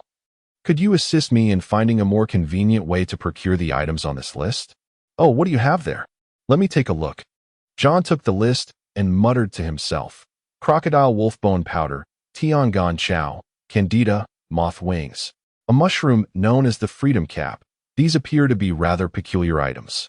Lin Shisao promptly explained, "You see, a true alchemist must possess both inner and outer knowledge. At times, external aids are essential. A mere diary cannot transform me into a genuine alchemist." The owner of the diary was exceedingly cautious, revealing neither too much nor too little, while that forbidden tome remained sealed by mental fortitude. "It seems there are bountiful rewards, yet they are visible but unattainable. One must proceed step by step according to the other's arrangements to acquire corresponding power. John chuckled softly. I find this method quite ingenious. Without the gradual accumulation of knowledge, one will never truly cherish the power at hand. Regardless of how martial practitioners evolve, they are ultimately human, possessing all the vices of humanity. Just look at Shasha. Even when she is vicious, she remains endearing. This is the realm of humanity. A mermaid must be somewhat fierce to survive. Monsters in the universe are not to be feared, nor are the alien races. The true terror lies within humanity, which has conquered countless planets over the past 3 millennia. I have heard that competition in the outer galaxies is even more intense. The Phantom ship still has a long way to go. The elder remarked. I can't shake the feeling that your fishing here seems different. Have you experienced some sort of breakthrough? Your intuition is quite sharp, the young man replied. But I am still a 4th-level martial practitioner. I merely had a moment of clarity regarding the application of mental energy and grasped certain insights. You are aware that my psychological assaults can instill a profound sense of fear. However, humanity harbors an immense yearning for beauty. At times, a subtle approach can be far more effective than overt hostility in rendering an adversary complacent. This represents the trajectory of our future endeavors. A subtle approach? It sounds rather promising. John waved his list. Let us not dwell on trivial matters. The items you seek can certainly be procured from the Adventurers Guild. Of course, I do not refer to the modest taverns of yore, but rather to the highly developed capitals where, with sufficient points and refined crystals, any item can be acquired. Lin Zyso offered a wry smile. Points and refined crystals are precisely what we lack. It seems we shall be unable to achieve this in the near future. John shook his head. My dear child, paths are forged by those who tread them. Do not surrender to momentary hardships. Do you not possess a blue coin minted during the Spartacus era of the Golden Empire? If you take it to the auction house, you could easily earn 5,000 blue coins. The items you wish to procure are not rare treasures. They are merely peculiar in nature. Even biomechanical constructs require maintenance. Allow me to escort you to a particular place. Perhaps we can acquire the items on your list. Really? What sort of place is it? Can you divulge any details beforehand? There is nothing to conceal. The location I speak of differs from the Adventurers Guild. It is a consortium formed by fallen nobility, initially established by wastrels eager to liquidate their ancestral holdings. As these individuals congregated, they discovered a common language, gradually evolving into a robust network, leveraging familial connections to establish channels, ultimately becoming purveyors of all manner of goods. Let us set forth now. We have ample time ahead of us. Grant me an additional 5 days, for the planet SJ-305 harbors certain remnants that require meticulous attention. Indeed, the Maze Star is a once-in-a-century marvel, and this expedition is pivotal for the latter half of my life. Thus I implore you to exert yourself diligently. Lin Shisuan nodded in affirmation. With the Morganvine, the Forbidden Tome, along with formulas for healing and hallucinogenic potions, a preliminary sense of self-preservation has been established, at the very least. I shall not be at the mercy of inferior equipment, which instills a measure of confidence within me. The Forbidden Tome rests within my satchel, while the Morganvine exhibits a pronounced aversion to it. After patient persuasion, it reluctantly entwined itself around my arm, poised to expand and secrete toxins at any moment. Most poisons are rendered ineffectual in its presence, and it can even counteract them entirely, which emboldens Lin Shisa to venture into the plantation for transplantation. To be candid, I am unfamiliar with the majority of flora. The Peacock database has only identified 3 species. The 2 specimens of true interest were emphasized in the diary. The first is the grass cistanche, characterized by its brownish-purple hue, upright stature, and thick, triangular leaves, bearing dark red blossoms. When steeped in liquor, it serves as a remarkable remedy for inflammation caused by extraterrestrial entities, exhibiting extraordinary efficacy. The second is the creek yellow grass, standing at half a meter, branching with opposite leaves, yielding nuts annually. This particular plant is reputedly difficult to procure, yet it is said to possess miraculous properties for treating radiation-related afflictions. After a thorough exploration, passing by those toxic plants, the Morganvine stirred with eagerness, seemingly eager to consume them. Lin Shisua hastily reassured it, internally lamenting, "What a jest! If you devour them, how shall I navigate my future?" From the backpack, a small shovel was extracted, and the vibrant flora and fauna of this place were gradually transferred into the ecological box. The diminutive mice and spiders, originally captured aboard the Phantom, were squeezed in as best as possible. The cultivated edible fungi were consumed in one go to free up space for these new companions. The transplantation process was far from smooth. Despite exercising utmost caution, the journal entries contained only fragmented thoughts, necessitating a journey of self-discovery. One plant snapped its roots and withered instantly, revealing the arduousness of the endeavor. Lin Shisua treated this as a learning experience, sacrificing a quarter of the plants. And after several days, the monumental task of transplantation was finally completed. Wiping the sweat from his brow and straightening his back, he could not help but exclaim, "It appears that every profession presents its challenges. I must seek counsel from the Peacock Talisman and delve into some biological texts to swiftly enhance my knowledge in this area." Circling the vicinity of 100 miles several times, he acquired a dozen more plants and captured a few flying insects to place inside the ecological box, preparing for the pollination of the flowers. Maintaining their original appearance was essential for the plant's survival. The pharmacist's work extended beyond mere interaction with plants. It encompassed a vast array of disciplines, where sometimes a cup of water immersed in heated crystallization could serve as a potent remedy. Lin Shisua had merely dipped a toe into this field and naturally had to commence his exploration from the most rudimentary principles. The Phantom bid farewell to the SJ-305 planet, swiftly navigating towards the capital star of the Jin Feng Empire. John was relatively familiar with the capital star, eager to sell the blue gold coins minted in the era of Badakus for a handsome price, and this was the place to do it. Time flew by as he became engrossed in his tasks.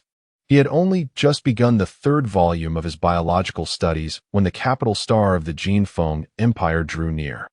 The Phantom gracefully nestled into its designated orbit.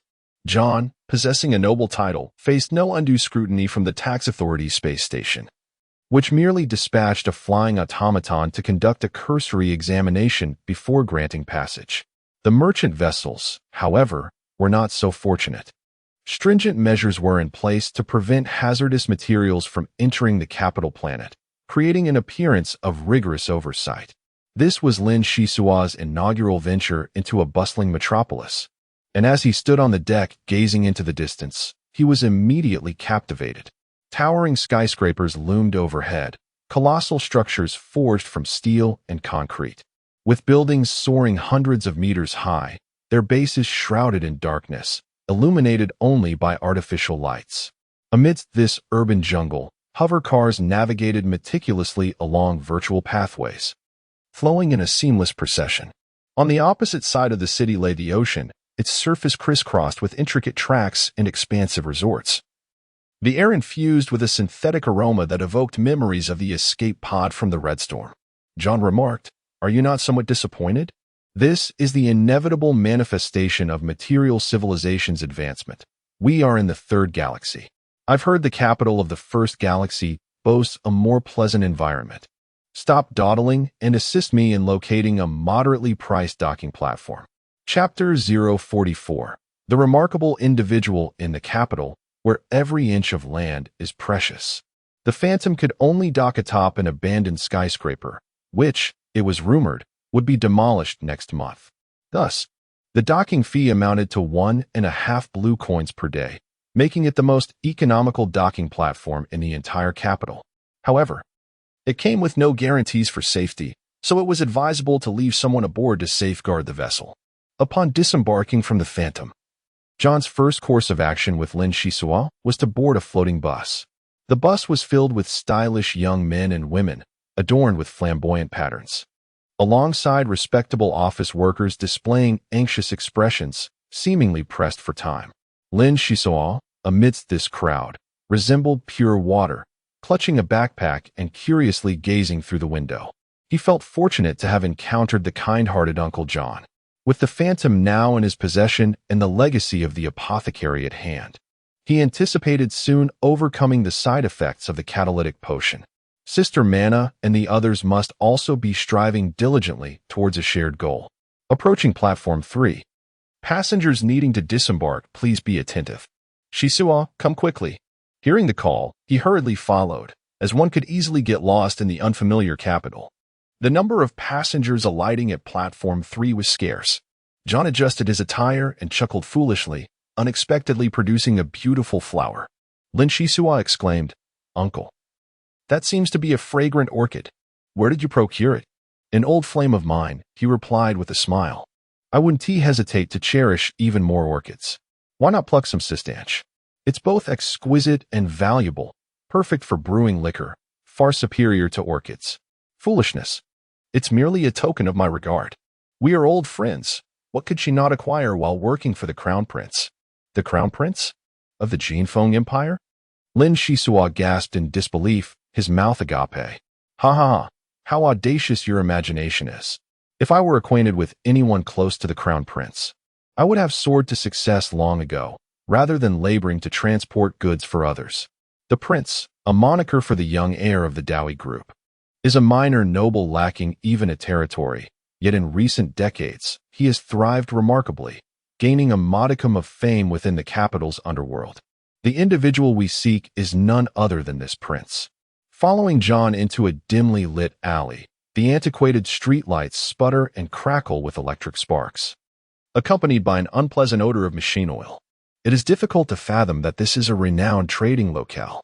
Crossing a puddle, we push open a decaying wooden door, only to be enveloped by deafening music that overwhelms our senses. The place is teeming with revelers, their bodies swaying wildly as they dance with abandon. John seems to mutter an expletive, pulling Lin Shisu towards the restroom. Upon entering the restroom, John produces a card and waves it against the wall, instantly revealing a concealed passage. Nearby, several burly men converse without so much as glancing our way. John explains these measures are in place to deal with the police. The prince often engages in illicit activities, hence his caution. Proceeding down the passage for over 50 meters, we emerge into a spacious area. A pristine hall bustling with motorcycles and piled high with goods, resembling a busy unloading dock. A pale yellow motorcycle halts before us, and a melodious voice greets, "Good day. Baron Klinsmann, welcome. Is the prince available? I wish to discuss a business matter and meet Elena as well." "I'm afraid the prince is out on business, and Miss Elena is currently in a meeting. May I ask if you have an appointment? Please discreetly inform Elena that Baron Klinsmann wishes to see her and inquire where we might meet." "Certainly, please hold on." John sighed, fully aware that this would be the outcome. She was still brooding over my abrupt departure. "Ah, so it appears that Lady Elena will become my aunt, does it not?" The two of them mounted the motorcycle and soon arrived before an office door. John hesitated for a moment, gathering his courage before he pushed the door open and stepped inside. Lin Saiso remained still, believing it was best for them to converse privately. Who would desire the distraction of a glaring light bulb blooming nearby? As John opened the door, he caught a glimpse of Elena, who appeared remarkably competent. Clad in professional attire, exuding an air of authority with a hint of imperiousness. She did not feign modesty, but stood resolutely at her desk, her expression stern as she regarded the middle-aged man holding flowers. After 5 or 6 minutes, a voice suddenly broke the silence. "Young man, why are you seated here?" "Good day. I am waiting for someone. Am I causing you any inconvenience?" "I shall take my leave." Lin Saiso reflected on this. After a separation of over a decade, there would surely be much to discuss, and Elena must have set aside all her work. He promptly expressed his gratitude. "It is more respectful to comply with your wishes. Where do you reside?" The elder waved his hand lightly, and the vacuum cleaner beside him dashed forward, proclaiming, "You will find out if you follow me." Lin Saiso noticed that although the elder's strides were not particularly large, he had already covered over 30 meters in the blink of an eye, a flicker of surprise crossing his gaze. In terms of speed, Lin Saiso was no slouch. With a subtle exertion of effort, he followed closely, seemingly moving slowly yet actually gaining ground. The elder laughed heartily, neither hastening nor slowing, strolling leisurely as if on a casual promenade. "Sir, you must be a martial artist, and of a notably high rank at that. Young man, do not judge others by your own standards. I am an aging bioengineered being, once infused with the genes of a leopard, thus possessing a speed that surpasses that of the average person. After retiring from a long career as a bodyguard, I find myself now in the twilight of life, no match for your youthful agility. Are there still bioengineered leopards in production? It seems the first galaxy ceased such endeavors a millennium ago. You are quite venerable. The elder paused as they arrived at the storeroom, where the floor gleamed as if polished to perfection. A myriad of vacuum cleaners and polishers whirred about haphazardly. The wooden dining table was adorned with cups, and a kettle bubbled away, exuding steam. The ambience felt less like a storeroom and more akin to a quaint countryside inn. The elder took a seat and poured a cup of inexpensive coffee for Lin Shisu, speaking contemplatively. Typically, the production lines of the first galaxy are discarded to the second galaxy, and those used units are then passed on to the third galaxy. Hence, it is not surprising to find bioengineered leopards here. From the moment I laid eyes on you, I felt a sense of familiarity. Your muscular resilience resembles that of our kind. Your control over speed is fluid and instinctual, much like that of a spirited young leopard, which is why I sought your company.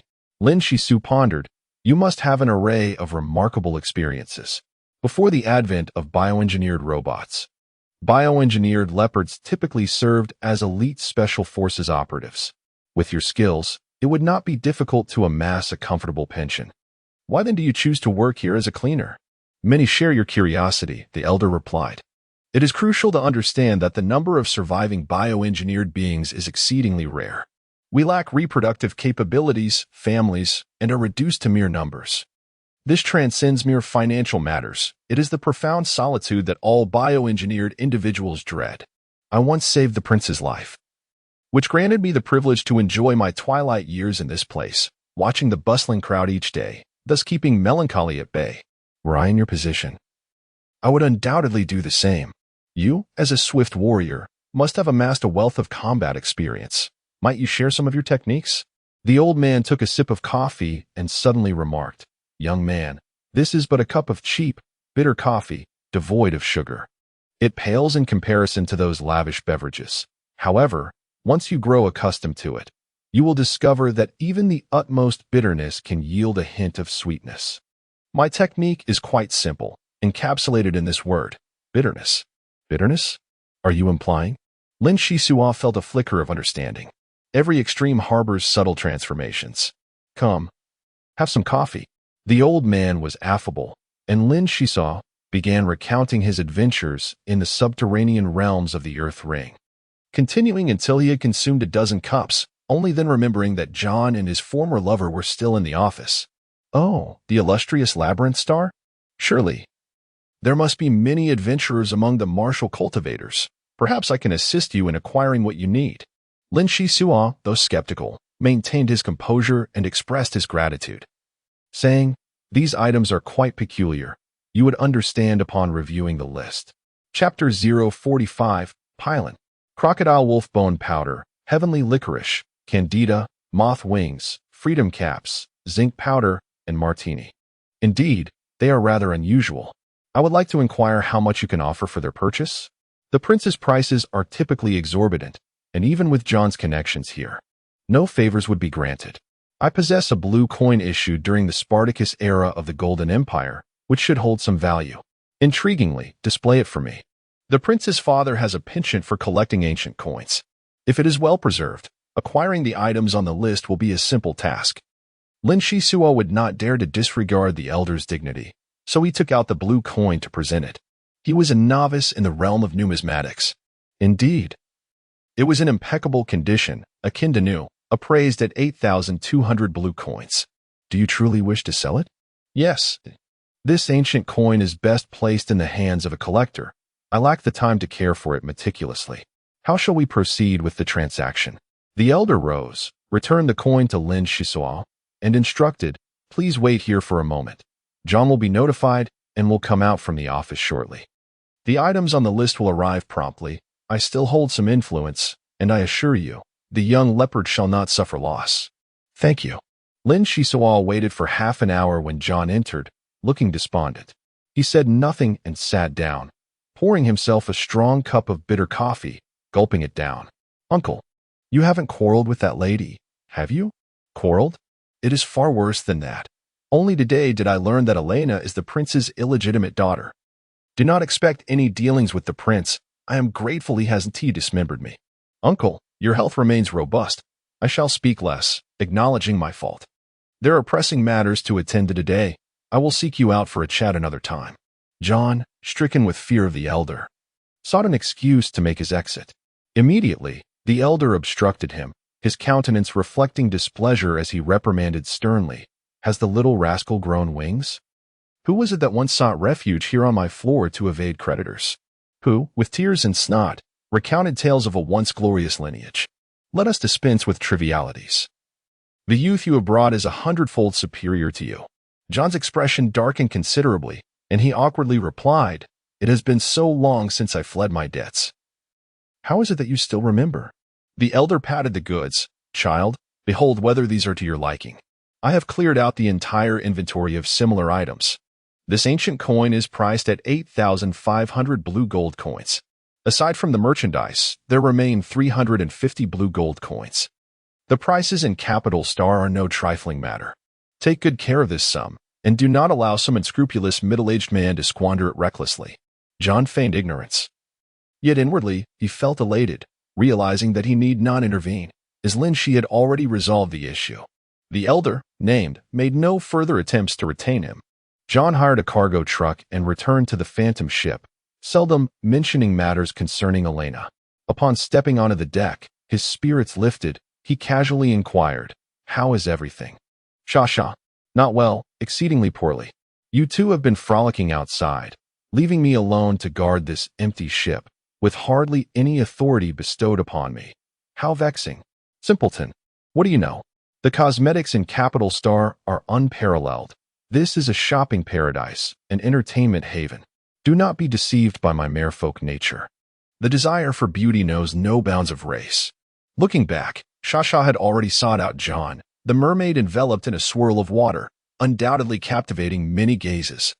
Lin Shi took a handful of licorice and placed it into the juicer, blending it into a fine pulp. He then measured out a cup of warm water and added candida in the appropriate proportion. As the liquid became slightly turbid, he swiftly introduced crocodile wolf bone powder and zinc powder. The next step was crucial. He infused it with 0.01 units of cosmic energy. This was a delicate process, as the energy had to be drawn from cellular sources, and the dosage had to be precisely calibrated, a challenging feat indeed. At that moment, the soft capsules obtained from Sha began to take effect, emitting tiny sparks of light. After approximately 5 minutes, the mixture solidified into a golden ointment. Success. However, Lin Shi did not feel elated. He retrieved a microscope he had purchased alongside the other materials to examine the sample. After a brief inspection, he shook his head. While the appearance was promising, the actual quality fell far short. Under the microscope, the pharmacist's sample resembled smooth satin, with a compact material density, while the concoction he had just created resembled crumpled fabric, failing to meet even the most basic requirements of the recipe. Undeterred, he decided to repeat the process, realizing that a more even blending of the licorice yielded better results, and that the timing for adding ingredients was critical, neither too early nor too late. Finally, he needed to exert maximum force to infuse the cosmic energy, ensuring a close bond with the elixir, which slightly improved the quality. Unfortunately, the second trial also ended in failure. Given his current level of skill, 5 attempts had reached his limit. He paused for the moment. Becoming a pharmacist required substantial financial resources, and the materials consumed in just 2 attempts had already caused Lin Shi considerable distress. The cosmic energy within him was limited, necessitating a day of rest to restore himself to optimal condition before continuing his preparations. Shisua, are you in the medical room? As Lin Zaiso approached the artillery fortress, he encountered a young girl, perhaps in her early teens, donning a baseball cap and clad in work attire, chewing gum while fiddling with a metallic skull. Excuse me, where is the maintenance technician? He inquired. Who is this child? The girl glanced up, and before John could clarify, she rapped the metal skull and declared, Hey there, dark-haired uncle, I am indeed the technician you seek. If someone insists on labeling me as the best in the capital, what can I do? Did you just call me uncle? I'm hardly 19, Lin Zaiso replied, bemused. The girl scrutinized him with astonishment and burst into laughter. 19? You look like you're in your 30s.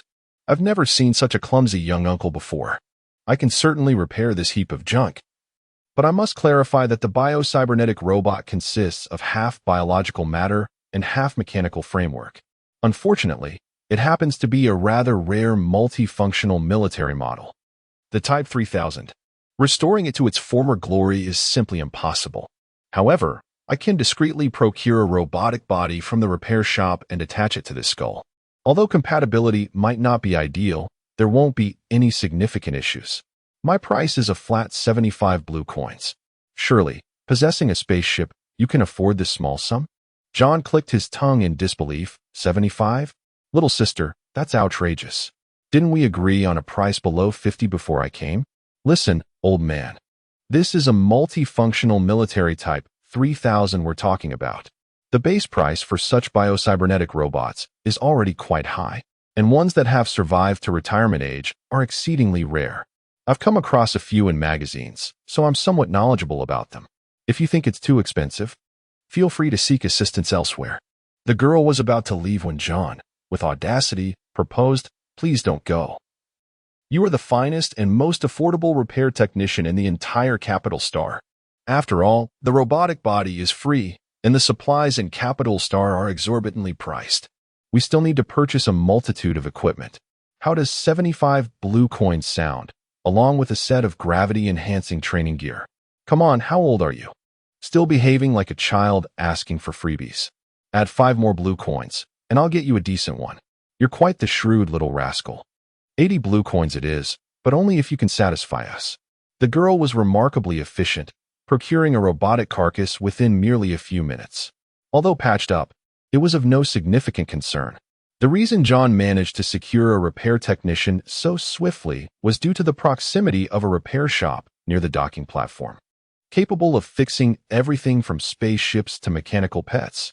However, their prices were exorbitant. After consultation, the cost amounted to 400 blue coins, and even other manufacturers, despite being cheaper, offered negligible price variations of less than 5%, thus leading to this desperate decision. "Your name is Sean, correct? We require your assistance." "Humph. You roused me from the garbage heap. Your intentions are undoubtedly suspect, as one can easily surmise." Lin Shisua was momentarily taken aback. This robotic fellow had quite the temperament and possessed rather unconventional emotional programming. The technician girl deliberately lingered, fluttering her large eyes, eager to hear more. With a look of disappointment, the girl quickly interjected, "May I ask a question? I have participated in numerous spaceship repairs, and your vessel feels quite peculiar to me. Many of its configurations seem to be intended for future modifications. Could you allow me to take a tour?" Lin Shisua and John exchanged astonished glances. It was remarkable that this young girl had discerned the essence of the interstellar cruiser. "Please, I implore you. I am the most esteemed technician of Capital Star, the daughter of the illustrious Amber creator, Pylon. In my hands, this vessel can certainly experience some enhancements. Certain applications are merely antiquated." "The Amber creator? Are you referring to that renowned Amber creator?" John inquired eagerly. Chapter 046. Sean, are there other Amber creators? I am deeply intrigued by your spacecraft. If I am not mistaken, it incorporates a multitude of design philosophies from various creators. It is rather perplexing. It has become exceedingly rare to encounter such ingenuity. When did creators become so mundane as to collaborate on ship designs? Could you enlighten me about the origins of this vessel? John's expression turned skeptical as he asked, "How could your father permit you to spend your days idling in a repair shop instead of attending school? Did he never mention interstellar cruisers to you? In the realm of martial cultivators, there are numerous such vessels." Pylon widened her eyes in disbelief. "You are martial cultivators? There are many of these kinds of ships? You must be jesting." John's gaze sharpened, and suddenly the surroundings trembled as tools of the trade began to levitate as if in a state of weightlessness. "Well, you are indeed martial cultivators. This is fantastic. I have finally found martial cultivators." Pylon exclaimed excitedly. "Little sister, I believe it is time for you to take your leave. From my observations, your connection to the Amber Creator seems tenuous at best. The shadow vessel is about to set sail. Perhaps you could return when there is business to attend to? John began to usher her away. Humph, what's so remarkable about it? Master Amber himself has praised my talent, and many orphans regard him as a father figure. 2 years ago, he departed from the capital of the Jinfeng Empire, and the orphanage has been declining ever since, which is why I had to seek employment. The uncle at the repair shop often bullies me, but in truth, their skills are quite subpar. It appears your ship is in need of a technician. How about it? I humbly offer my services. Accept me. John was at a loss for words. Indeed. Pylon possessed commendable skills and immense potential. Yet, would recruiting her aboard the ship arouse suspicions of abduction? After a moment of contemplation, he turned to Linksys and said ambiguously, "Young lady, I am the captain. Do you see this gentleman with dark hair? He is the first mate, responsible for personnel matters." Linksys glanced at the girl. Pylon's work attire hung loosely on her frame, her face smeared with black oil, presenting a rather pitiable sight. It seemed John was swayed by sympathy, thus deferring the issue for advice. "Unprincipled uncle, what about Shasha? As the first mate, I have the authority to delegate this matter to the crew. Don't hold your breath. Shasha is as immovable as a rock once she burrows into a barrel of ale for 3 hours." Pylon protested, her annoyance evident. "Am I truly that bothersome? You all keep passing the buck. If I were to suggest that this mechanical uncle make the decision, what do you think?" Almost forgotten, Sean, the robot, rotated its skull, its red electronic eyes blinking intermittently, lost in contemplation. John waved his hand dismissively, stating that it was of little consequence to be accused of abducting underage girls. In that repair shop, it was hardly significant. The Phantom required a skilled technician, and although you are not a martial artist, since Master Amber has claimed you possess talent, I shall take on the role of your mentor. After the girl departed, John turned his attention to the robot and said earnestly, "Sean, the Labyrinth Star is soon to open. We are aware that you have ventured deep into this star and made unique discoveries. Could you possibly divulge the nature of these findings?" The metallic head whirred ominously, and its electronic eyes flickered as it roared in anger. "You scoundrels. Do you think you can reap the rewards without effort? It is not that simple. I should indeed thank that young girl. She has provided me with a relatively strong body." With a thunderous motion, the mechanical arm struck out with remarkable force. Lin Siso sidestepped effortlessly, allowing the attack to pass. John then advanced, pressing his palm firmly against the robot's head and exerting a sudden force, which brought Sean's movements to an abrupt halt. It was necessary to teach this reckless being a lesson. How dare such a battered form act so brazenly? Its programming must be in disarray. Before long, Sean's electronic eyes regained a semblance of brightness, and it reluctantly lowered its arms, standing silently. Lin Siso shook his head in quiet disapproval. Based on Sean's behavior, it bore little resemblance to a seasoned survivor of numerous adversities. Rather, it resembled an impulsive bull. Suddenly, a thought crossed his mind. He scrutinized Sean once more and, at a measured pace, inquired, "What are your thoughts? Are you satisfied with our capabilities?" A seasoned combat android, and a rare military model of the 3000 series, is certainly no ordinary being. The android, with its mechanical jaw agape, offered a critique. "Your reactions are fairly prompt, not overly dull. The source abilities wielded by the two of you, one is speed-based, and the other is mental, are rather unimpressive. I truly wonder why Number 3 entrusted me to you. However, Number 3 has an astute eye for character, so collaborating with you should be relatively safe." John sighed deeply, feeling the weight of age upon him, noting that his reflexes lagged half a beat behind Lin Shisua. After a moment of calming his thoughts, he addressed the matter directly. "Brother Sean, we have successfully activated you and provided an exploratory vessel. We are all friends of Number 3 from the tavern, so let us lay everything on the table to avoid any complications during our mission. Regardless of the outcome, 75% of the profits will belong to the Phantom, while 25% will be yours. How does that sound?" Sean cackled eerily. "Do you have any inkling of what lies hidden deep within the Labyrinth Star? Rushing into discussions about division is rather imprudent. There stands a monument, continuously emitting strange mental waves. Any human cultivator who approaches will turn upon one another, and even androids cannot draw near. Yet, there are indeed valuable treasures. Many cultivators have perished seeking the monument, with none escaping unscathed. The equipment that has survived the solar storms, even one piece, could fetch a handsome price. At this moment, the situation became exceedingly precarious. Even knowing the route to the monument, they dared not venture forth recklessly. Sean smirked once more. There are ways. We must unite our efforts. Now let us discuss the issue of profit distribution. 40% of the profits belong to me, and this is non-negotiable.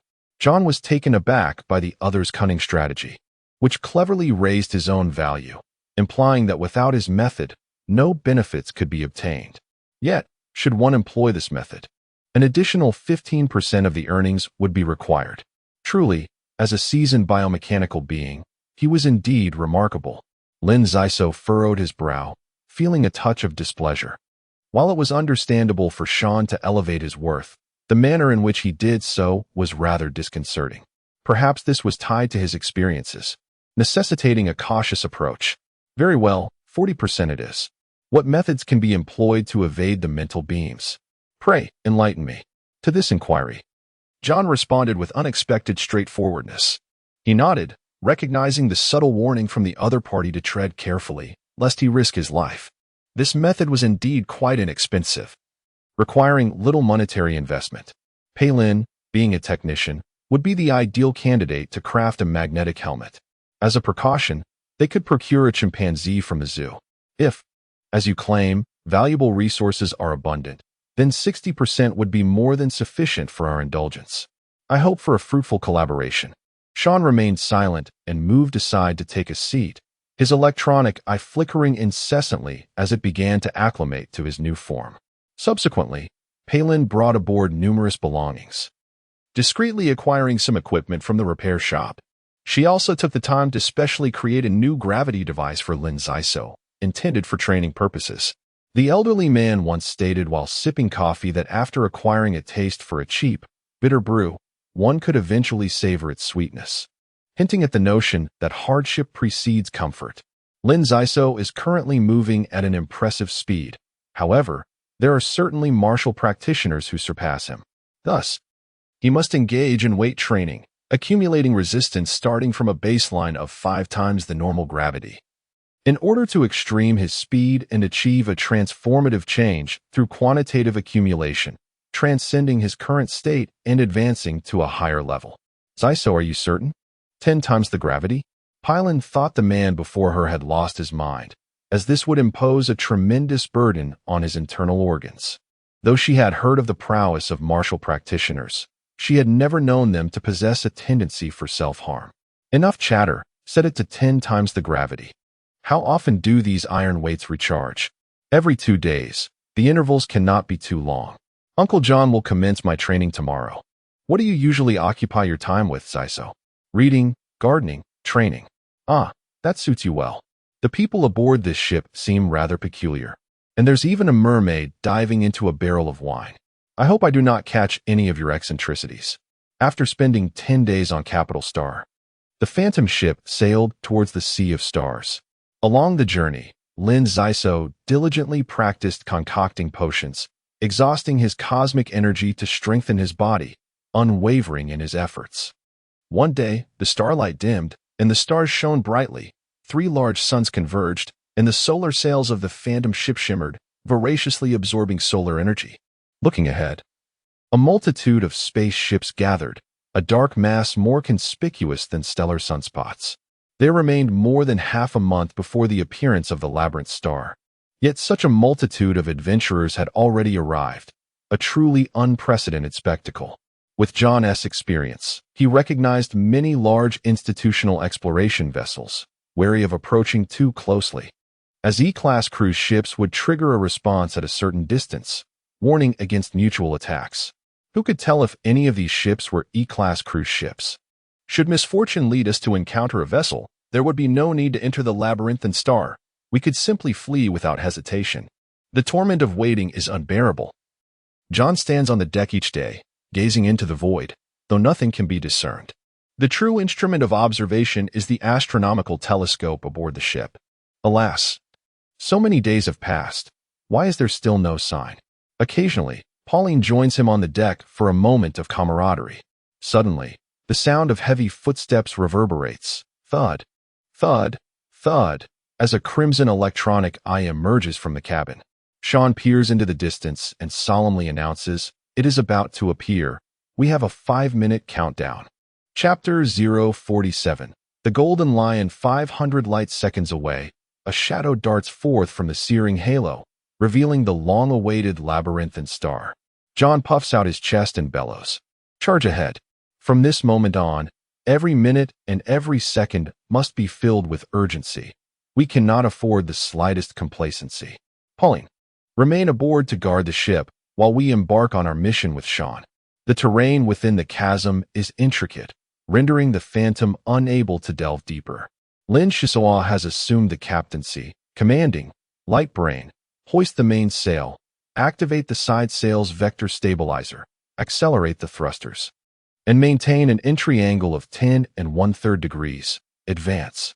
In the void, countless ships swarm together, with the Phantom appearing diminutive amidst them.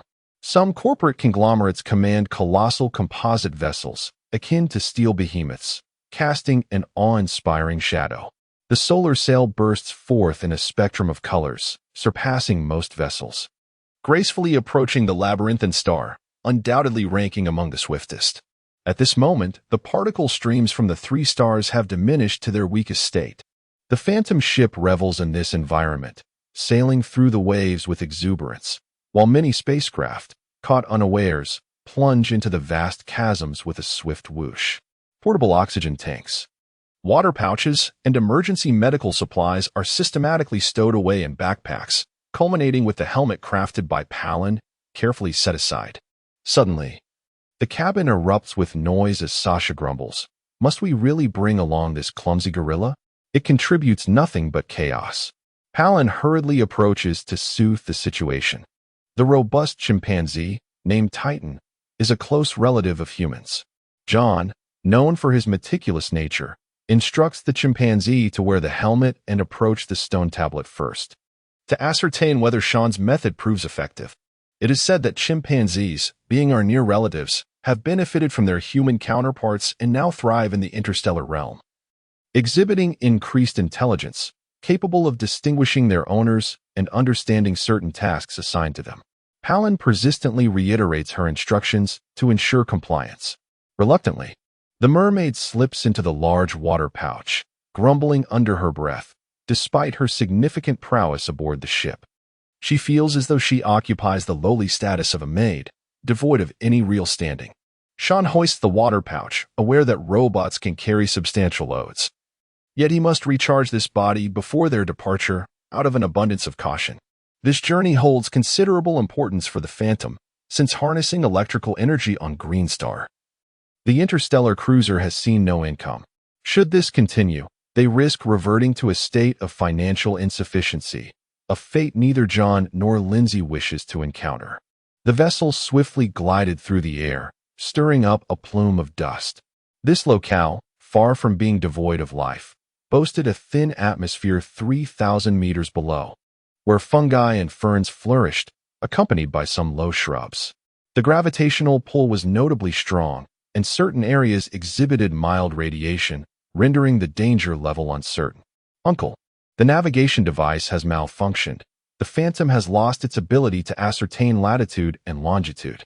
I intend to descend," Lin Shisoa urgently declared. This development was anticipated, as the labyrinthine nature of the maze planet was the source of its name. John glanced at Sean. The military-grade Type 300 biomechanical robot was far more precise than the navigation system, with the invaluable map residing within John's mind. Sean nodded in agreement. "Proceed forward for 10 kilometers before descending. There is a stone forest ahead, ideal for concealing the spacecraft. By the way, remain vigilant against attacks from other explorers. They are known for their penchant for violence and plunder. The humans who venture to the maze planet are a diverse lot, driven by myriad motives. In the presence of formidable martial artists, my current physique will not be of much assistance." 10 kilometers were traversed in the blink of an eye. Indeed, having a guide by one's side proved to be exceedingly convenient. The stone forest could not accommodate larger vessels, making it suitable only for smaller crafts like the Phantom. Additionally, most detection devices in the area were inoperative, ensuring a high degree of safety. Lin Shisao reflected on this fortunate turn of events. She considered herself lucky.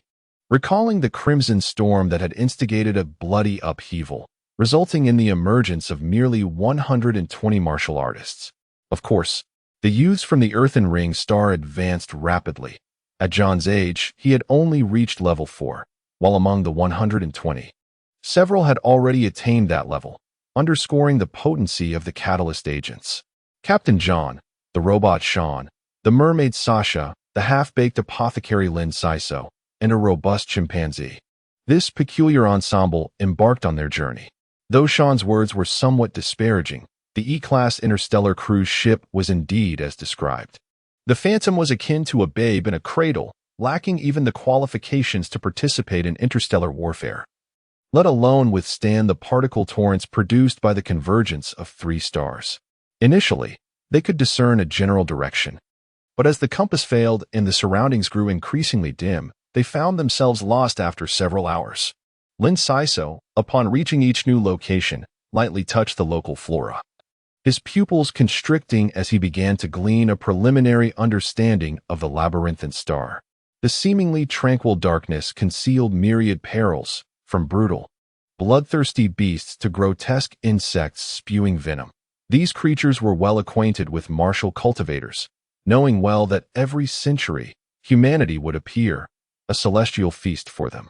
Many ancient beasts had readied themselves, eagerly anticipating the moment to indulge in their banquet.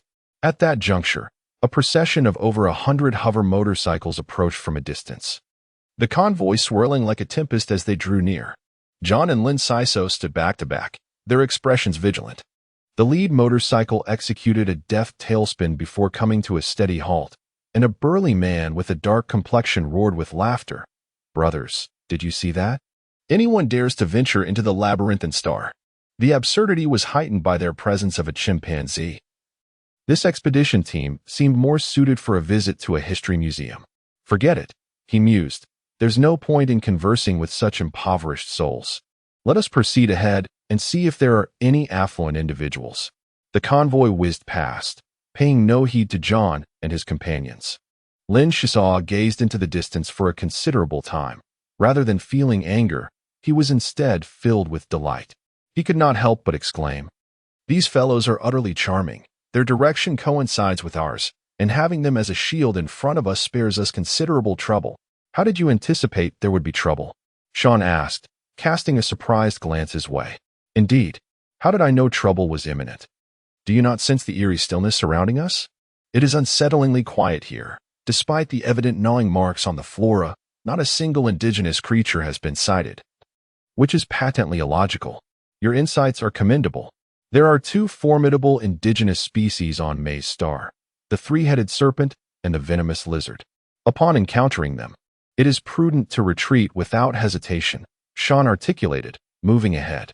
After approximately 5 minutes, a thunderous cacophony erupted from the front, the sounds of explosions resonating, interspersed with the howls of the forest dwellers. Ultimately, a blinding mushroom cloud ascended majestically, and soon after, tranquility reclaimed the chasm. Lin Shisua's mouth fell agape, astonished at how swiftly the shield had performed its duty. Indeed, maintaining a low profile was wise. "Come, let us proceed forward," John said, his face alight with excitement. Fully aware of the implications, he sought to seize an opportunity for gain. However, before they reached the battlefield, Sean abruptly halted, lowering his voice. "Do not advance any further. From the subtle vibrations in the atmosphere, I deduce that 2 convoys are approaching, and the likelihood of encountering them is high, rendering any prospect of benefit moot." "Damn it! How are they reacting so swiftly?" John gritted his teeth, as though a knife were carving into his flesh. Sean surveyed his surroundings as he entered the densely rocky area, leading the Phantom squad through the battlefield towards their objective. "Stay close to my steps and don't let the gorilla wander off." Fortunately, the labyrinthine magnetic field was chaotic. Had those corporate conglomerates dispatched thousands of drilling vehicles to excavate, there would have been no advantage at all. With a steady gait, Sean occasionally plunged his arms into the rocks to circumvent certain radiation zones. Heaven knows how many bizarre creatures this cursed place has birthed. Thankfully, they had yet to encounter any danger, and he hoped their good fortune would persist. Emerging from the crevice, they found themselves on a patch of charred earth, where a miniature reconnaissance spacecraft came into view, causing the three to pause in astonishment. John exclaimed in disbelief, "This location is so concealed, nearly entirely encircled by cliffs. How could a spacecraft possibly penetrate here?" Sean's electronic eye flickered, his tone imbued with caution as he warned, "That is a reconnaissance vessel of the Golden Lion Corporation. Last time, they suffered substantial losses near the steel, and they are undoubtedly intent on uncovering the truth. The Golden Lion is a significant threat."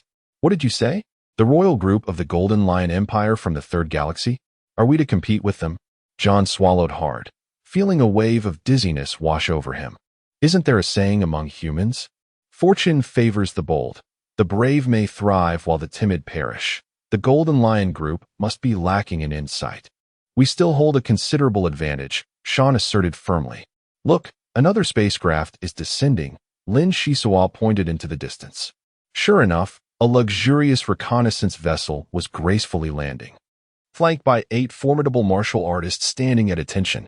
3 individuals, 2 men and 1 woman, dressed in classical attire, descended the gangway, each adorned with an embroidered image of a reclining golden lion upon their backs.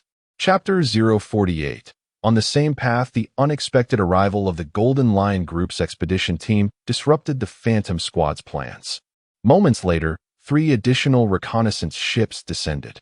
In total, 24 martial practitioners appeared, all well-equipped, including several elders. Having suffered significant losses previously, the Golden Lion Group dispatched their elite members this time, cautiously advancing under the leadership of 2 men and 1 woman. John wore a despondent expression, his spirits plummeting. However, Sean's electronic eyes suddenly brightened as he exclaimed, "What a splendid idea! What harm is there in teaming up? Without a bounty, I cannot restore my former self, and you shall endure a lifetime of hardship, forever perceiving yourselves as a lost expedition team." Given the Golden Lion Group's wealth and the haughty demeanor of those martial practitioners, perhaps there lies a chance to slip through unnoticed. Bah, has your mind short-circuited? This is an utterly rotten idea. I must consult with Zyso. John turned to seek counsel, and Lin Zyso, crouched low, patted his slanted backpack and smiled faintly. "I can follow them closely, serving as your eyes. If we cannot circumvent them, we can still join forces with the Golden Lion Group later." John's realization dawned, and he slapped his forehead in chagrin. How could I forget Zyso's exceptional skills? Let us proceed with caution. Our opponents are not to be underestimated. Sean was perplexed by the cryptic exchange between the two, while Lin Zyso shed most of his backpack, lightening his load. In a flash, he vanished from sight, truly disappearing without a trace. The robotic companion was astounded, its eyes flickering with red light. The screen filled with a flurry of question marks, nearly causing a system crash. In ordinary times, the Morgan vine entwined around the forbidden book, and Lin Shisua remained inconspicuous, a mere second-tier martial artist. However, upon removing the Morgan vine, he instantaneously cloaked himself from external perception and detection. Coupled with his extraordinary speed, he became elusive as a shadow. Approaching the Golden Lion Group's reconnaissance spacecraft swiftly, he changed angles to observe, noting that the number of personnel stationed did not exceed 20. 20, you say? Among them, the martial artists were few. The lighting here was dim, but Uncle John should manage. Lin Shisua pressed on, playfully teasing a few low shrubs, tracking and darting far afield, ultimately uncovering some intelligence, his expression fluctuating between light and dark. After a while, John, anxiously awaiting, spotted a figure approaching and hastily inquired, "What is the situation?" Lin Shisua shook his head, a wry smile gracing his lips. "Not good. We managed to bypass the reconnaissance spacecraft, but the Golden Lion Group's forces are highly mobile. Among them are several formidable individuals capable of soaring without equipment, employing high-ranking martial artists as scouts, capable of searching a radius of 5 to 6 kilometers. We have yet to approach when they will undoubtedly detect us. It is no wonder they are a Royal Enterprise group. They are quite formidable. John vented his frustration by striking a nearby rock. Sean, however, remained composed, remarking nonchalantly, "To traverse freely under the very noses of the Golden Lion group is no feat for an ordinary martial artist." "Ah, merely a stroke of luck," Lin Shisoa replied with a calm demeanor, brushing off the comment. "Let us first bypass the reconnaissance spacecraft. If need be, I shall make several trips. I command the Phantom Squad to advance."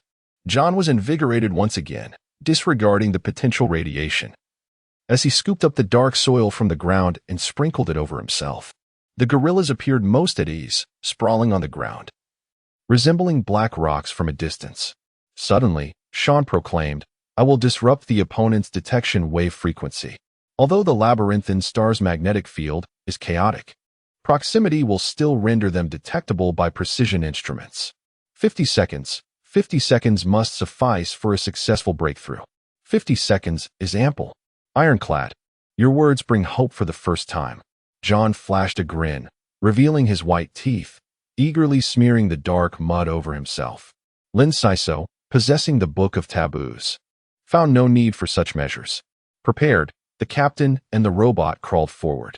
The unfortunate gorilla titan, due to excessive mischief, was mercilessly knocked unconscious. Two figures slithered like gigantic maggots through the earth, the Phantom Squad skillfully evading the opponent's line of sight, successfully navigating through. The terrain ahead was intricate, filled with jagged rocks, some walls riddled with holes, and the light increasingly dimmed. Lin Shiso vanished once more, racing forward, hastily catching up 30 kilometers away to find their competitors engaged in battle. The buzzing filled the air. The Golden Lion Group's expedition team wielded laser swords, their blades gleaming with an almost violet hue, radiating an abundance of energy. The leading trio, a pair of men and a woman, remained uninvolved in the fray, merely maintaining a perimeter. 24 laser swords, set to maximum power, clashed against a horde of three-headed serpents. These grotesque creatures, devoid of teeth, gnashed at the air with their gelatinous mouths, launching themselves in a fearsome assault, relying on their tough hides and overwhelming numbers, rendering them formidable adversaries against the laser swords. Raising the binoculars to gaze upon the scene, one could observe two men and a woman, all exuding an air of elegance. Among them, the woman maintained a few centimeters of distance between her toes and the ground, initially giving the impression of being tall, yet in truth, she was petite and delicate. Suddenly, it appeared as though she uttered a phrase, causing all the martial practitioners on the battlefield to faint and retreat in unison. The woman nodded towards the two men beside her, parted her crimson lips, and began to hum a melody, her clear and melodious voice gently caressing the air. Despite the considerable distance, her song was distinctly audible, though the specific lyrics eluded comprehension. Her gaze shifted between moments of confusion and sorrow, as if awakening a myriad of memories. A sudden realization struck. It was a mental assault.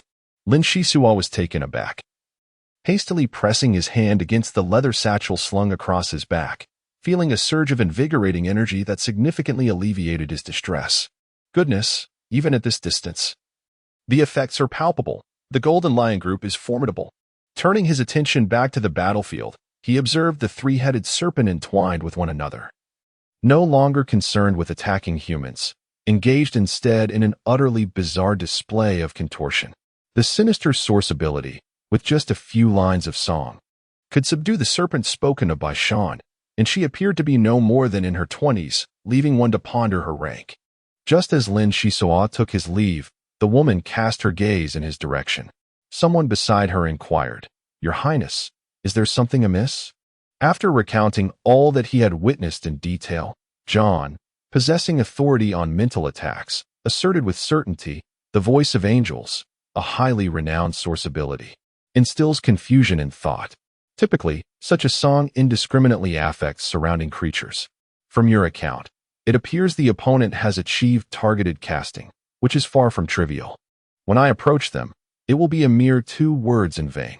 Suddenly, Sean rose abruptly and strode forward, declaring, "I shall not yield." Given the considerable distance to our adversary, let us first close the gap before engaging in further discourse. The peculiar serpents exhibited no interest in metal. Thus, the two of you, along with that gorilla, must devise a strategy to cross. I hope you do not keep me waiting for too long. John and Lindsay exchanged knowing glances, realizing that the robot intended to sever their escape route, potentially aligning with the Golden Lion group. Sean's previous ill-conceived notions had already hinted at such inclinations. Beneath that frigid exterior lay a treacherous chip, concealed with cunning. Despite Sean's forewarning of the self-destruct mechanism embedded in his mind, they found themselves at an impasse. Lindsay patted his waist, murmuring softly, "Leave it to me. Those serpents are no challenge." The Phantom Squad quickened their pace, as the threat posed by the Golden Lion group had largely dissipated. The martial cultivators, brimming with energy, found 30 kilometers to be a mere trifle, arriving at their destination in no time. "Let us commence." Lindsay produced 3 glass vials, rubbing them together until the neck shattered, releasing a cloud of crimson powder from his palms. With a flick of his fingers, he unleashed a series of red mist that enveloped John, urging him to run forward. The serpents, quick to respond, mistook the situation for an opportunity, slithering eagerly in anticipation of an easy meal. Oddities abound each year, yet this season seemed particularly rife. Previously entranced by song, they now succumbed to a multitude of illusions. The approaching serpents, in a bizarre display, writhed and contorted in erratic movements, their behavior most peculiar. The red powder, a hallucinogenic concoction crafted by Lindsay, was of superior quality, colorless and odorless in its finest form, with this hue indicating a lesser grade. However, it is quite distressing. Apart from a few exquisite items the size of a fingernail, the remaining potions are scarcely 2 bottles. Avoiding the serpents and leaping over jagged boulders, I swiftly approached Sean. My speed once again astonished the automaton. "How did you manage that? Surely it is not through flight." The vicinity of the serpent's lair is rife with venomous flies, making aerial travel even more troublesome. Sean's shoulders shook with laughter. In this world, strength reigns supreme, and you two have earned my respect. Given your considerable prowess, we shall take a shortcut. Chapter 049. Encounter. The 3 of us, along with a chimpanzee, meandered for half a kilometer until we discovered a dense thicket. Sunlight cascaded down from the overhead cliff, while the automaton wielded a large blade to clear the path ahead. "Is this the shortcut you speak of?" "It has been an hour and a half, and we are still ensnared in this thicket," John complained. "Is it not humanity that champions the spirit of endurance? Why don't you take over my duties then?" "Hypocrisy. If humanity truly possessed the virtue of perseverance, why would they create automatons?" "Sean, I find it curious. Are there not several fundamental laws governing automatons? They are not to attack humans without cause, nor harbor malicious intent, an entire plethora of regulations that you seem to disregard. Like you humans, the law is merely a tool for exploitation. The military commands me to eliminate whom they will, and I comply without hesitation. When has there ever been such moral scruples? Any surviving military model, the Type 3000, has a logical analysis system that is merely for show. Some are unequivocally mad, capable of slaughtering even the most skilled martial cultivators without remorse." John curled his lips in disdain. Although the biomechanical robots were formidable, they paled in comparison to the ultimate warriors of humanity. Lin Shisua attentively listened beside him, devoid of the typical arrogance associated with martial practitioners. He understood that even the most unassuming girl, armed with a fierce will to survive, could inflict harm, especially a military-grade Type 3000 devoid of reason. "Wait a moment, it seems there is something nearby." Suddenly, Sean halted, scanning the surroundings before swinging his machete with great force, sending it slicing away over 50 meters. What could this be? John's eyes brightened as he spotted a circle of iron covers beneath his feet, which emitted a resonant sound upon being stepped on, indicating emptiness below. This was a passage I had led the robots to excavate for an escape. Humanity tends to eliminate the unproductive, hence the necessity for caution. Regrettably, I was the sole user of this route last time. Sean bent down to shift the cover aside, revealing a dark, yawning abyss beneath. How deep could it be? Where does it lead? 237 meters, connecting to underground crevices. With only 18 hours of journey ahead, given your capabilities, it may be traversed even more swiftly. Very well, I shall descend first. Sean took the lead, with Lin Shisua bringing up the rear. John suddenly felt emboldened, a stark contrast to his earlier caution. Uncle, allow me to take the lead. Your proficiency lies in mental attacks, making you more suited to provide support from behind. There is no need to argue. Trusting my judgment will prove beneficial. Let me demonstrate the true strength of Captain Phantom. John grasped Lin Shisua's arm firmly, his eyes brimming with resolve. After a brief respite of 10 minutes, the trio entered in single file, the passage sloping downwards, extending over 200 meters before plunging into the treacherous underground crevices. John moved with a lightness that sometimes seemed to defy gravity, effortlessly gliding forward, captivating both Sean and Lin Shi with his grace. Ahead, 100 meters away, there was a pronounced sign of life. John's expression turned grave, exuding an intimidating aura. It was the loathsome venomous lizard, whose toxin, coupled with a potent acidity, posed a threat even to machines, a scent I recognized all too well. Sean drew his machete, alert and wary. Sha, establish a barrier for everyone. I will confront the indigenous creatures of the labyrinth star ahead, John stated with a serious demeanor. The mermaid peeked from her water pouch, smiling faintly. Are we finally going to battle? I relish that idea. Let us make it a spectacular fight. A shimmering membrane of water enveloped the surroundings, glowing faintly in blue. John floated forward, skillfully avoiding obstacles as he gradually approached the target creature. A soft sound echoed through the earwheel, followed by a beam of light illuminating the area, revealing a figure that collapsed to the ground, writhing in pain before succumbing to stillness moments later. My word, your strength is astonishing, truly the mark of a hidden talent. Lin, she said with admiration. Oh, just wait. The best is yet to come. John replied, turning to Sean.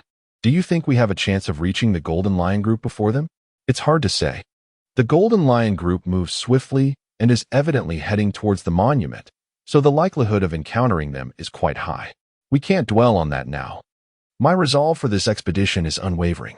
Let us accelerate our pace and strive to reach the front. Unbeknownst to them, the Phantom Squad transformed from a disarrayed state into one of heightened tension, which then morphed into an unparalleled cohesion as they navigated the rocky crevices with the ease of walking on solid ground. The pace of advancement has significantly increased. John consistently identifies threats lurking 100 meters away, whether to evade, circumvent, or confront them.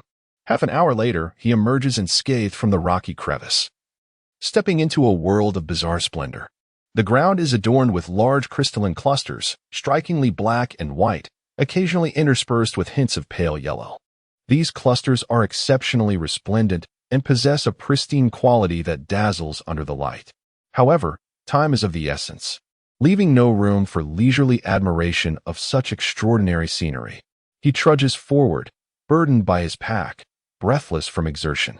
The labyrinthine gravity weighs heavily, and after several hours of brisk marching, even the fittest succumb to fatigue. Panting heavily, John strives to regulate his breath and then gestures. Let us rest for half an hour.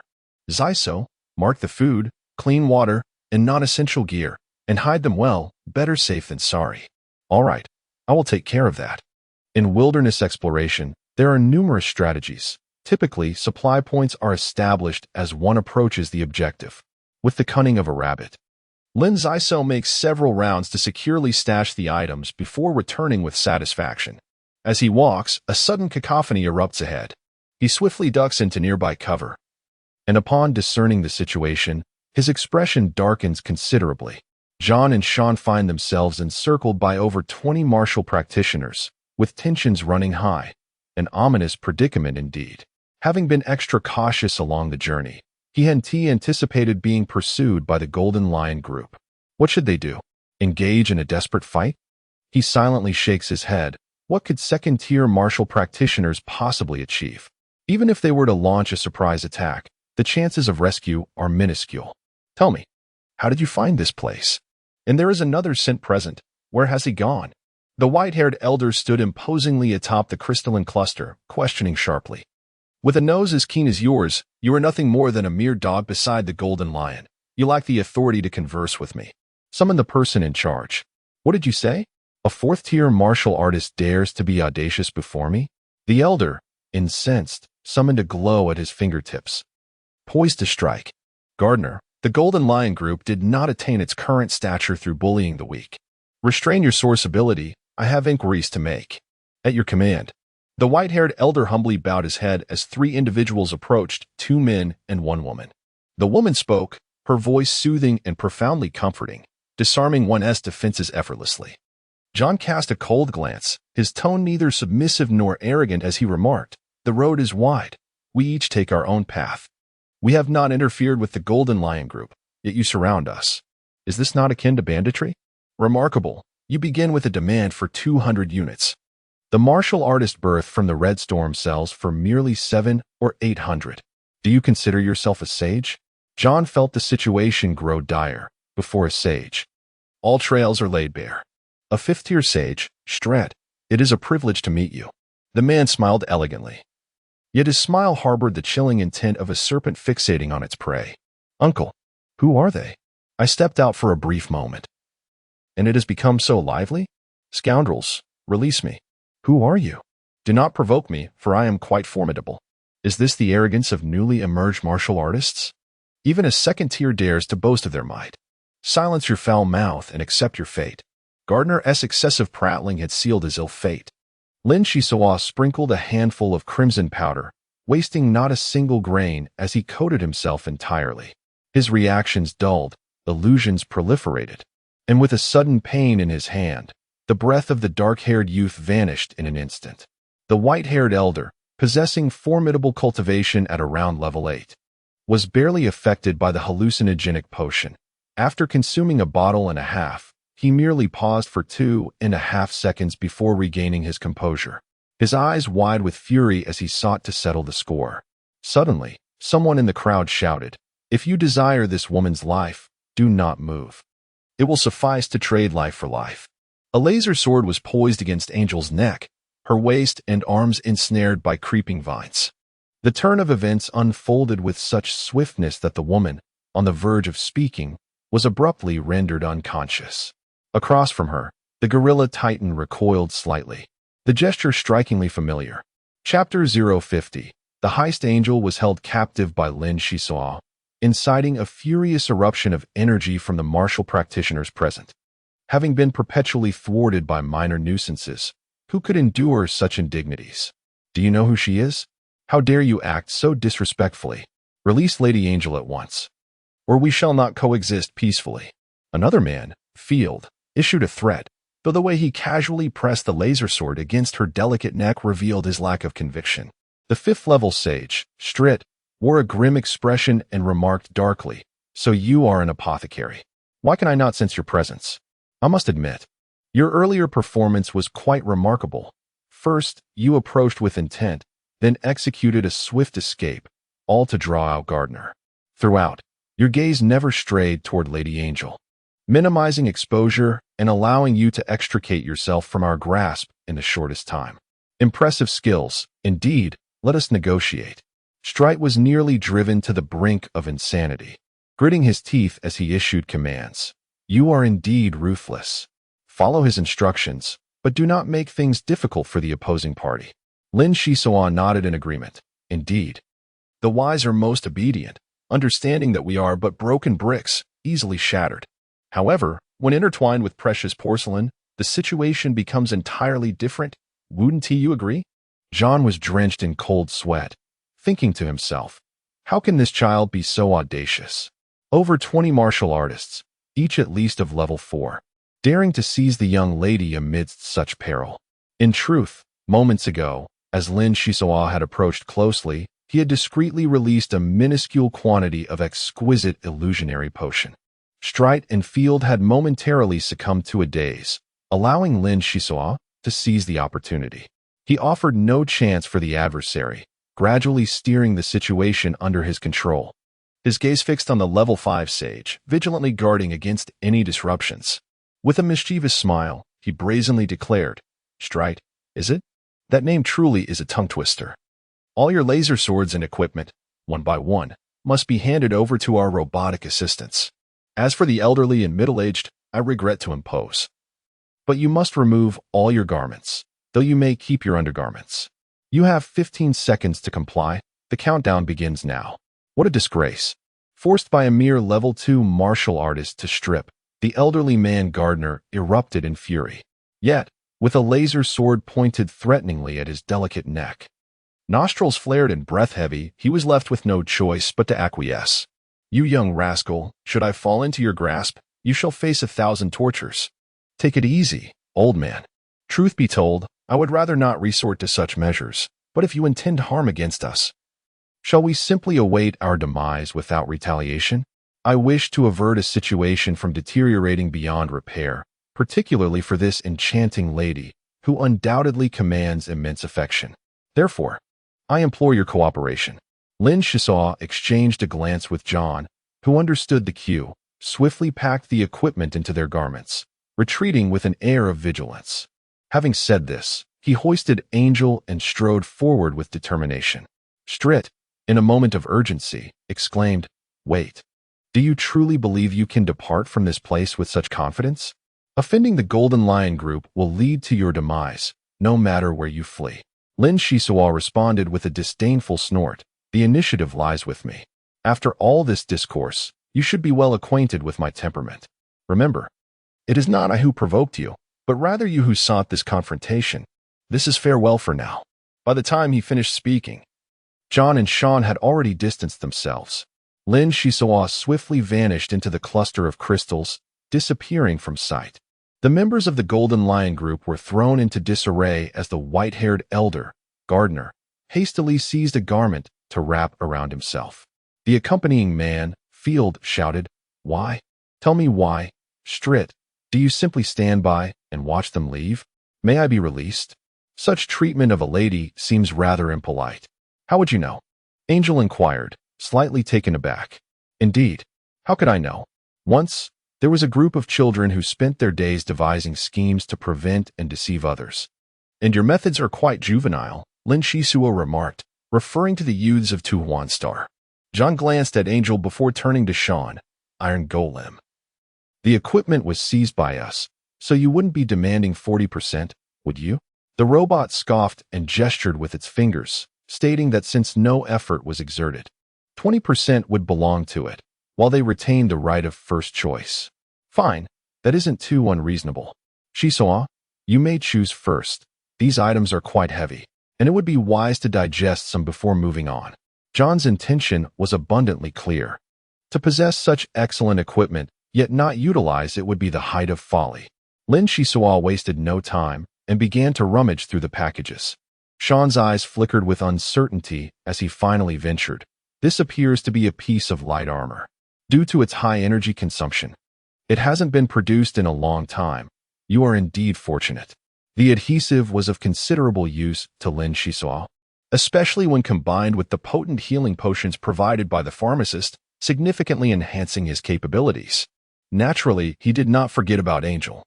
He managed to procure 3 valuable items from her. The first was a luminous stone, which could be activated with a modicum of source energy to serve as a substitute for a miniature spotlight. Source energy, distinct from source ability, refers to the cosmic energy digested by cells, a term typically favored by martial practitioners who have awakened their source space. Lin Shisaw had yet to attain such status. The second item was a roll of gold foil, embossed with intricate patterns. Upon acquiring it, the peacock talisman began to stir uncontrollably, as if it had consumed a stimulant. Without hesitation, he tucked it into his embrace. The third item consisted of 32 units of refining crystals, neatly contained within a meticulously designed fragrance pouch, which he deftly appropriated. Angel, having been robbed, could only manage a wry smile, lamenting her lack of foresight in encountering such an exceptional individual. Meanwhile, John busied himself with counting the miscellaneous items and tallying the results. Taking a deep breath, he announced, The Golden Lion Group is exceedingly affluent, having discovered a total of 180 units, which includes the crystallization within the laser swords and the fragrant pouches collected by Hisso. Sean, your share amounts to 36 units. Given the abundance of weaponry, we shall retain only the finest pieces and destroy the rest, to alleviate our burden. This is the only course of action. Numerous laser swords and assorted items were disposed of. Although they had acquired a substantial fortune, complications loomed behind them. The Golden Lion Group would not relent easily. John, assessing the situation, ultimately made a decision. The Golden Lion Group was a colossal entity, and to secure a better future, one must navigate through it, even if it meant making concessions. With a swift motion of his arm, Lin Hisso summoned vines that coiled around. A series of questions arose in Sean's mind. This plant exhibited remarkably short roots, displaying an extraordinary agility akin to that of an animal, shrouded in peculiarities. The life indicators were indeterminate, the growth conditions were unclear, and its effects were uncertain. This marked the second occurrence of such an anomaly, and the young man, named Hisso, continually shattered preconceived notions, compelling Sean to regard him with caution. Angel, with a look of disbelief, questioned, "Are you truly so hasty in granting me my freedom?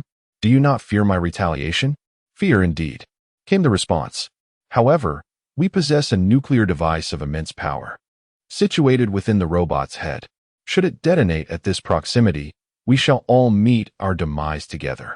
Gratitude was owed to Hisso, had it not been for him. A splendid mushroom cloud might have already illuminated the sky, and the Golden Lion Group would find no morsel to salvage. John's gaze was icy, betraying no semblance of insincerity. Chapter 051. The Monument. Those who are ruthless fear the reckless, and the reckless fear those who are unafraid of death. Angel was momentarily stunned. It dawned on her that this expedition team comprised desperate fugitives. Yet, there was more to it than that. Pray tell, what magnitude of devastation can a second-tier martial artist unleash through self-detonation? In truth, I am akin to a human bomb. Lin Shi joined the fray, yet apart from John. No one genuinely believed the assertion. Very well, dear children. The journey ahead is fraught with peril. Let us conquer it and challenge the limits of fate. John twirled gracefully, ascending as he donned 2 anti-gravity belts, an experience unlike any other. The transition from a mere firearm to a formidable cannon heralded a revolutionary transformation for the Phantom Squad. Even the mighty Titan bore one upon his form. Sean, well-versed in the terrain, led the group towards their destination. While Angel soon confirmed a crucial detail, the robot within their ranks was an explorer that had survived from a century prior on May's star. Possessing an intimate knowledge of this land, and the destination was anything but ordinary. Traversing among the crystalline clusters, they encountered few indigenous creatures, yet after 7 or 8 hours, the landscape abruptly turned rugged, strewn with large boulders. In the distance, a towering stone monument loomed, 100 meters high. Above them floated a vast halo of light, suggesting that this locale was a gathering point for solar winds. Despite May's star being distanced from the scorching embrace of 3 suns, it remained perilous. A moment's inattention could prove fatal. What could possibly account for the presence of artificial relics here? Angel furrowed her brows, sensing an anomaly that defied expectations. Perhaps these were not remnants left by humanity. When the opportunity arises, you may guide the Golden Lion Group in exploring the origins of the monument, while we shall focus on acquiring the equipment and crystal refining artifacts left by past explorers. As Sean spoke, he unfastened the water pouch. The mermaid peeked out, enviously exclaiming, "Oh, what a beautiful human woman. I seem to have missed something after my recent slumber," John grimaced. Retorting, relying on the mermaid to take the lead is no better than depending on the chimpanzee. The outcome now rests entirely upon Titan's shoulders. The chimpanzee cast a forlorn glance at its master, fully aware of the fate that awaited it. As a pathfinder, its lineage had long excelled in this endeavor. The chimp thumped its chest to muster courage. Before long, the Titan ascended the rocks, bounding away with agile leaps. The crowd donned helmets. The unknown type of psychic waves proved difficult to defend against. Fortunately, An extra helmet had been brought along as a backup. Angel, seizing the moment, equipped herself with this rudimentary protective gear. Attention, the Titan approached the steel, now less than 300 meters away. Should it detect any anomalies, an immediate retreat was imperative. Sean, with his electronic eye, kept a vigilant watch on the distant situation. His chip had functioned adeptly until this day. The heart-stopping moment began. The chimpanzee drew nearer to the steel, while Angel bit her lip, swept up by the atmosphere. The steel emitted a brilliant light, radiating outward. The chimpanzee, startled, dropped to the ground but soon staggered to its feet, waving its arms to indicate that it was unharmed. The robotic Sean, with a flourish, produced a large bundle of burlap sacks from his pack and rushed forward without a word. Damn it, are robots so shameless? Hisoka, keep a close watch on our guest from behind. I'll scout ahead for treasures. John, with pinpoint accuracy, seized his backpack and shot off, his form resembling that of a swift swallow skimming low. Dear Miss Angel, the sacred artifact of the Golden Lion Group may well be lost here, perhaps. No need to elaborate. I shall follow you. The artifact is of utmost importance. No sooner had the words left her lips than Angel lightly touched the ground, her figure swaying as she advanced with astonishing speed. Lin Shisua's eyes flickered, deepening his understanding of high-level martial practitioners. He activated his source ability, shadowing the woman closely, unwilling to let her slip from his sight. Prosperity had arrived. He had struck it rich, with enough wealth here to purchase a resource planet. Sean cheered wildly. The equipment left at the base of the stone tablet was scarce, yet the quantity of refining crystals was considerable. Even Angel displayed surprise in her beautiful eyes upon seeing them. The stone tablet radiated a brilliant light once more, seemingly intent on preventing any living being from approaching. Its surface was smooth and dark gray. Such a regular shape could not be a product of nature, leading to the conclusion that it was some kind of relic. When faced with the mental wave beam at close range, Lin Shisua felt his consciousness scatter and shook his head to regain clarity. His low cultivation level rendered him particularly susceptible to its effects. In contrast, Angel and John exhibited greater resilience, merely pausing slightly before resuming their search for items. As the stone tablet emitted its third burst of light, John suddenly exclaimed, "This is bad. The mental beam is intensifying. We must act quickly. Our time is running short." The Shadow Phantom team lacked defined roles, grabbing whatever they came across to stow in their backpacks. Angel searched frantically, anxiety etched on her face. She thought to herself, where could the sacred artifact be? The Chi Master, Strit, was not by her side. He always had a knack for tracking down such traces. The peacock amulet pulsated restlessly. Any equipment that could withstand the solar storm was undoubtedly valuable. Lin Shisua gritted his teeth, enduring through the 15th round of the mental wave beam, with intervals growing shorter each time. After 3 more rounds, they would have to retreat. He could no longer hold on. People die for wealth, and birds perish for food.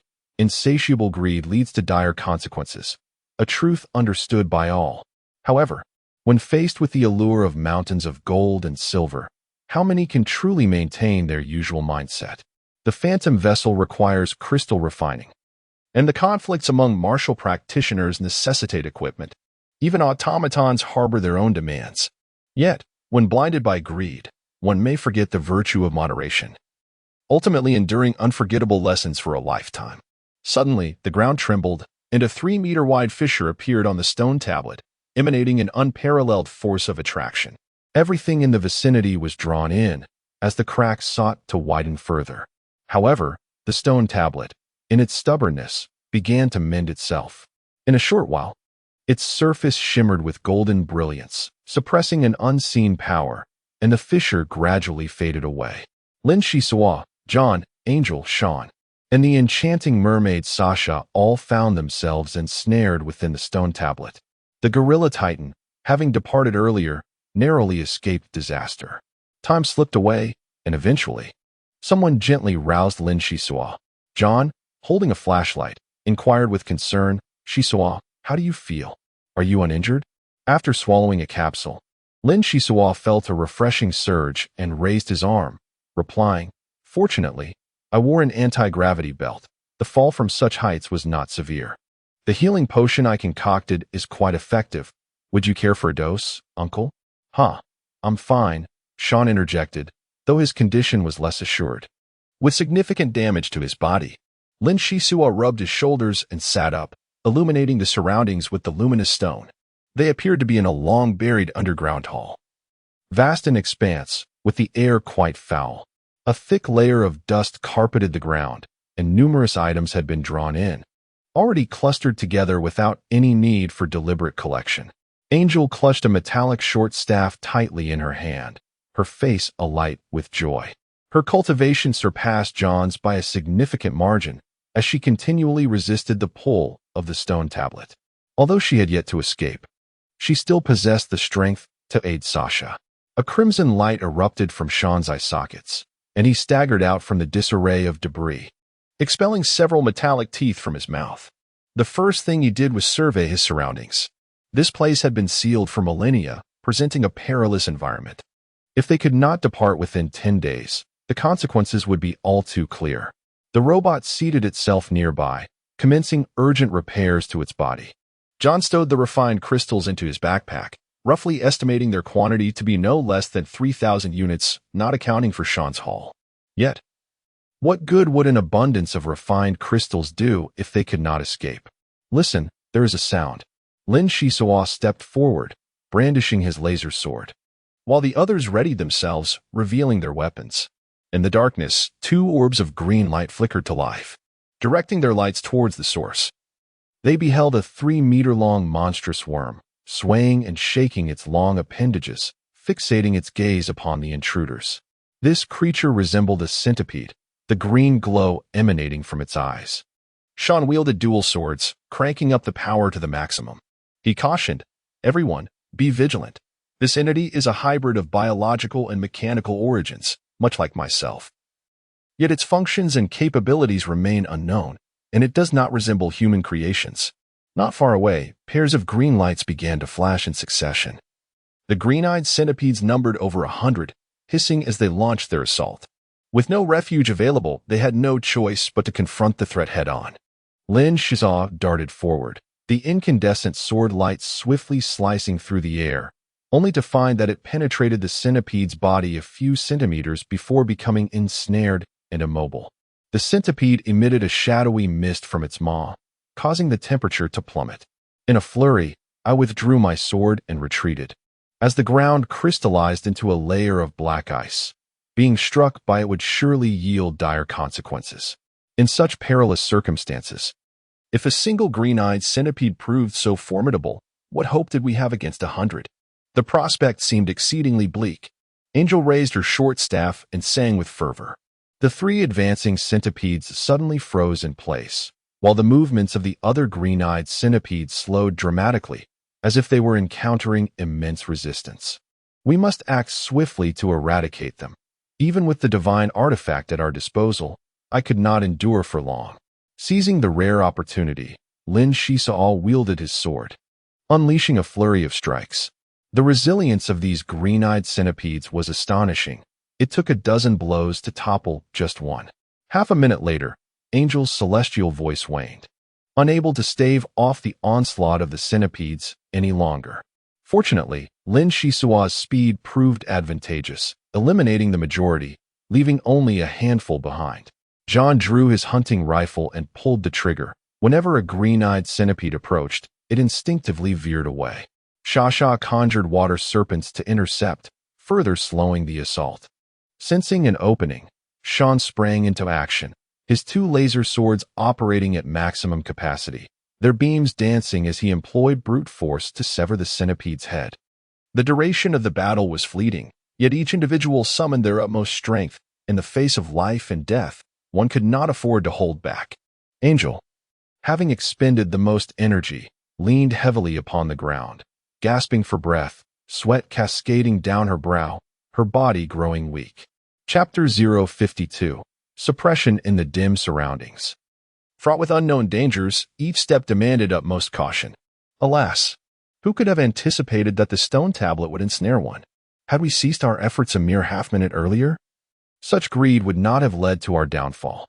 John felt a profound sense of guilt. Old Xiao, please enlighten us. How could magnetic field interference lead the military's Type 3000 to such despair? If there are any discoveries, do not hesitate to share them. Let us collectively devise a solution. Captain John, it is an honor to accompany you on this journey. Perhaps awakening me was a mistake. Do you have any insight into what lies ahead? It seems that the magnetic field encompassing the entire labyrinth star is suppressing a formidable force. The energy levels are exceedingly high, enough to induce an uncontrollable tremor within me. John was struck with horror, and after a lengthy pause, he replied, to suppress a force with the magnetic field of an entire planet? Although I cannot perceive it, I believe your words are true. With no path above us and no door below, we have no choice but to forge ahead. For even the faintest glimmer of hope must not be forsaken. Sean shook his head. Machines communicate through data, devoid of any notion of luck. Suddenly, a tremor echoed through the passage beside him, and an uncountable swarm of green-eyed centipedes surged towards them, a sight that sent shivers down their spines. Without a moment's hesitation, they sprinted towards the silent corridor. To be caught would mean certain death. After a fervent dash lasting several minutes, they emerged into a vast open space. Tumbling out of the passage into a blinding brightness, they found themselves standing on a metallic long bridge, beneath which roiled a sea of molten lava, while above them loomed a dome several kilometers in diameter. This dome was adorned with countless reflective mirrors, through which wisps of ethereal light streamed, coalescing into a magnificent halo. At the end of the bridge stood a rotund mechanical construct, resembling a spherical fortress. The green-eyed centipedes seemed to cower in fear, unwilling to breach the passage. They must be the guardians of this place. Could their purpose be to protect the massive iron sphere ahead? A resounding hum resonated as a magnificent halo above released a torrent of luminous particles, striking the iron sphere across the bridge. The intensity of heat was astonishing, and the magnetic field was in disarray, causing considerable distress. Everyone hastily crawled onto the bridge, clutching the edges with unwavering resolve. Shasha raised a curtain of water, and the clear liquid within the pouch evaporated swiftly. Encountering a solar storm in this location was unexpected, fortunately. The deluge of light particles primarily targeted the iron sphere on the opposite side, causing minimal disruption near the passageway. Had they been any closer, they would have been seared into jerky. With the torrent of light particles in front and the green-eyed centipede behind, the group found themselves ensnared on the metal bridge. Exchanging bewildered glances, they needed to devise a solution quickly. The limited supply of fresh water brought along would only sustain them for a few more attempts, after which this lady would become akin to a roasted eel. Shasha, feeling an inkling of fear, was reminded that as a merfolk, she was essentially a water-dwelling creature, rendered powerless when removed from her element. The captain, in a fit of rage, sternly admonished, "What audacity possesses you to take such risks? I am not yet deceased. Remain still." At that moment, another surge of luminous particles descended, rolling like a colossal banner before ultimately being absorbed by the iron sphere. Sean swiftly recited, "The artificial solar storm, manifested as a torrent of light particles, erupts every 42 seconds. The bridge spans 873 meters, with magnetic disturbances ahead. Some areas experience heightened gravity, while others face weightlessness. Only Lin Shisua is capable of undertaking the exploratory mission." As he spoke, they were beset by yet another wave of light particles, prompting Shasha to exclaim in frustration, "Only half of the water remains in the pouch. If we delay any further, we shall all meet our end." John frantically rummaged through his backpack, shouting in desperation, "No, there is still hope. We have gathered so much equipment. Surely there is one or two items suitable for our current predicament." Lin Shisua was deeply moved and exclaimed, "Uncle, do not worry. I have a strategy to withstand this crisis. You all should move closer to the passage and temporarily engage with the green-eyed centipede." Without allowing John a chance to retort, he seized the moment when the torrent of light particles paused, swiftly making his way towards the iron sphere. As Sean had mentioned, running felt as if he bore the weight of 1,000 pounds. The immense gravitational force pressed down upon his insides, nearly causing him to spit blood. Yet, moments later, he felt as light as a swallow, unable to halt his momentum, nearly plummeting into the lava, which left him utterly terrified. Cold sweat beaded at his temples. Evaporated instantaneously by the intense heat, what appeared to be an 800-meter distance was merely a span between life and death. Forward, always forward. At this juncture, retreat was not an option. He had to investigate the area surrounding the iron sphere to formulate an appropriate response. Time slipped away, second by second, and he finally approached his objective. However, a sudden, deafening buzz resonated in his head as the magnetic helmet disintegrated, leaving him on the brink of unconsciousness. This was dire. The stone tablet emitted a psychic wave of extraordinary potency. In that critical moment, Lin Shisua grasped the diagonal satchel at his side. Within it lay the forbidden tome, and through regular contact, he had discovered that its aura could repel psychic attacks. He had previously tested it with John, observing a significant dampening effect. But he was uncertain if it could endure the current predicament. He succeeded. Only a few seconds remained. He inwardly acknowledged his good fortune as he darted beneath the massive iron sphere. This colossal machine had likely been operational for countless years, and a thunderous rumble emanated from within. As he witnessed the torrent of light particles descending upon him, he still had not located an entrance or an escape route. Fate was in the hands of destiny. He was prepared to gamble everything. Lin Shisua activated his lightsaber, thrusting it towards the massive iron sphere. Above him, a torrent of light particles surged, radiating an unparalleled heat. In this pivotal moment, the peacock amulet emitted layers of cold light, barely shielding him from the searing intensity, consuming its sole opportunity for defense and granting him a precious 42 seconds. Lin Shisua, undeterred by anything else, relentlessly plunged the lightsaber deeper. The iron sphere, having endured the onslaught of light particles for countless ages, was impervious to such a trivial weapon. Aside from a slight reddening at the point of penetration, it showed no signs of change. Suddenly, Lin Shisua sensed a consciousness emanating from within the iron sphere. As if enchanted, he stood transfixed, relentlessly stabbing the lightsaber into the same spot. As lethal temperatures radiated above him, a colossal force field materialized within the sphere, pushing upwards to protect Lin Shisua, ensuring his safety. Even more perplexing was the subsequent silence of the peculiar mental waves he had encountered earlier, which ceased to manifest. One thrust, two thrusts. He attacked tirelessly until a voice called from behind. "Shisua, we've made it through. How did you manage that? Do not stop, Uncle John, Sean, Angel, once I withdraw. You must charge in immediately. If you wish to survive, heed my words." Though unaware of what lay imprisoned within the iron sphere, it had undeniably communicated with him. Now, confined in this place with a shared fate, they had no choice but to take a desperate gamble. After declaring this, Lin Shisua harnessed his speed advantage, operating the lightsaber beyond its limits, slowly melting the metal. After a quarter of an hour, he had managed to carve out merely a 10-centimeter opening, underscoring the immense difficulty of the task. Boom, boom. Gazing upwards, the radiant light cascaded downwards, the chaotic magnetic field causing a distortion in space. The force field emanating from the iron sphere had diminished, far less formidable than at the onset. "Allow me, you take a breather," Sean declared, brandishing his dual swords as he pressed forward through the breach created by Lin Shisua, uncertain of the thickness of the colossal iron sphere. Yet, there remained a glimmer of hope, and how could one let it slip away? The efficiency of the automatons was remarkable, coupled with their durability. Within half an hour, two finely crafted laser swords were rendered useless, with the breach extending over half a meter deep.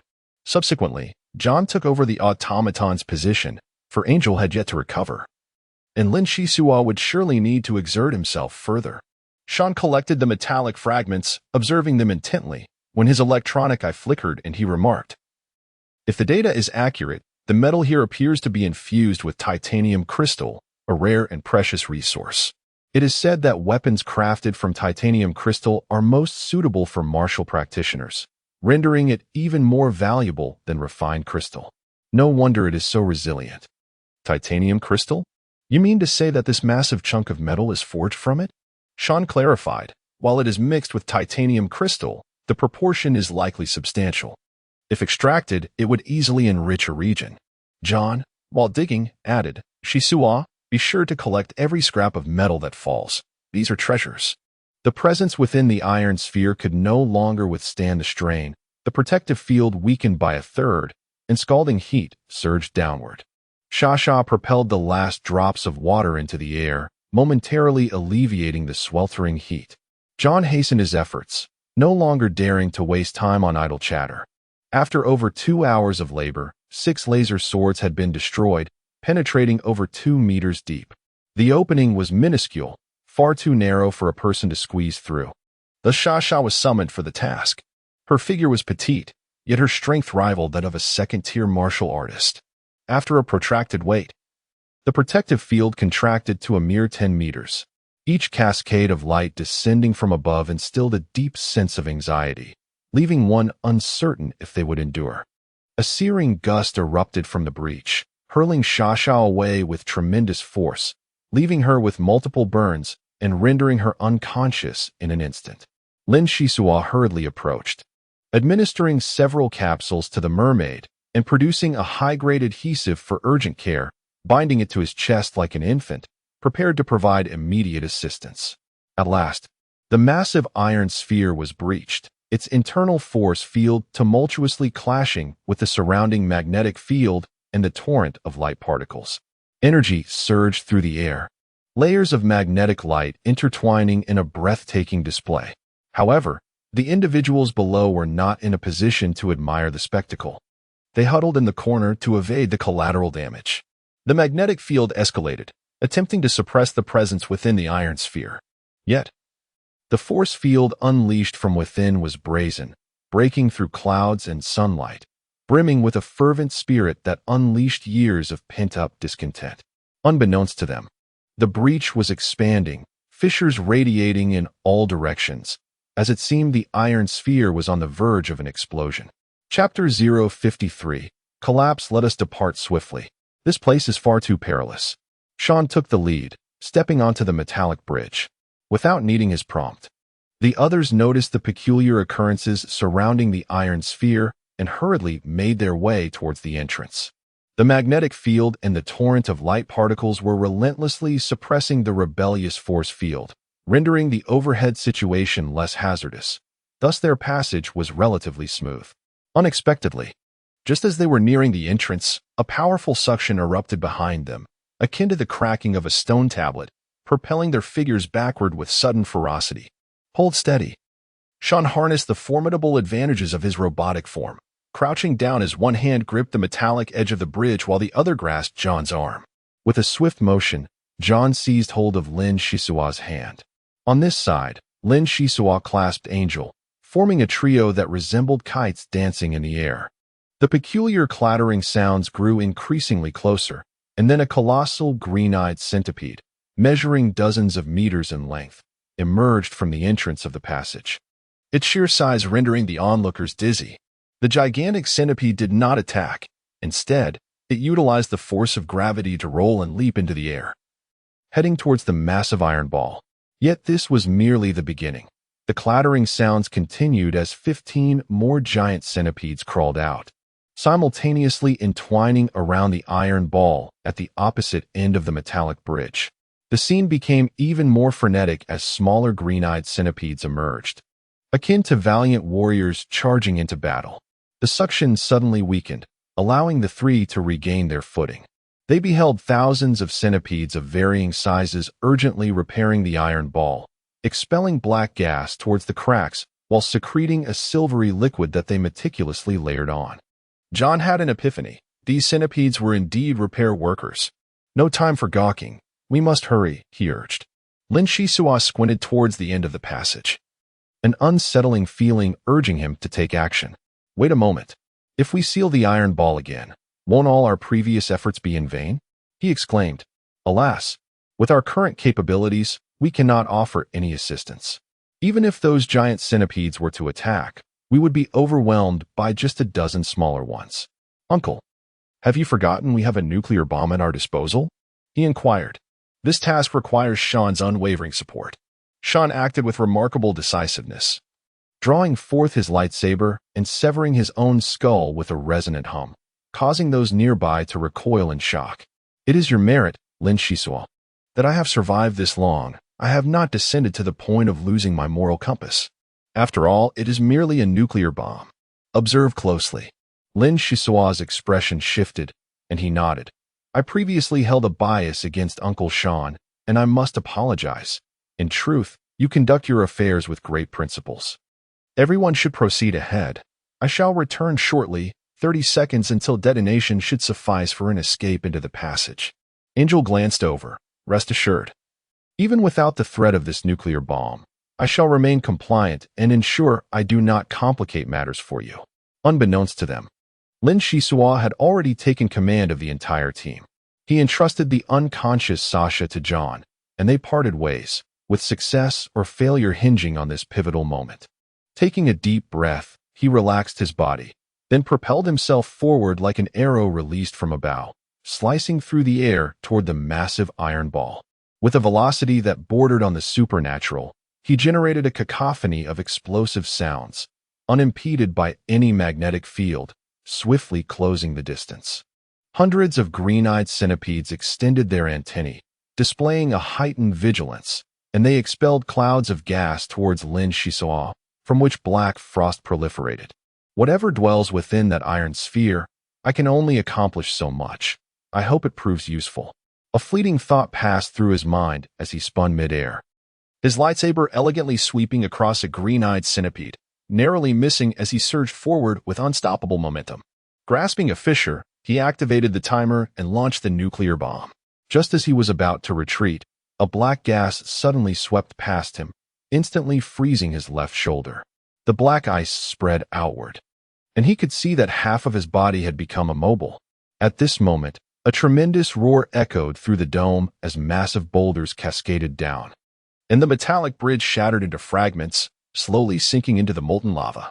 Despite the implementation of effective measures, the sinister black ice continued to devour his body, compelling him to pause momentarily after each leap. With a mere 100 meters remaining to the entrance of the passage, a shockwave reverberated behind him, the lava churning violently. And the countdown reached 30 seconds. Nuclear detonation. Was success still beyond reach? Alas, perhaps it was a fitting choice to embrace the end of life while witnessing a grand display of fireworks. Lin Zaiso turned midair, the splattering lava searing his skin, leaving behind scars of varying sizes. The luminous clouds rose, their brilliance capable of blinding the beholder. Yet, what concern would a doomed soul have for such trivialities? His body gradually descended, as if destined to sink into eternal silence. Just before losing consciousness, he glimpsed a shadow approaching, crashing directly into his chest. Do not stop me. Zaiso is a good child, and we still hope for him to inherit the phantom. Stay calm. The nuclear bomb has detonated, and this place is collapsing extensively. Given Zaiso's speed, there is a high probability he can escape from other directions. Trust my judgment. The priority now is to preserve life and regroup outside. Are you certain? I am certain. In truth, the automaton had lied. The chances of survival in this predicament were exceedingly slim.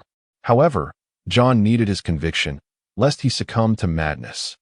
At that moment, the massive iron sphere had vanished, the vast dome lay in ruins, and countless bubbles erupted from the molten lava. A figure gracefully ascended, deftly evading obstacles, and then disappeared from sight. 20 hours later, the dust settled, the magnetic storm subsided, and a semblance of tranquility returned to the surroundings. A colossal rock was displaced. Sean stepped out, his voice mechanical as ever, exclaiming, "At long last, the sun graces us again. How fortunate we are." No sooner had he spoken than laughter echoed from a distance. Indeed, after such a lengthy wait, it has finally arrived. The three figures stood majestically atop a massive rock. None other than Street, Field from the Golden Lion Group, and the elderly white-haired gentleman, Gardner. Your Highness, we have been awaiting your signal. It appears the sacred artifact has been located, and the young man with the dark hair is absent.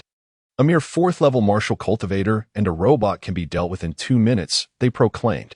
As you command, the young man replied, bowing gracefully. He then turned to John with a disdainful snort. Consider yourselves fortunate. Leave our equipment and be gone. John pleaded earnestly, Please, Miss Angel. I beseech you to show mercy and rescue Shisua.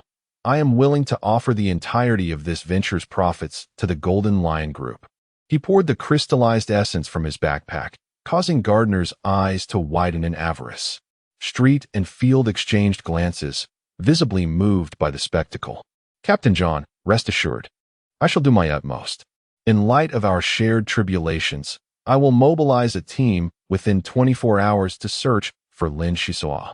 As for these possessions, Gardner began, but Angel's stern demeanor interrupted him.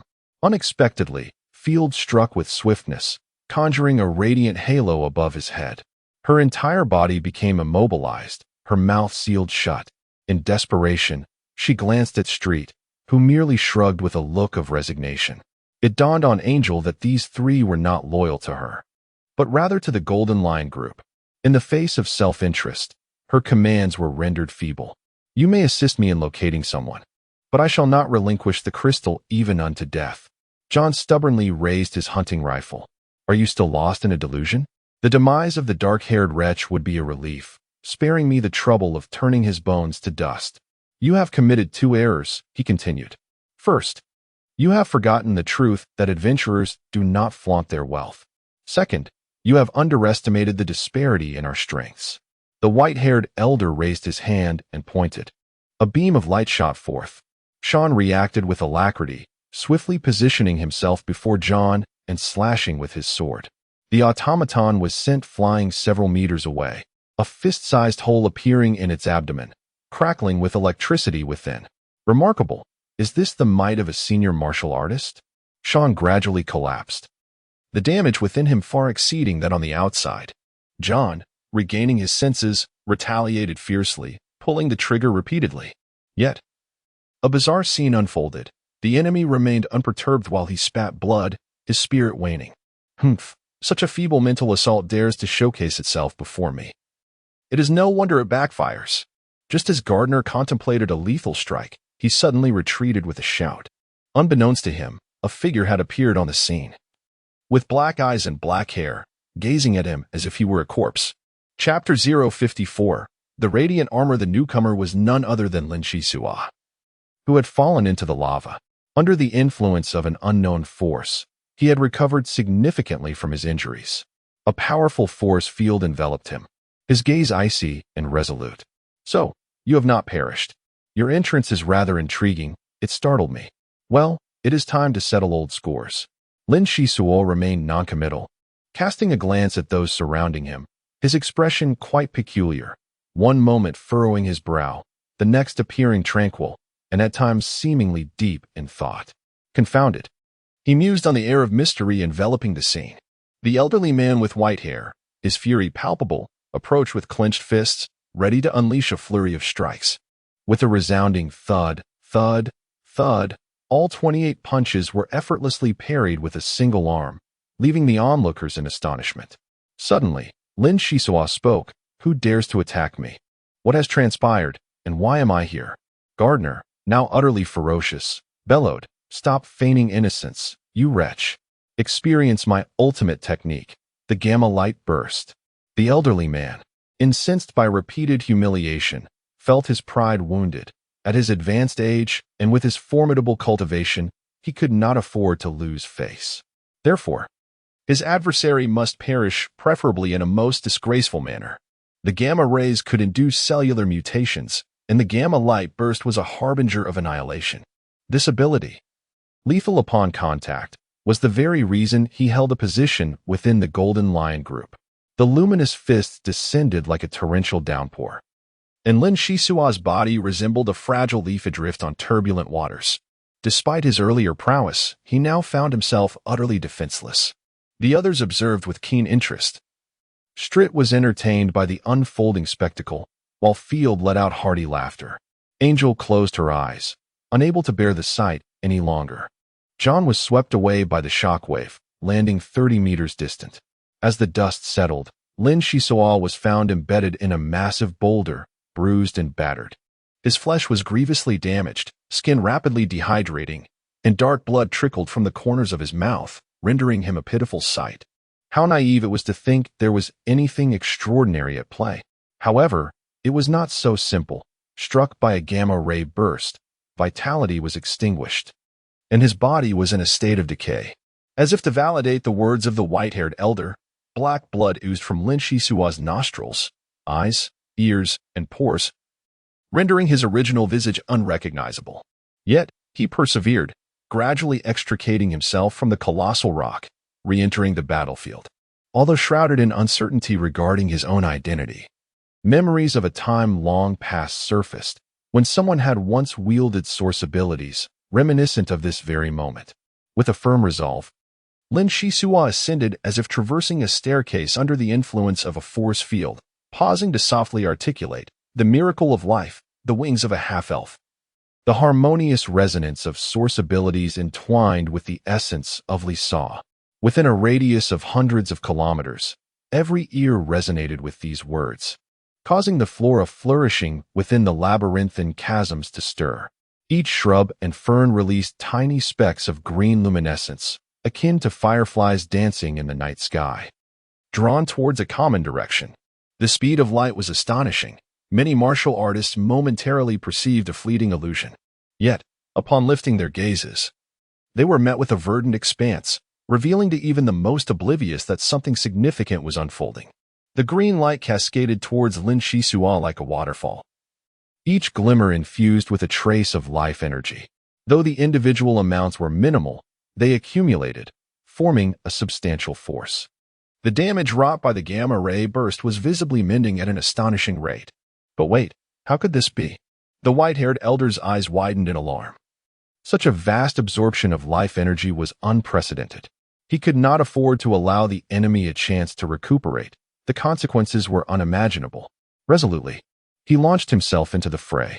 The relentless bombardment of gamma rays transformed into countless luminous fists, surging forth with astonishing speed, yet regrettably proving utterly futile.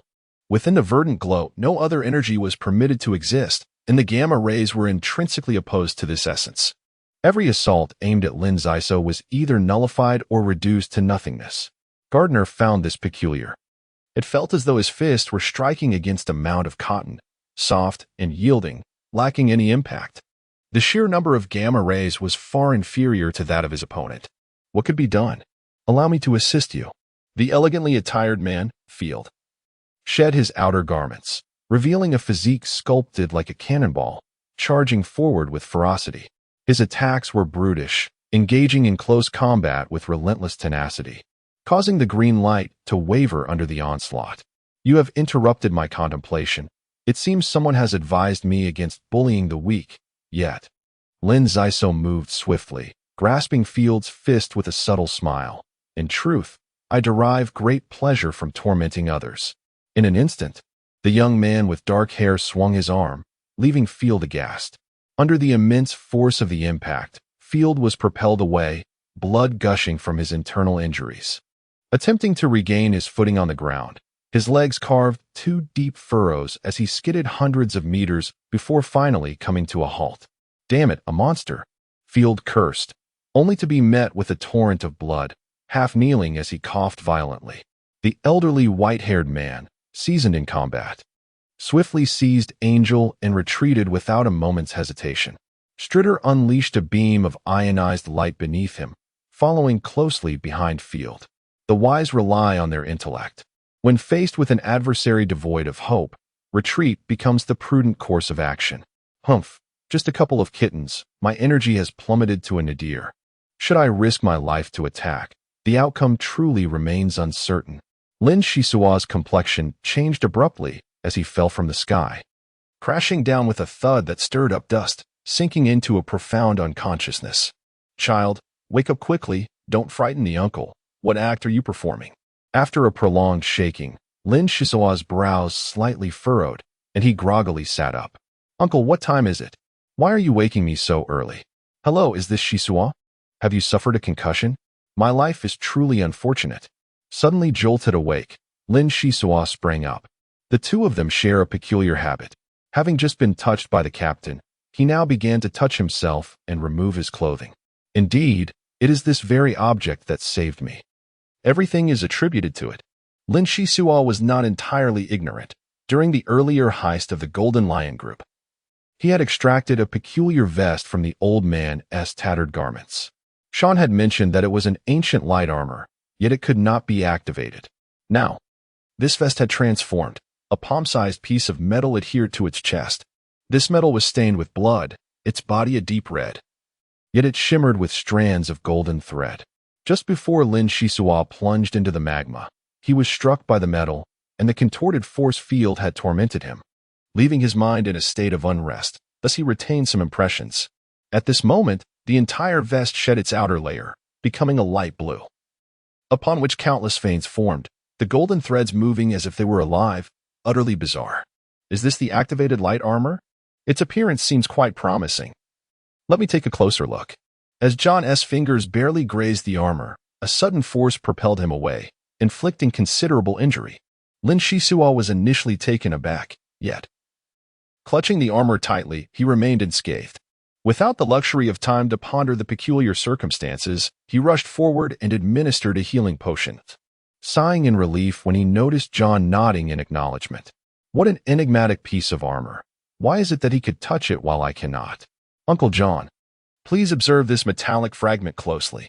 Frankly, it evokes within me the sensation of a force field akin to that emitted by a steel sphere, which also seems to activate the armor. But how does one wield it? Just a moment. I believe I am beginning to grasp the method. With his palm resting upon the metal, he concentrated deeply, and soon erupted into laughter, exclaiming, "What a remarkable discovery! Allow me to demonstrate." The armor swiftly unfurled, enveloping Lin Shisua in its embrace, constructing a shimmering blue membrane that formed a sphere with a diameter of 2 meters. Golden ripples cascaded from head to toe, creating an extraordinary spectacle. Now, I wonder about its defensive capabilities. Uncle John, let us test it with a laser sword. He mused, well, I still have this life to enjoy. Let us not tempt fate with this armor. You should seek out those foolish individuals for testing when the opportunity arises. We must vacate this place, for the Golden Lion Group will not easily relent. Just a moment longer. It seems this armor possesses another significant function that could prove invaluable to me. Lin Shisua continued to attune himself, picking up a stone from the ground. A flash of red light enveloped his hand, and the stone vanished without a trace. With a mere thought, the stone reappeared in his grasp. No, this is not a mere trick. This piece of metal can contain numerous objects, approximately my height, around 1.8 cubic meters. Calculating by the diagonal, Sean can easily fit it inside. What do you mean? Quickly, perform it again. Lin Shisua chuckled, approaching Sean, whose robotic form was severely damaged and had automatically shut down. Placing both hands on the machine, it took 3 seconds for it to be absorbed into the space, possibly due to its substantial size. My goodness, this is indeed the legendary spatial equipment. It is entirely different from the military spatial gear. Military spatial equipment? Uncle, could you elaborate? I have only heard of it. I have never seen it. Rumor has it that the military has developed a 32-fold space box, capable of storing 32 1-cubic meter items through continuous switching, a technology that belongs to spatial superposition. However, such equipment comes at a high price. Acquiring an 8-fold space bag is already quite remarkable. Wow, the military's technology is so advanced. How wonderful it would be if my 1.8 cubic meters could be multiplied by 32. Fear not, for I am blessed with fortune. Lin Shisua's expression suddenly changed, exclaiming, "Ah, something feels off. How did I advance to the 3rd level? While an elevation might be a boon for others, it is not so for him. He is perpetually under the influence of a catalytic agent affecting his cells, a veritable death decree." He hurriedly sat in meditation to sense the changes, and after a moment, he exhaled softly. It was neither good nor bad. His physical strength and mental acuity had been enhanced, cellular activity increased, and the mitochondria were dividing vigorously as if under the influence of a stimulant. Strangely, something kept it all beneath the threshold of self-destruction, and he involuntarily gazed at the light armor. Chapter 055. Harvest. The two swiftly gathered their belongings. Sasha, being a living entity, could not be stored within the light armor.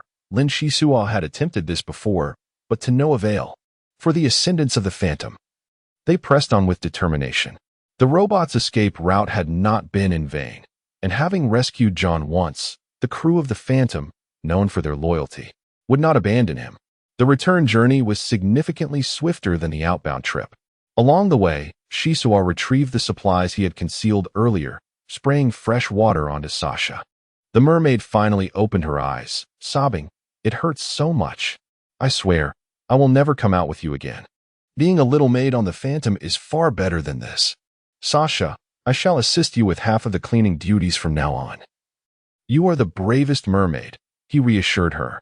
"Really? Half the work? No shirking."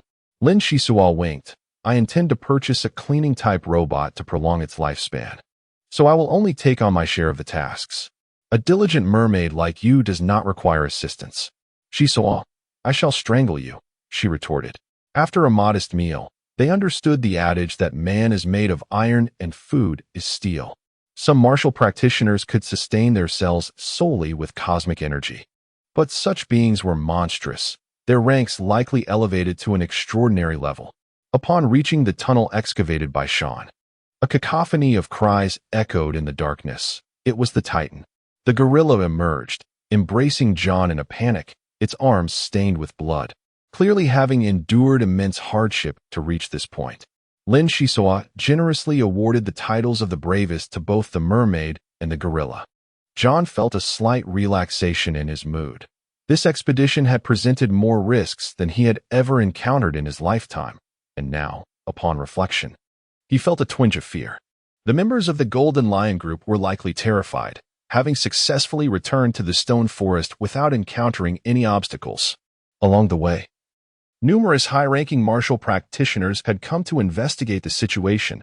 Upon noticing the cultivation levels of the two, they merely glanced over and allowed them to pass, unaware that the source of the overwhelming green light was the hurriedly passing dark-haired man.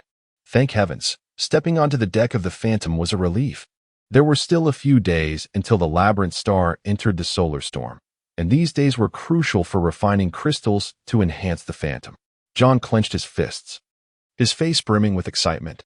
Palin rushed over, embracing the gorilla, and laughed. "I was worried about Titan too, little one. You haven't caused any trouble, have you?" "Palin, soon it will be time to showcase your skills. Sean's body has sustained severe damage. Please take good care in repairing him. I, Lin Shisua, hold great respect for him as a man." "Oh." Shisua's attitude towards Uncle Sean has changed, she remarked. "In truth, he has a kind heart and often feeds Titan bananas." John and Lin Shisua exchanged glances, deciding it would be best to wait until the robot awakened to discuss the distribution of gains, as it was a matter of necessary respect. Palin's craftsmanship was indeed remarkable. 2 hours later, Sean's electronic eye flickered back to life. Although his body was somewhat uncoordinated, it was certainly in a far better state than before. Are we saved?" The robot looked around in confusion. It was evident that they were in the cabin of the Phantom. "Old Sean, had it not been for your brave intervention against that old fellow, the John you see now would be nothing but a corpse." Hisoka received assistance from the entity within the massive iron ball, successfully repelling their foes. With only a few days until the Labyrinth star enters the solar storm, our vessel, an interstellar cruiser, is equipped with crystal refining aids, allowing for a temporary enhancement. Thus, I propose we share the gains, 40% each, without any reduction. No, I am unworthy. 20% will suffice. Your steadfast loyalty to your comrades in the face of profit commands the respect of all military type 3,000 units. In a few years, the memories of every type 3,000 will bear the images of the two of you. Fewer than 50 individuals have enjoyed such honor in the past century. John chuckled. Let us compromise at 30%. Your demeanor suggests you are no ordinary individual. It is not uncommon for machines to covertly amass power, evolving into distinct races. The laws governing humanity are adapting, and it is clear you require this income. A shrewd captain, indeed. Very well. I, Sean, shall remember your kindness, as well as Hisoka. The young man possesses ambition and will undoubtedly achieve greatness in the future. The crystal powder covered the table, weighed, and assessed for purity, totaling 5,300 units. With nearly 80 units remaining, they were directly allocated to Sasha and Pyland, providing them with some possessions. Sean received 1,590 units, while John and Hisoka shared 3,710 units. The subsequent matter proved challenging. They discovered 43 pieces of equipment, 8 of which were severely damaged, while 35 remained relatively intact, each with varying functionalities. Ultimately, in a rather whimsical manner, they adopted Pyland's suggestion of drawing lots. The damaged equipment may be overlooked, as it cannot fetch a decent price. From the 35 pieces, I shall select any 10. In the face of shared perils and mutual hardships, Sean exhibited a commendable sense of loyalty. John, unable to refuse, acquiesced. The selection of 10 pieces was arbitrary, and ultimately, the remaining 33 pieces came into the possession of Lin Shisua, entrusted to the deputy for safekeeping. The enhancement of the Phantom was of utmost urgency. John ushered Lin Shisua into the core chamber and reverently added 500 units of refining crystal beneath the Everwave sapling. In mere moments, the sapling shimmered with a crystalline brilliance, dispersing numerous shards of light that gradually twisted into fine threads, ultimately merging with the sapling. After a millennium, such a captivating sight had not graced my eyes. I had finally achieved it. John could not help but shed tears of joy, feeling that every ounce of effort had been worthwhile. In those tears resided comfort, alongside countless moments of self-reproach for the injustices borne by the Klinsmann family towards the Phantom. Uncle John should indeed rejoice, for the Phantom finally had a chance for advancement. Yes, why am I being so disheartened? Why cry over such promising prospects? Cultivating the Everwave sapling was a preparation for the future, while activating the micro-robots required additional energy, necessitating another 200 units of refining crystal. All the micro-robots emerged from their glass chambers, dispersing in various directions, with a customary priority on enhancing speed. The evolution value begins at 1,800 points, rapidly ascending with remarkable speed. The miniature robots do not merely linger aboard the vessel. At times, they venture into the outside world to gather resources, particularly favoring various metallic elements. Regrettably, this region of stone forest is not abundant in such materials, indicating that preparations for construction materials will be necessary in the future to meet the demands of enhancement. Lin Shisua is in high spirits, emerging from the bathroom to examine the spoils of this expedition. The crystalline essence alone amounts to 330 units, an astonishing quantity. Most of this crystalline essence will be reserved for the Phantom, with these 330 units constituting merely 1/10 of the current total. Among them, 30 units have been contributed by Angel, rendering the supply ample for both trading and cultivation. Should an urgent need arise, one may also procure additional resources from John. Emerging from this endeavor are 20 units of crystalline essence. Once this opportunity passes, it may not arise again. Please assist me in meticulously scanning the condition of these pieces of equipment as well. As you wish. The Peacock Talisman continues to work while nibbling, and among the 8 damaged pieces, only 1 is salvageable, summoning the miniature robots. The remaining 7 pieces are dispatched for disassembly into raw materials to be incorporated into the Phantom. The condition of the 25 relatively intact pieces varies, with most serving as energy defense apparatuses, while only 7 are truly of high quality. The first is a laser sword inscribed with the characters for illusory light, with a maximum crystalline essence utilization of 30 units. Typically, 5 units are already considered quite rare, underscoring its exceptional nature. With a swift motion, the blade's light unfurls, and each swing releases several trails of camouflage. This camouflage is not merely for aesthetic appeal, it possesses substantial offensive capability, though it pales in comparison to the sword's inherent might. Nevertheless, even a strike of this nature can be quite formidable. The second item is a ring, which is also a piece of spatial equipment. However, its capacity for carrying objects is exceedingly limited. At best, it can accommodate a large wallet. and 3 bottles of 500 milliliters of mineral water are its utmost limit. The amount of crystal refining energy it can sustain is substantial, yet it seems rather impractical when compared to the luminous armor. The third item is a glove, though it is uncertain if a counterpart exists. In any case, it is for the left hand. The material is exceedingly soft, and its function is precisely to insulate against heat.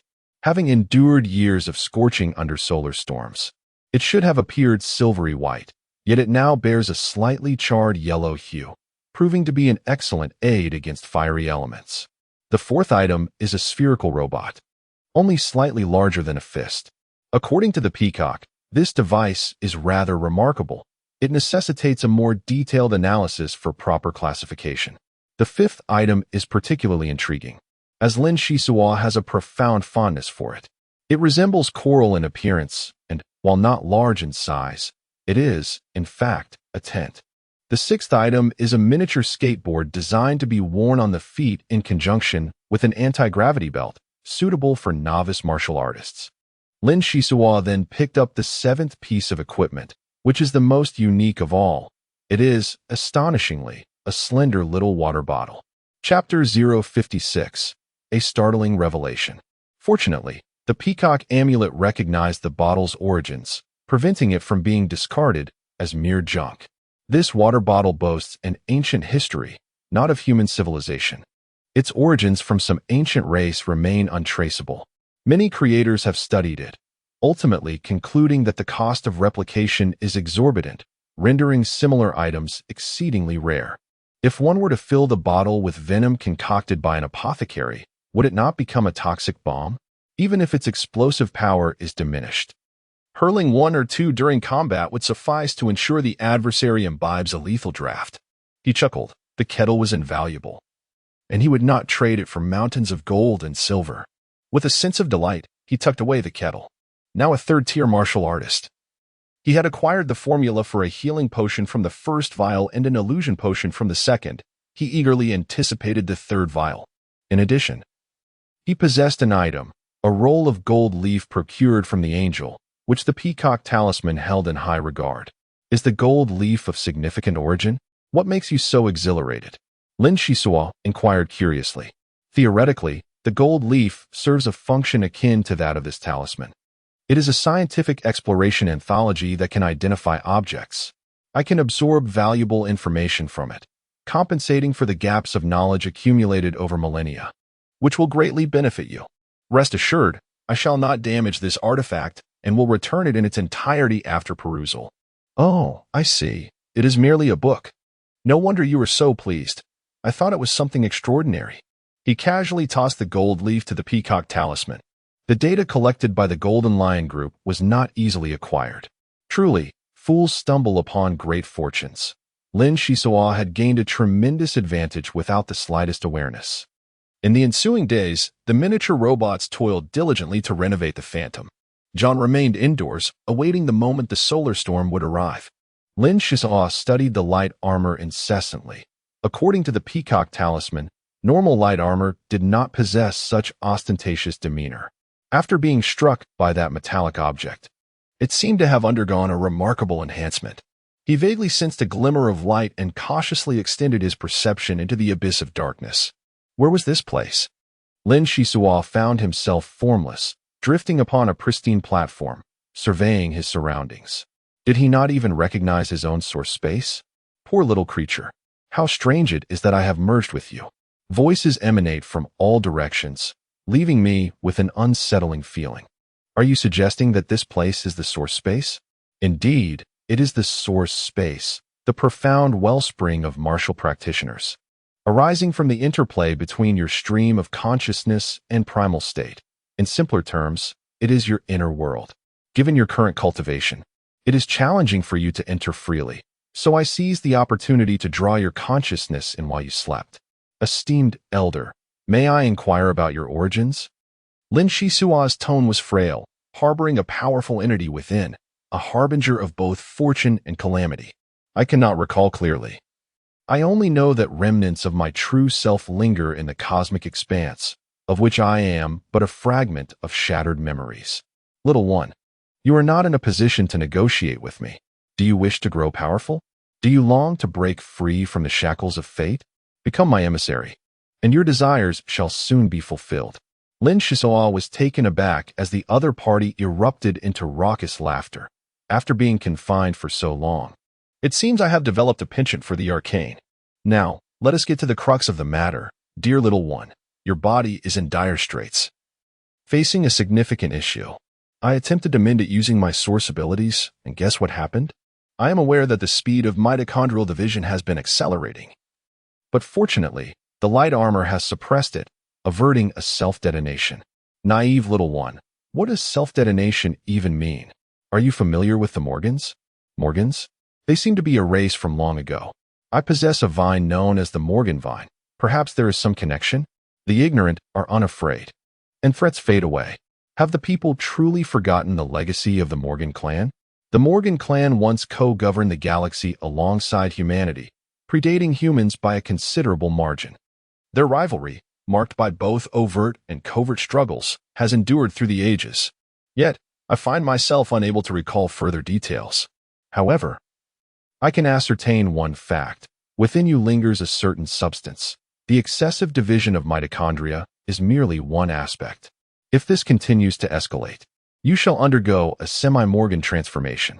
Suddenly struck by this revelation, Lin Xiso paused in astonishment and inquired, what will this Morganization entail? Is there still a chance for salvation? After a brief silence, the response came. The Morgans possess a pair of horns, varying in size, with an average height of around 2.5 meters. Their skin is deep crimson and riddled with cracks. I recall there are hybrid varieties with 3 eyes. It is difficult to predict your transformation, fortunately. We have detected it early. Should it reach level 6, the aberration will become irreversible. My heavens, would that not mean becoming a monster? Lin Xiso exclaimed, realizing the implications of the catalyst, a cursed red storm. Does this mean that Sister Mana and the others? His thoughts spiraled into dread. If what was being stated was indeed true, the fate of the youth from the Terror Ring was tragically grim. To become a monstrous aberration? How terrifying. Senior, surely you possess a remedy for this affliction? My friend suffers greatly as well. I implore you, consider a solution.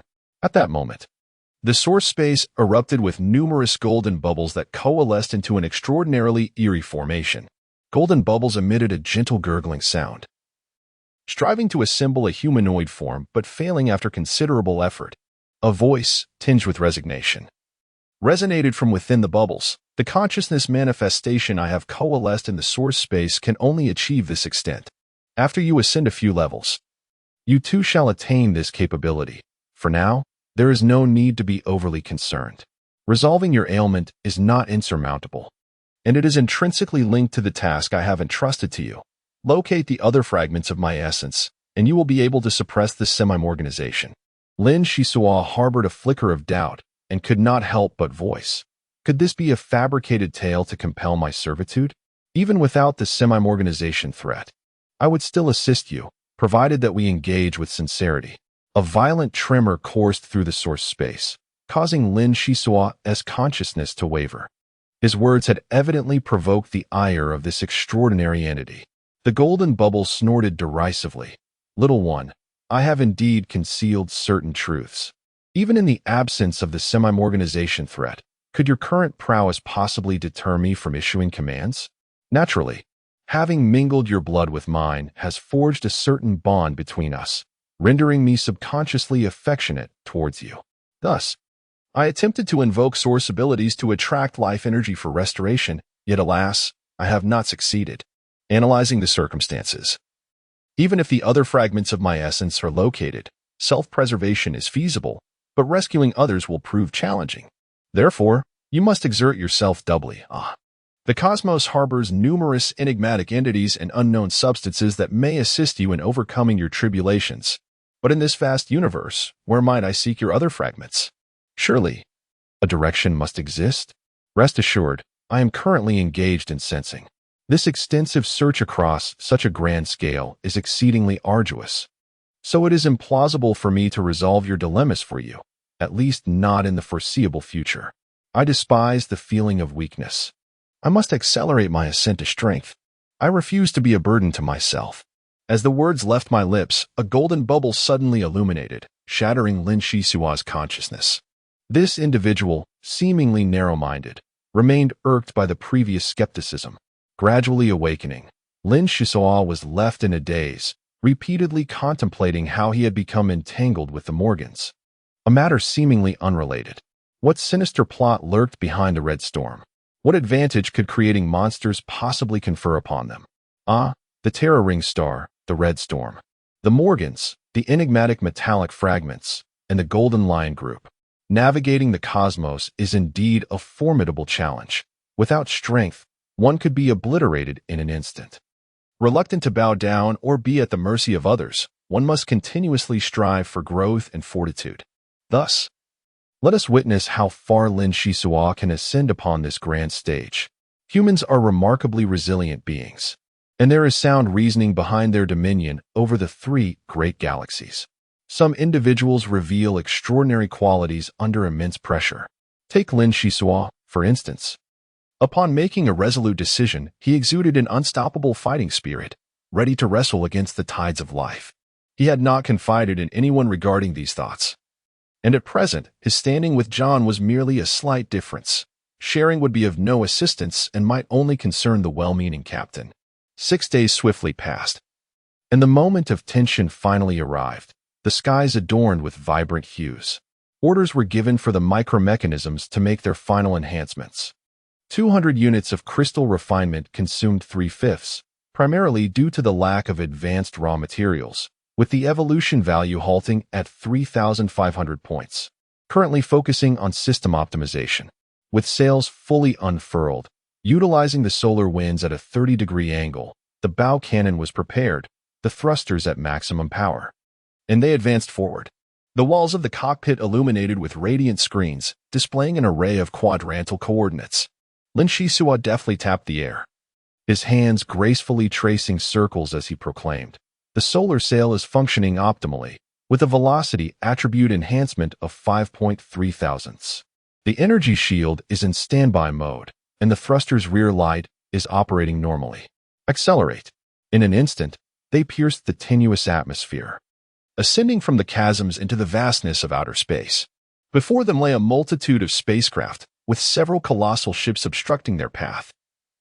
The foremost being a modified battleship emblazoned with the visage of a lion. Immediately, a message arrived, demanding that the small vessel submit to inspection. Indeed, the Golden Lion group was taking action. The opposing vessel was a decommissioned battleship, quite formidable. John clenched his teeth and commanded, "Shisua, the moment for desperation has arrived. Operate at maximum overload. Activate the Phantom's initial combat technique, Gale." Understood. Maximum overload. Combat technique Gale, detonate. In the void of space, the Phantom transformed into a shimmering stream of ethereal particles, resembling a gentle breeze as it soared upward. Chapter 057, Pursuit of Battle. The interstellar cruiser bore the significant responsibility of exploring and safeguarding the outer galaxy. Without some extraordinary capabilities, how could it thrive for millennia without decline? Although the Phantom was of a relatively low classification under maximum overload, its true essence was finally revealed. It was a starship rooted in the principles of the constant wave civilization. Look, what is that? Many gazed through the ship's windows to behold a mesmerizing spectacle, a cascade of luminous energy surged upward. Moving with such swiftness that in the blink of an eye, it traversed numerous vessels, slipping away in a flash. Intriguing, an interstellar cruiser? A speed evolution type. We have underestimated our adversary. Strit, adorned with retro spectacles, exuded an air of scholarly distinction. One can readily discern the characteristics of the Phantom. Truly a testament to the prowess of a fifth-level sage. Humph. Regardless of the opponent's nature, offending the Golden Lion group leads to an inevitable demise. Field, wrapped in medical bandages, bore the brunt of Lin Shisua's merciless blows. With such a commendable example before him, the elderly gardener felt a sense of relief, as he was spared from the utmost disgrace. The tow hooks, derived from the evolution of tow beams, are particularly adept at targeting smaller vessels. However, moments later, The captain's pride was at stake. Hundreds of tow hooks were launched, only to be deftly neutralized by the particle stream, leaving not even a hair's breadth unscathed. At this juncture, John wiped the sweat from his brow, feeling immensely fortunate. The Phantom had executed its wind-walk maneuver, entering a state of particle strain. Daring to wield tow hooks in a futile display, it appeared the adversary was not, but a fool reliant on rote textbook knowledge. Lin Shisuo remained utterly focused, maneuvering between the light screens, as the overexertion inflicted considerable damage upon the Phantom, with its evolution values slowly dwindling. Even if this were normal, it was still somewhat disheartening. The battleship's captain, recognizing his blunder, swiftly made the necessary adjustments. The ship launched several black iron projectiles, which unfurled in the depths of space. Upon witnessing this, John erupted in curses. Damn it, an electromagnetic minefield. Is this not the despicable tactic of space pirates? How has the Golden Lion Group stooped to such a level? In the vastness of space, 5 or 6 large nets unfurled, crackling with electric light. Once ensnared, one could easily fall victim to the malicious electromagnetic waves. Time was of the essence, and any delay could spell disaster. Interstellar warfare tests one's reflexes, with the light brain providing corrective measures. Often, opportunities are fleeting, and even the slightest chance may lead to salvation. Relying solely on a plethora of data was evidently insufficient. John grasped the helm with determination, guiding the vessel as it subtly veered, skillfully maneuvering through the narrow gaps in the electromagnetic barrier created by the dense cluster of spacecraft. The Phantom had finally extricated itself from the labyrinthine realm of ships, where the nefarious Golden Lion Group had intentionally trapped so many vessels amidst the cosmos, forming an imposing blockade. The challenge was formidable. However, John relied on his stellar cruise combat skills and exceptional piloting abilities to breach the encirclement. Before him lay an expanse of void. Who could possibly hinder him now? The engines of the ship emitted a series of brilliant tail lights, offering hope of evading their pursuers within 300 light seconds. The battleship's captain seethed with rage, mortified that a mere irritating fly had slipped past him. Where was his dignity? Only moments ago, he had boasted to Lady Angel that space was his dominion, and despite the presence of formidable martial practitioners, he believed he could easily handle them, provided they were not those ancient beings with nothing better to do. He commanded the preparation of the superconducting nuclear fission laser cannon, demanding a relentless assault with all firepower unleashed. The captain's bravado belied his inner trepidation. The sage Strit, noticing the captain's agitation, murmured from the sidelines, questioning the potential gains of such an approach. Was it not better to reduce the enemy to cosmic dust? The captain, with keen ears, retorted with a cold smirk. Patience. Esteemed sage, I have already instructed my subordinates to prioritize the capture of the enemy. Our bombardment will not be excessively fierce. Rather, we shall maximize the coverage to ensure the enemy suffers sufficiently so as to avoid being underestimated by outsiders. The honor of the Lion Group must not be tarnished. The Phantom surged ahead, pursued by the formidable battleship. Despite its decommissioned status, the vessel remained in commendable condition, undoubtedly the result of generous bribes to the quartermaster. On the luminous screen, a myriad of light points emerged from the distance, swiftly transforming into an overwhelming column of radiance, rendering escape utterly impossible and inducing profound despair. In that moment, brilliance reigned supreme, obscuring all starlight. A military battleship, possessing firepower that could rival a Class C interstellar cruiser, faced the dire consequences of enveloping artillery fire. Just as the situation reached a critical juncture, John forcefully kicked aside a black box that had never revealed its true nature and stomped down upon it with fervor. Concurrently, the deck fractured, and 6 shimmering metallic shields ascended as the Phantom was engulfed by the artillery's light, facing its fateful judgment. Tilt 30 degrees, adjust course slightly, hurry, John bellowed, while the light brain issued repeated warnings. Lin Siso, perplexed, inquired, Uncle, what treasure did you just employ? How could you remain so unperturbed in the face of such formidable assault? John replied with a wry smile, That was my trump card. Those before us planted the trees, and we now reap the benefits. The Klinsman family once rescued a Grand Matrix Master who, before departing, left behind 6 mirror shields, stating that they could withstand most attacks in critical moments. Over time, these mirror shields have been utilized numerous times, and their surfaces are now marred with cracks. This is likely their final display of power.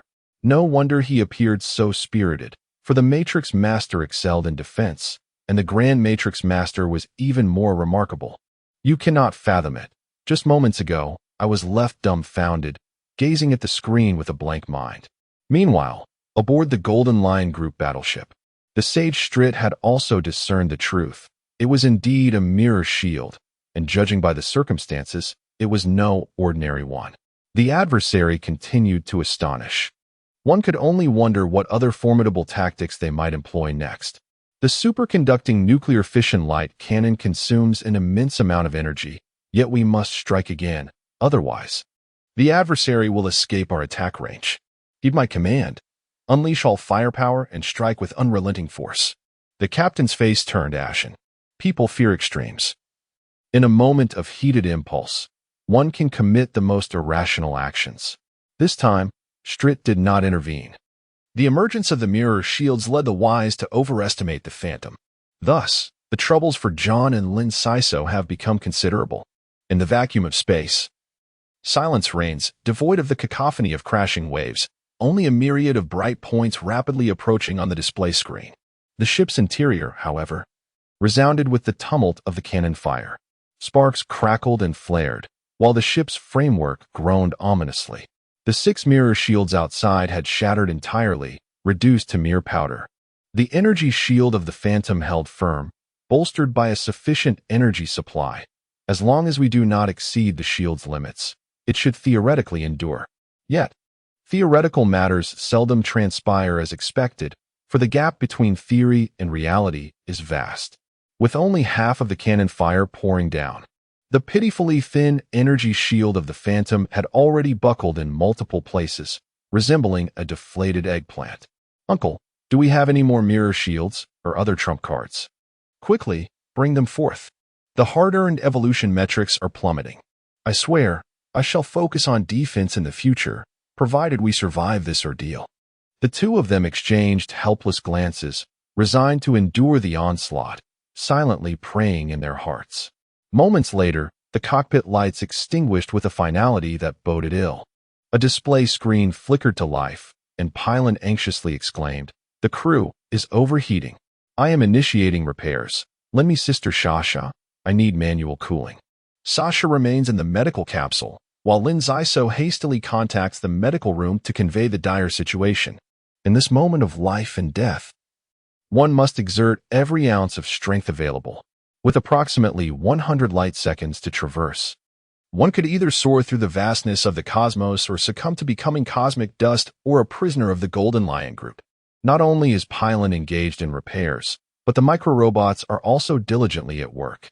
Each second stretches out interminably as the Phantom drifts perilously towards destruction amidst the barrage of cannon fire. The mast fractures, the solar sails ignite, and subsequently, the energy shield is torn asunder, leaving the vessel exposed to the vacuum of space. The chill encroaches, yet unexpectedly, John abruptly alters the course. The Phantom maneuvers sideways, allowing its port side to absorb the remaining onslaught of cannon fire. This is the strategy devised by the duo. The left flank hosts the artillery and storage areas, rendering it somewhat easier to initiate emergency closures. A desperate measure must be attempted to ascertain its efficacy. The cannon fire continues to rain down, though not with the same intensity as before. Even so, the left side of the Phantom is riddled with holes, a sight most lamentable. Lightbrain, deactivate those hazardous zones. John bellows, as Lin Zaiso shifts to monitor the situation throughout the ship. Some areas have sustained severe damage, necessitating manual intervention. Across the way, the Golden Lion Group's battleship remains eerily quiet. After enduring a second assault, although the enemy appears beleaguered, they continue to forge ahead. This represents an unprecedented failure, an utter defeat. I believe this is indeed a memorable space battle. The disparity in strength is stark, initially breached by the adversary, followed by an all-out firestorm. yet they still manage to escape. What of the glory frequently extolled by the captain? Stret is relentless, offering no quarter and indulging in the utmost derision. Yet the brilliance refracted from the glasses has firmly etched the phantom into memory. Where there are failures, there inevitably exist victors. John grasped the helm tightly. Exhaling a deep breath, the tattered phantom glided along the waterway, gradually merging with the starlight. Chapter 058, Transfer half a month later. The phantom docked on a remote planet for repairs. This planet was dotted with firework manufacturing factories, and many nobles had a fondness for the classical craftsmanship of spherical fireworks, resulting in a constant flow of ships. Despite its great distance from the main trade routes, the planet thrived with vibrancy, showcasing remarkable governance. John marveled at this. I've arrived home. The raw materials for repairing the ship will be delivered within 48 hours. The ruler of this planet was a military type, a Model 3000. John paused momentarily, then understood. Ah, Shao, no wonder you suggested we recuperate here. It seems the military 3000 has considerable influence. Should any matters arise, do not hesitate to inform us. We are friends. Life is but a fleeting dew, where is there no parting. The most precious are memories. In the wine cellar, sealed for a century, a multitude of affairs awaited his attention, thus he could not linger long. The phantom was exceptional, and future opportunities for collaboration would surely arise. Shisua, I thank you. Without your courage and wit, this journey could not have been completed so splendidly. Palin, I also appreciate your assistance in repairing the hull. And to Sasha and Titan, you have made me feel a sense of warmth. The phantom truly feels like home, and I cherish that. John dabbed at his tears. You should consider a career in acting, never forgetting to evoke emotions even as you depart. Sean chuckled knowingly, gracefully leaping off the deck and waving goodbye before boarding the light lift to leave the platform. Lin Shisua took a deep breath, contemplating whether a robot equipped with emotions could still be classified as merely a machine. Perhaps humanity's emotions were so abundant that a portion of them needed to be shared with these creations. Half an hour later, the robot entered a building, passing through stringent security clearance, and opened a concealed door leading underground. It reported, Sean Ironguard number 397 has submitted the tavern mission for the Adventure Guild, with satisfactory completion rated as excellent. From a distance, countless figures moved about. This was the realm of robots, where they too experienced life and even had families. The efficiency of the robots was remarkable, with materials arriving at the dock within 3 hours. Although John had previously paid a deposit, the delivered materials were evidently of a superior quality and fully accounted for. The admiration for Sean grew among the others, who regarded him as a man of integrity. Subsequently, the Phantom, the ship, was bustling with activity as it underwent comprehensive repairs in collaboration with miniature robots. Their ability to reach this point was largely attributed to the ample supply of refining crystals, allowing them to travel while simultaneously conducting repairs. Above, fluffy clouds floated in the sky, while the vicinity of the docking platform was adorned with delicate orchids, creating a pleasant atmosphere. Witnessing the Phantom revitalized filled him with an indescribable sense of pride and joy. The solar sails unfurled, and numerous unidentified birds circled atop the mast. Titan climbed to a high vantage point, shielding his eyes, still preoccupied with thoughts of Sean. On the deck, John puffed on his pipe, lost in contemplation. At that moment, Lin Shisua, carrying the side sail, passed by and was suddenly called over by the captain. Child, come sit with the uncle. I have significant matters to discuss with you. Indeed, when Sean was present, he took on all the physically demanding tasks, and now his absence leaves a sense of adjustment. Zaiso wiped the sweat from his brow. I have aged. During my last visit to Capital Star to see Elena, she delivered a sharp rebuke that awakened me considerably. How can one speak of aging? You have merely stepped into the prime of your life. The lifespan of a martial practitioner far exceeds that of an ordinary person, and living for 200 years is quite normal.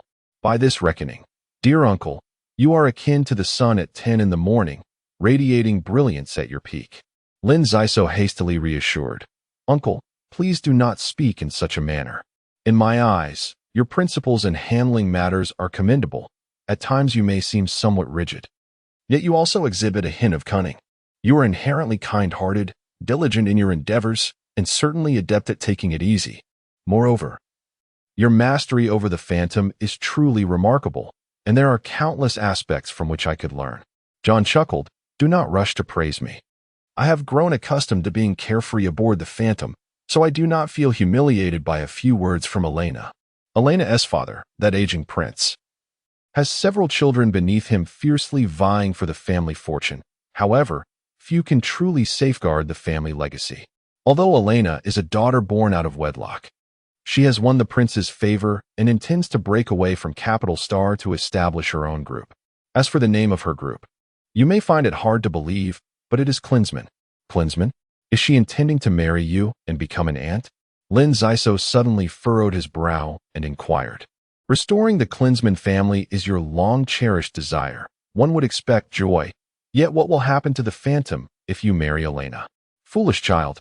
The phantom will naturally remain yours.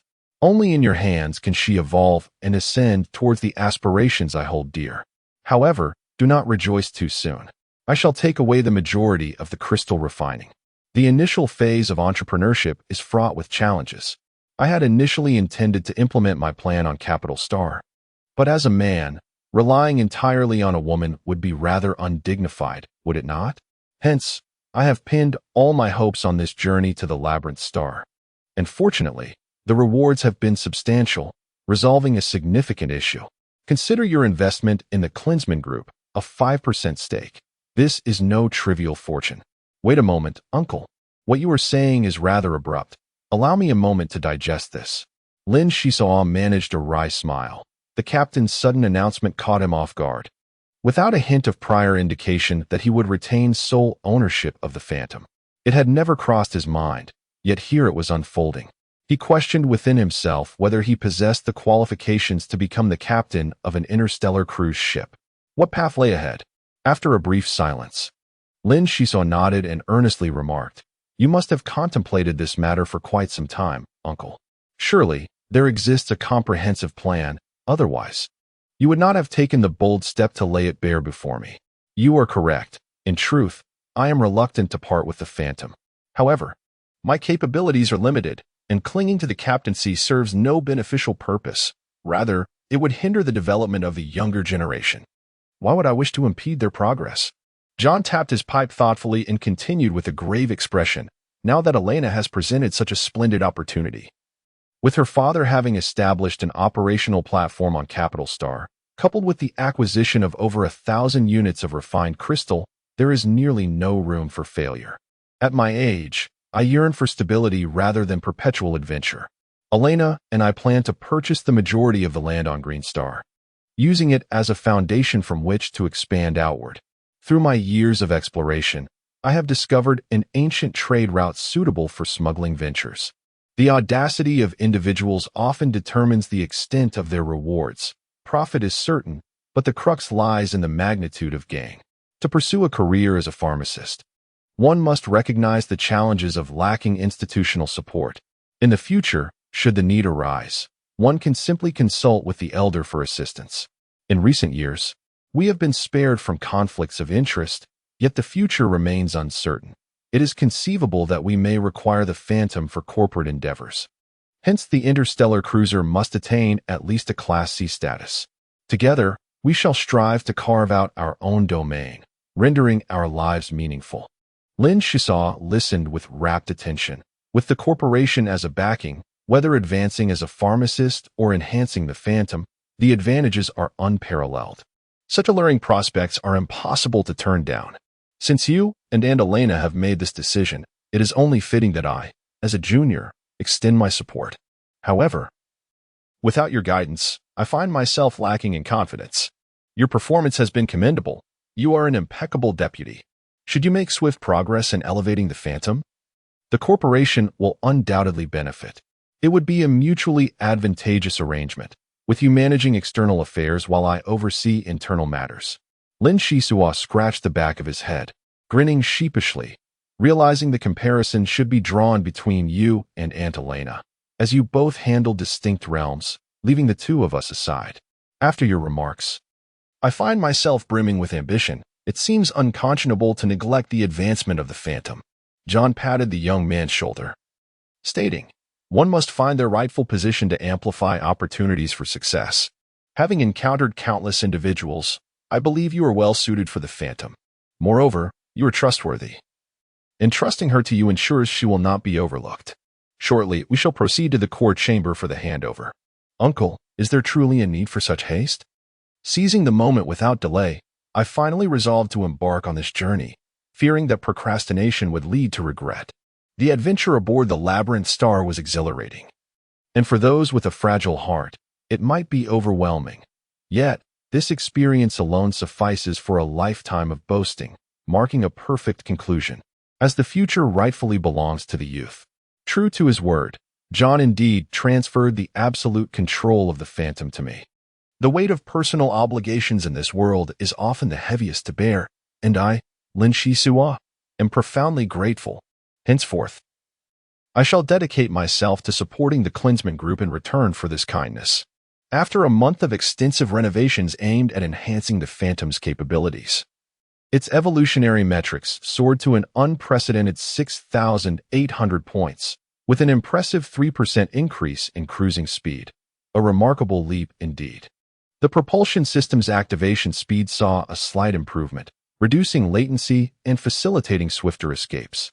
Ultimately, John retained 2,200 units of refined crystal.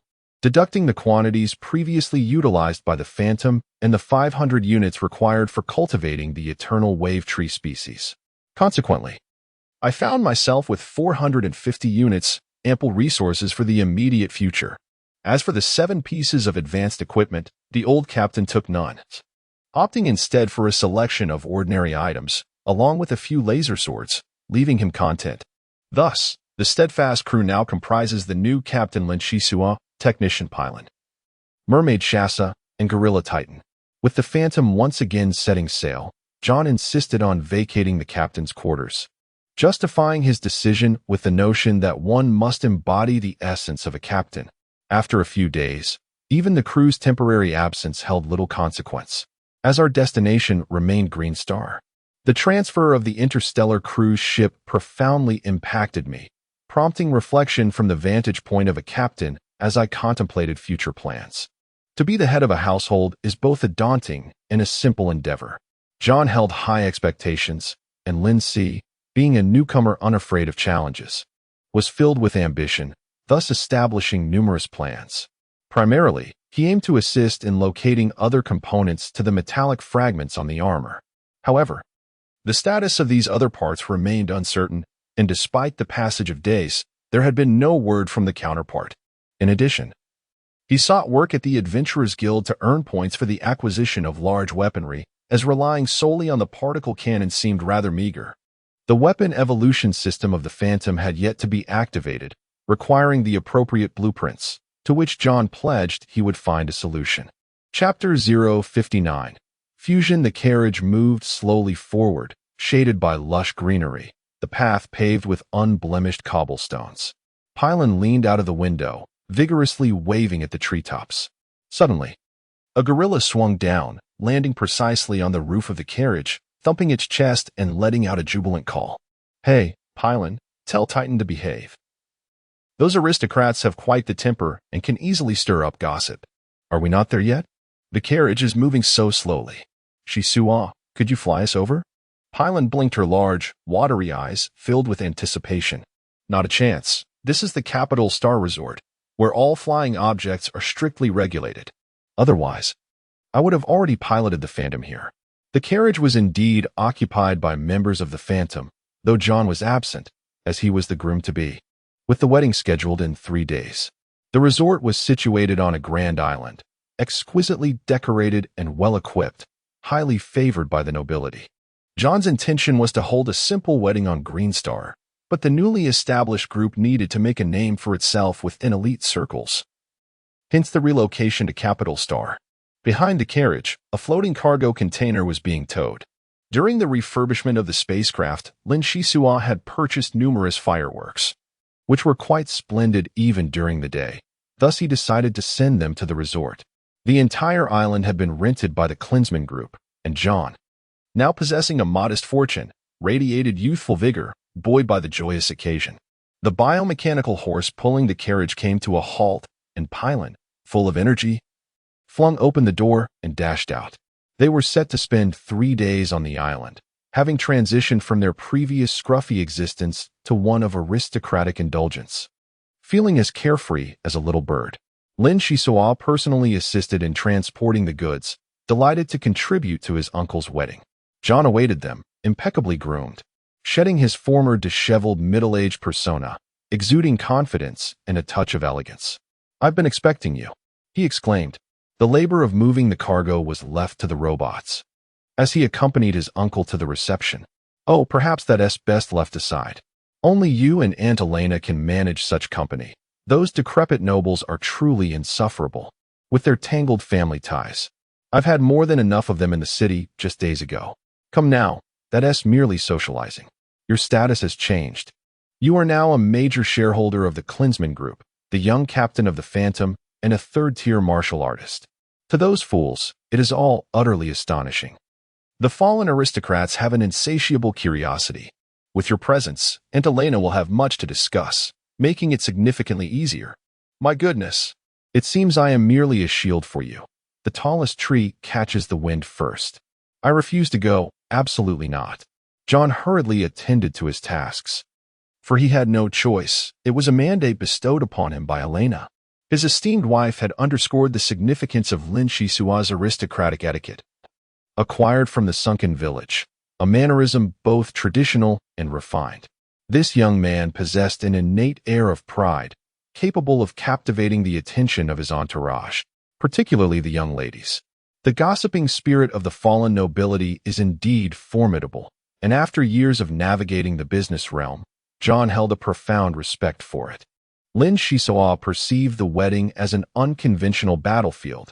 Some individuals feigned camaraderie while secretly relishing the prospect of witnessing each other's misfortunes. Others, though taciturn, offered genuine blessings. Yet, a greater number were consumed by jealousy, jealous of Elena. Consequently, the guest list burgeoned, necessitating the rental of a resort to facilitate the ultimate union of the two parties' interests. Through this wedding, Lin Shisua gleaned invaluable insights. At times, people revel in complicating matters, and mere affection does not guarantee a harmonious union. This occasion transcended a simple matrimonial bond. It represented a conjoining of two families. As a shareholder in the Klinsman Group, he found himself compelled to ponder numerous issues, unwittingly maturing in character. Lin Shisua closed the door behind him, the crimson light flickering in his grasp as he retrieved a test tube. Recently, he had been preoccupied with familiarizing himself with the Phantom and seeking guidance from John on navigation techniques, thus allowing certain matters to languish. To profit from his forthcoming adventures, he needed to cultivate his prowess. Tendrils emerged from his sleeve, entwining the metallic tube as he carefully eased open its seal. With each elevation in rank, the risks associated with the open test tube intensified. To his astonishment, the sample revealed 3 plump, lustrous black pearls, their surfaces gleaming with a rich sheen. The formula provided a solution, the fearsome black pearl, which, when ignited, could frighten away savage creatures, primarily composed of the excrement of formidable beasts or cosmic monsters. Lin Sisao felt a sense of helplessness, yearning to open another test tube. The utility of this potion was exceedingly narrow. However, rationality prevailed, and he ultimately restrained himself. Having never even encountered such powerful beasts, where could he procure their waste? Perhaps it was precisely for this reason that a greater number of samples remained. He stowed away the fearsome black pearl and then retrieved a fist-sized spherical robot, an acquisition from the Maze Star. The peacock amulet underwent comprehensive analysis and appeared quite intriguing. It seemed to be the creation of a master craftsman, integrating both defense and offense. Regrettably, the light brain sustained damage and could not be reactivated, rendering it nearly useless. Peacock, the items are prepared. The interior of the spherical robot has been disassembled by Pylon into a myriad of parts, achieving a fusion rate of 73%.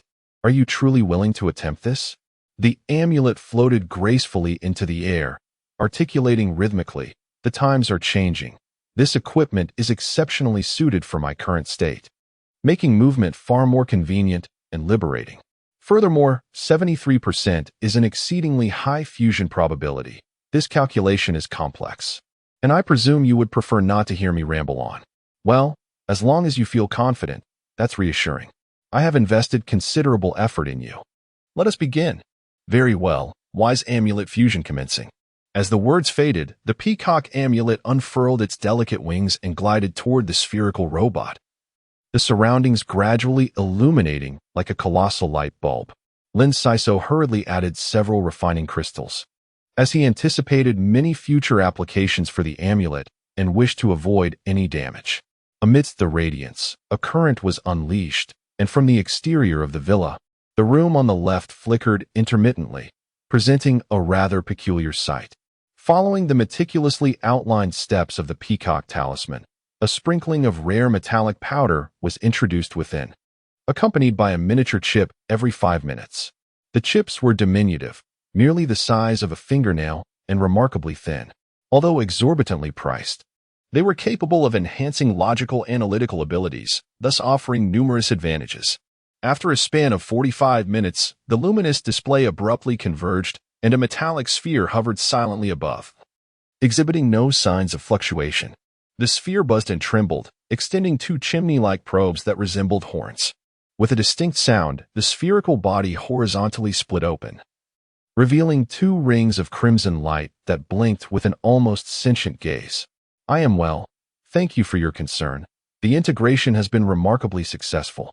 This talisman has been embedded within the spherical automaton, and its original functions are now undergoing reconfiguration.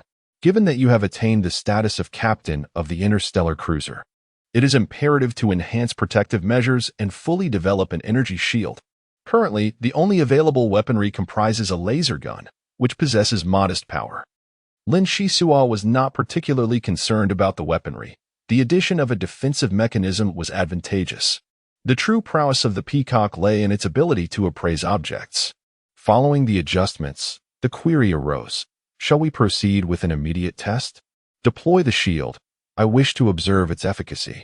The spherical automaton gracefully glided forward, disassembling into a myriad of luminous particles, instantaneously generating a field energy effect that established a half-meter diameter light shield. Is this truly the extent of your efforts? It resembles a child's toy. You might as well test it with a laser sword. Lin Shisua raised his hand, unleashing a flurry of sword shadows. The laser sword's mesmerizing light was anything but ordinary, far surpassing a typical laser sword, and it even boasted the efficacy of sword shadows. A series of crackling sounds echoed as the peacock was pushed back several centimeters, its light shield swaying before returning to normal. The strength was commendable. Yet the defensive area seemed almost trivial. A mere armored shield would serve better. Your concerns are unwarranted. Let's explore other angles, Lin Shisua suggested. Suddenly, the mesmerizing light launched a diagonal assault, and he felt a slight tremor in his hand. An intense inertia effect manifested in the space beyond the light shield, nearly ensnaring the sword within. Intriguing.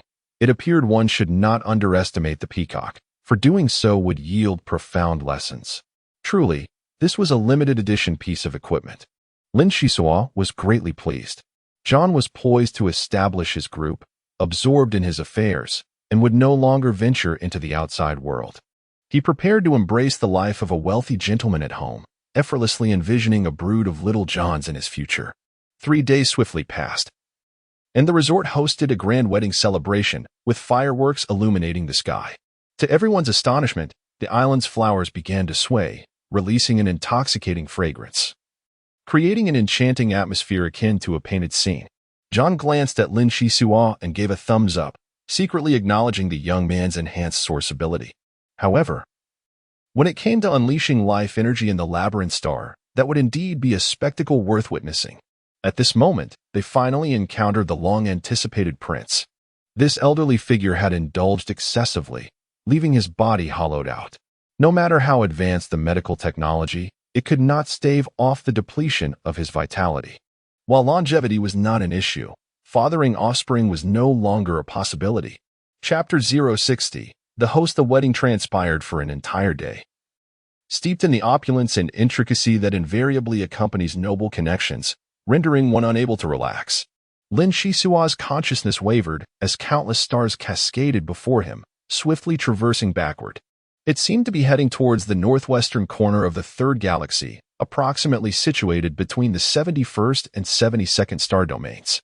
These two domains, positioned at the very edge, lay over 13,000 light-years from the galaxy's core, a distance that is truly daunting. Soon after, vivid imagery flooded his mind, culminating in the sight of a colossal black hole suspended in a shroud of darkness. Have you discerned it clearly? Hurry and resolve it. It would be beneficial for both you and me. The golden light flickered, appearing exceedingly unstable. The endeavor to search across the entire galaxy was bewildering. Without wormholes, even light itself would take over 10,000 years to traverse such vastness. Is this truly the area of the black hole? Lin Shisua was utterly dumbfounded. The task seemed insurmountable, spiraling around one black hole after another. Was life truly so intolerable? The golden light had faded to near invisibility, and the voice grew increasingly distant. You need only approach this location, cast the metallic fragment from your light armor, and then I shall complete the task. Casting a glance around, he hesitated to depart.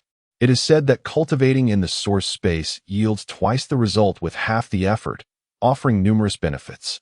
With the opportunity laid before him, it would be a grave pity to let it slip away. Lin Shisua endeavored to center himself, adopting a meditative posture as usual, extending his mental prowess outward to absorb the cosmic stray elements, unexpectedly reaping unforeseen rewards. The source space is distinct from the external world. It serves as a reflection of the inner self. Yet, there are indeed various entities present in the air. Lin Shisua abruptly opened his eyes, engaging in contemplation that led him to a conclusion.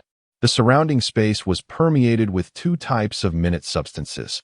The lighter ones ascended while the heavier ones descended. This sensation felt remarkably familiar, likely a manifestation of the essence of source ability. With a gentle inhalation, he focused intently and began to absorb the source power. Gradually, two distinct hues emerged within the source space, a milky white above and a vibrant green below. Under the influence of his mental energy, the milky white and green coalesced into two orbs of light. Sensing that these two entities were not meant for absorption, he gathered them together, as if gaining a certain enlightenment. Thus, he immersed himself in contemplation, reveling in the joy of thought, unknowingly drifting away from the source space and gradually awakening. Shisua, you are finally awake. Do you have any idea how worried everyone has been these past few days? No one has ever attempted source space cultivation while lying down. It's utterly reckless. John, like many elders, displayed profound care for his younger kin. Although he and Lin Shisua were not related by blood, their bond was remarkably strong. Lin Shisua felt mentally fatigued, yet aside from that, he found nothing amiss. He propped himself up and smiled faintly. What a rare opportunity. I was forcibly drawn into the source space by that entity. Who knows when I shall enter again? After a few days of recuperation, I shall set forth. Where is the nearest Adventure Guild outlet? I wish to have a look. Taking an apple, he bit into it with vigor. His mouth parched from lying idle for several days. With a casual consumption of the apple, Lin Zaiso wiped his mouth and slowly articulated. The matter of the design blueprint is straightforward. At worst, we can procure some ready-made weapons to bolster our facade. Over the past couple of years, I have been diligently striving to accumulate adventure points with the intention of subsequently enhancing the flight speed and explosive power of the Phantom. My goal is to achieve an average cruising speed of 3/4 the speed of light. This would significantly elevate our task efficiency, creating a virtuous cycle conducive to development. Lin Zaiso nodded solemnly. Opportunities for enlightenment would soon be scarce. Only through loss does one come to understand the value of what is cherished. He had previously endured the loss of his father, mother, and family on the planet of Tuhuan. Now, the middle-aged man before him had provided him with a home, a splendid new abode, the Phantom. The days ahead were to be meticulously planned. With fervent endeavors to stockpile medical potions and hallucinogenic elixirs, experimenting with their integration into water and infusing them into a remarkable little flask for compression. The compression process was exceedingly successful. The healing potions did not require potent explosive force, merely serving to restore the minor injuries of the entire exploration team, thus significantly reducing production demands. Consequently, the output was remarkably high, with an average of 1 healing pill produced each hour. As for the compression of the hallucinogenic elixirs, the explosive force requirement was slightly elevated, ideally leading one to mistakenly perceive it as a miniature bomb, thereby overshadowing its true purpose. The magical little flask operated at a leisurely pace, necessitating an average of 5 to 6 days for the compression process. Moreover, the density of the resulting water pills was considerable, rendering them quite hefty. Fortunately, 2 pieces of spatial equipment provided ample support. Otherwise, carrying a dozen would have left Lin Xiso utterly exhausted. However, this indeed serves as an excellent weight training exercise, gradually increasing in intensity, proving more effective than the training equipment crafted by Pylon. With everything in place, the Phantom slowly ascended amidst the farewells of the John family. Soaring beyond the atmosphere of the capital star, Lin Shisua stood on the deck, gazing at the starry sky, a whirlwind of emotions swirling within, excitement, trepidation, confusion about the future, and an unwavering confidence in the Phantom. "Dear Captain, have you forgotten something?" The mermaid seated on a water sphere gently reminded, her gaze filled with affection. Lin Shisua's lips curled into a smile, his face alight with surprise as he replied gratefully, "Very well. I shall promote you to the position of first officer. Pylon's bowls can remain unwashed, but the captain's duties are non-negotiable. As an officer, you shall be the captain's caretaker, often indulging in massages and pampering." In truth, I had long contemplated this, but I feared it would burden the lovely Sha, which hindered my sleep and appetite, leaving me indecisive. Now that you have volunteered, the dilemma is resolved. Shasha's expression suddenly tightened, and she exclaimed, "Wait a moment, it's not as simple as that. Being the first officer is not merely about wielding power, right? I shall not be your caretaker." The captain bore a mischievous grin, stating, "Since the words have been spoken, there is no turning back. First Officer Sha, you are to obey orders and be at the service of the highest-ranking individual aboard the Phantom, which is I, Lin Shisua."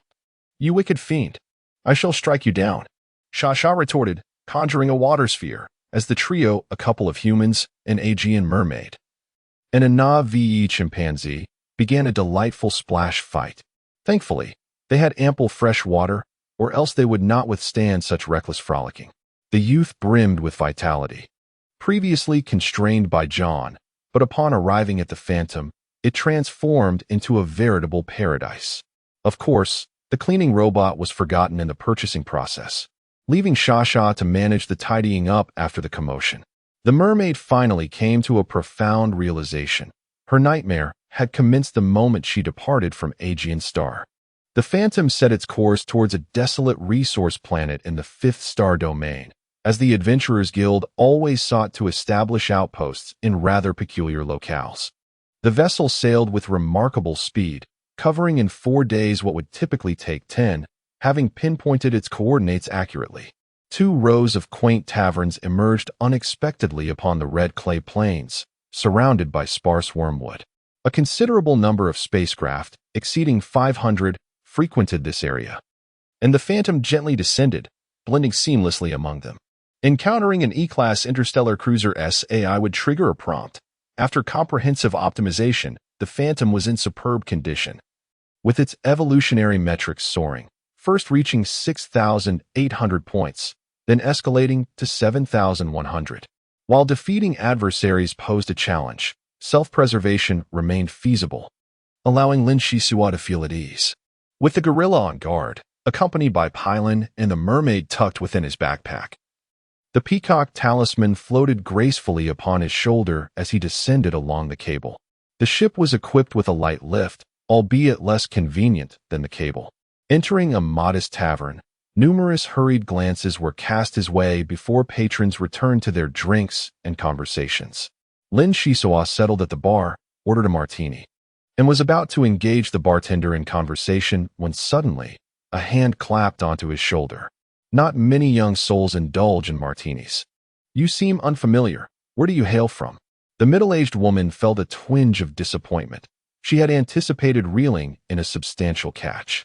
Typically, such novices were relatively easy to manage, as they tended to be far more generous in offering unique services than their boorish counterparts, with crew members often brimming with unspent energy. However, the young man before her bore a hint of cunning in his gaze. Perhaps it was the woman's innate intuition kicking in, leading her to suspect that he was not quite ordinary. Let us not be hasty in parting ways. How about I treat you to a martini? The old captain had entrusted her with a task, one that she hoped would yield respectable work and, ideally, accrue some daring adventure points. Lin Shisaw nonchalantly flicked a blue coin, which landed precisely before the bartender. The woman turned her head slightly and inquired, "I appreciate your generosity, but are you solely in pursuit of information?" At that moment, she sought to glean something from his expression.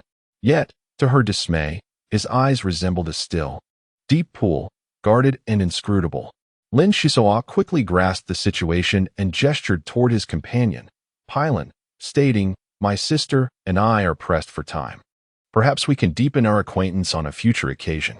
This is our first visit, and we are unfamiliar with the surroundings." The quests displayed on the Adventurers Guild screen are either overly simplistic or dreadfully mundane, thus we require the assistance of someone well-versed in local knowledge. Might you possess any pertinent information?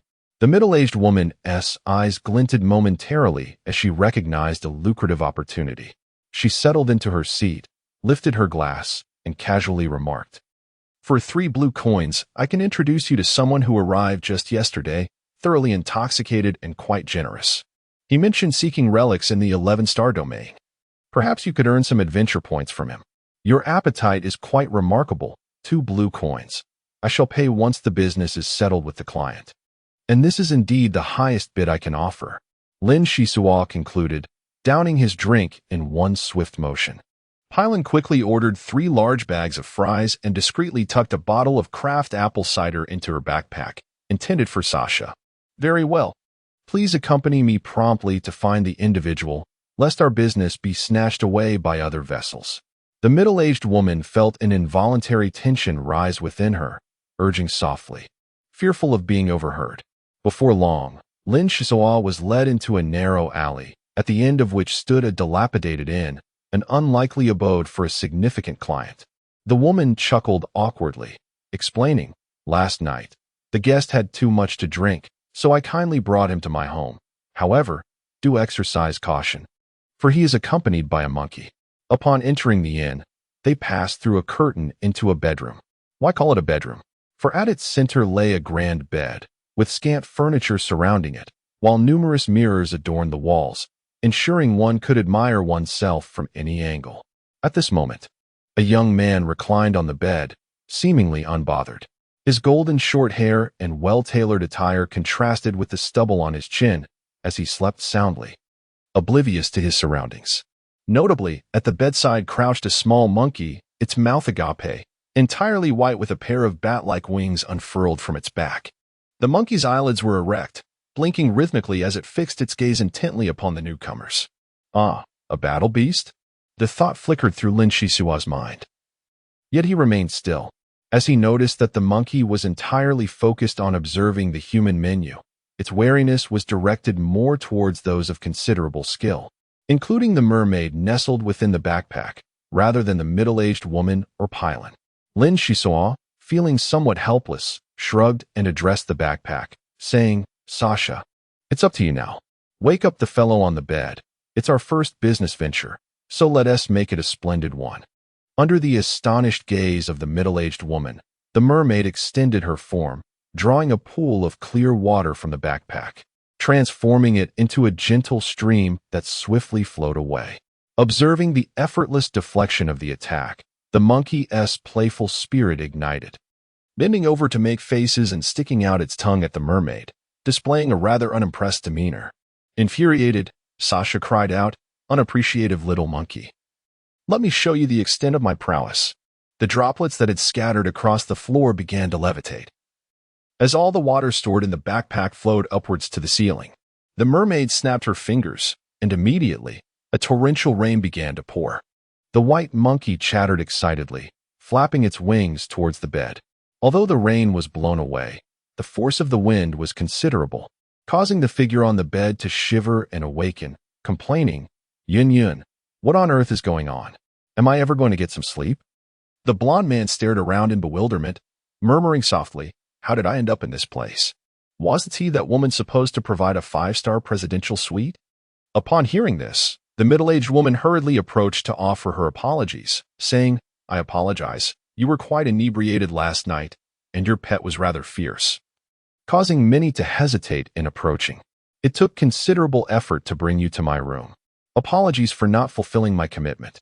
To demonstrate my sincerity, I have specifically arranged for the most prestigious spacecraft in the area to undertake this mission. With sufficient adventure points, one can travel anywhere.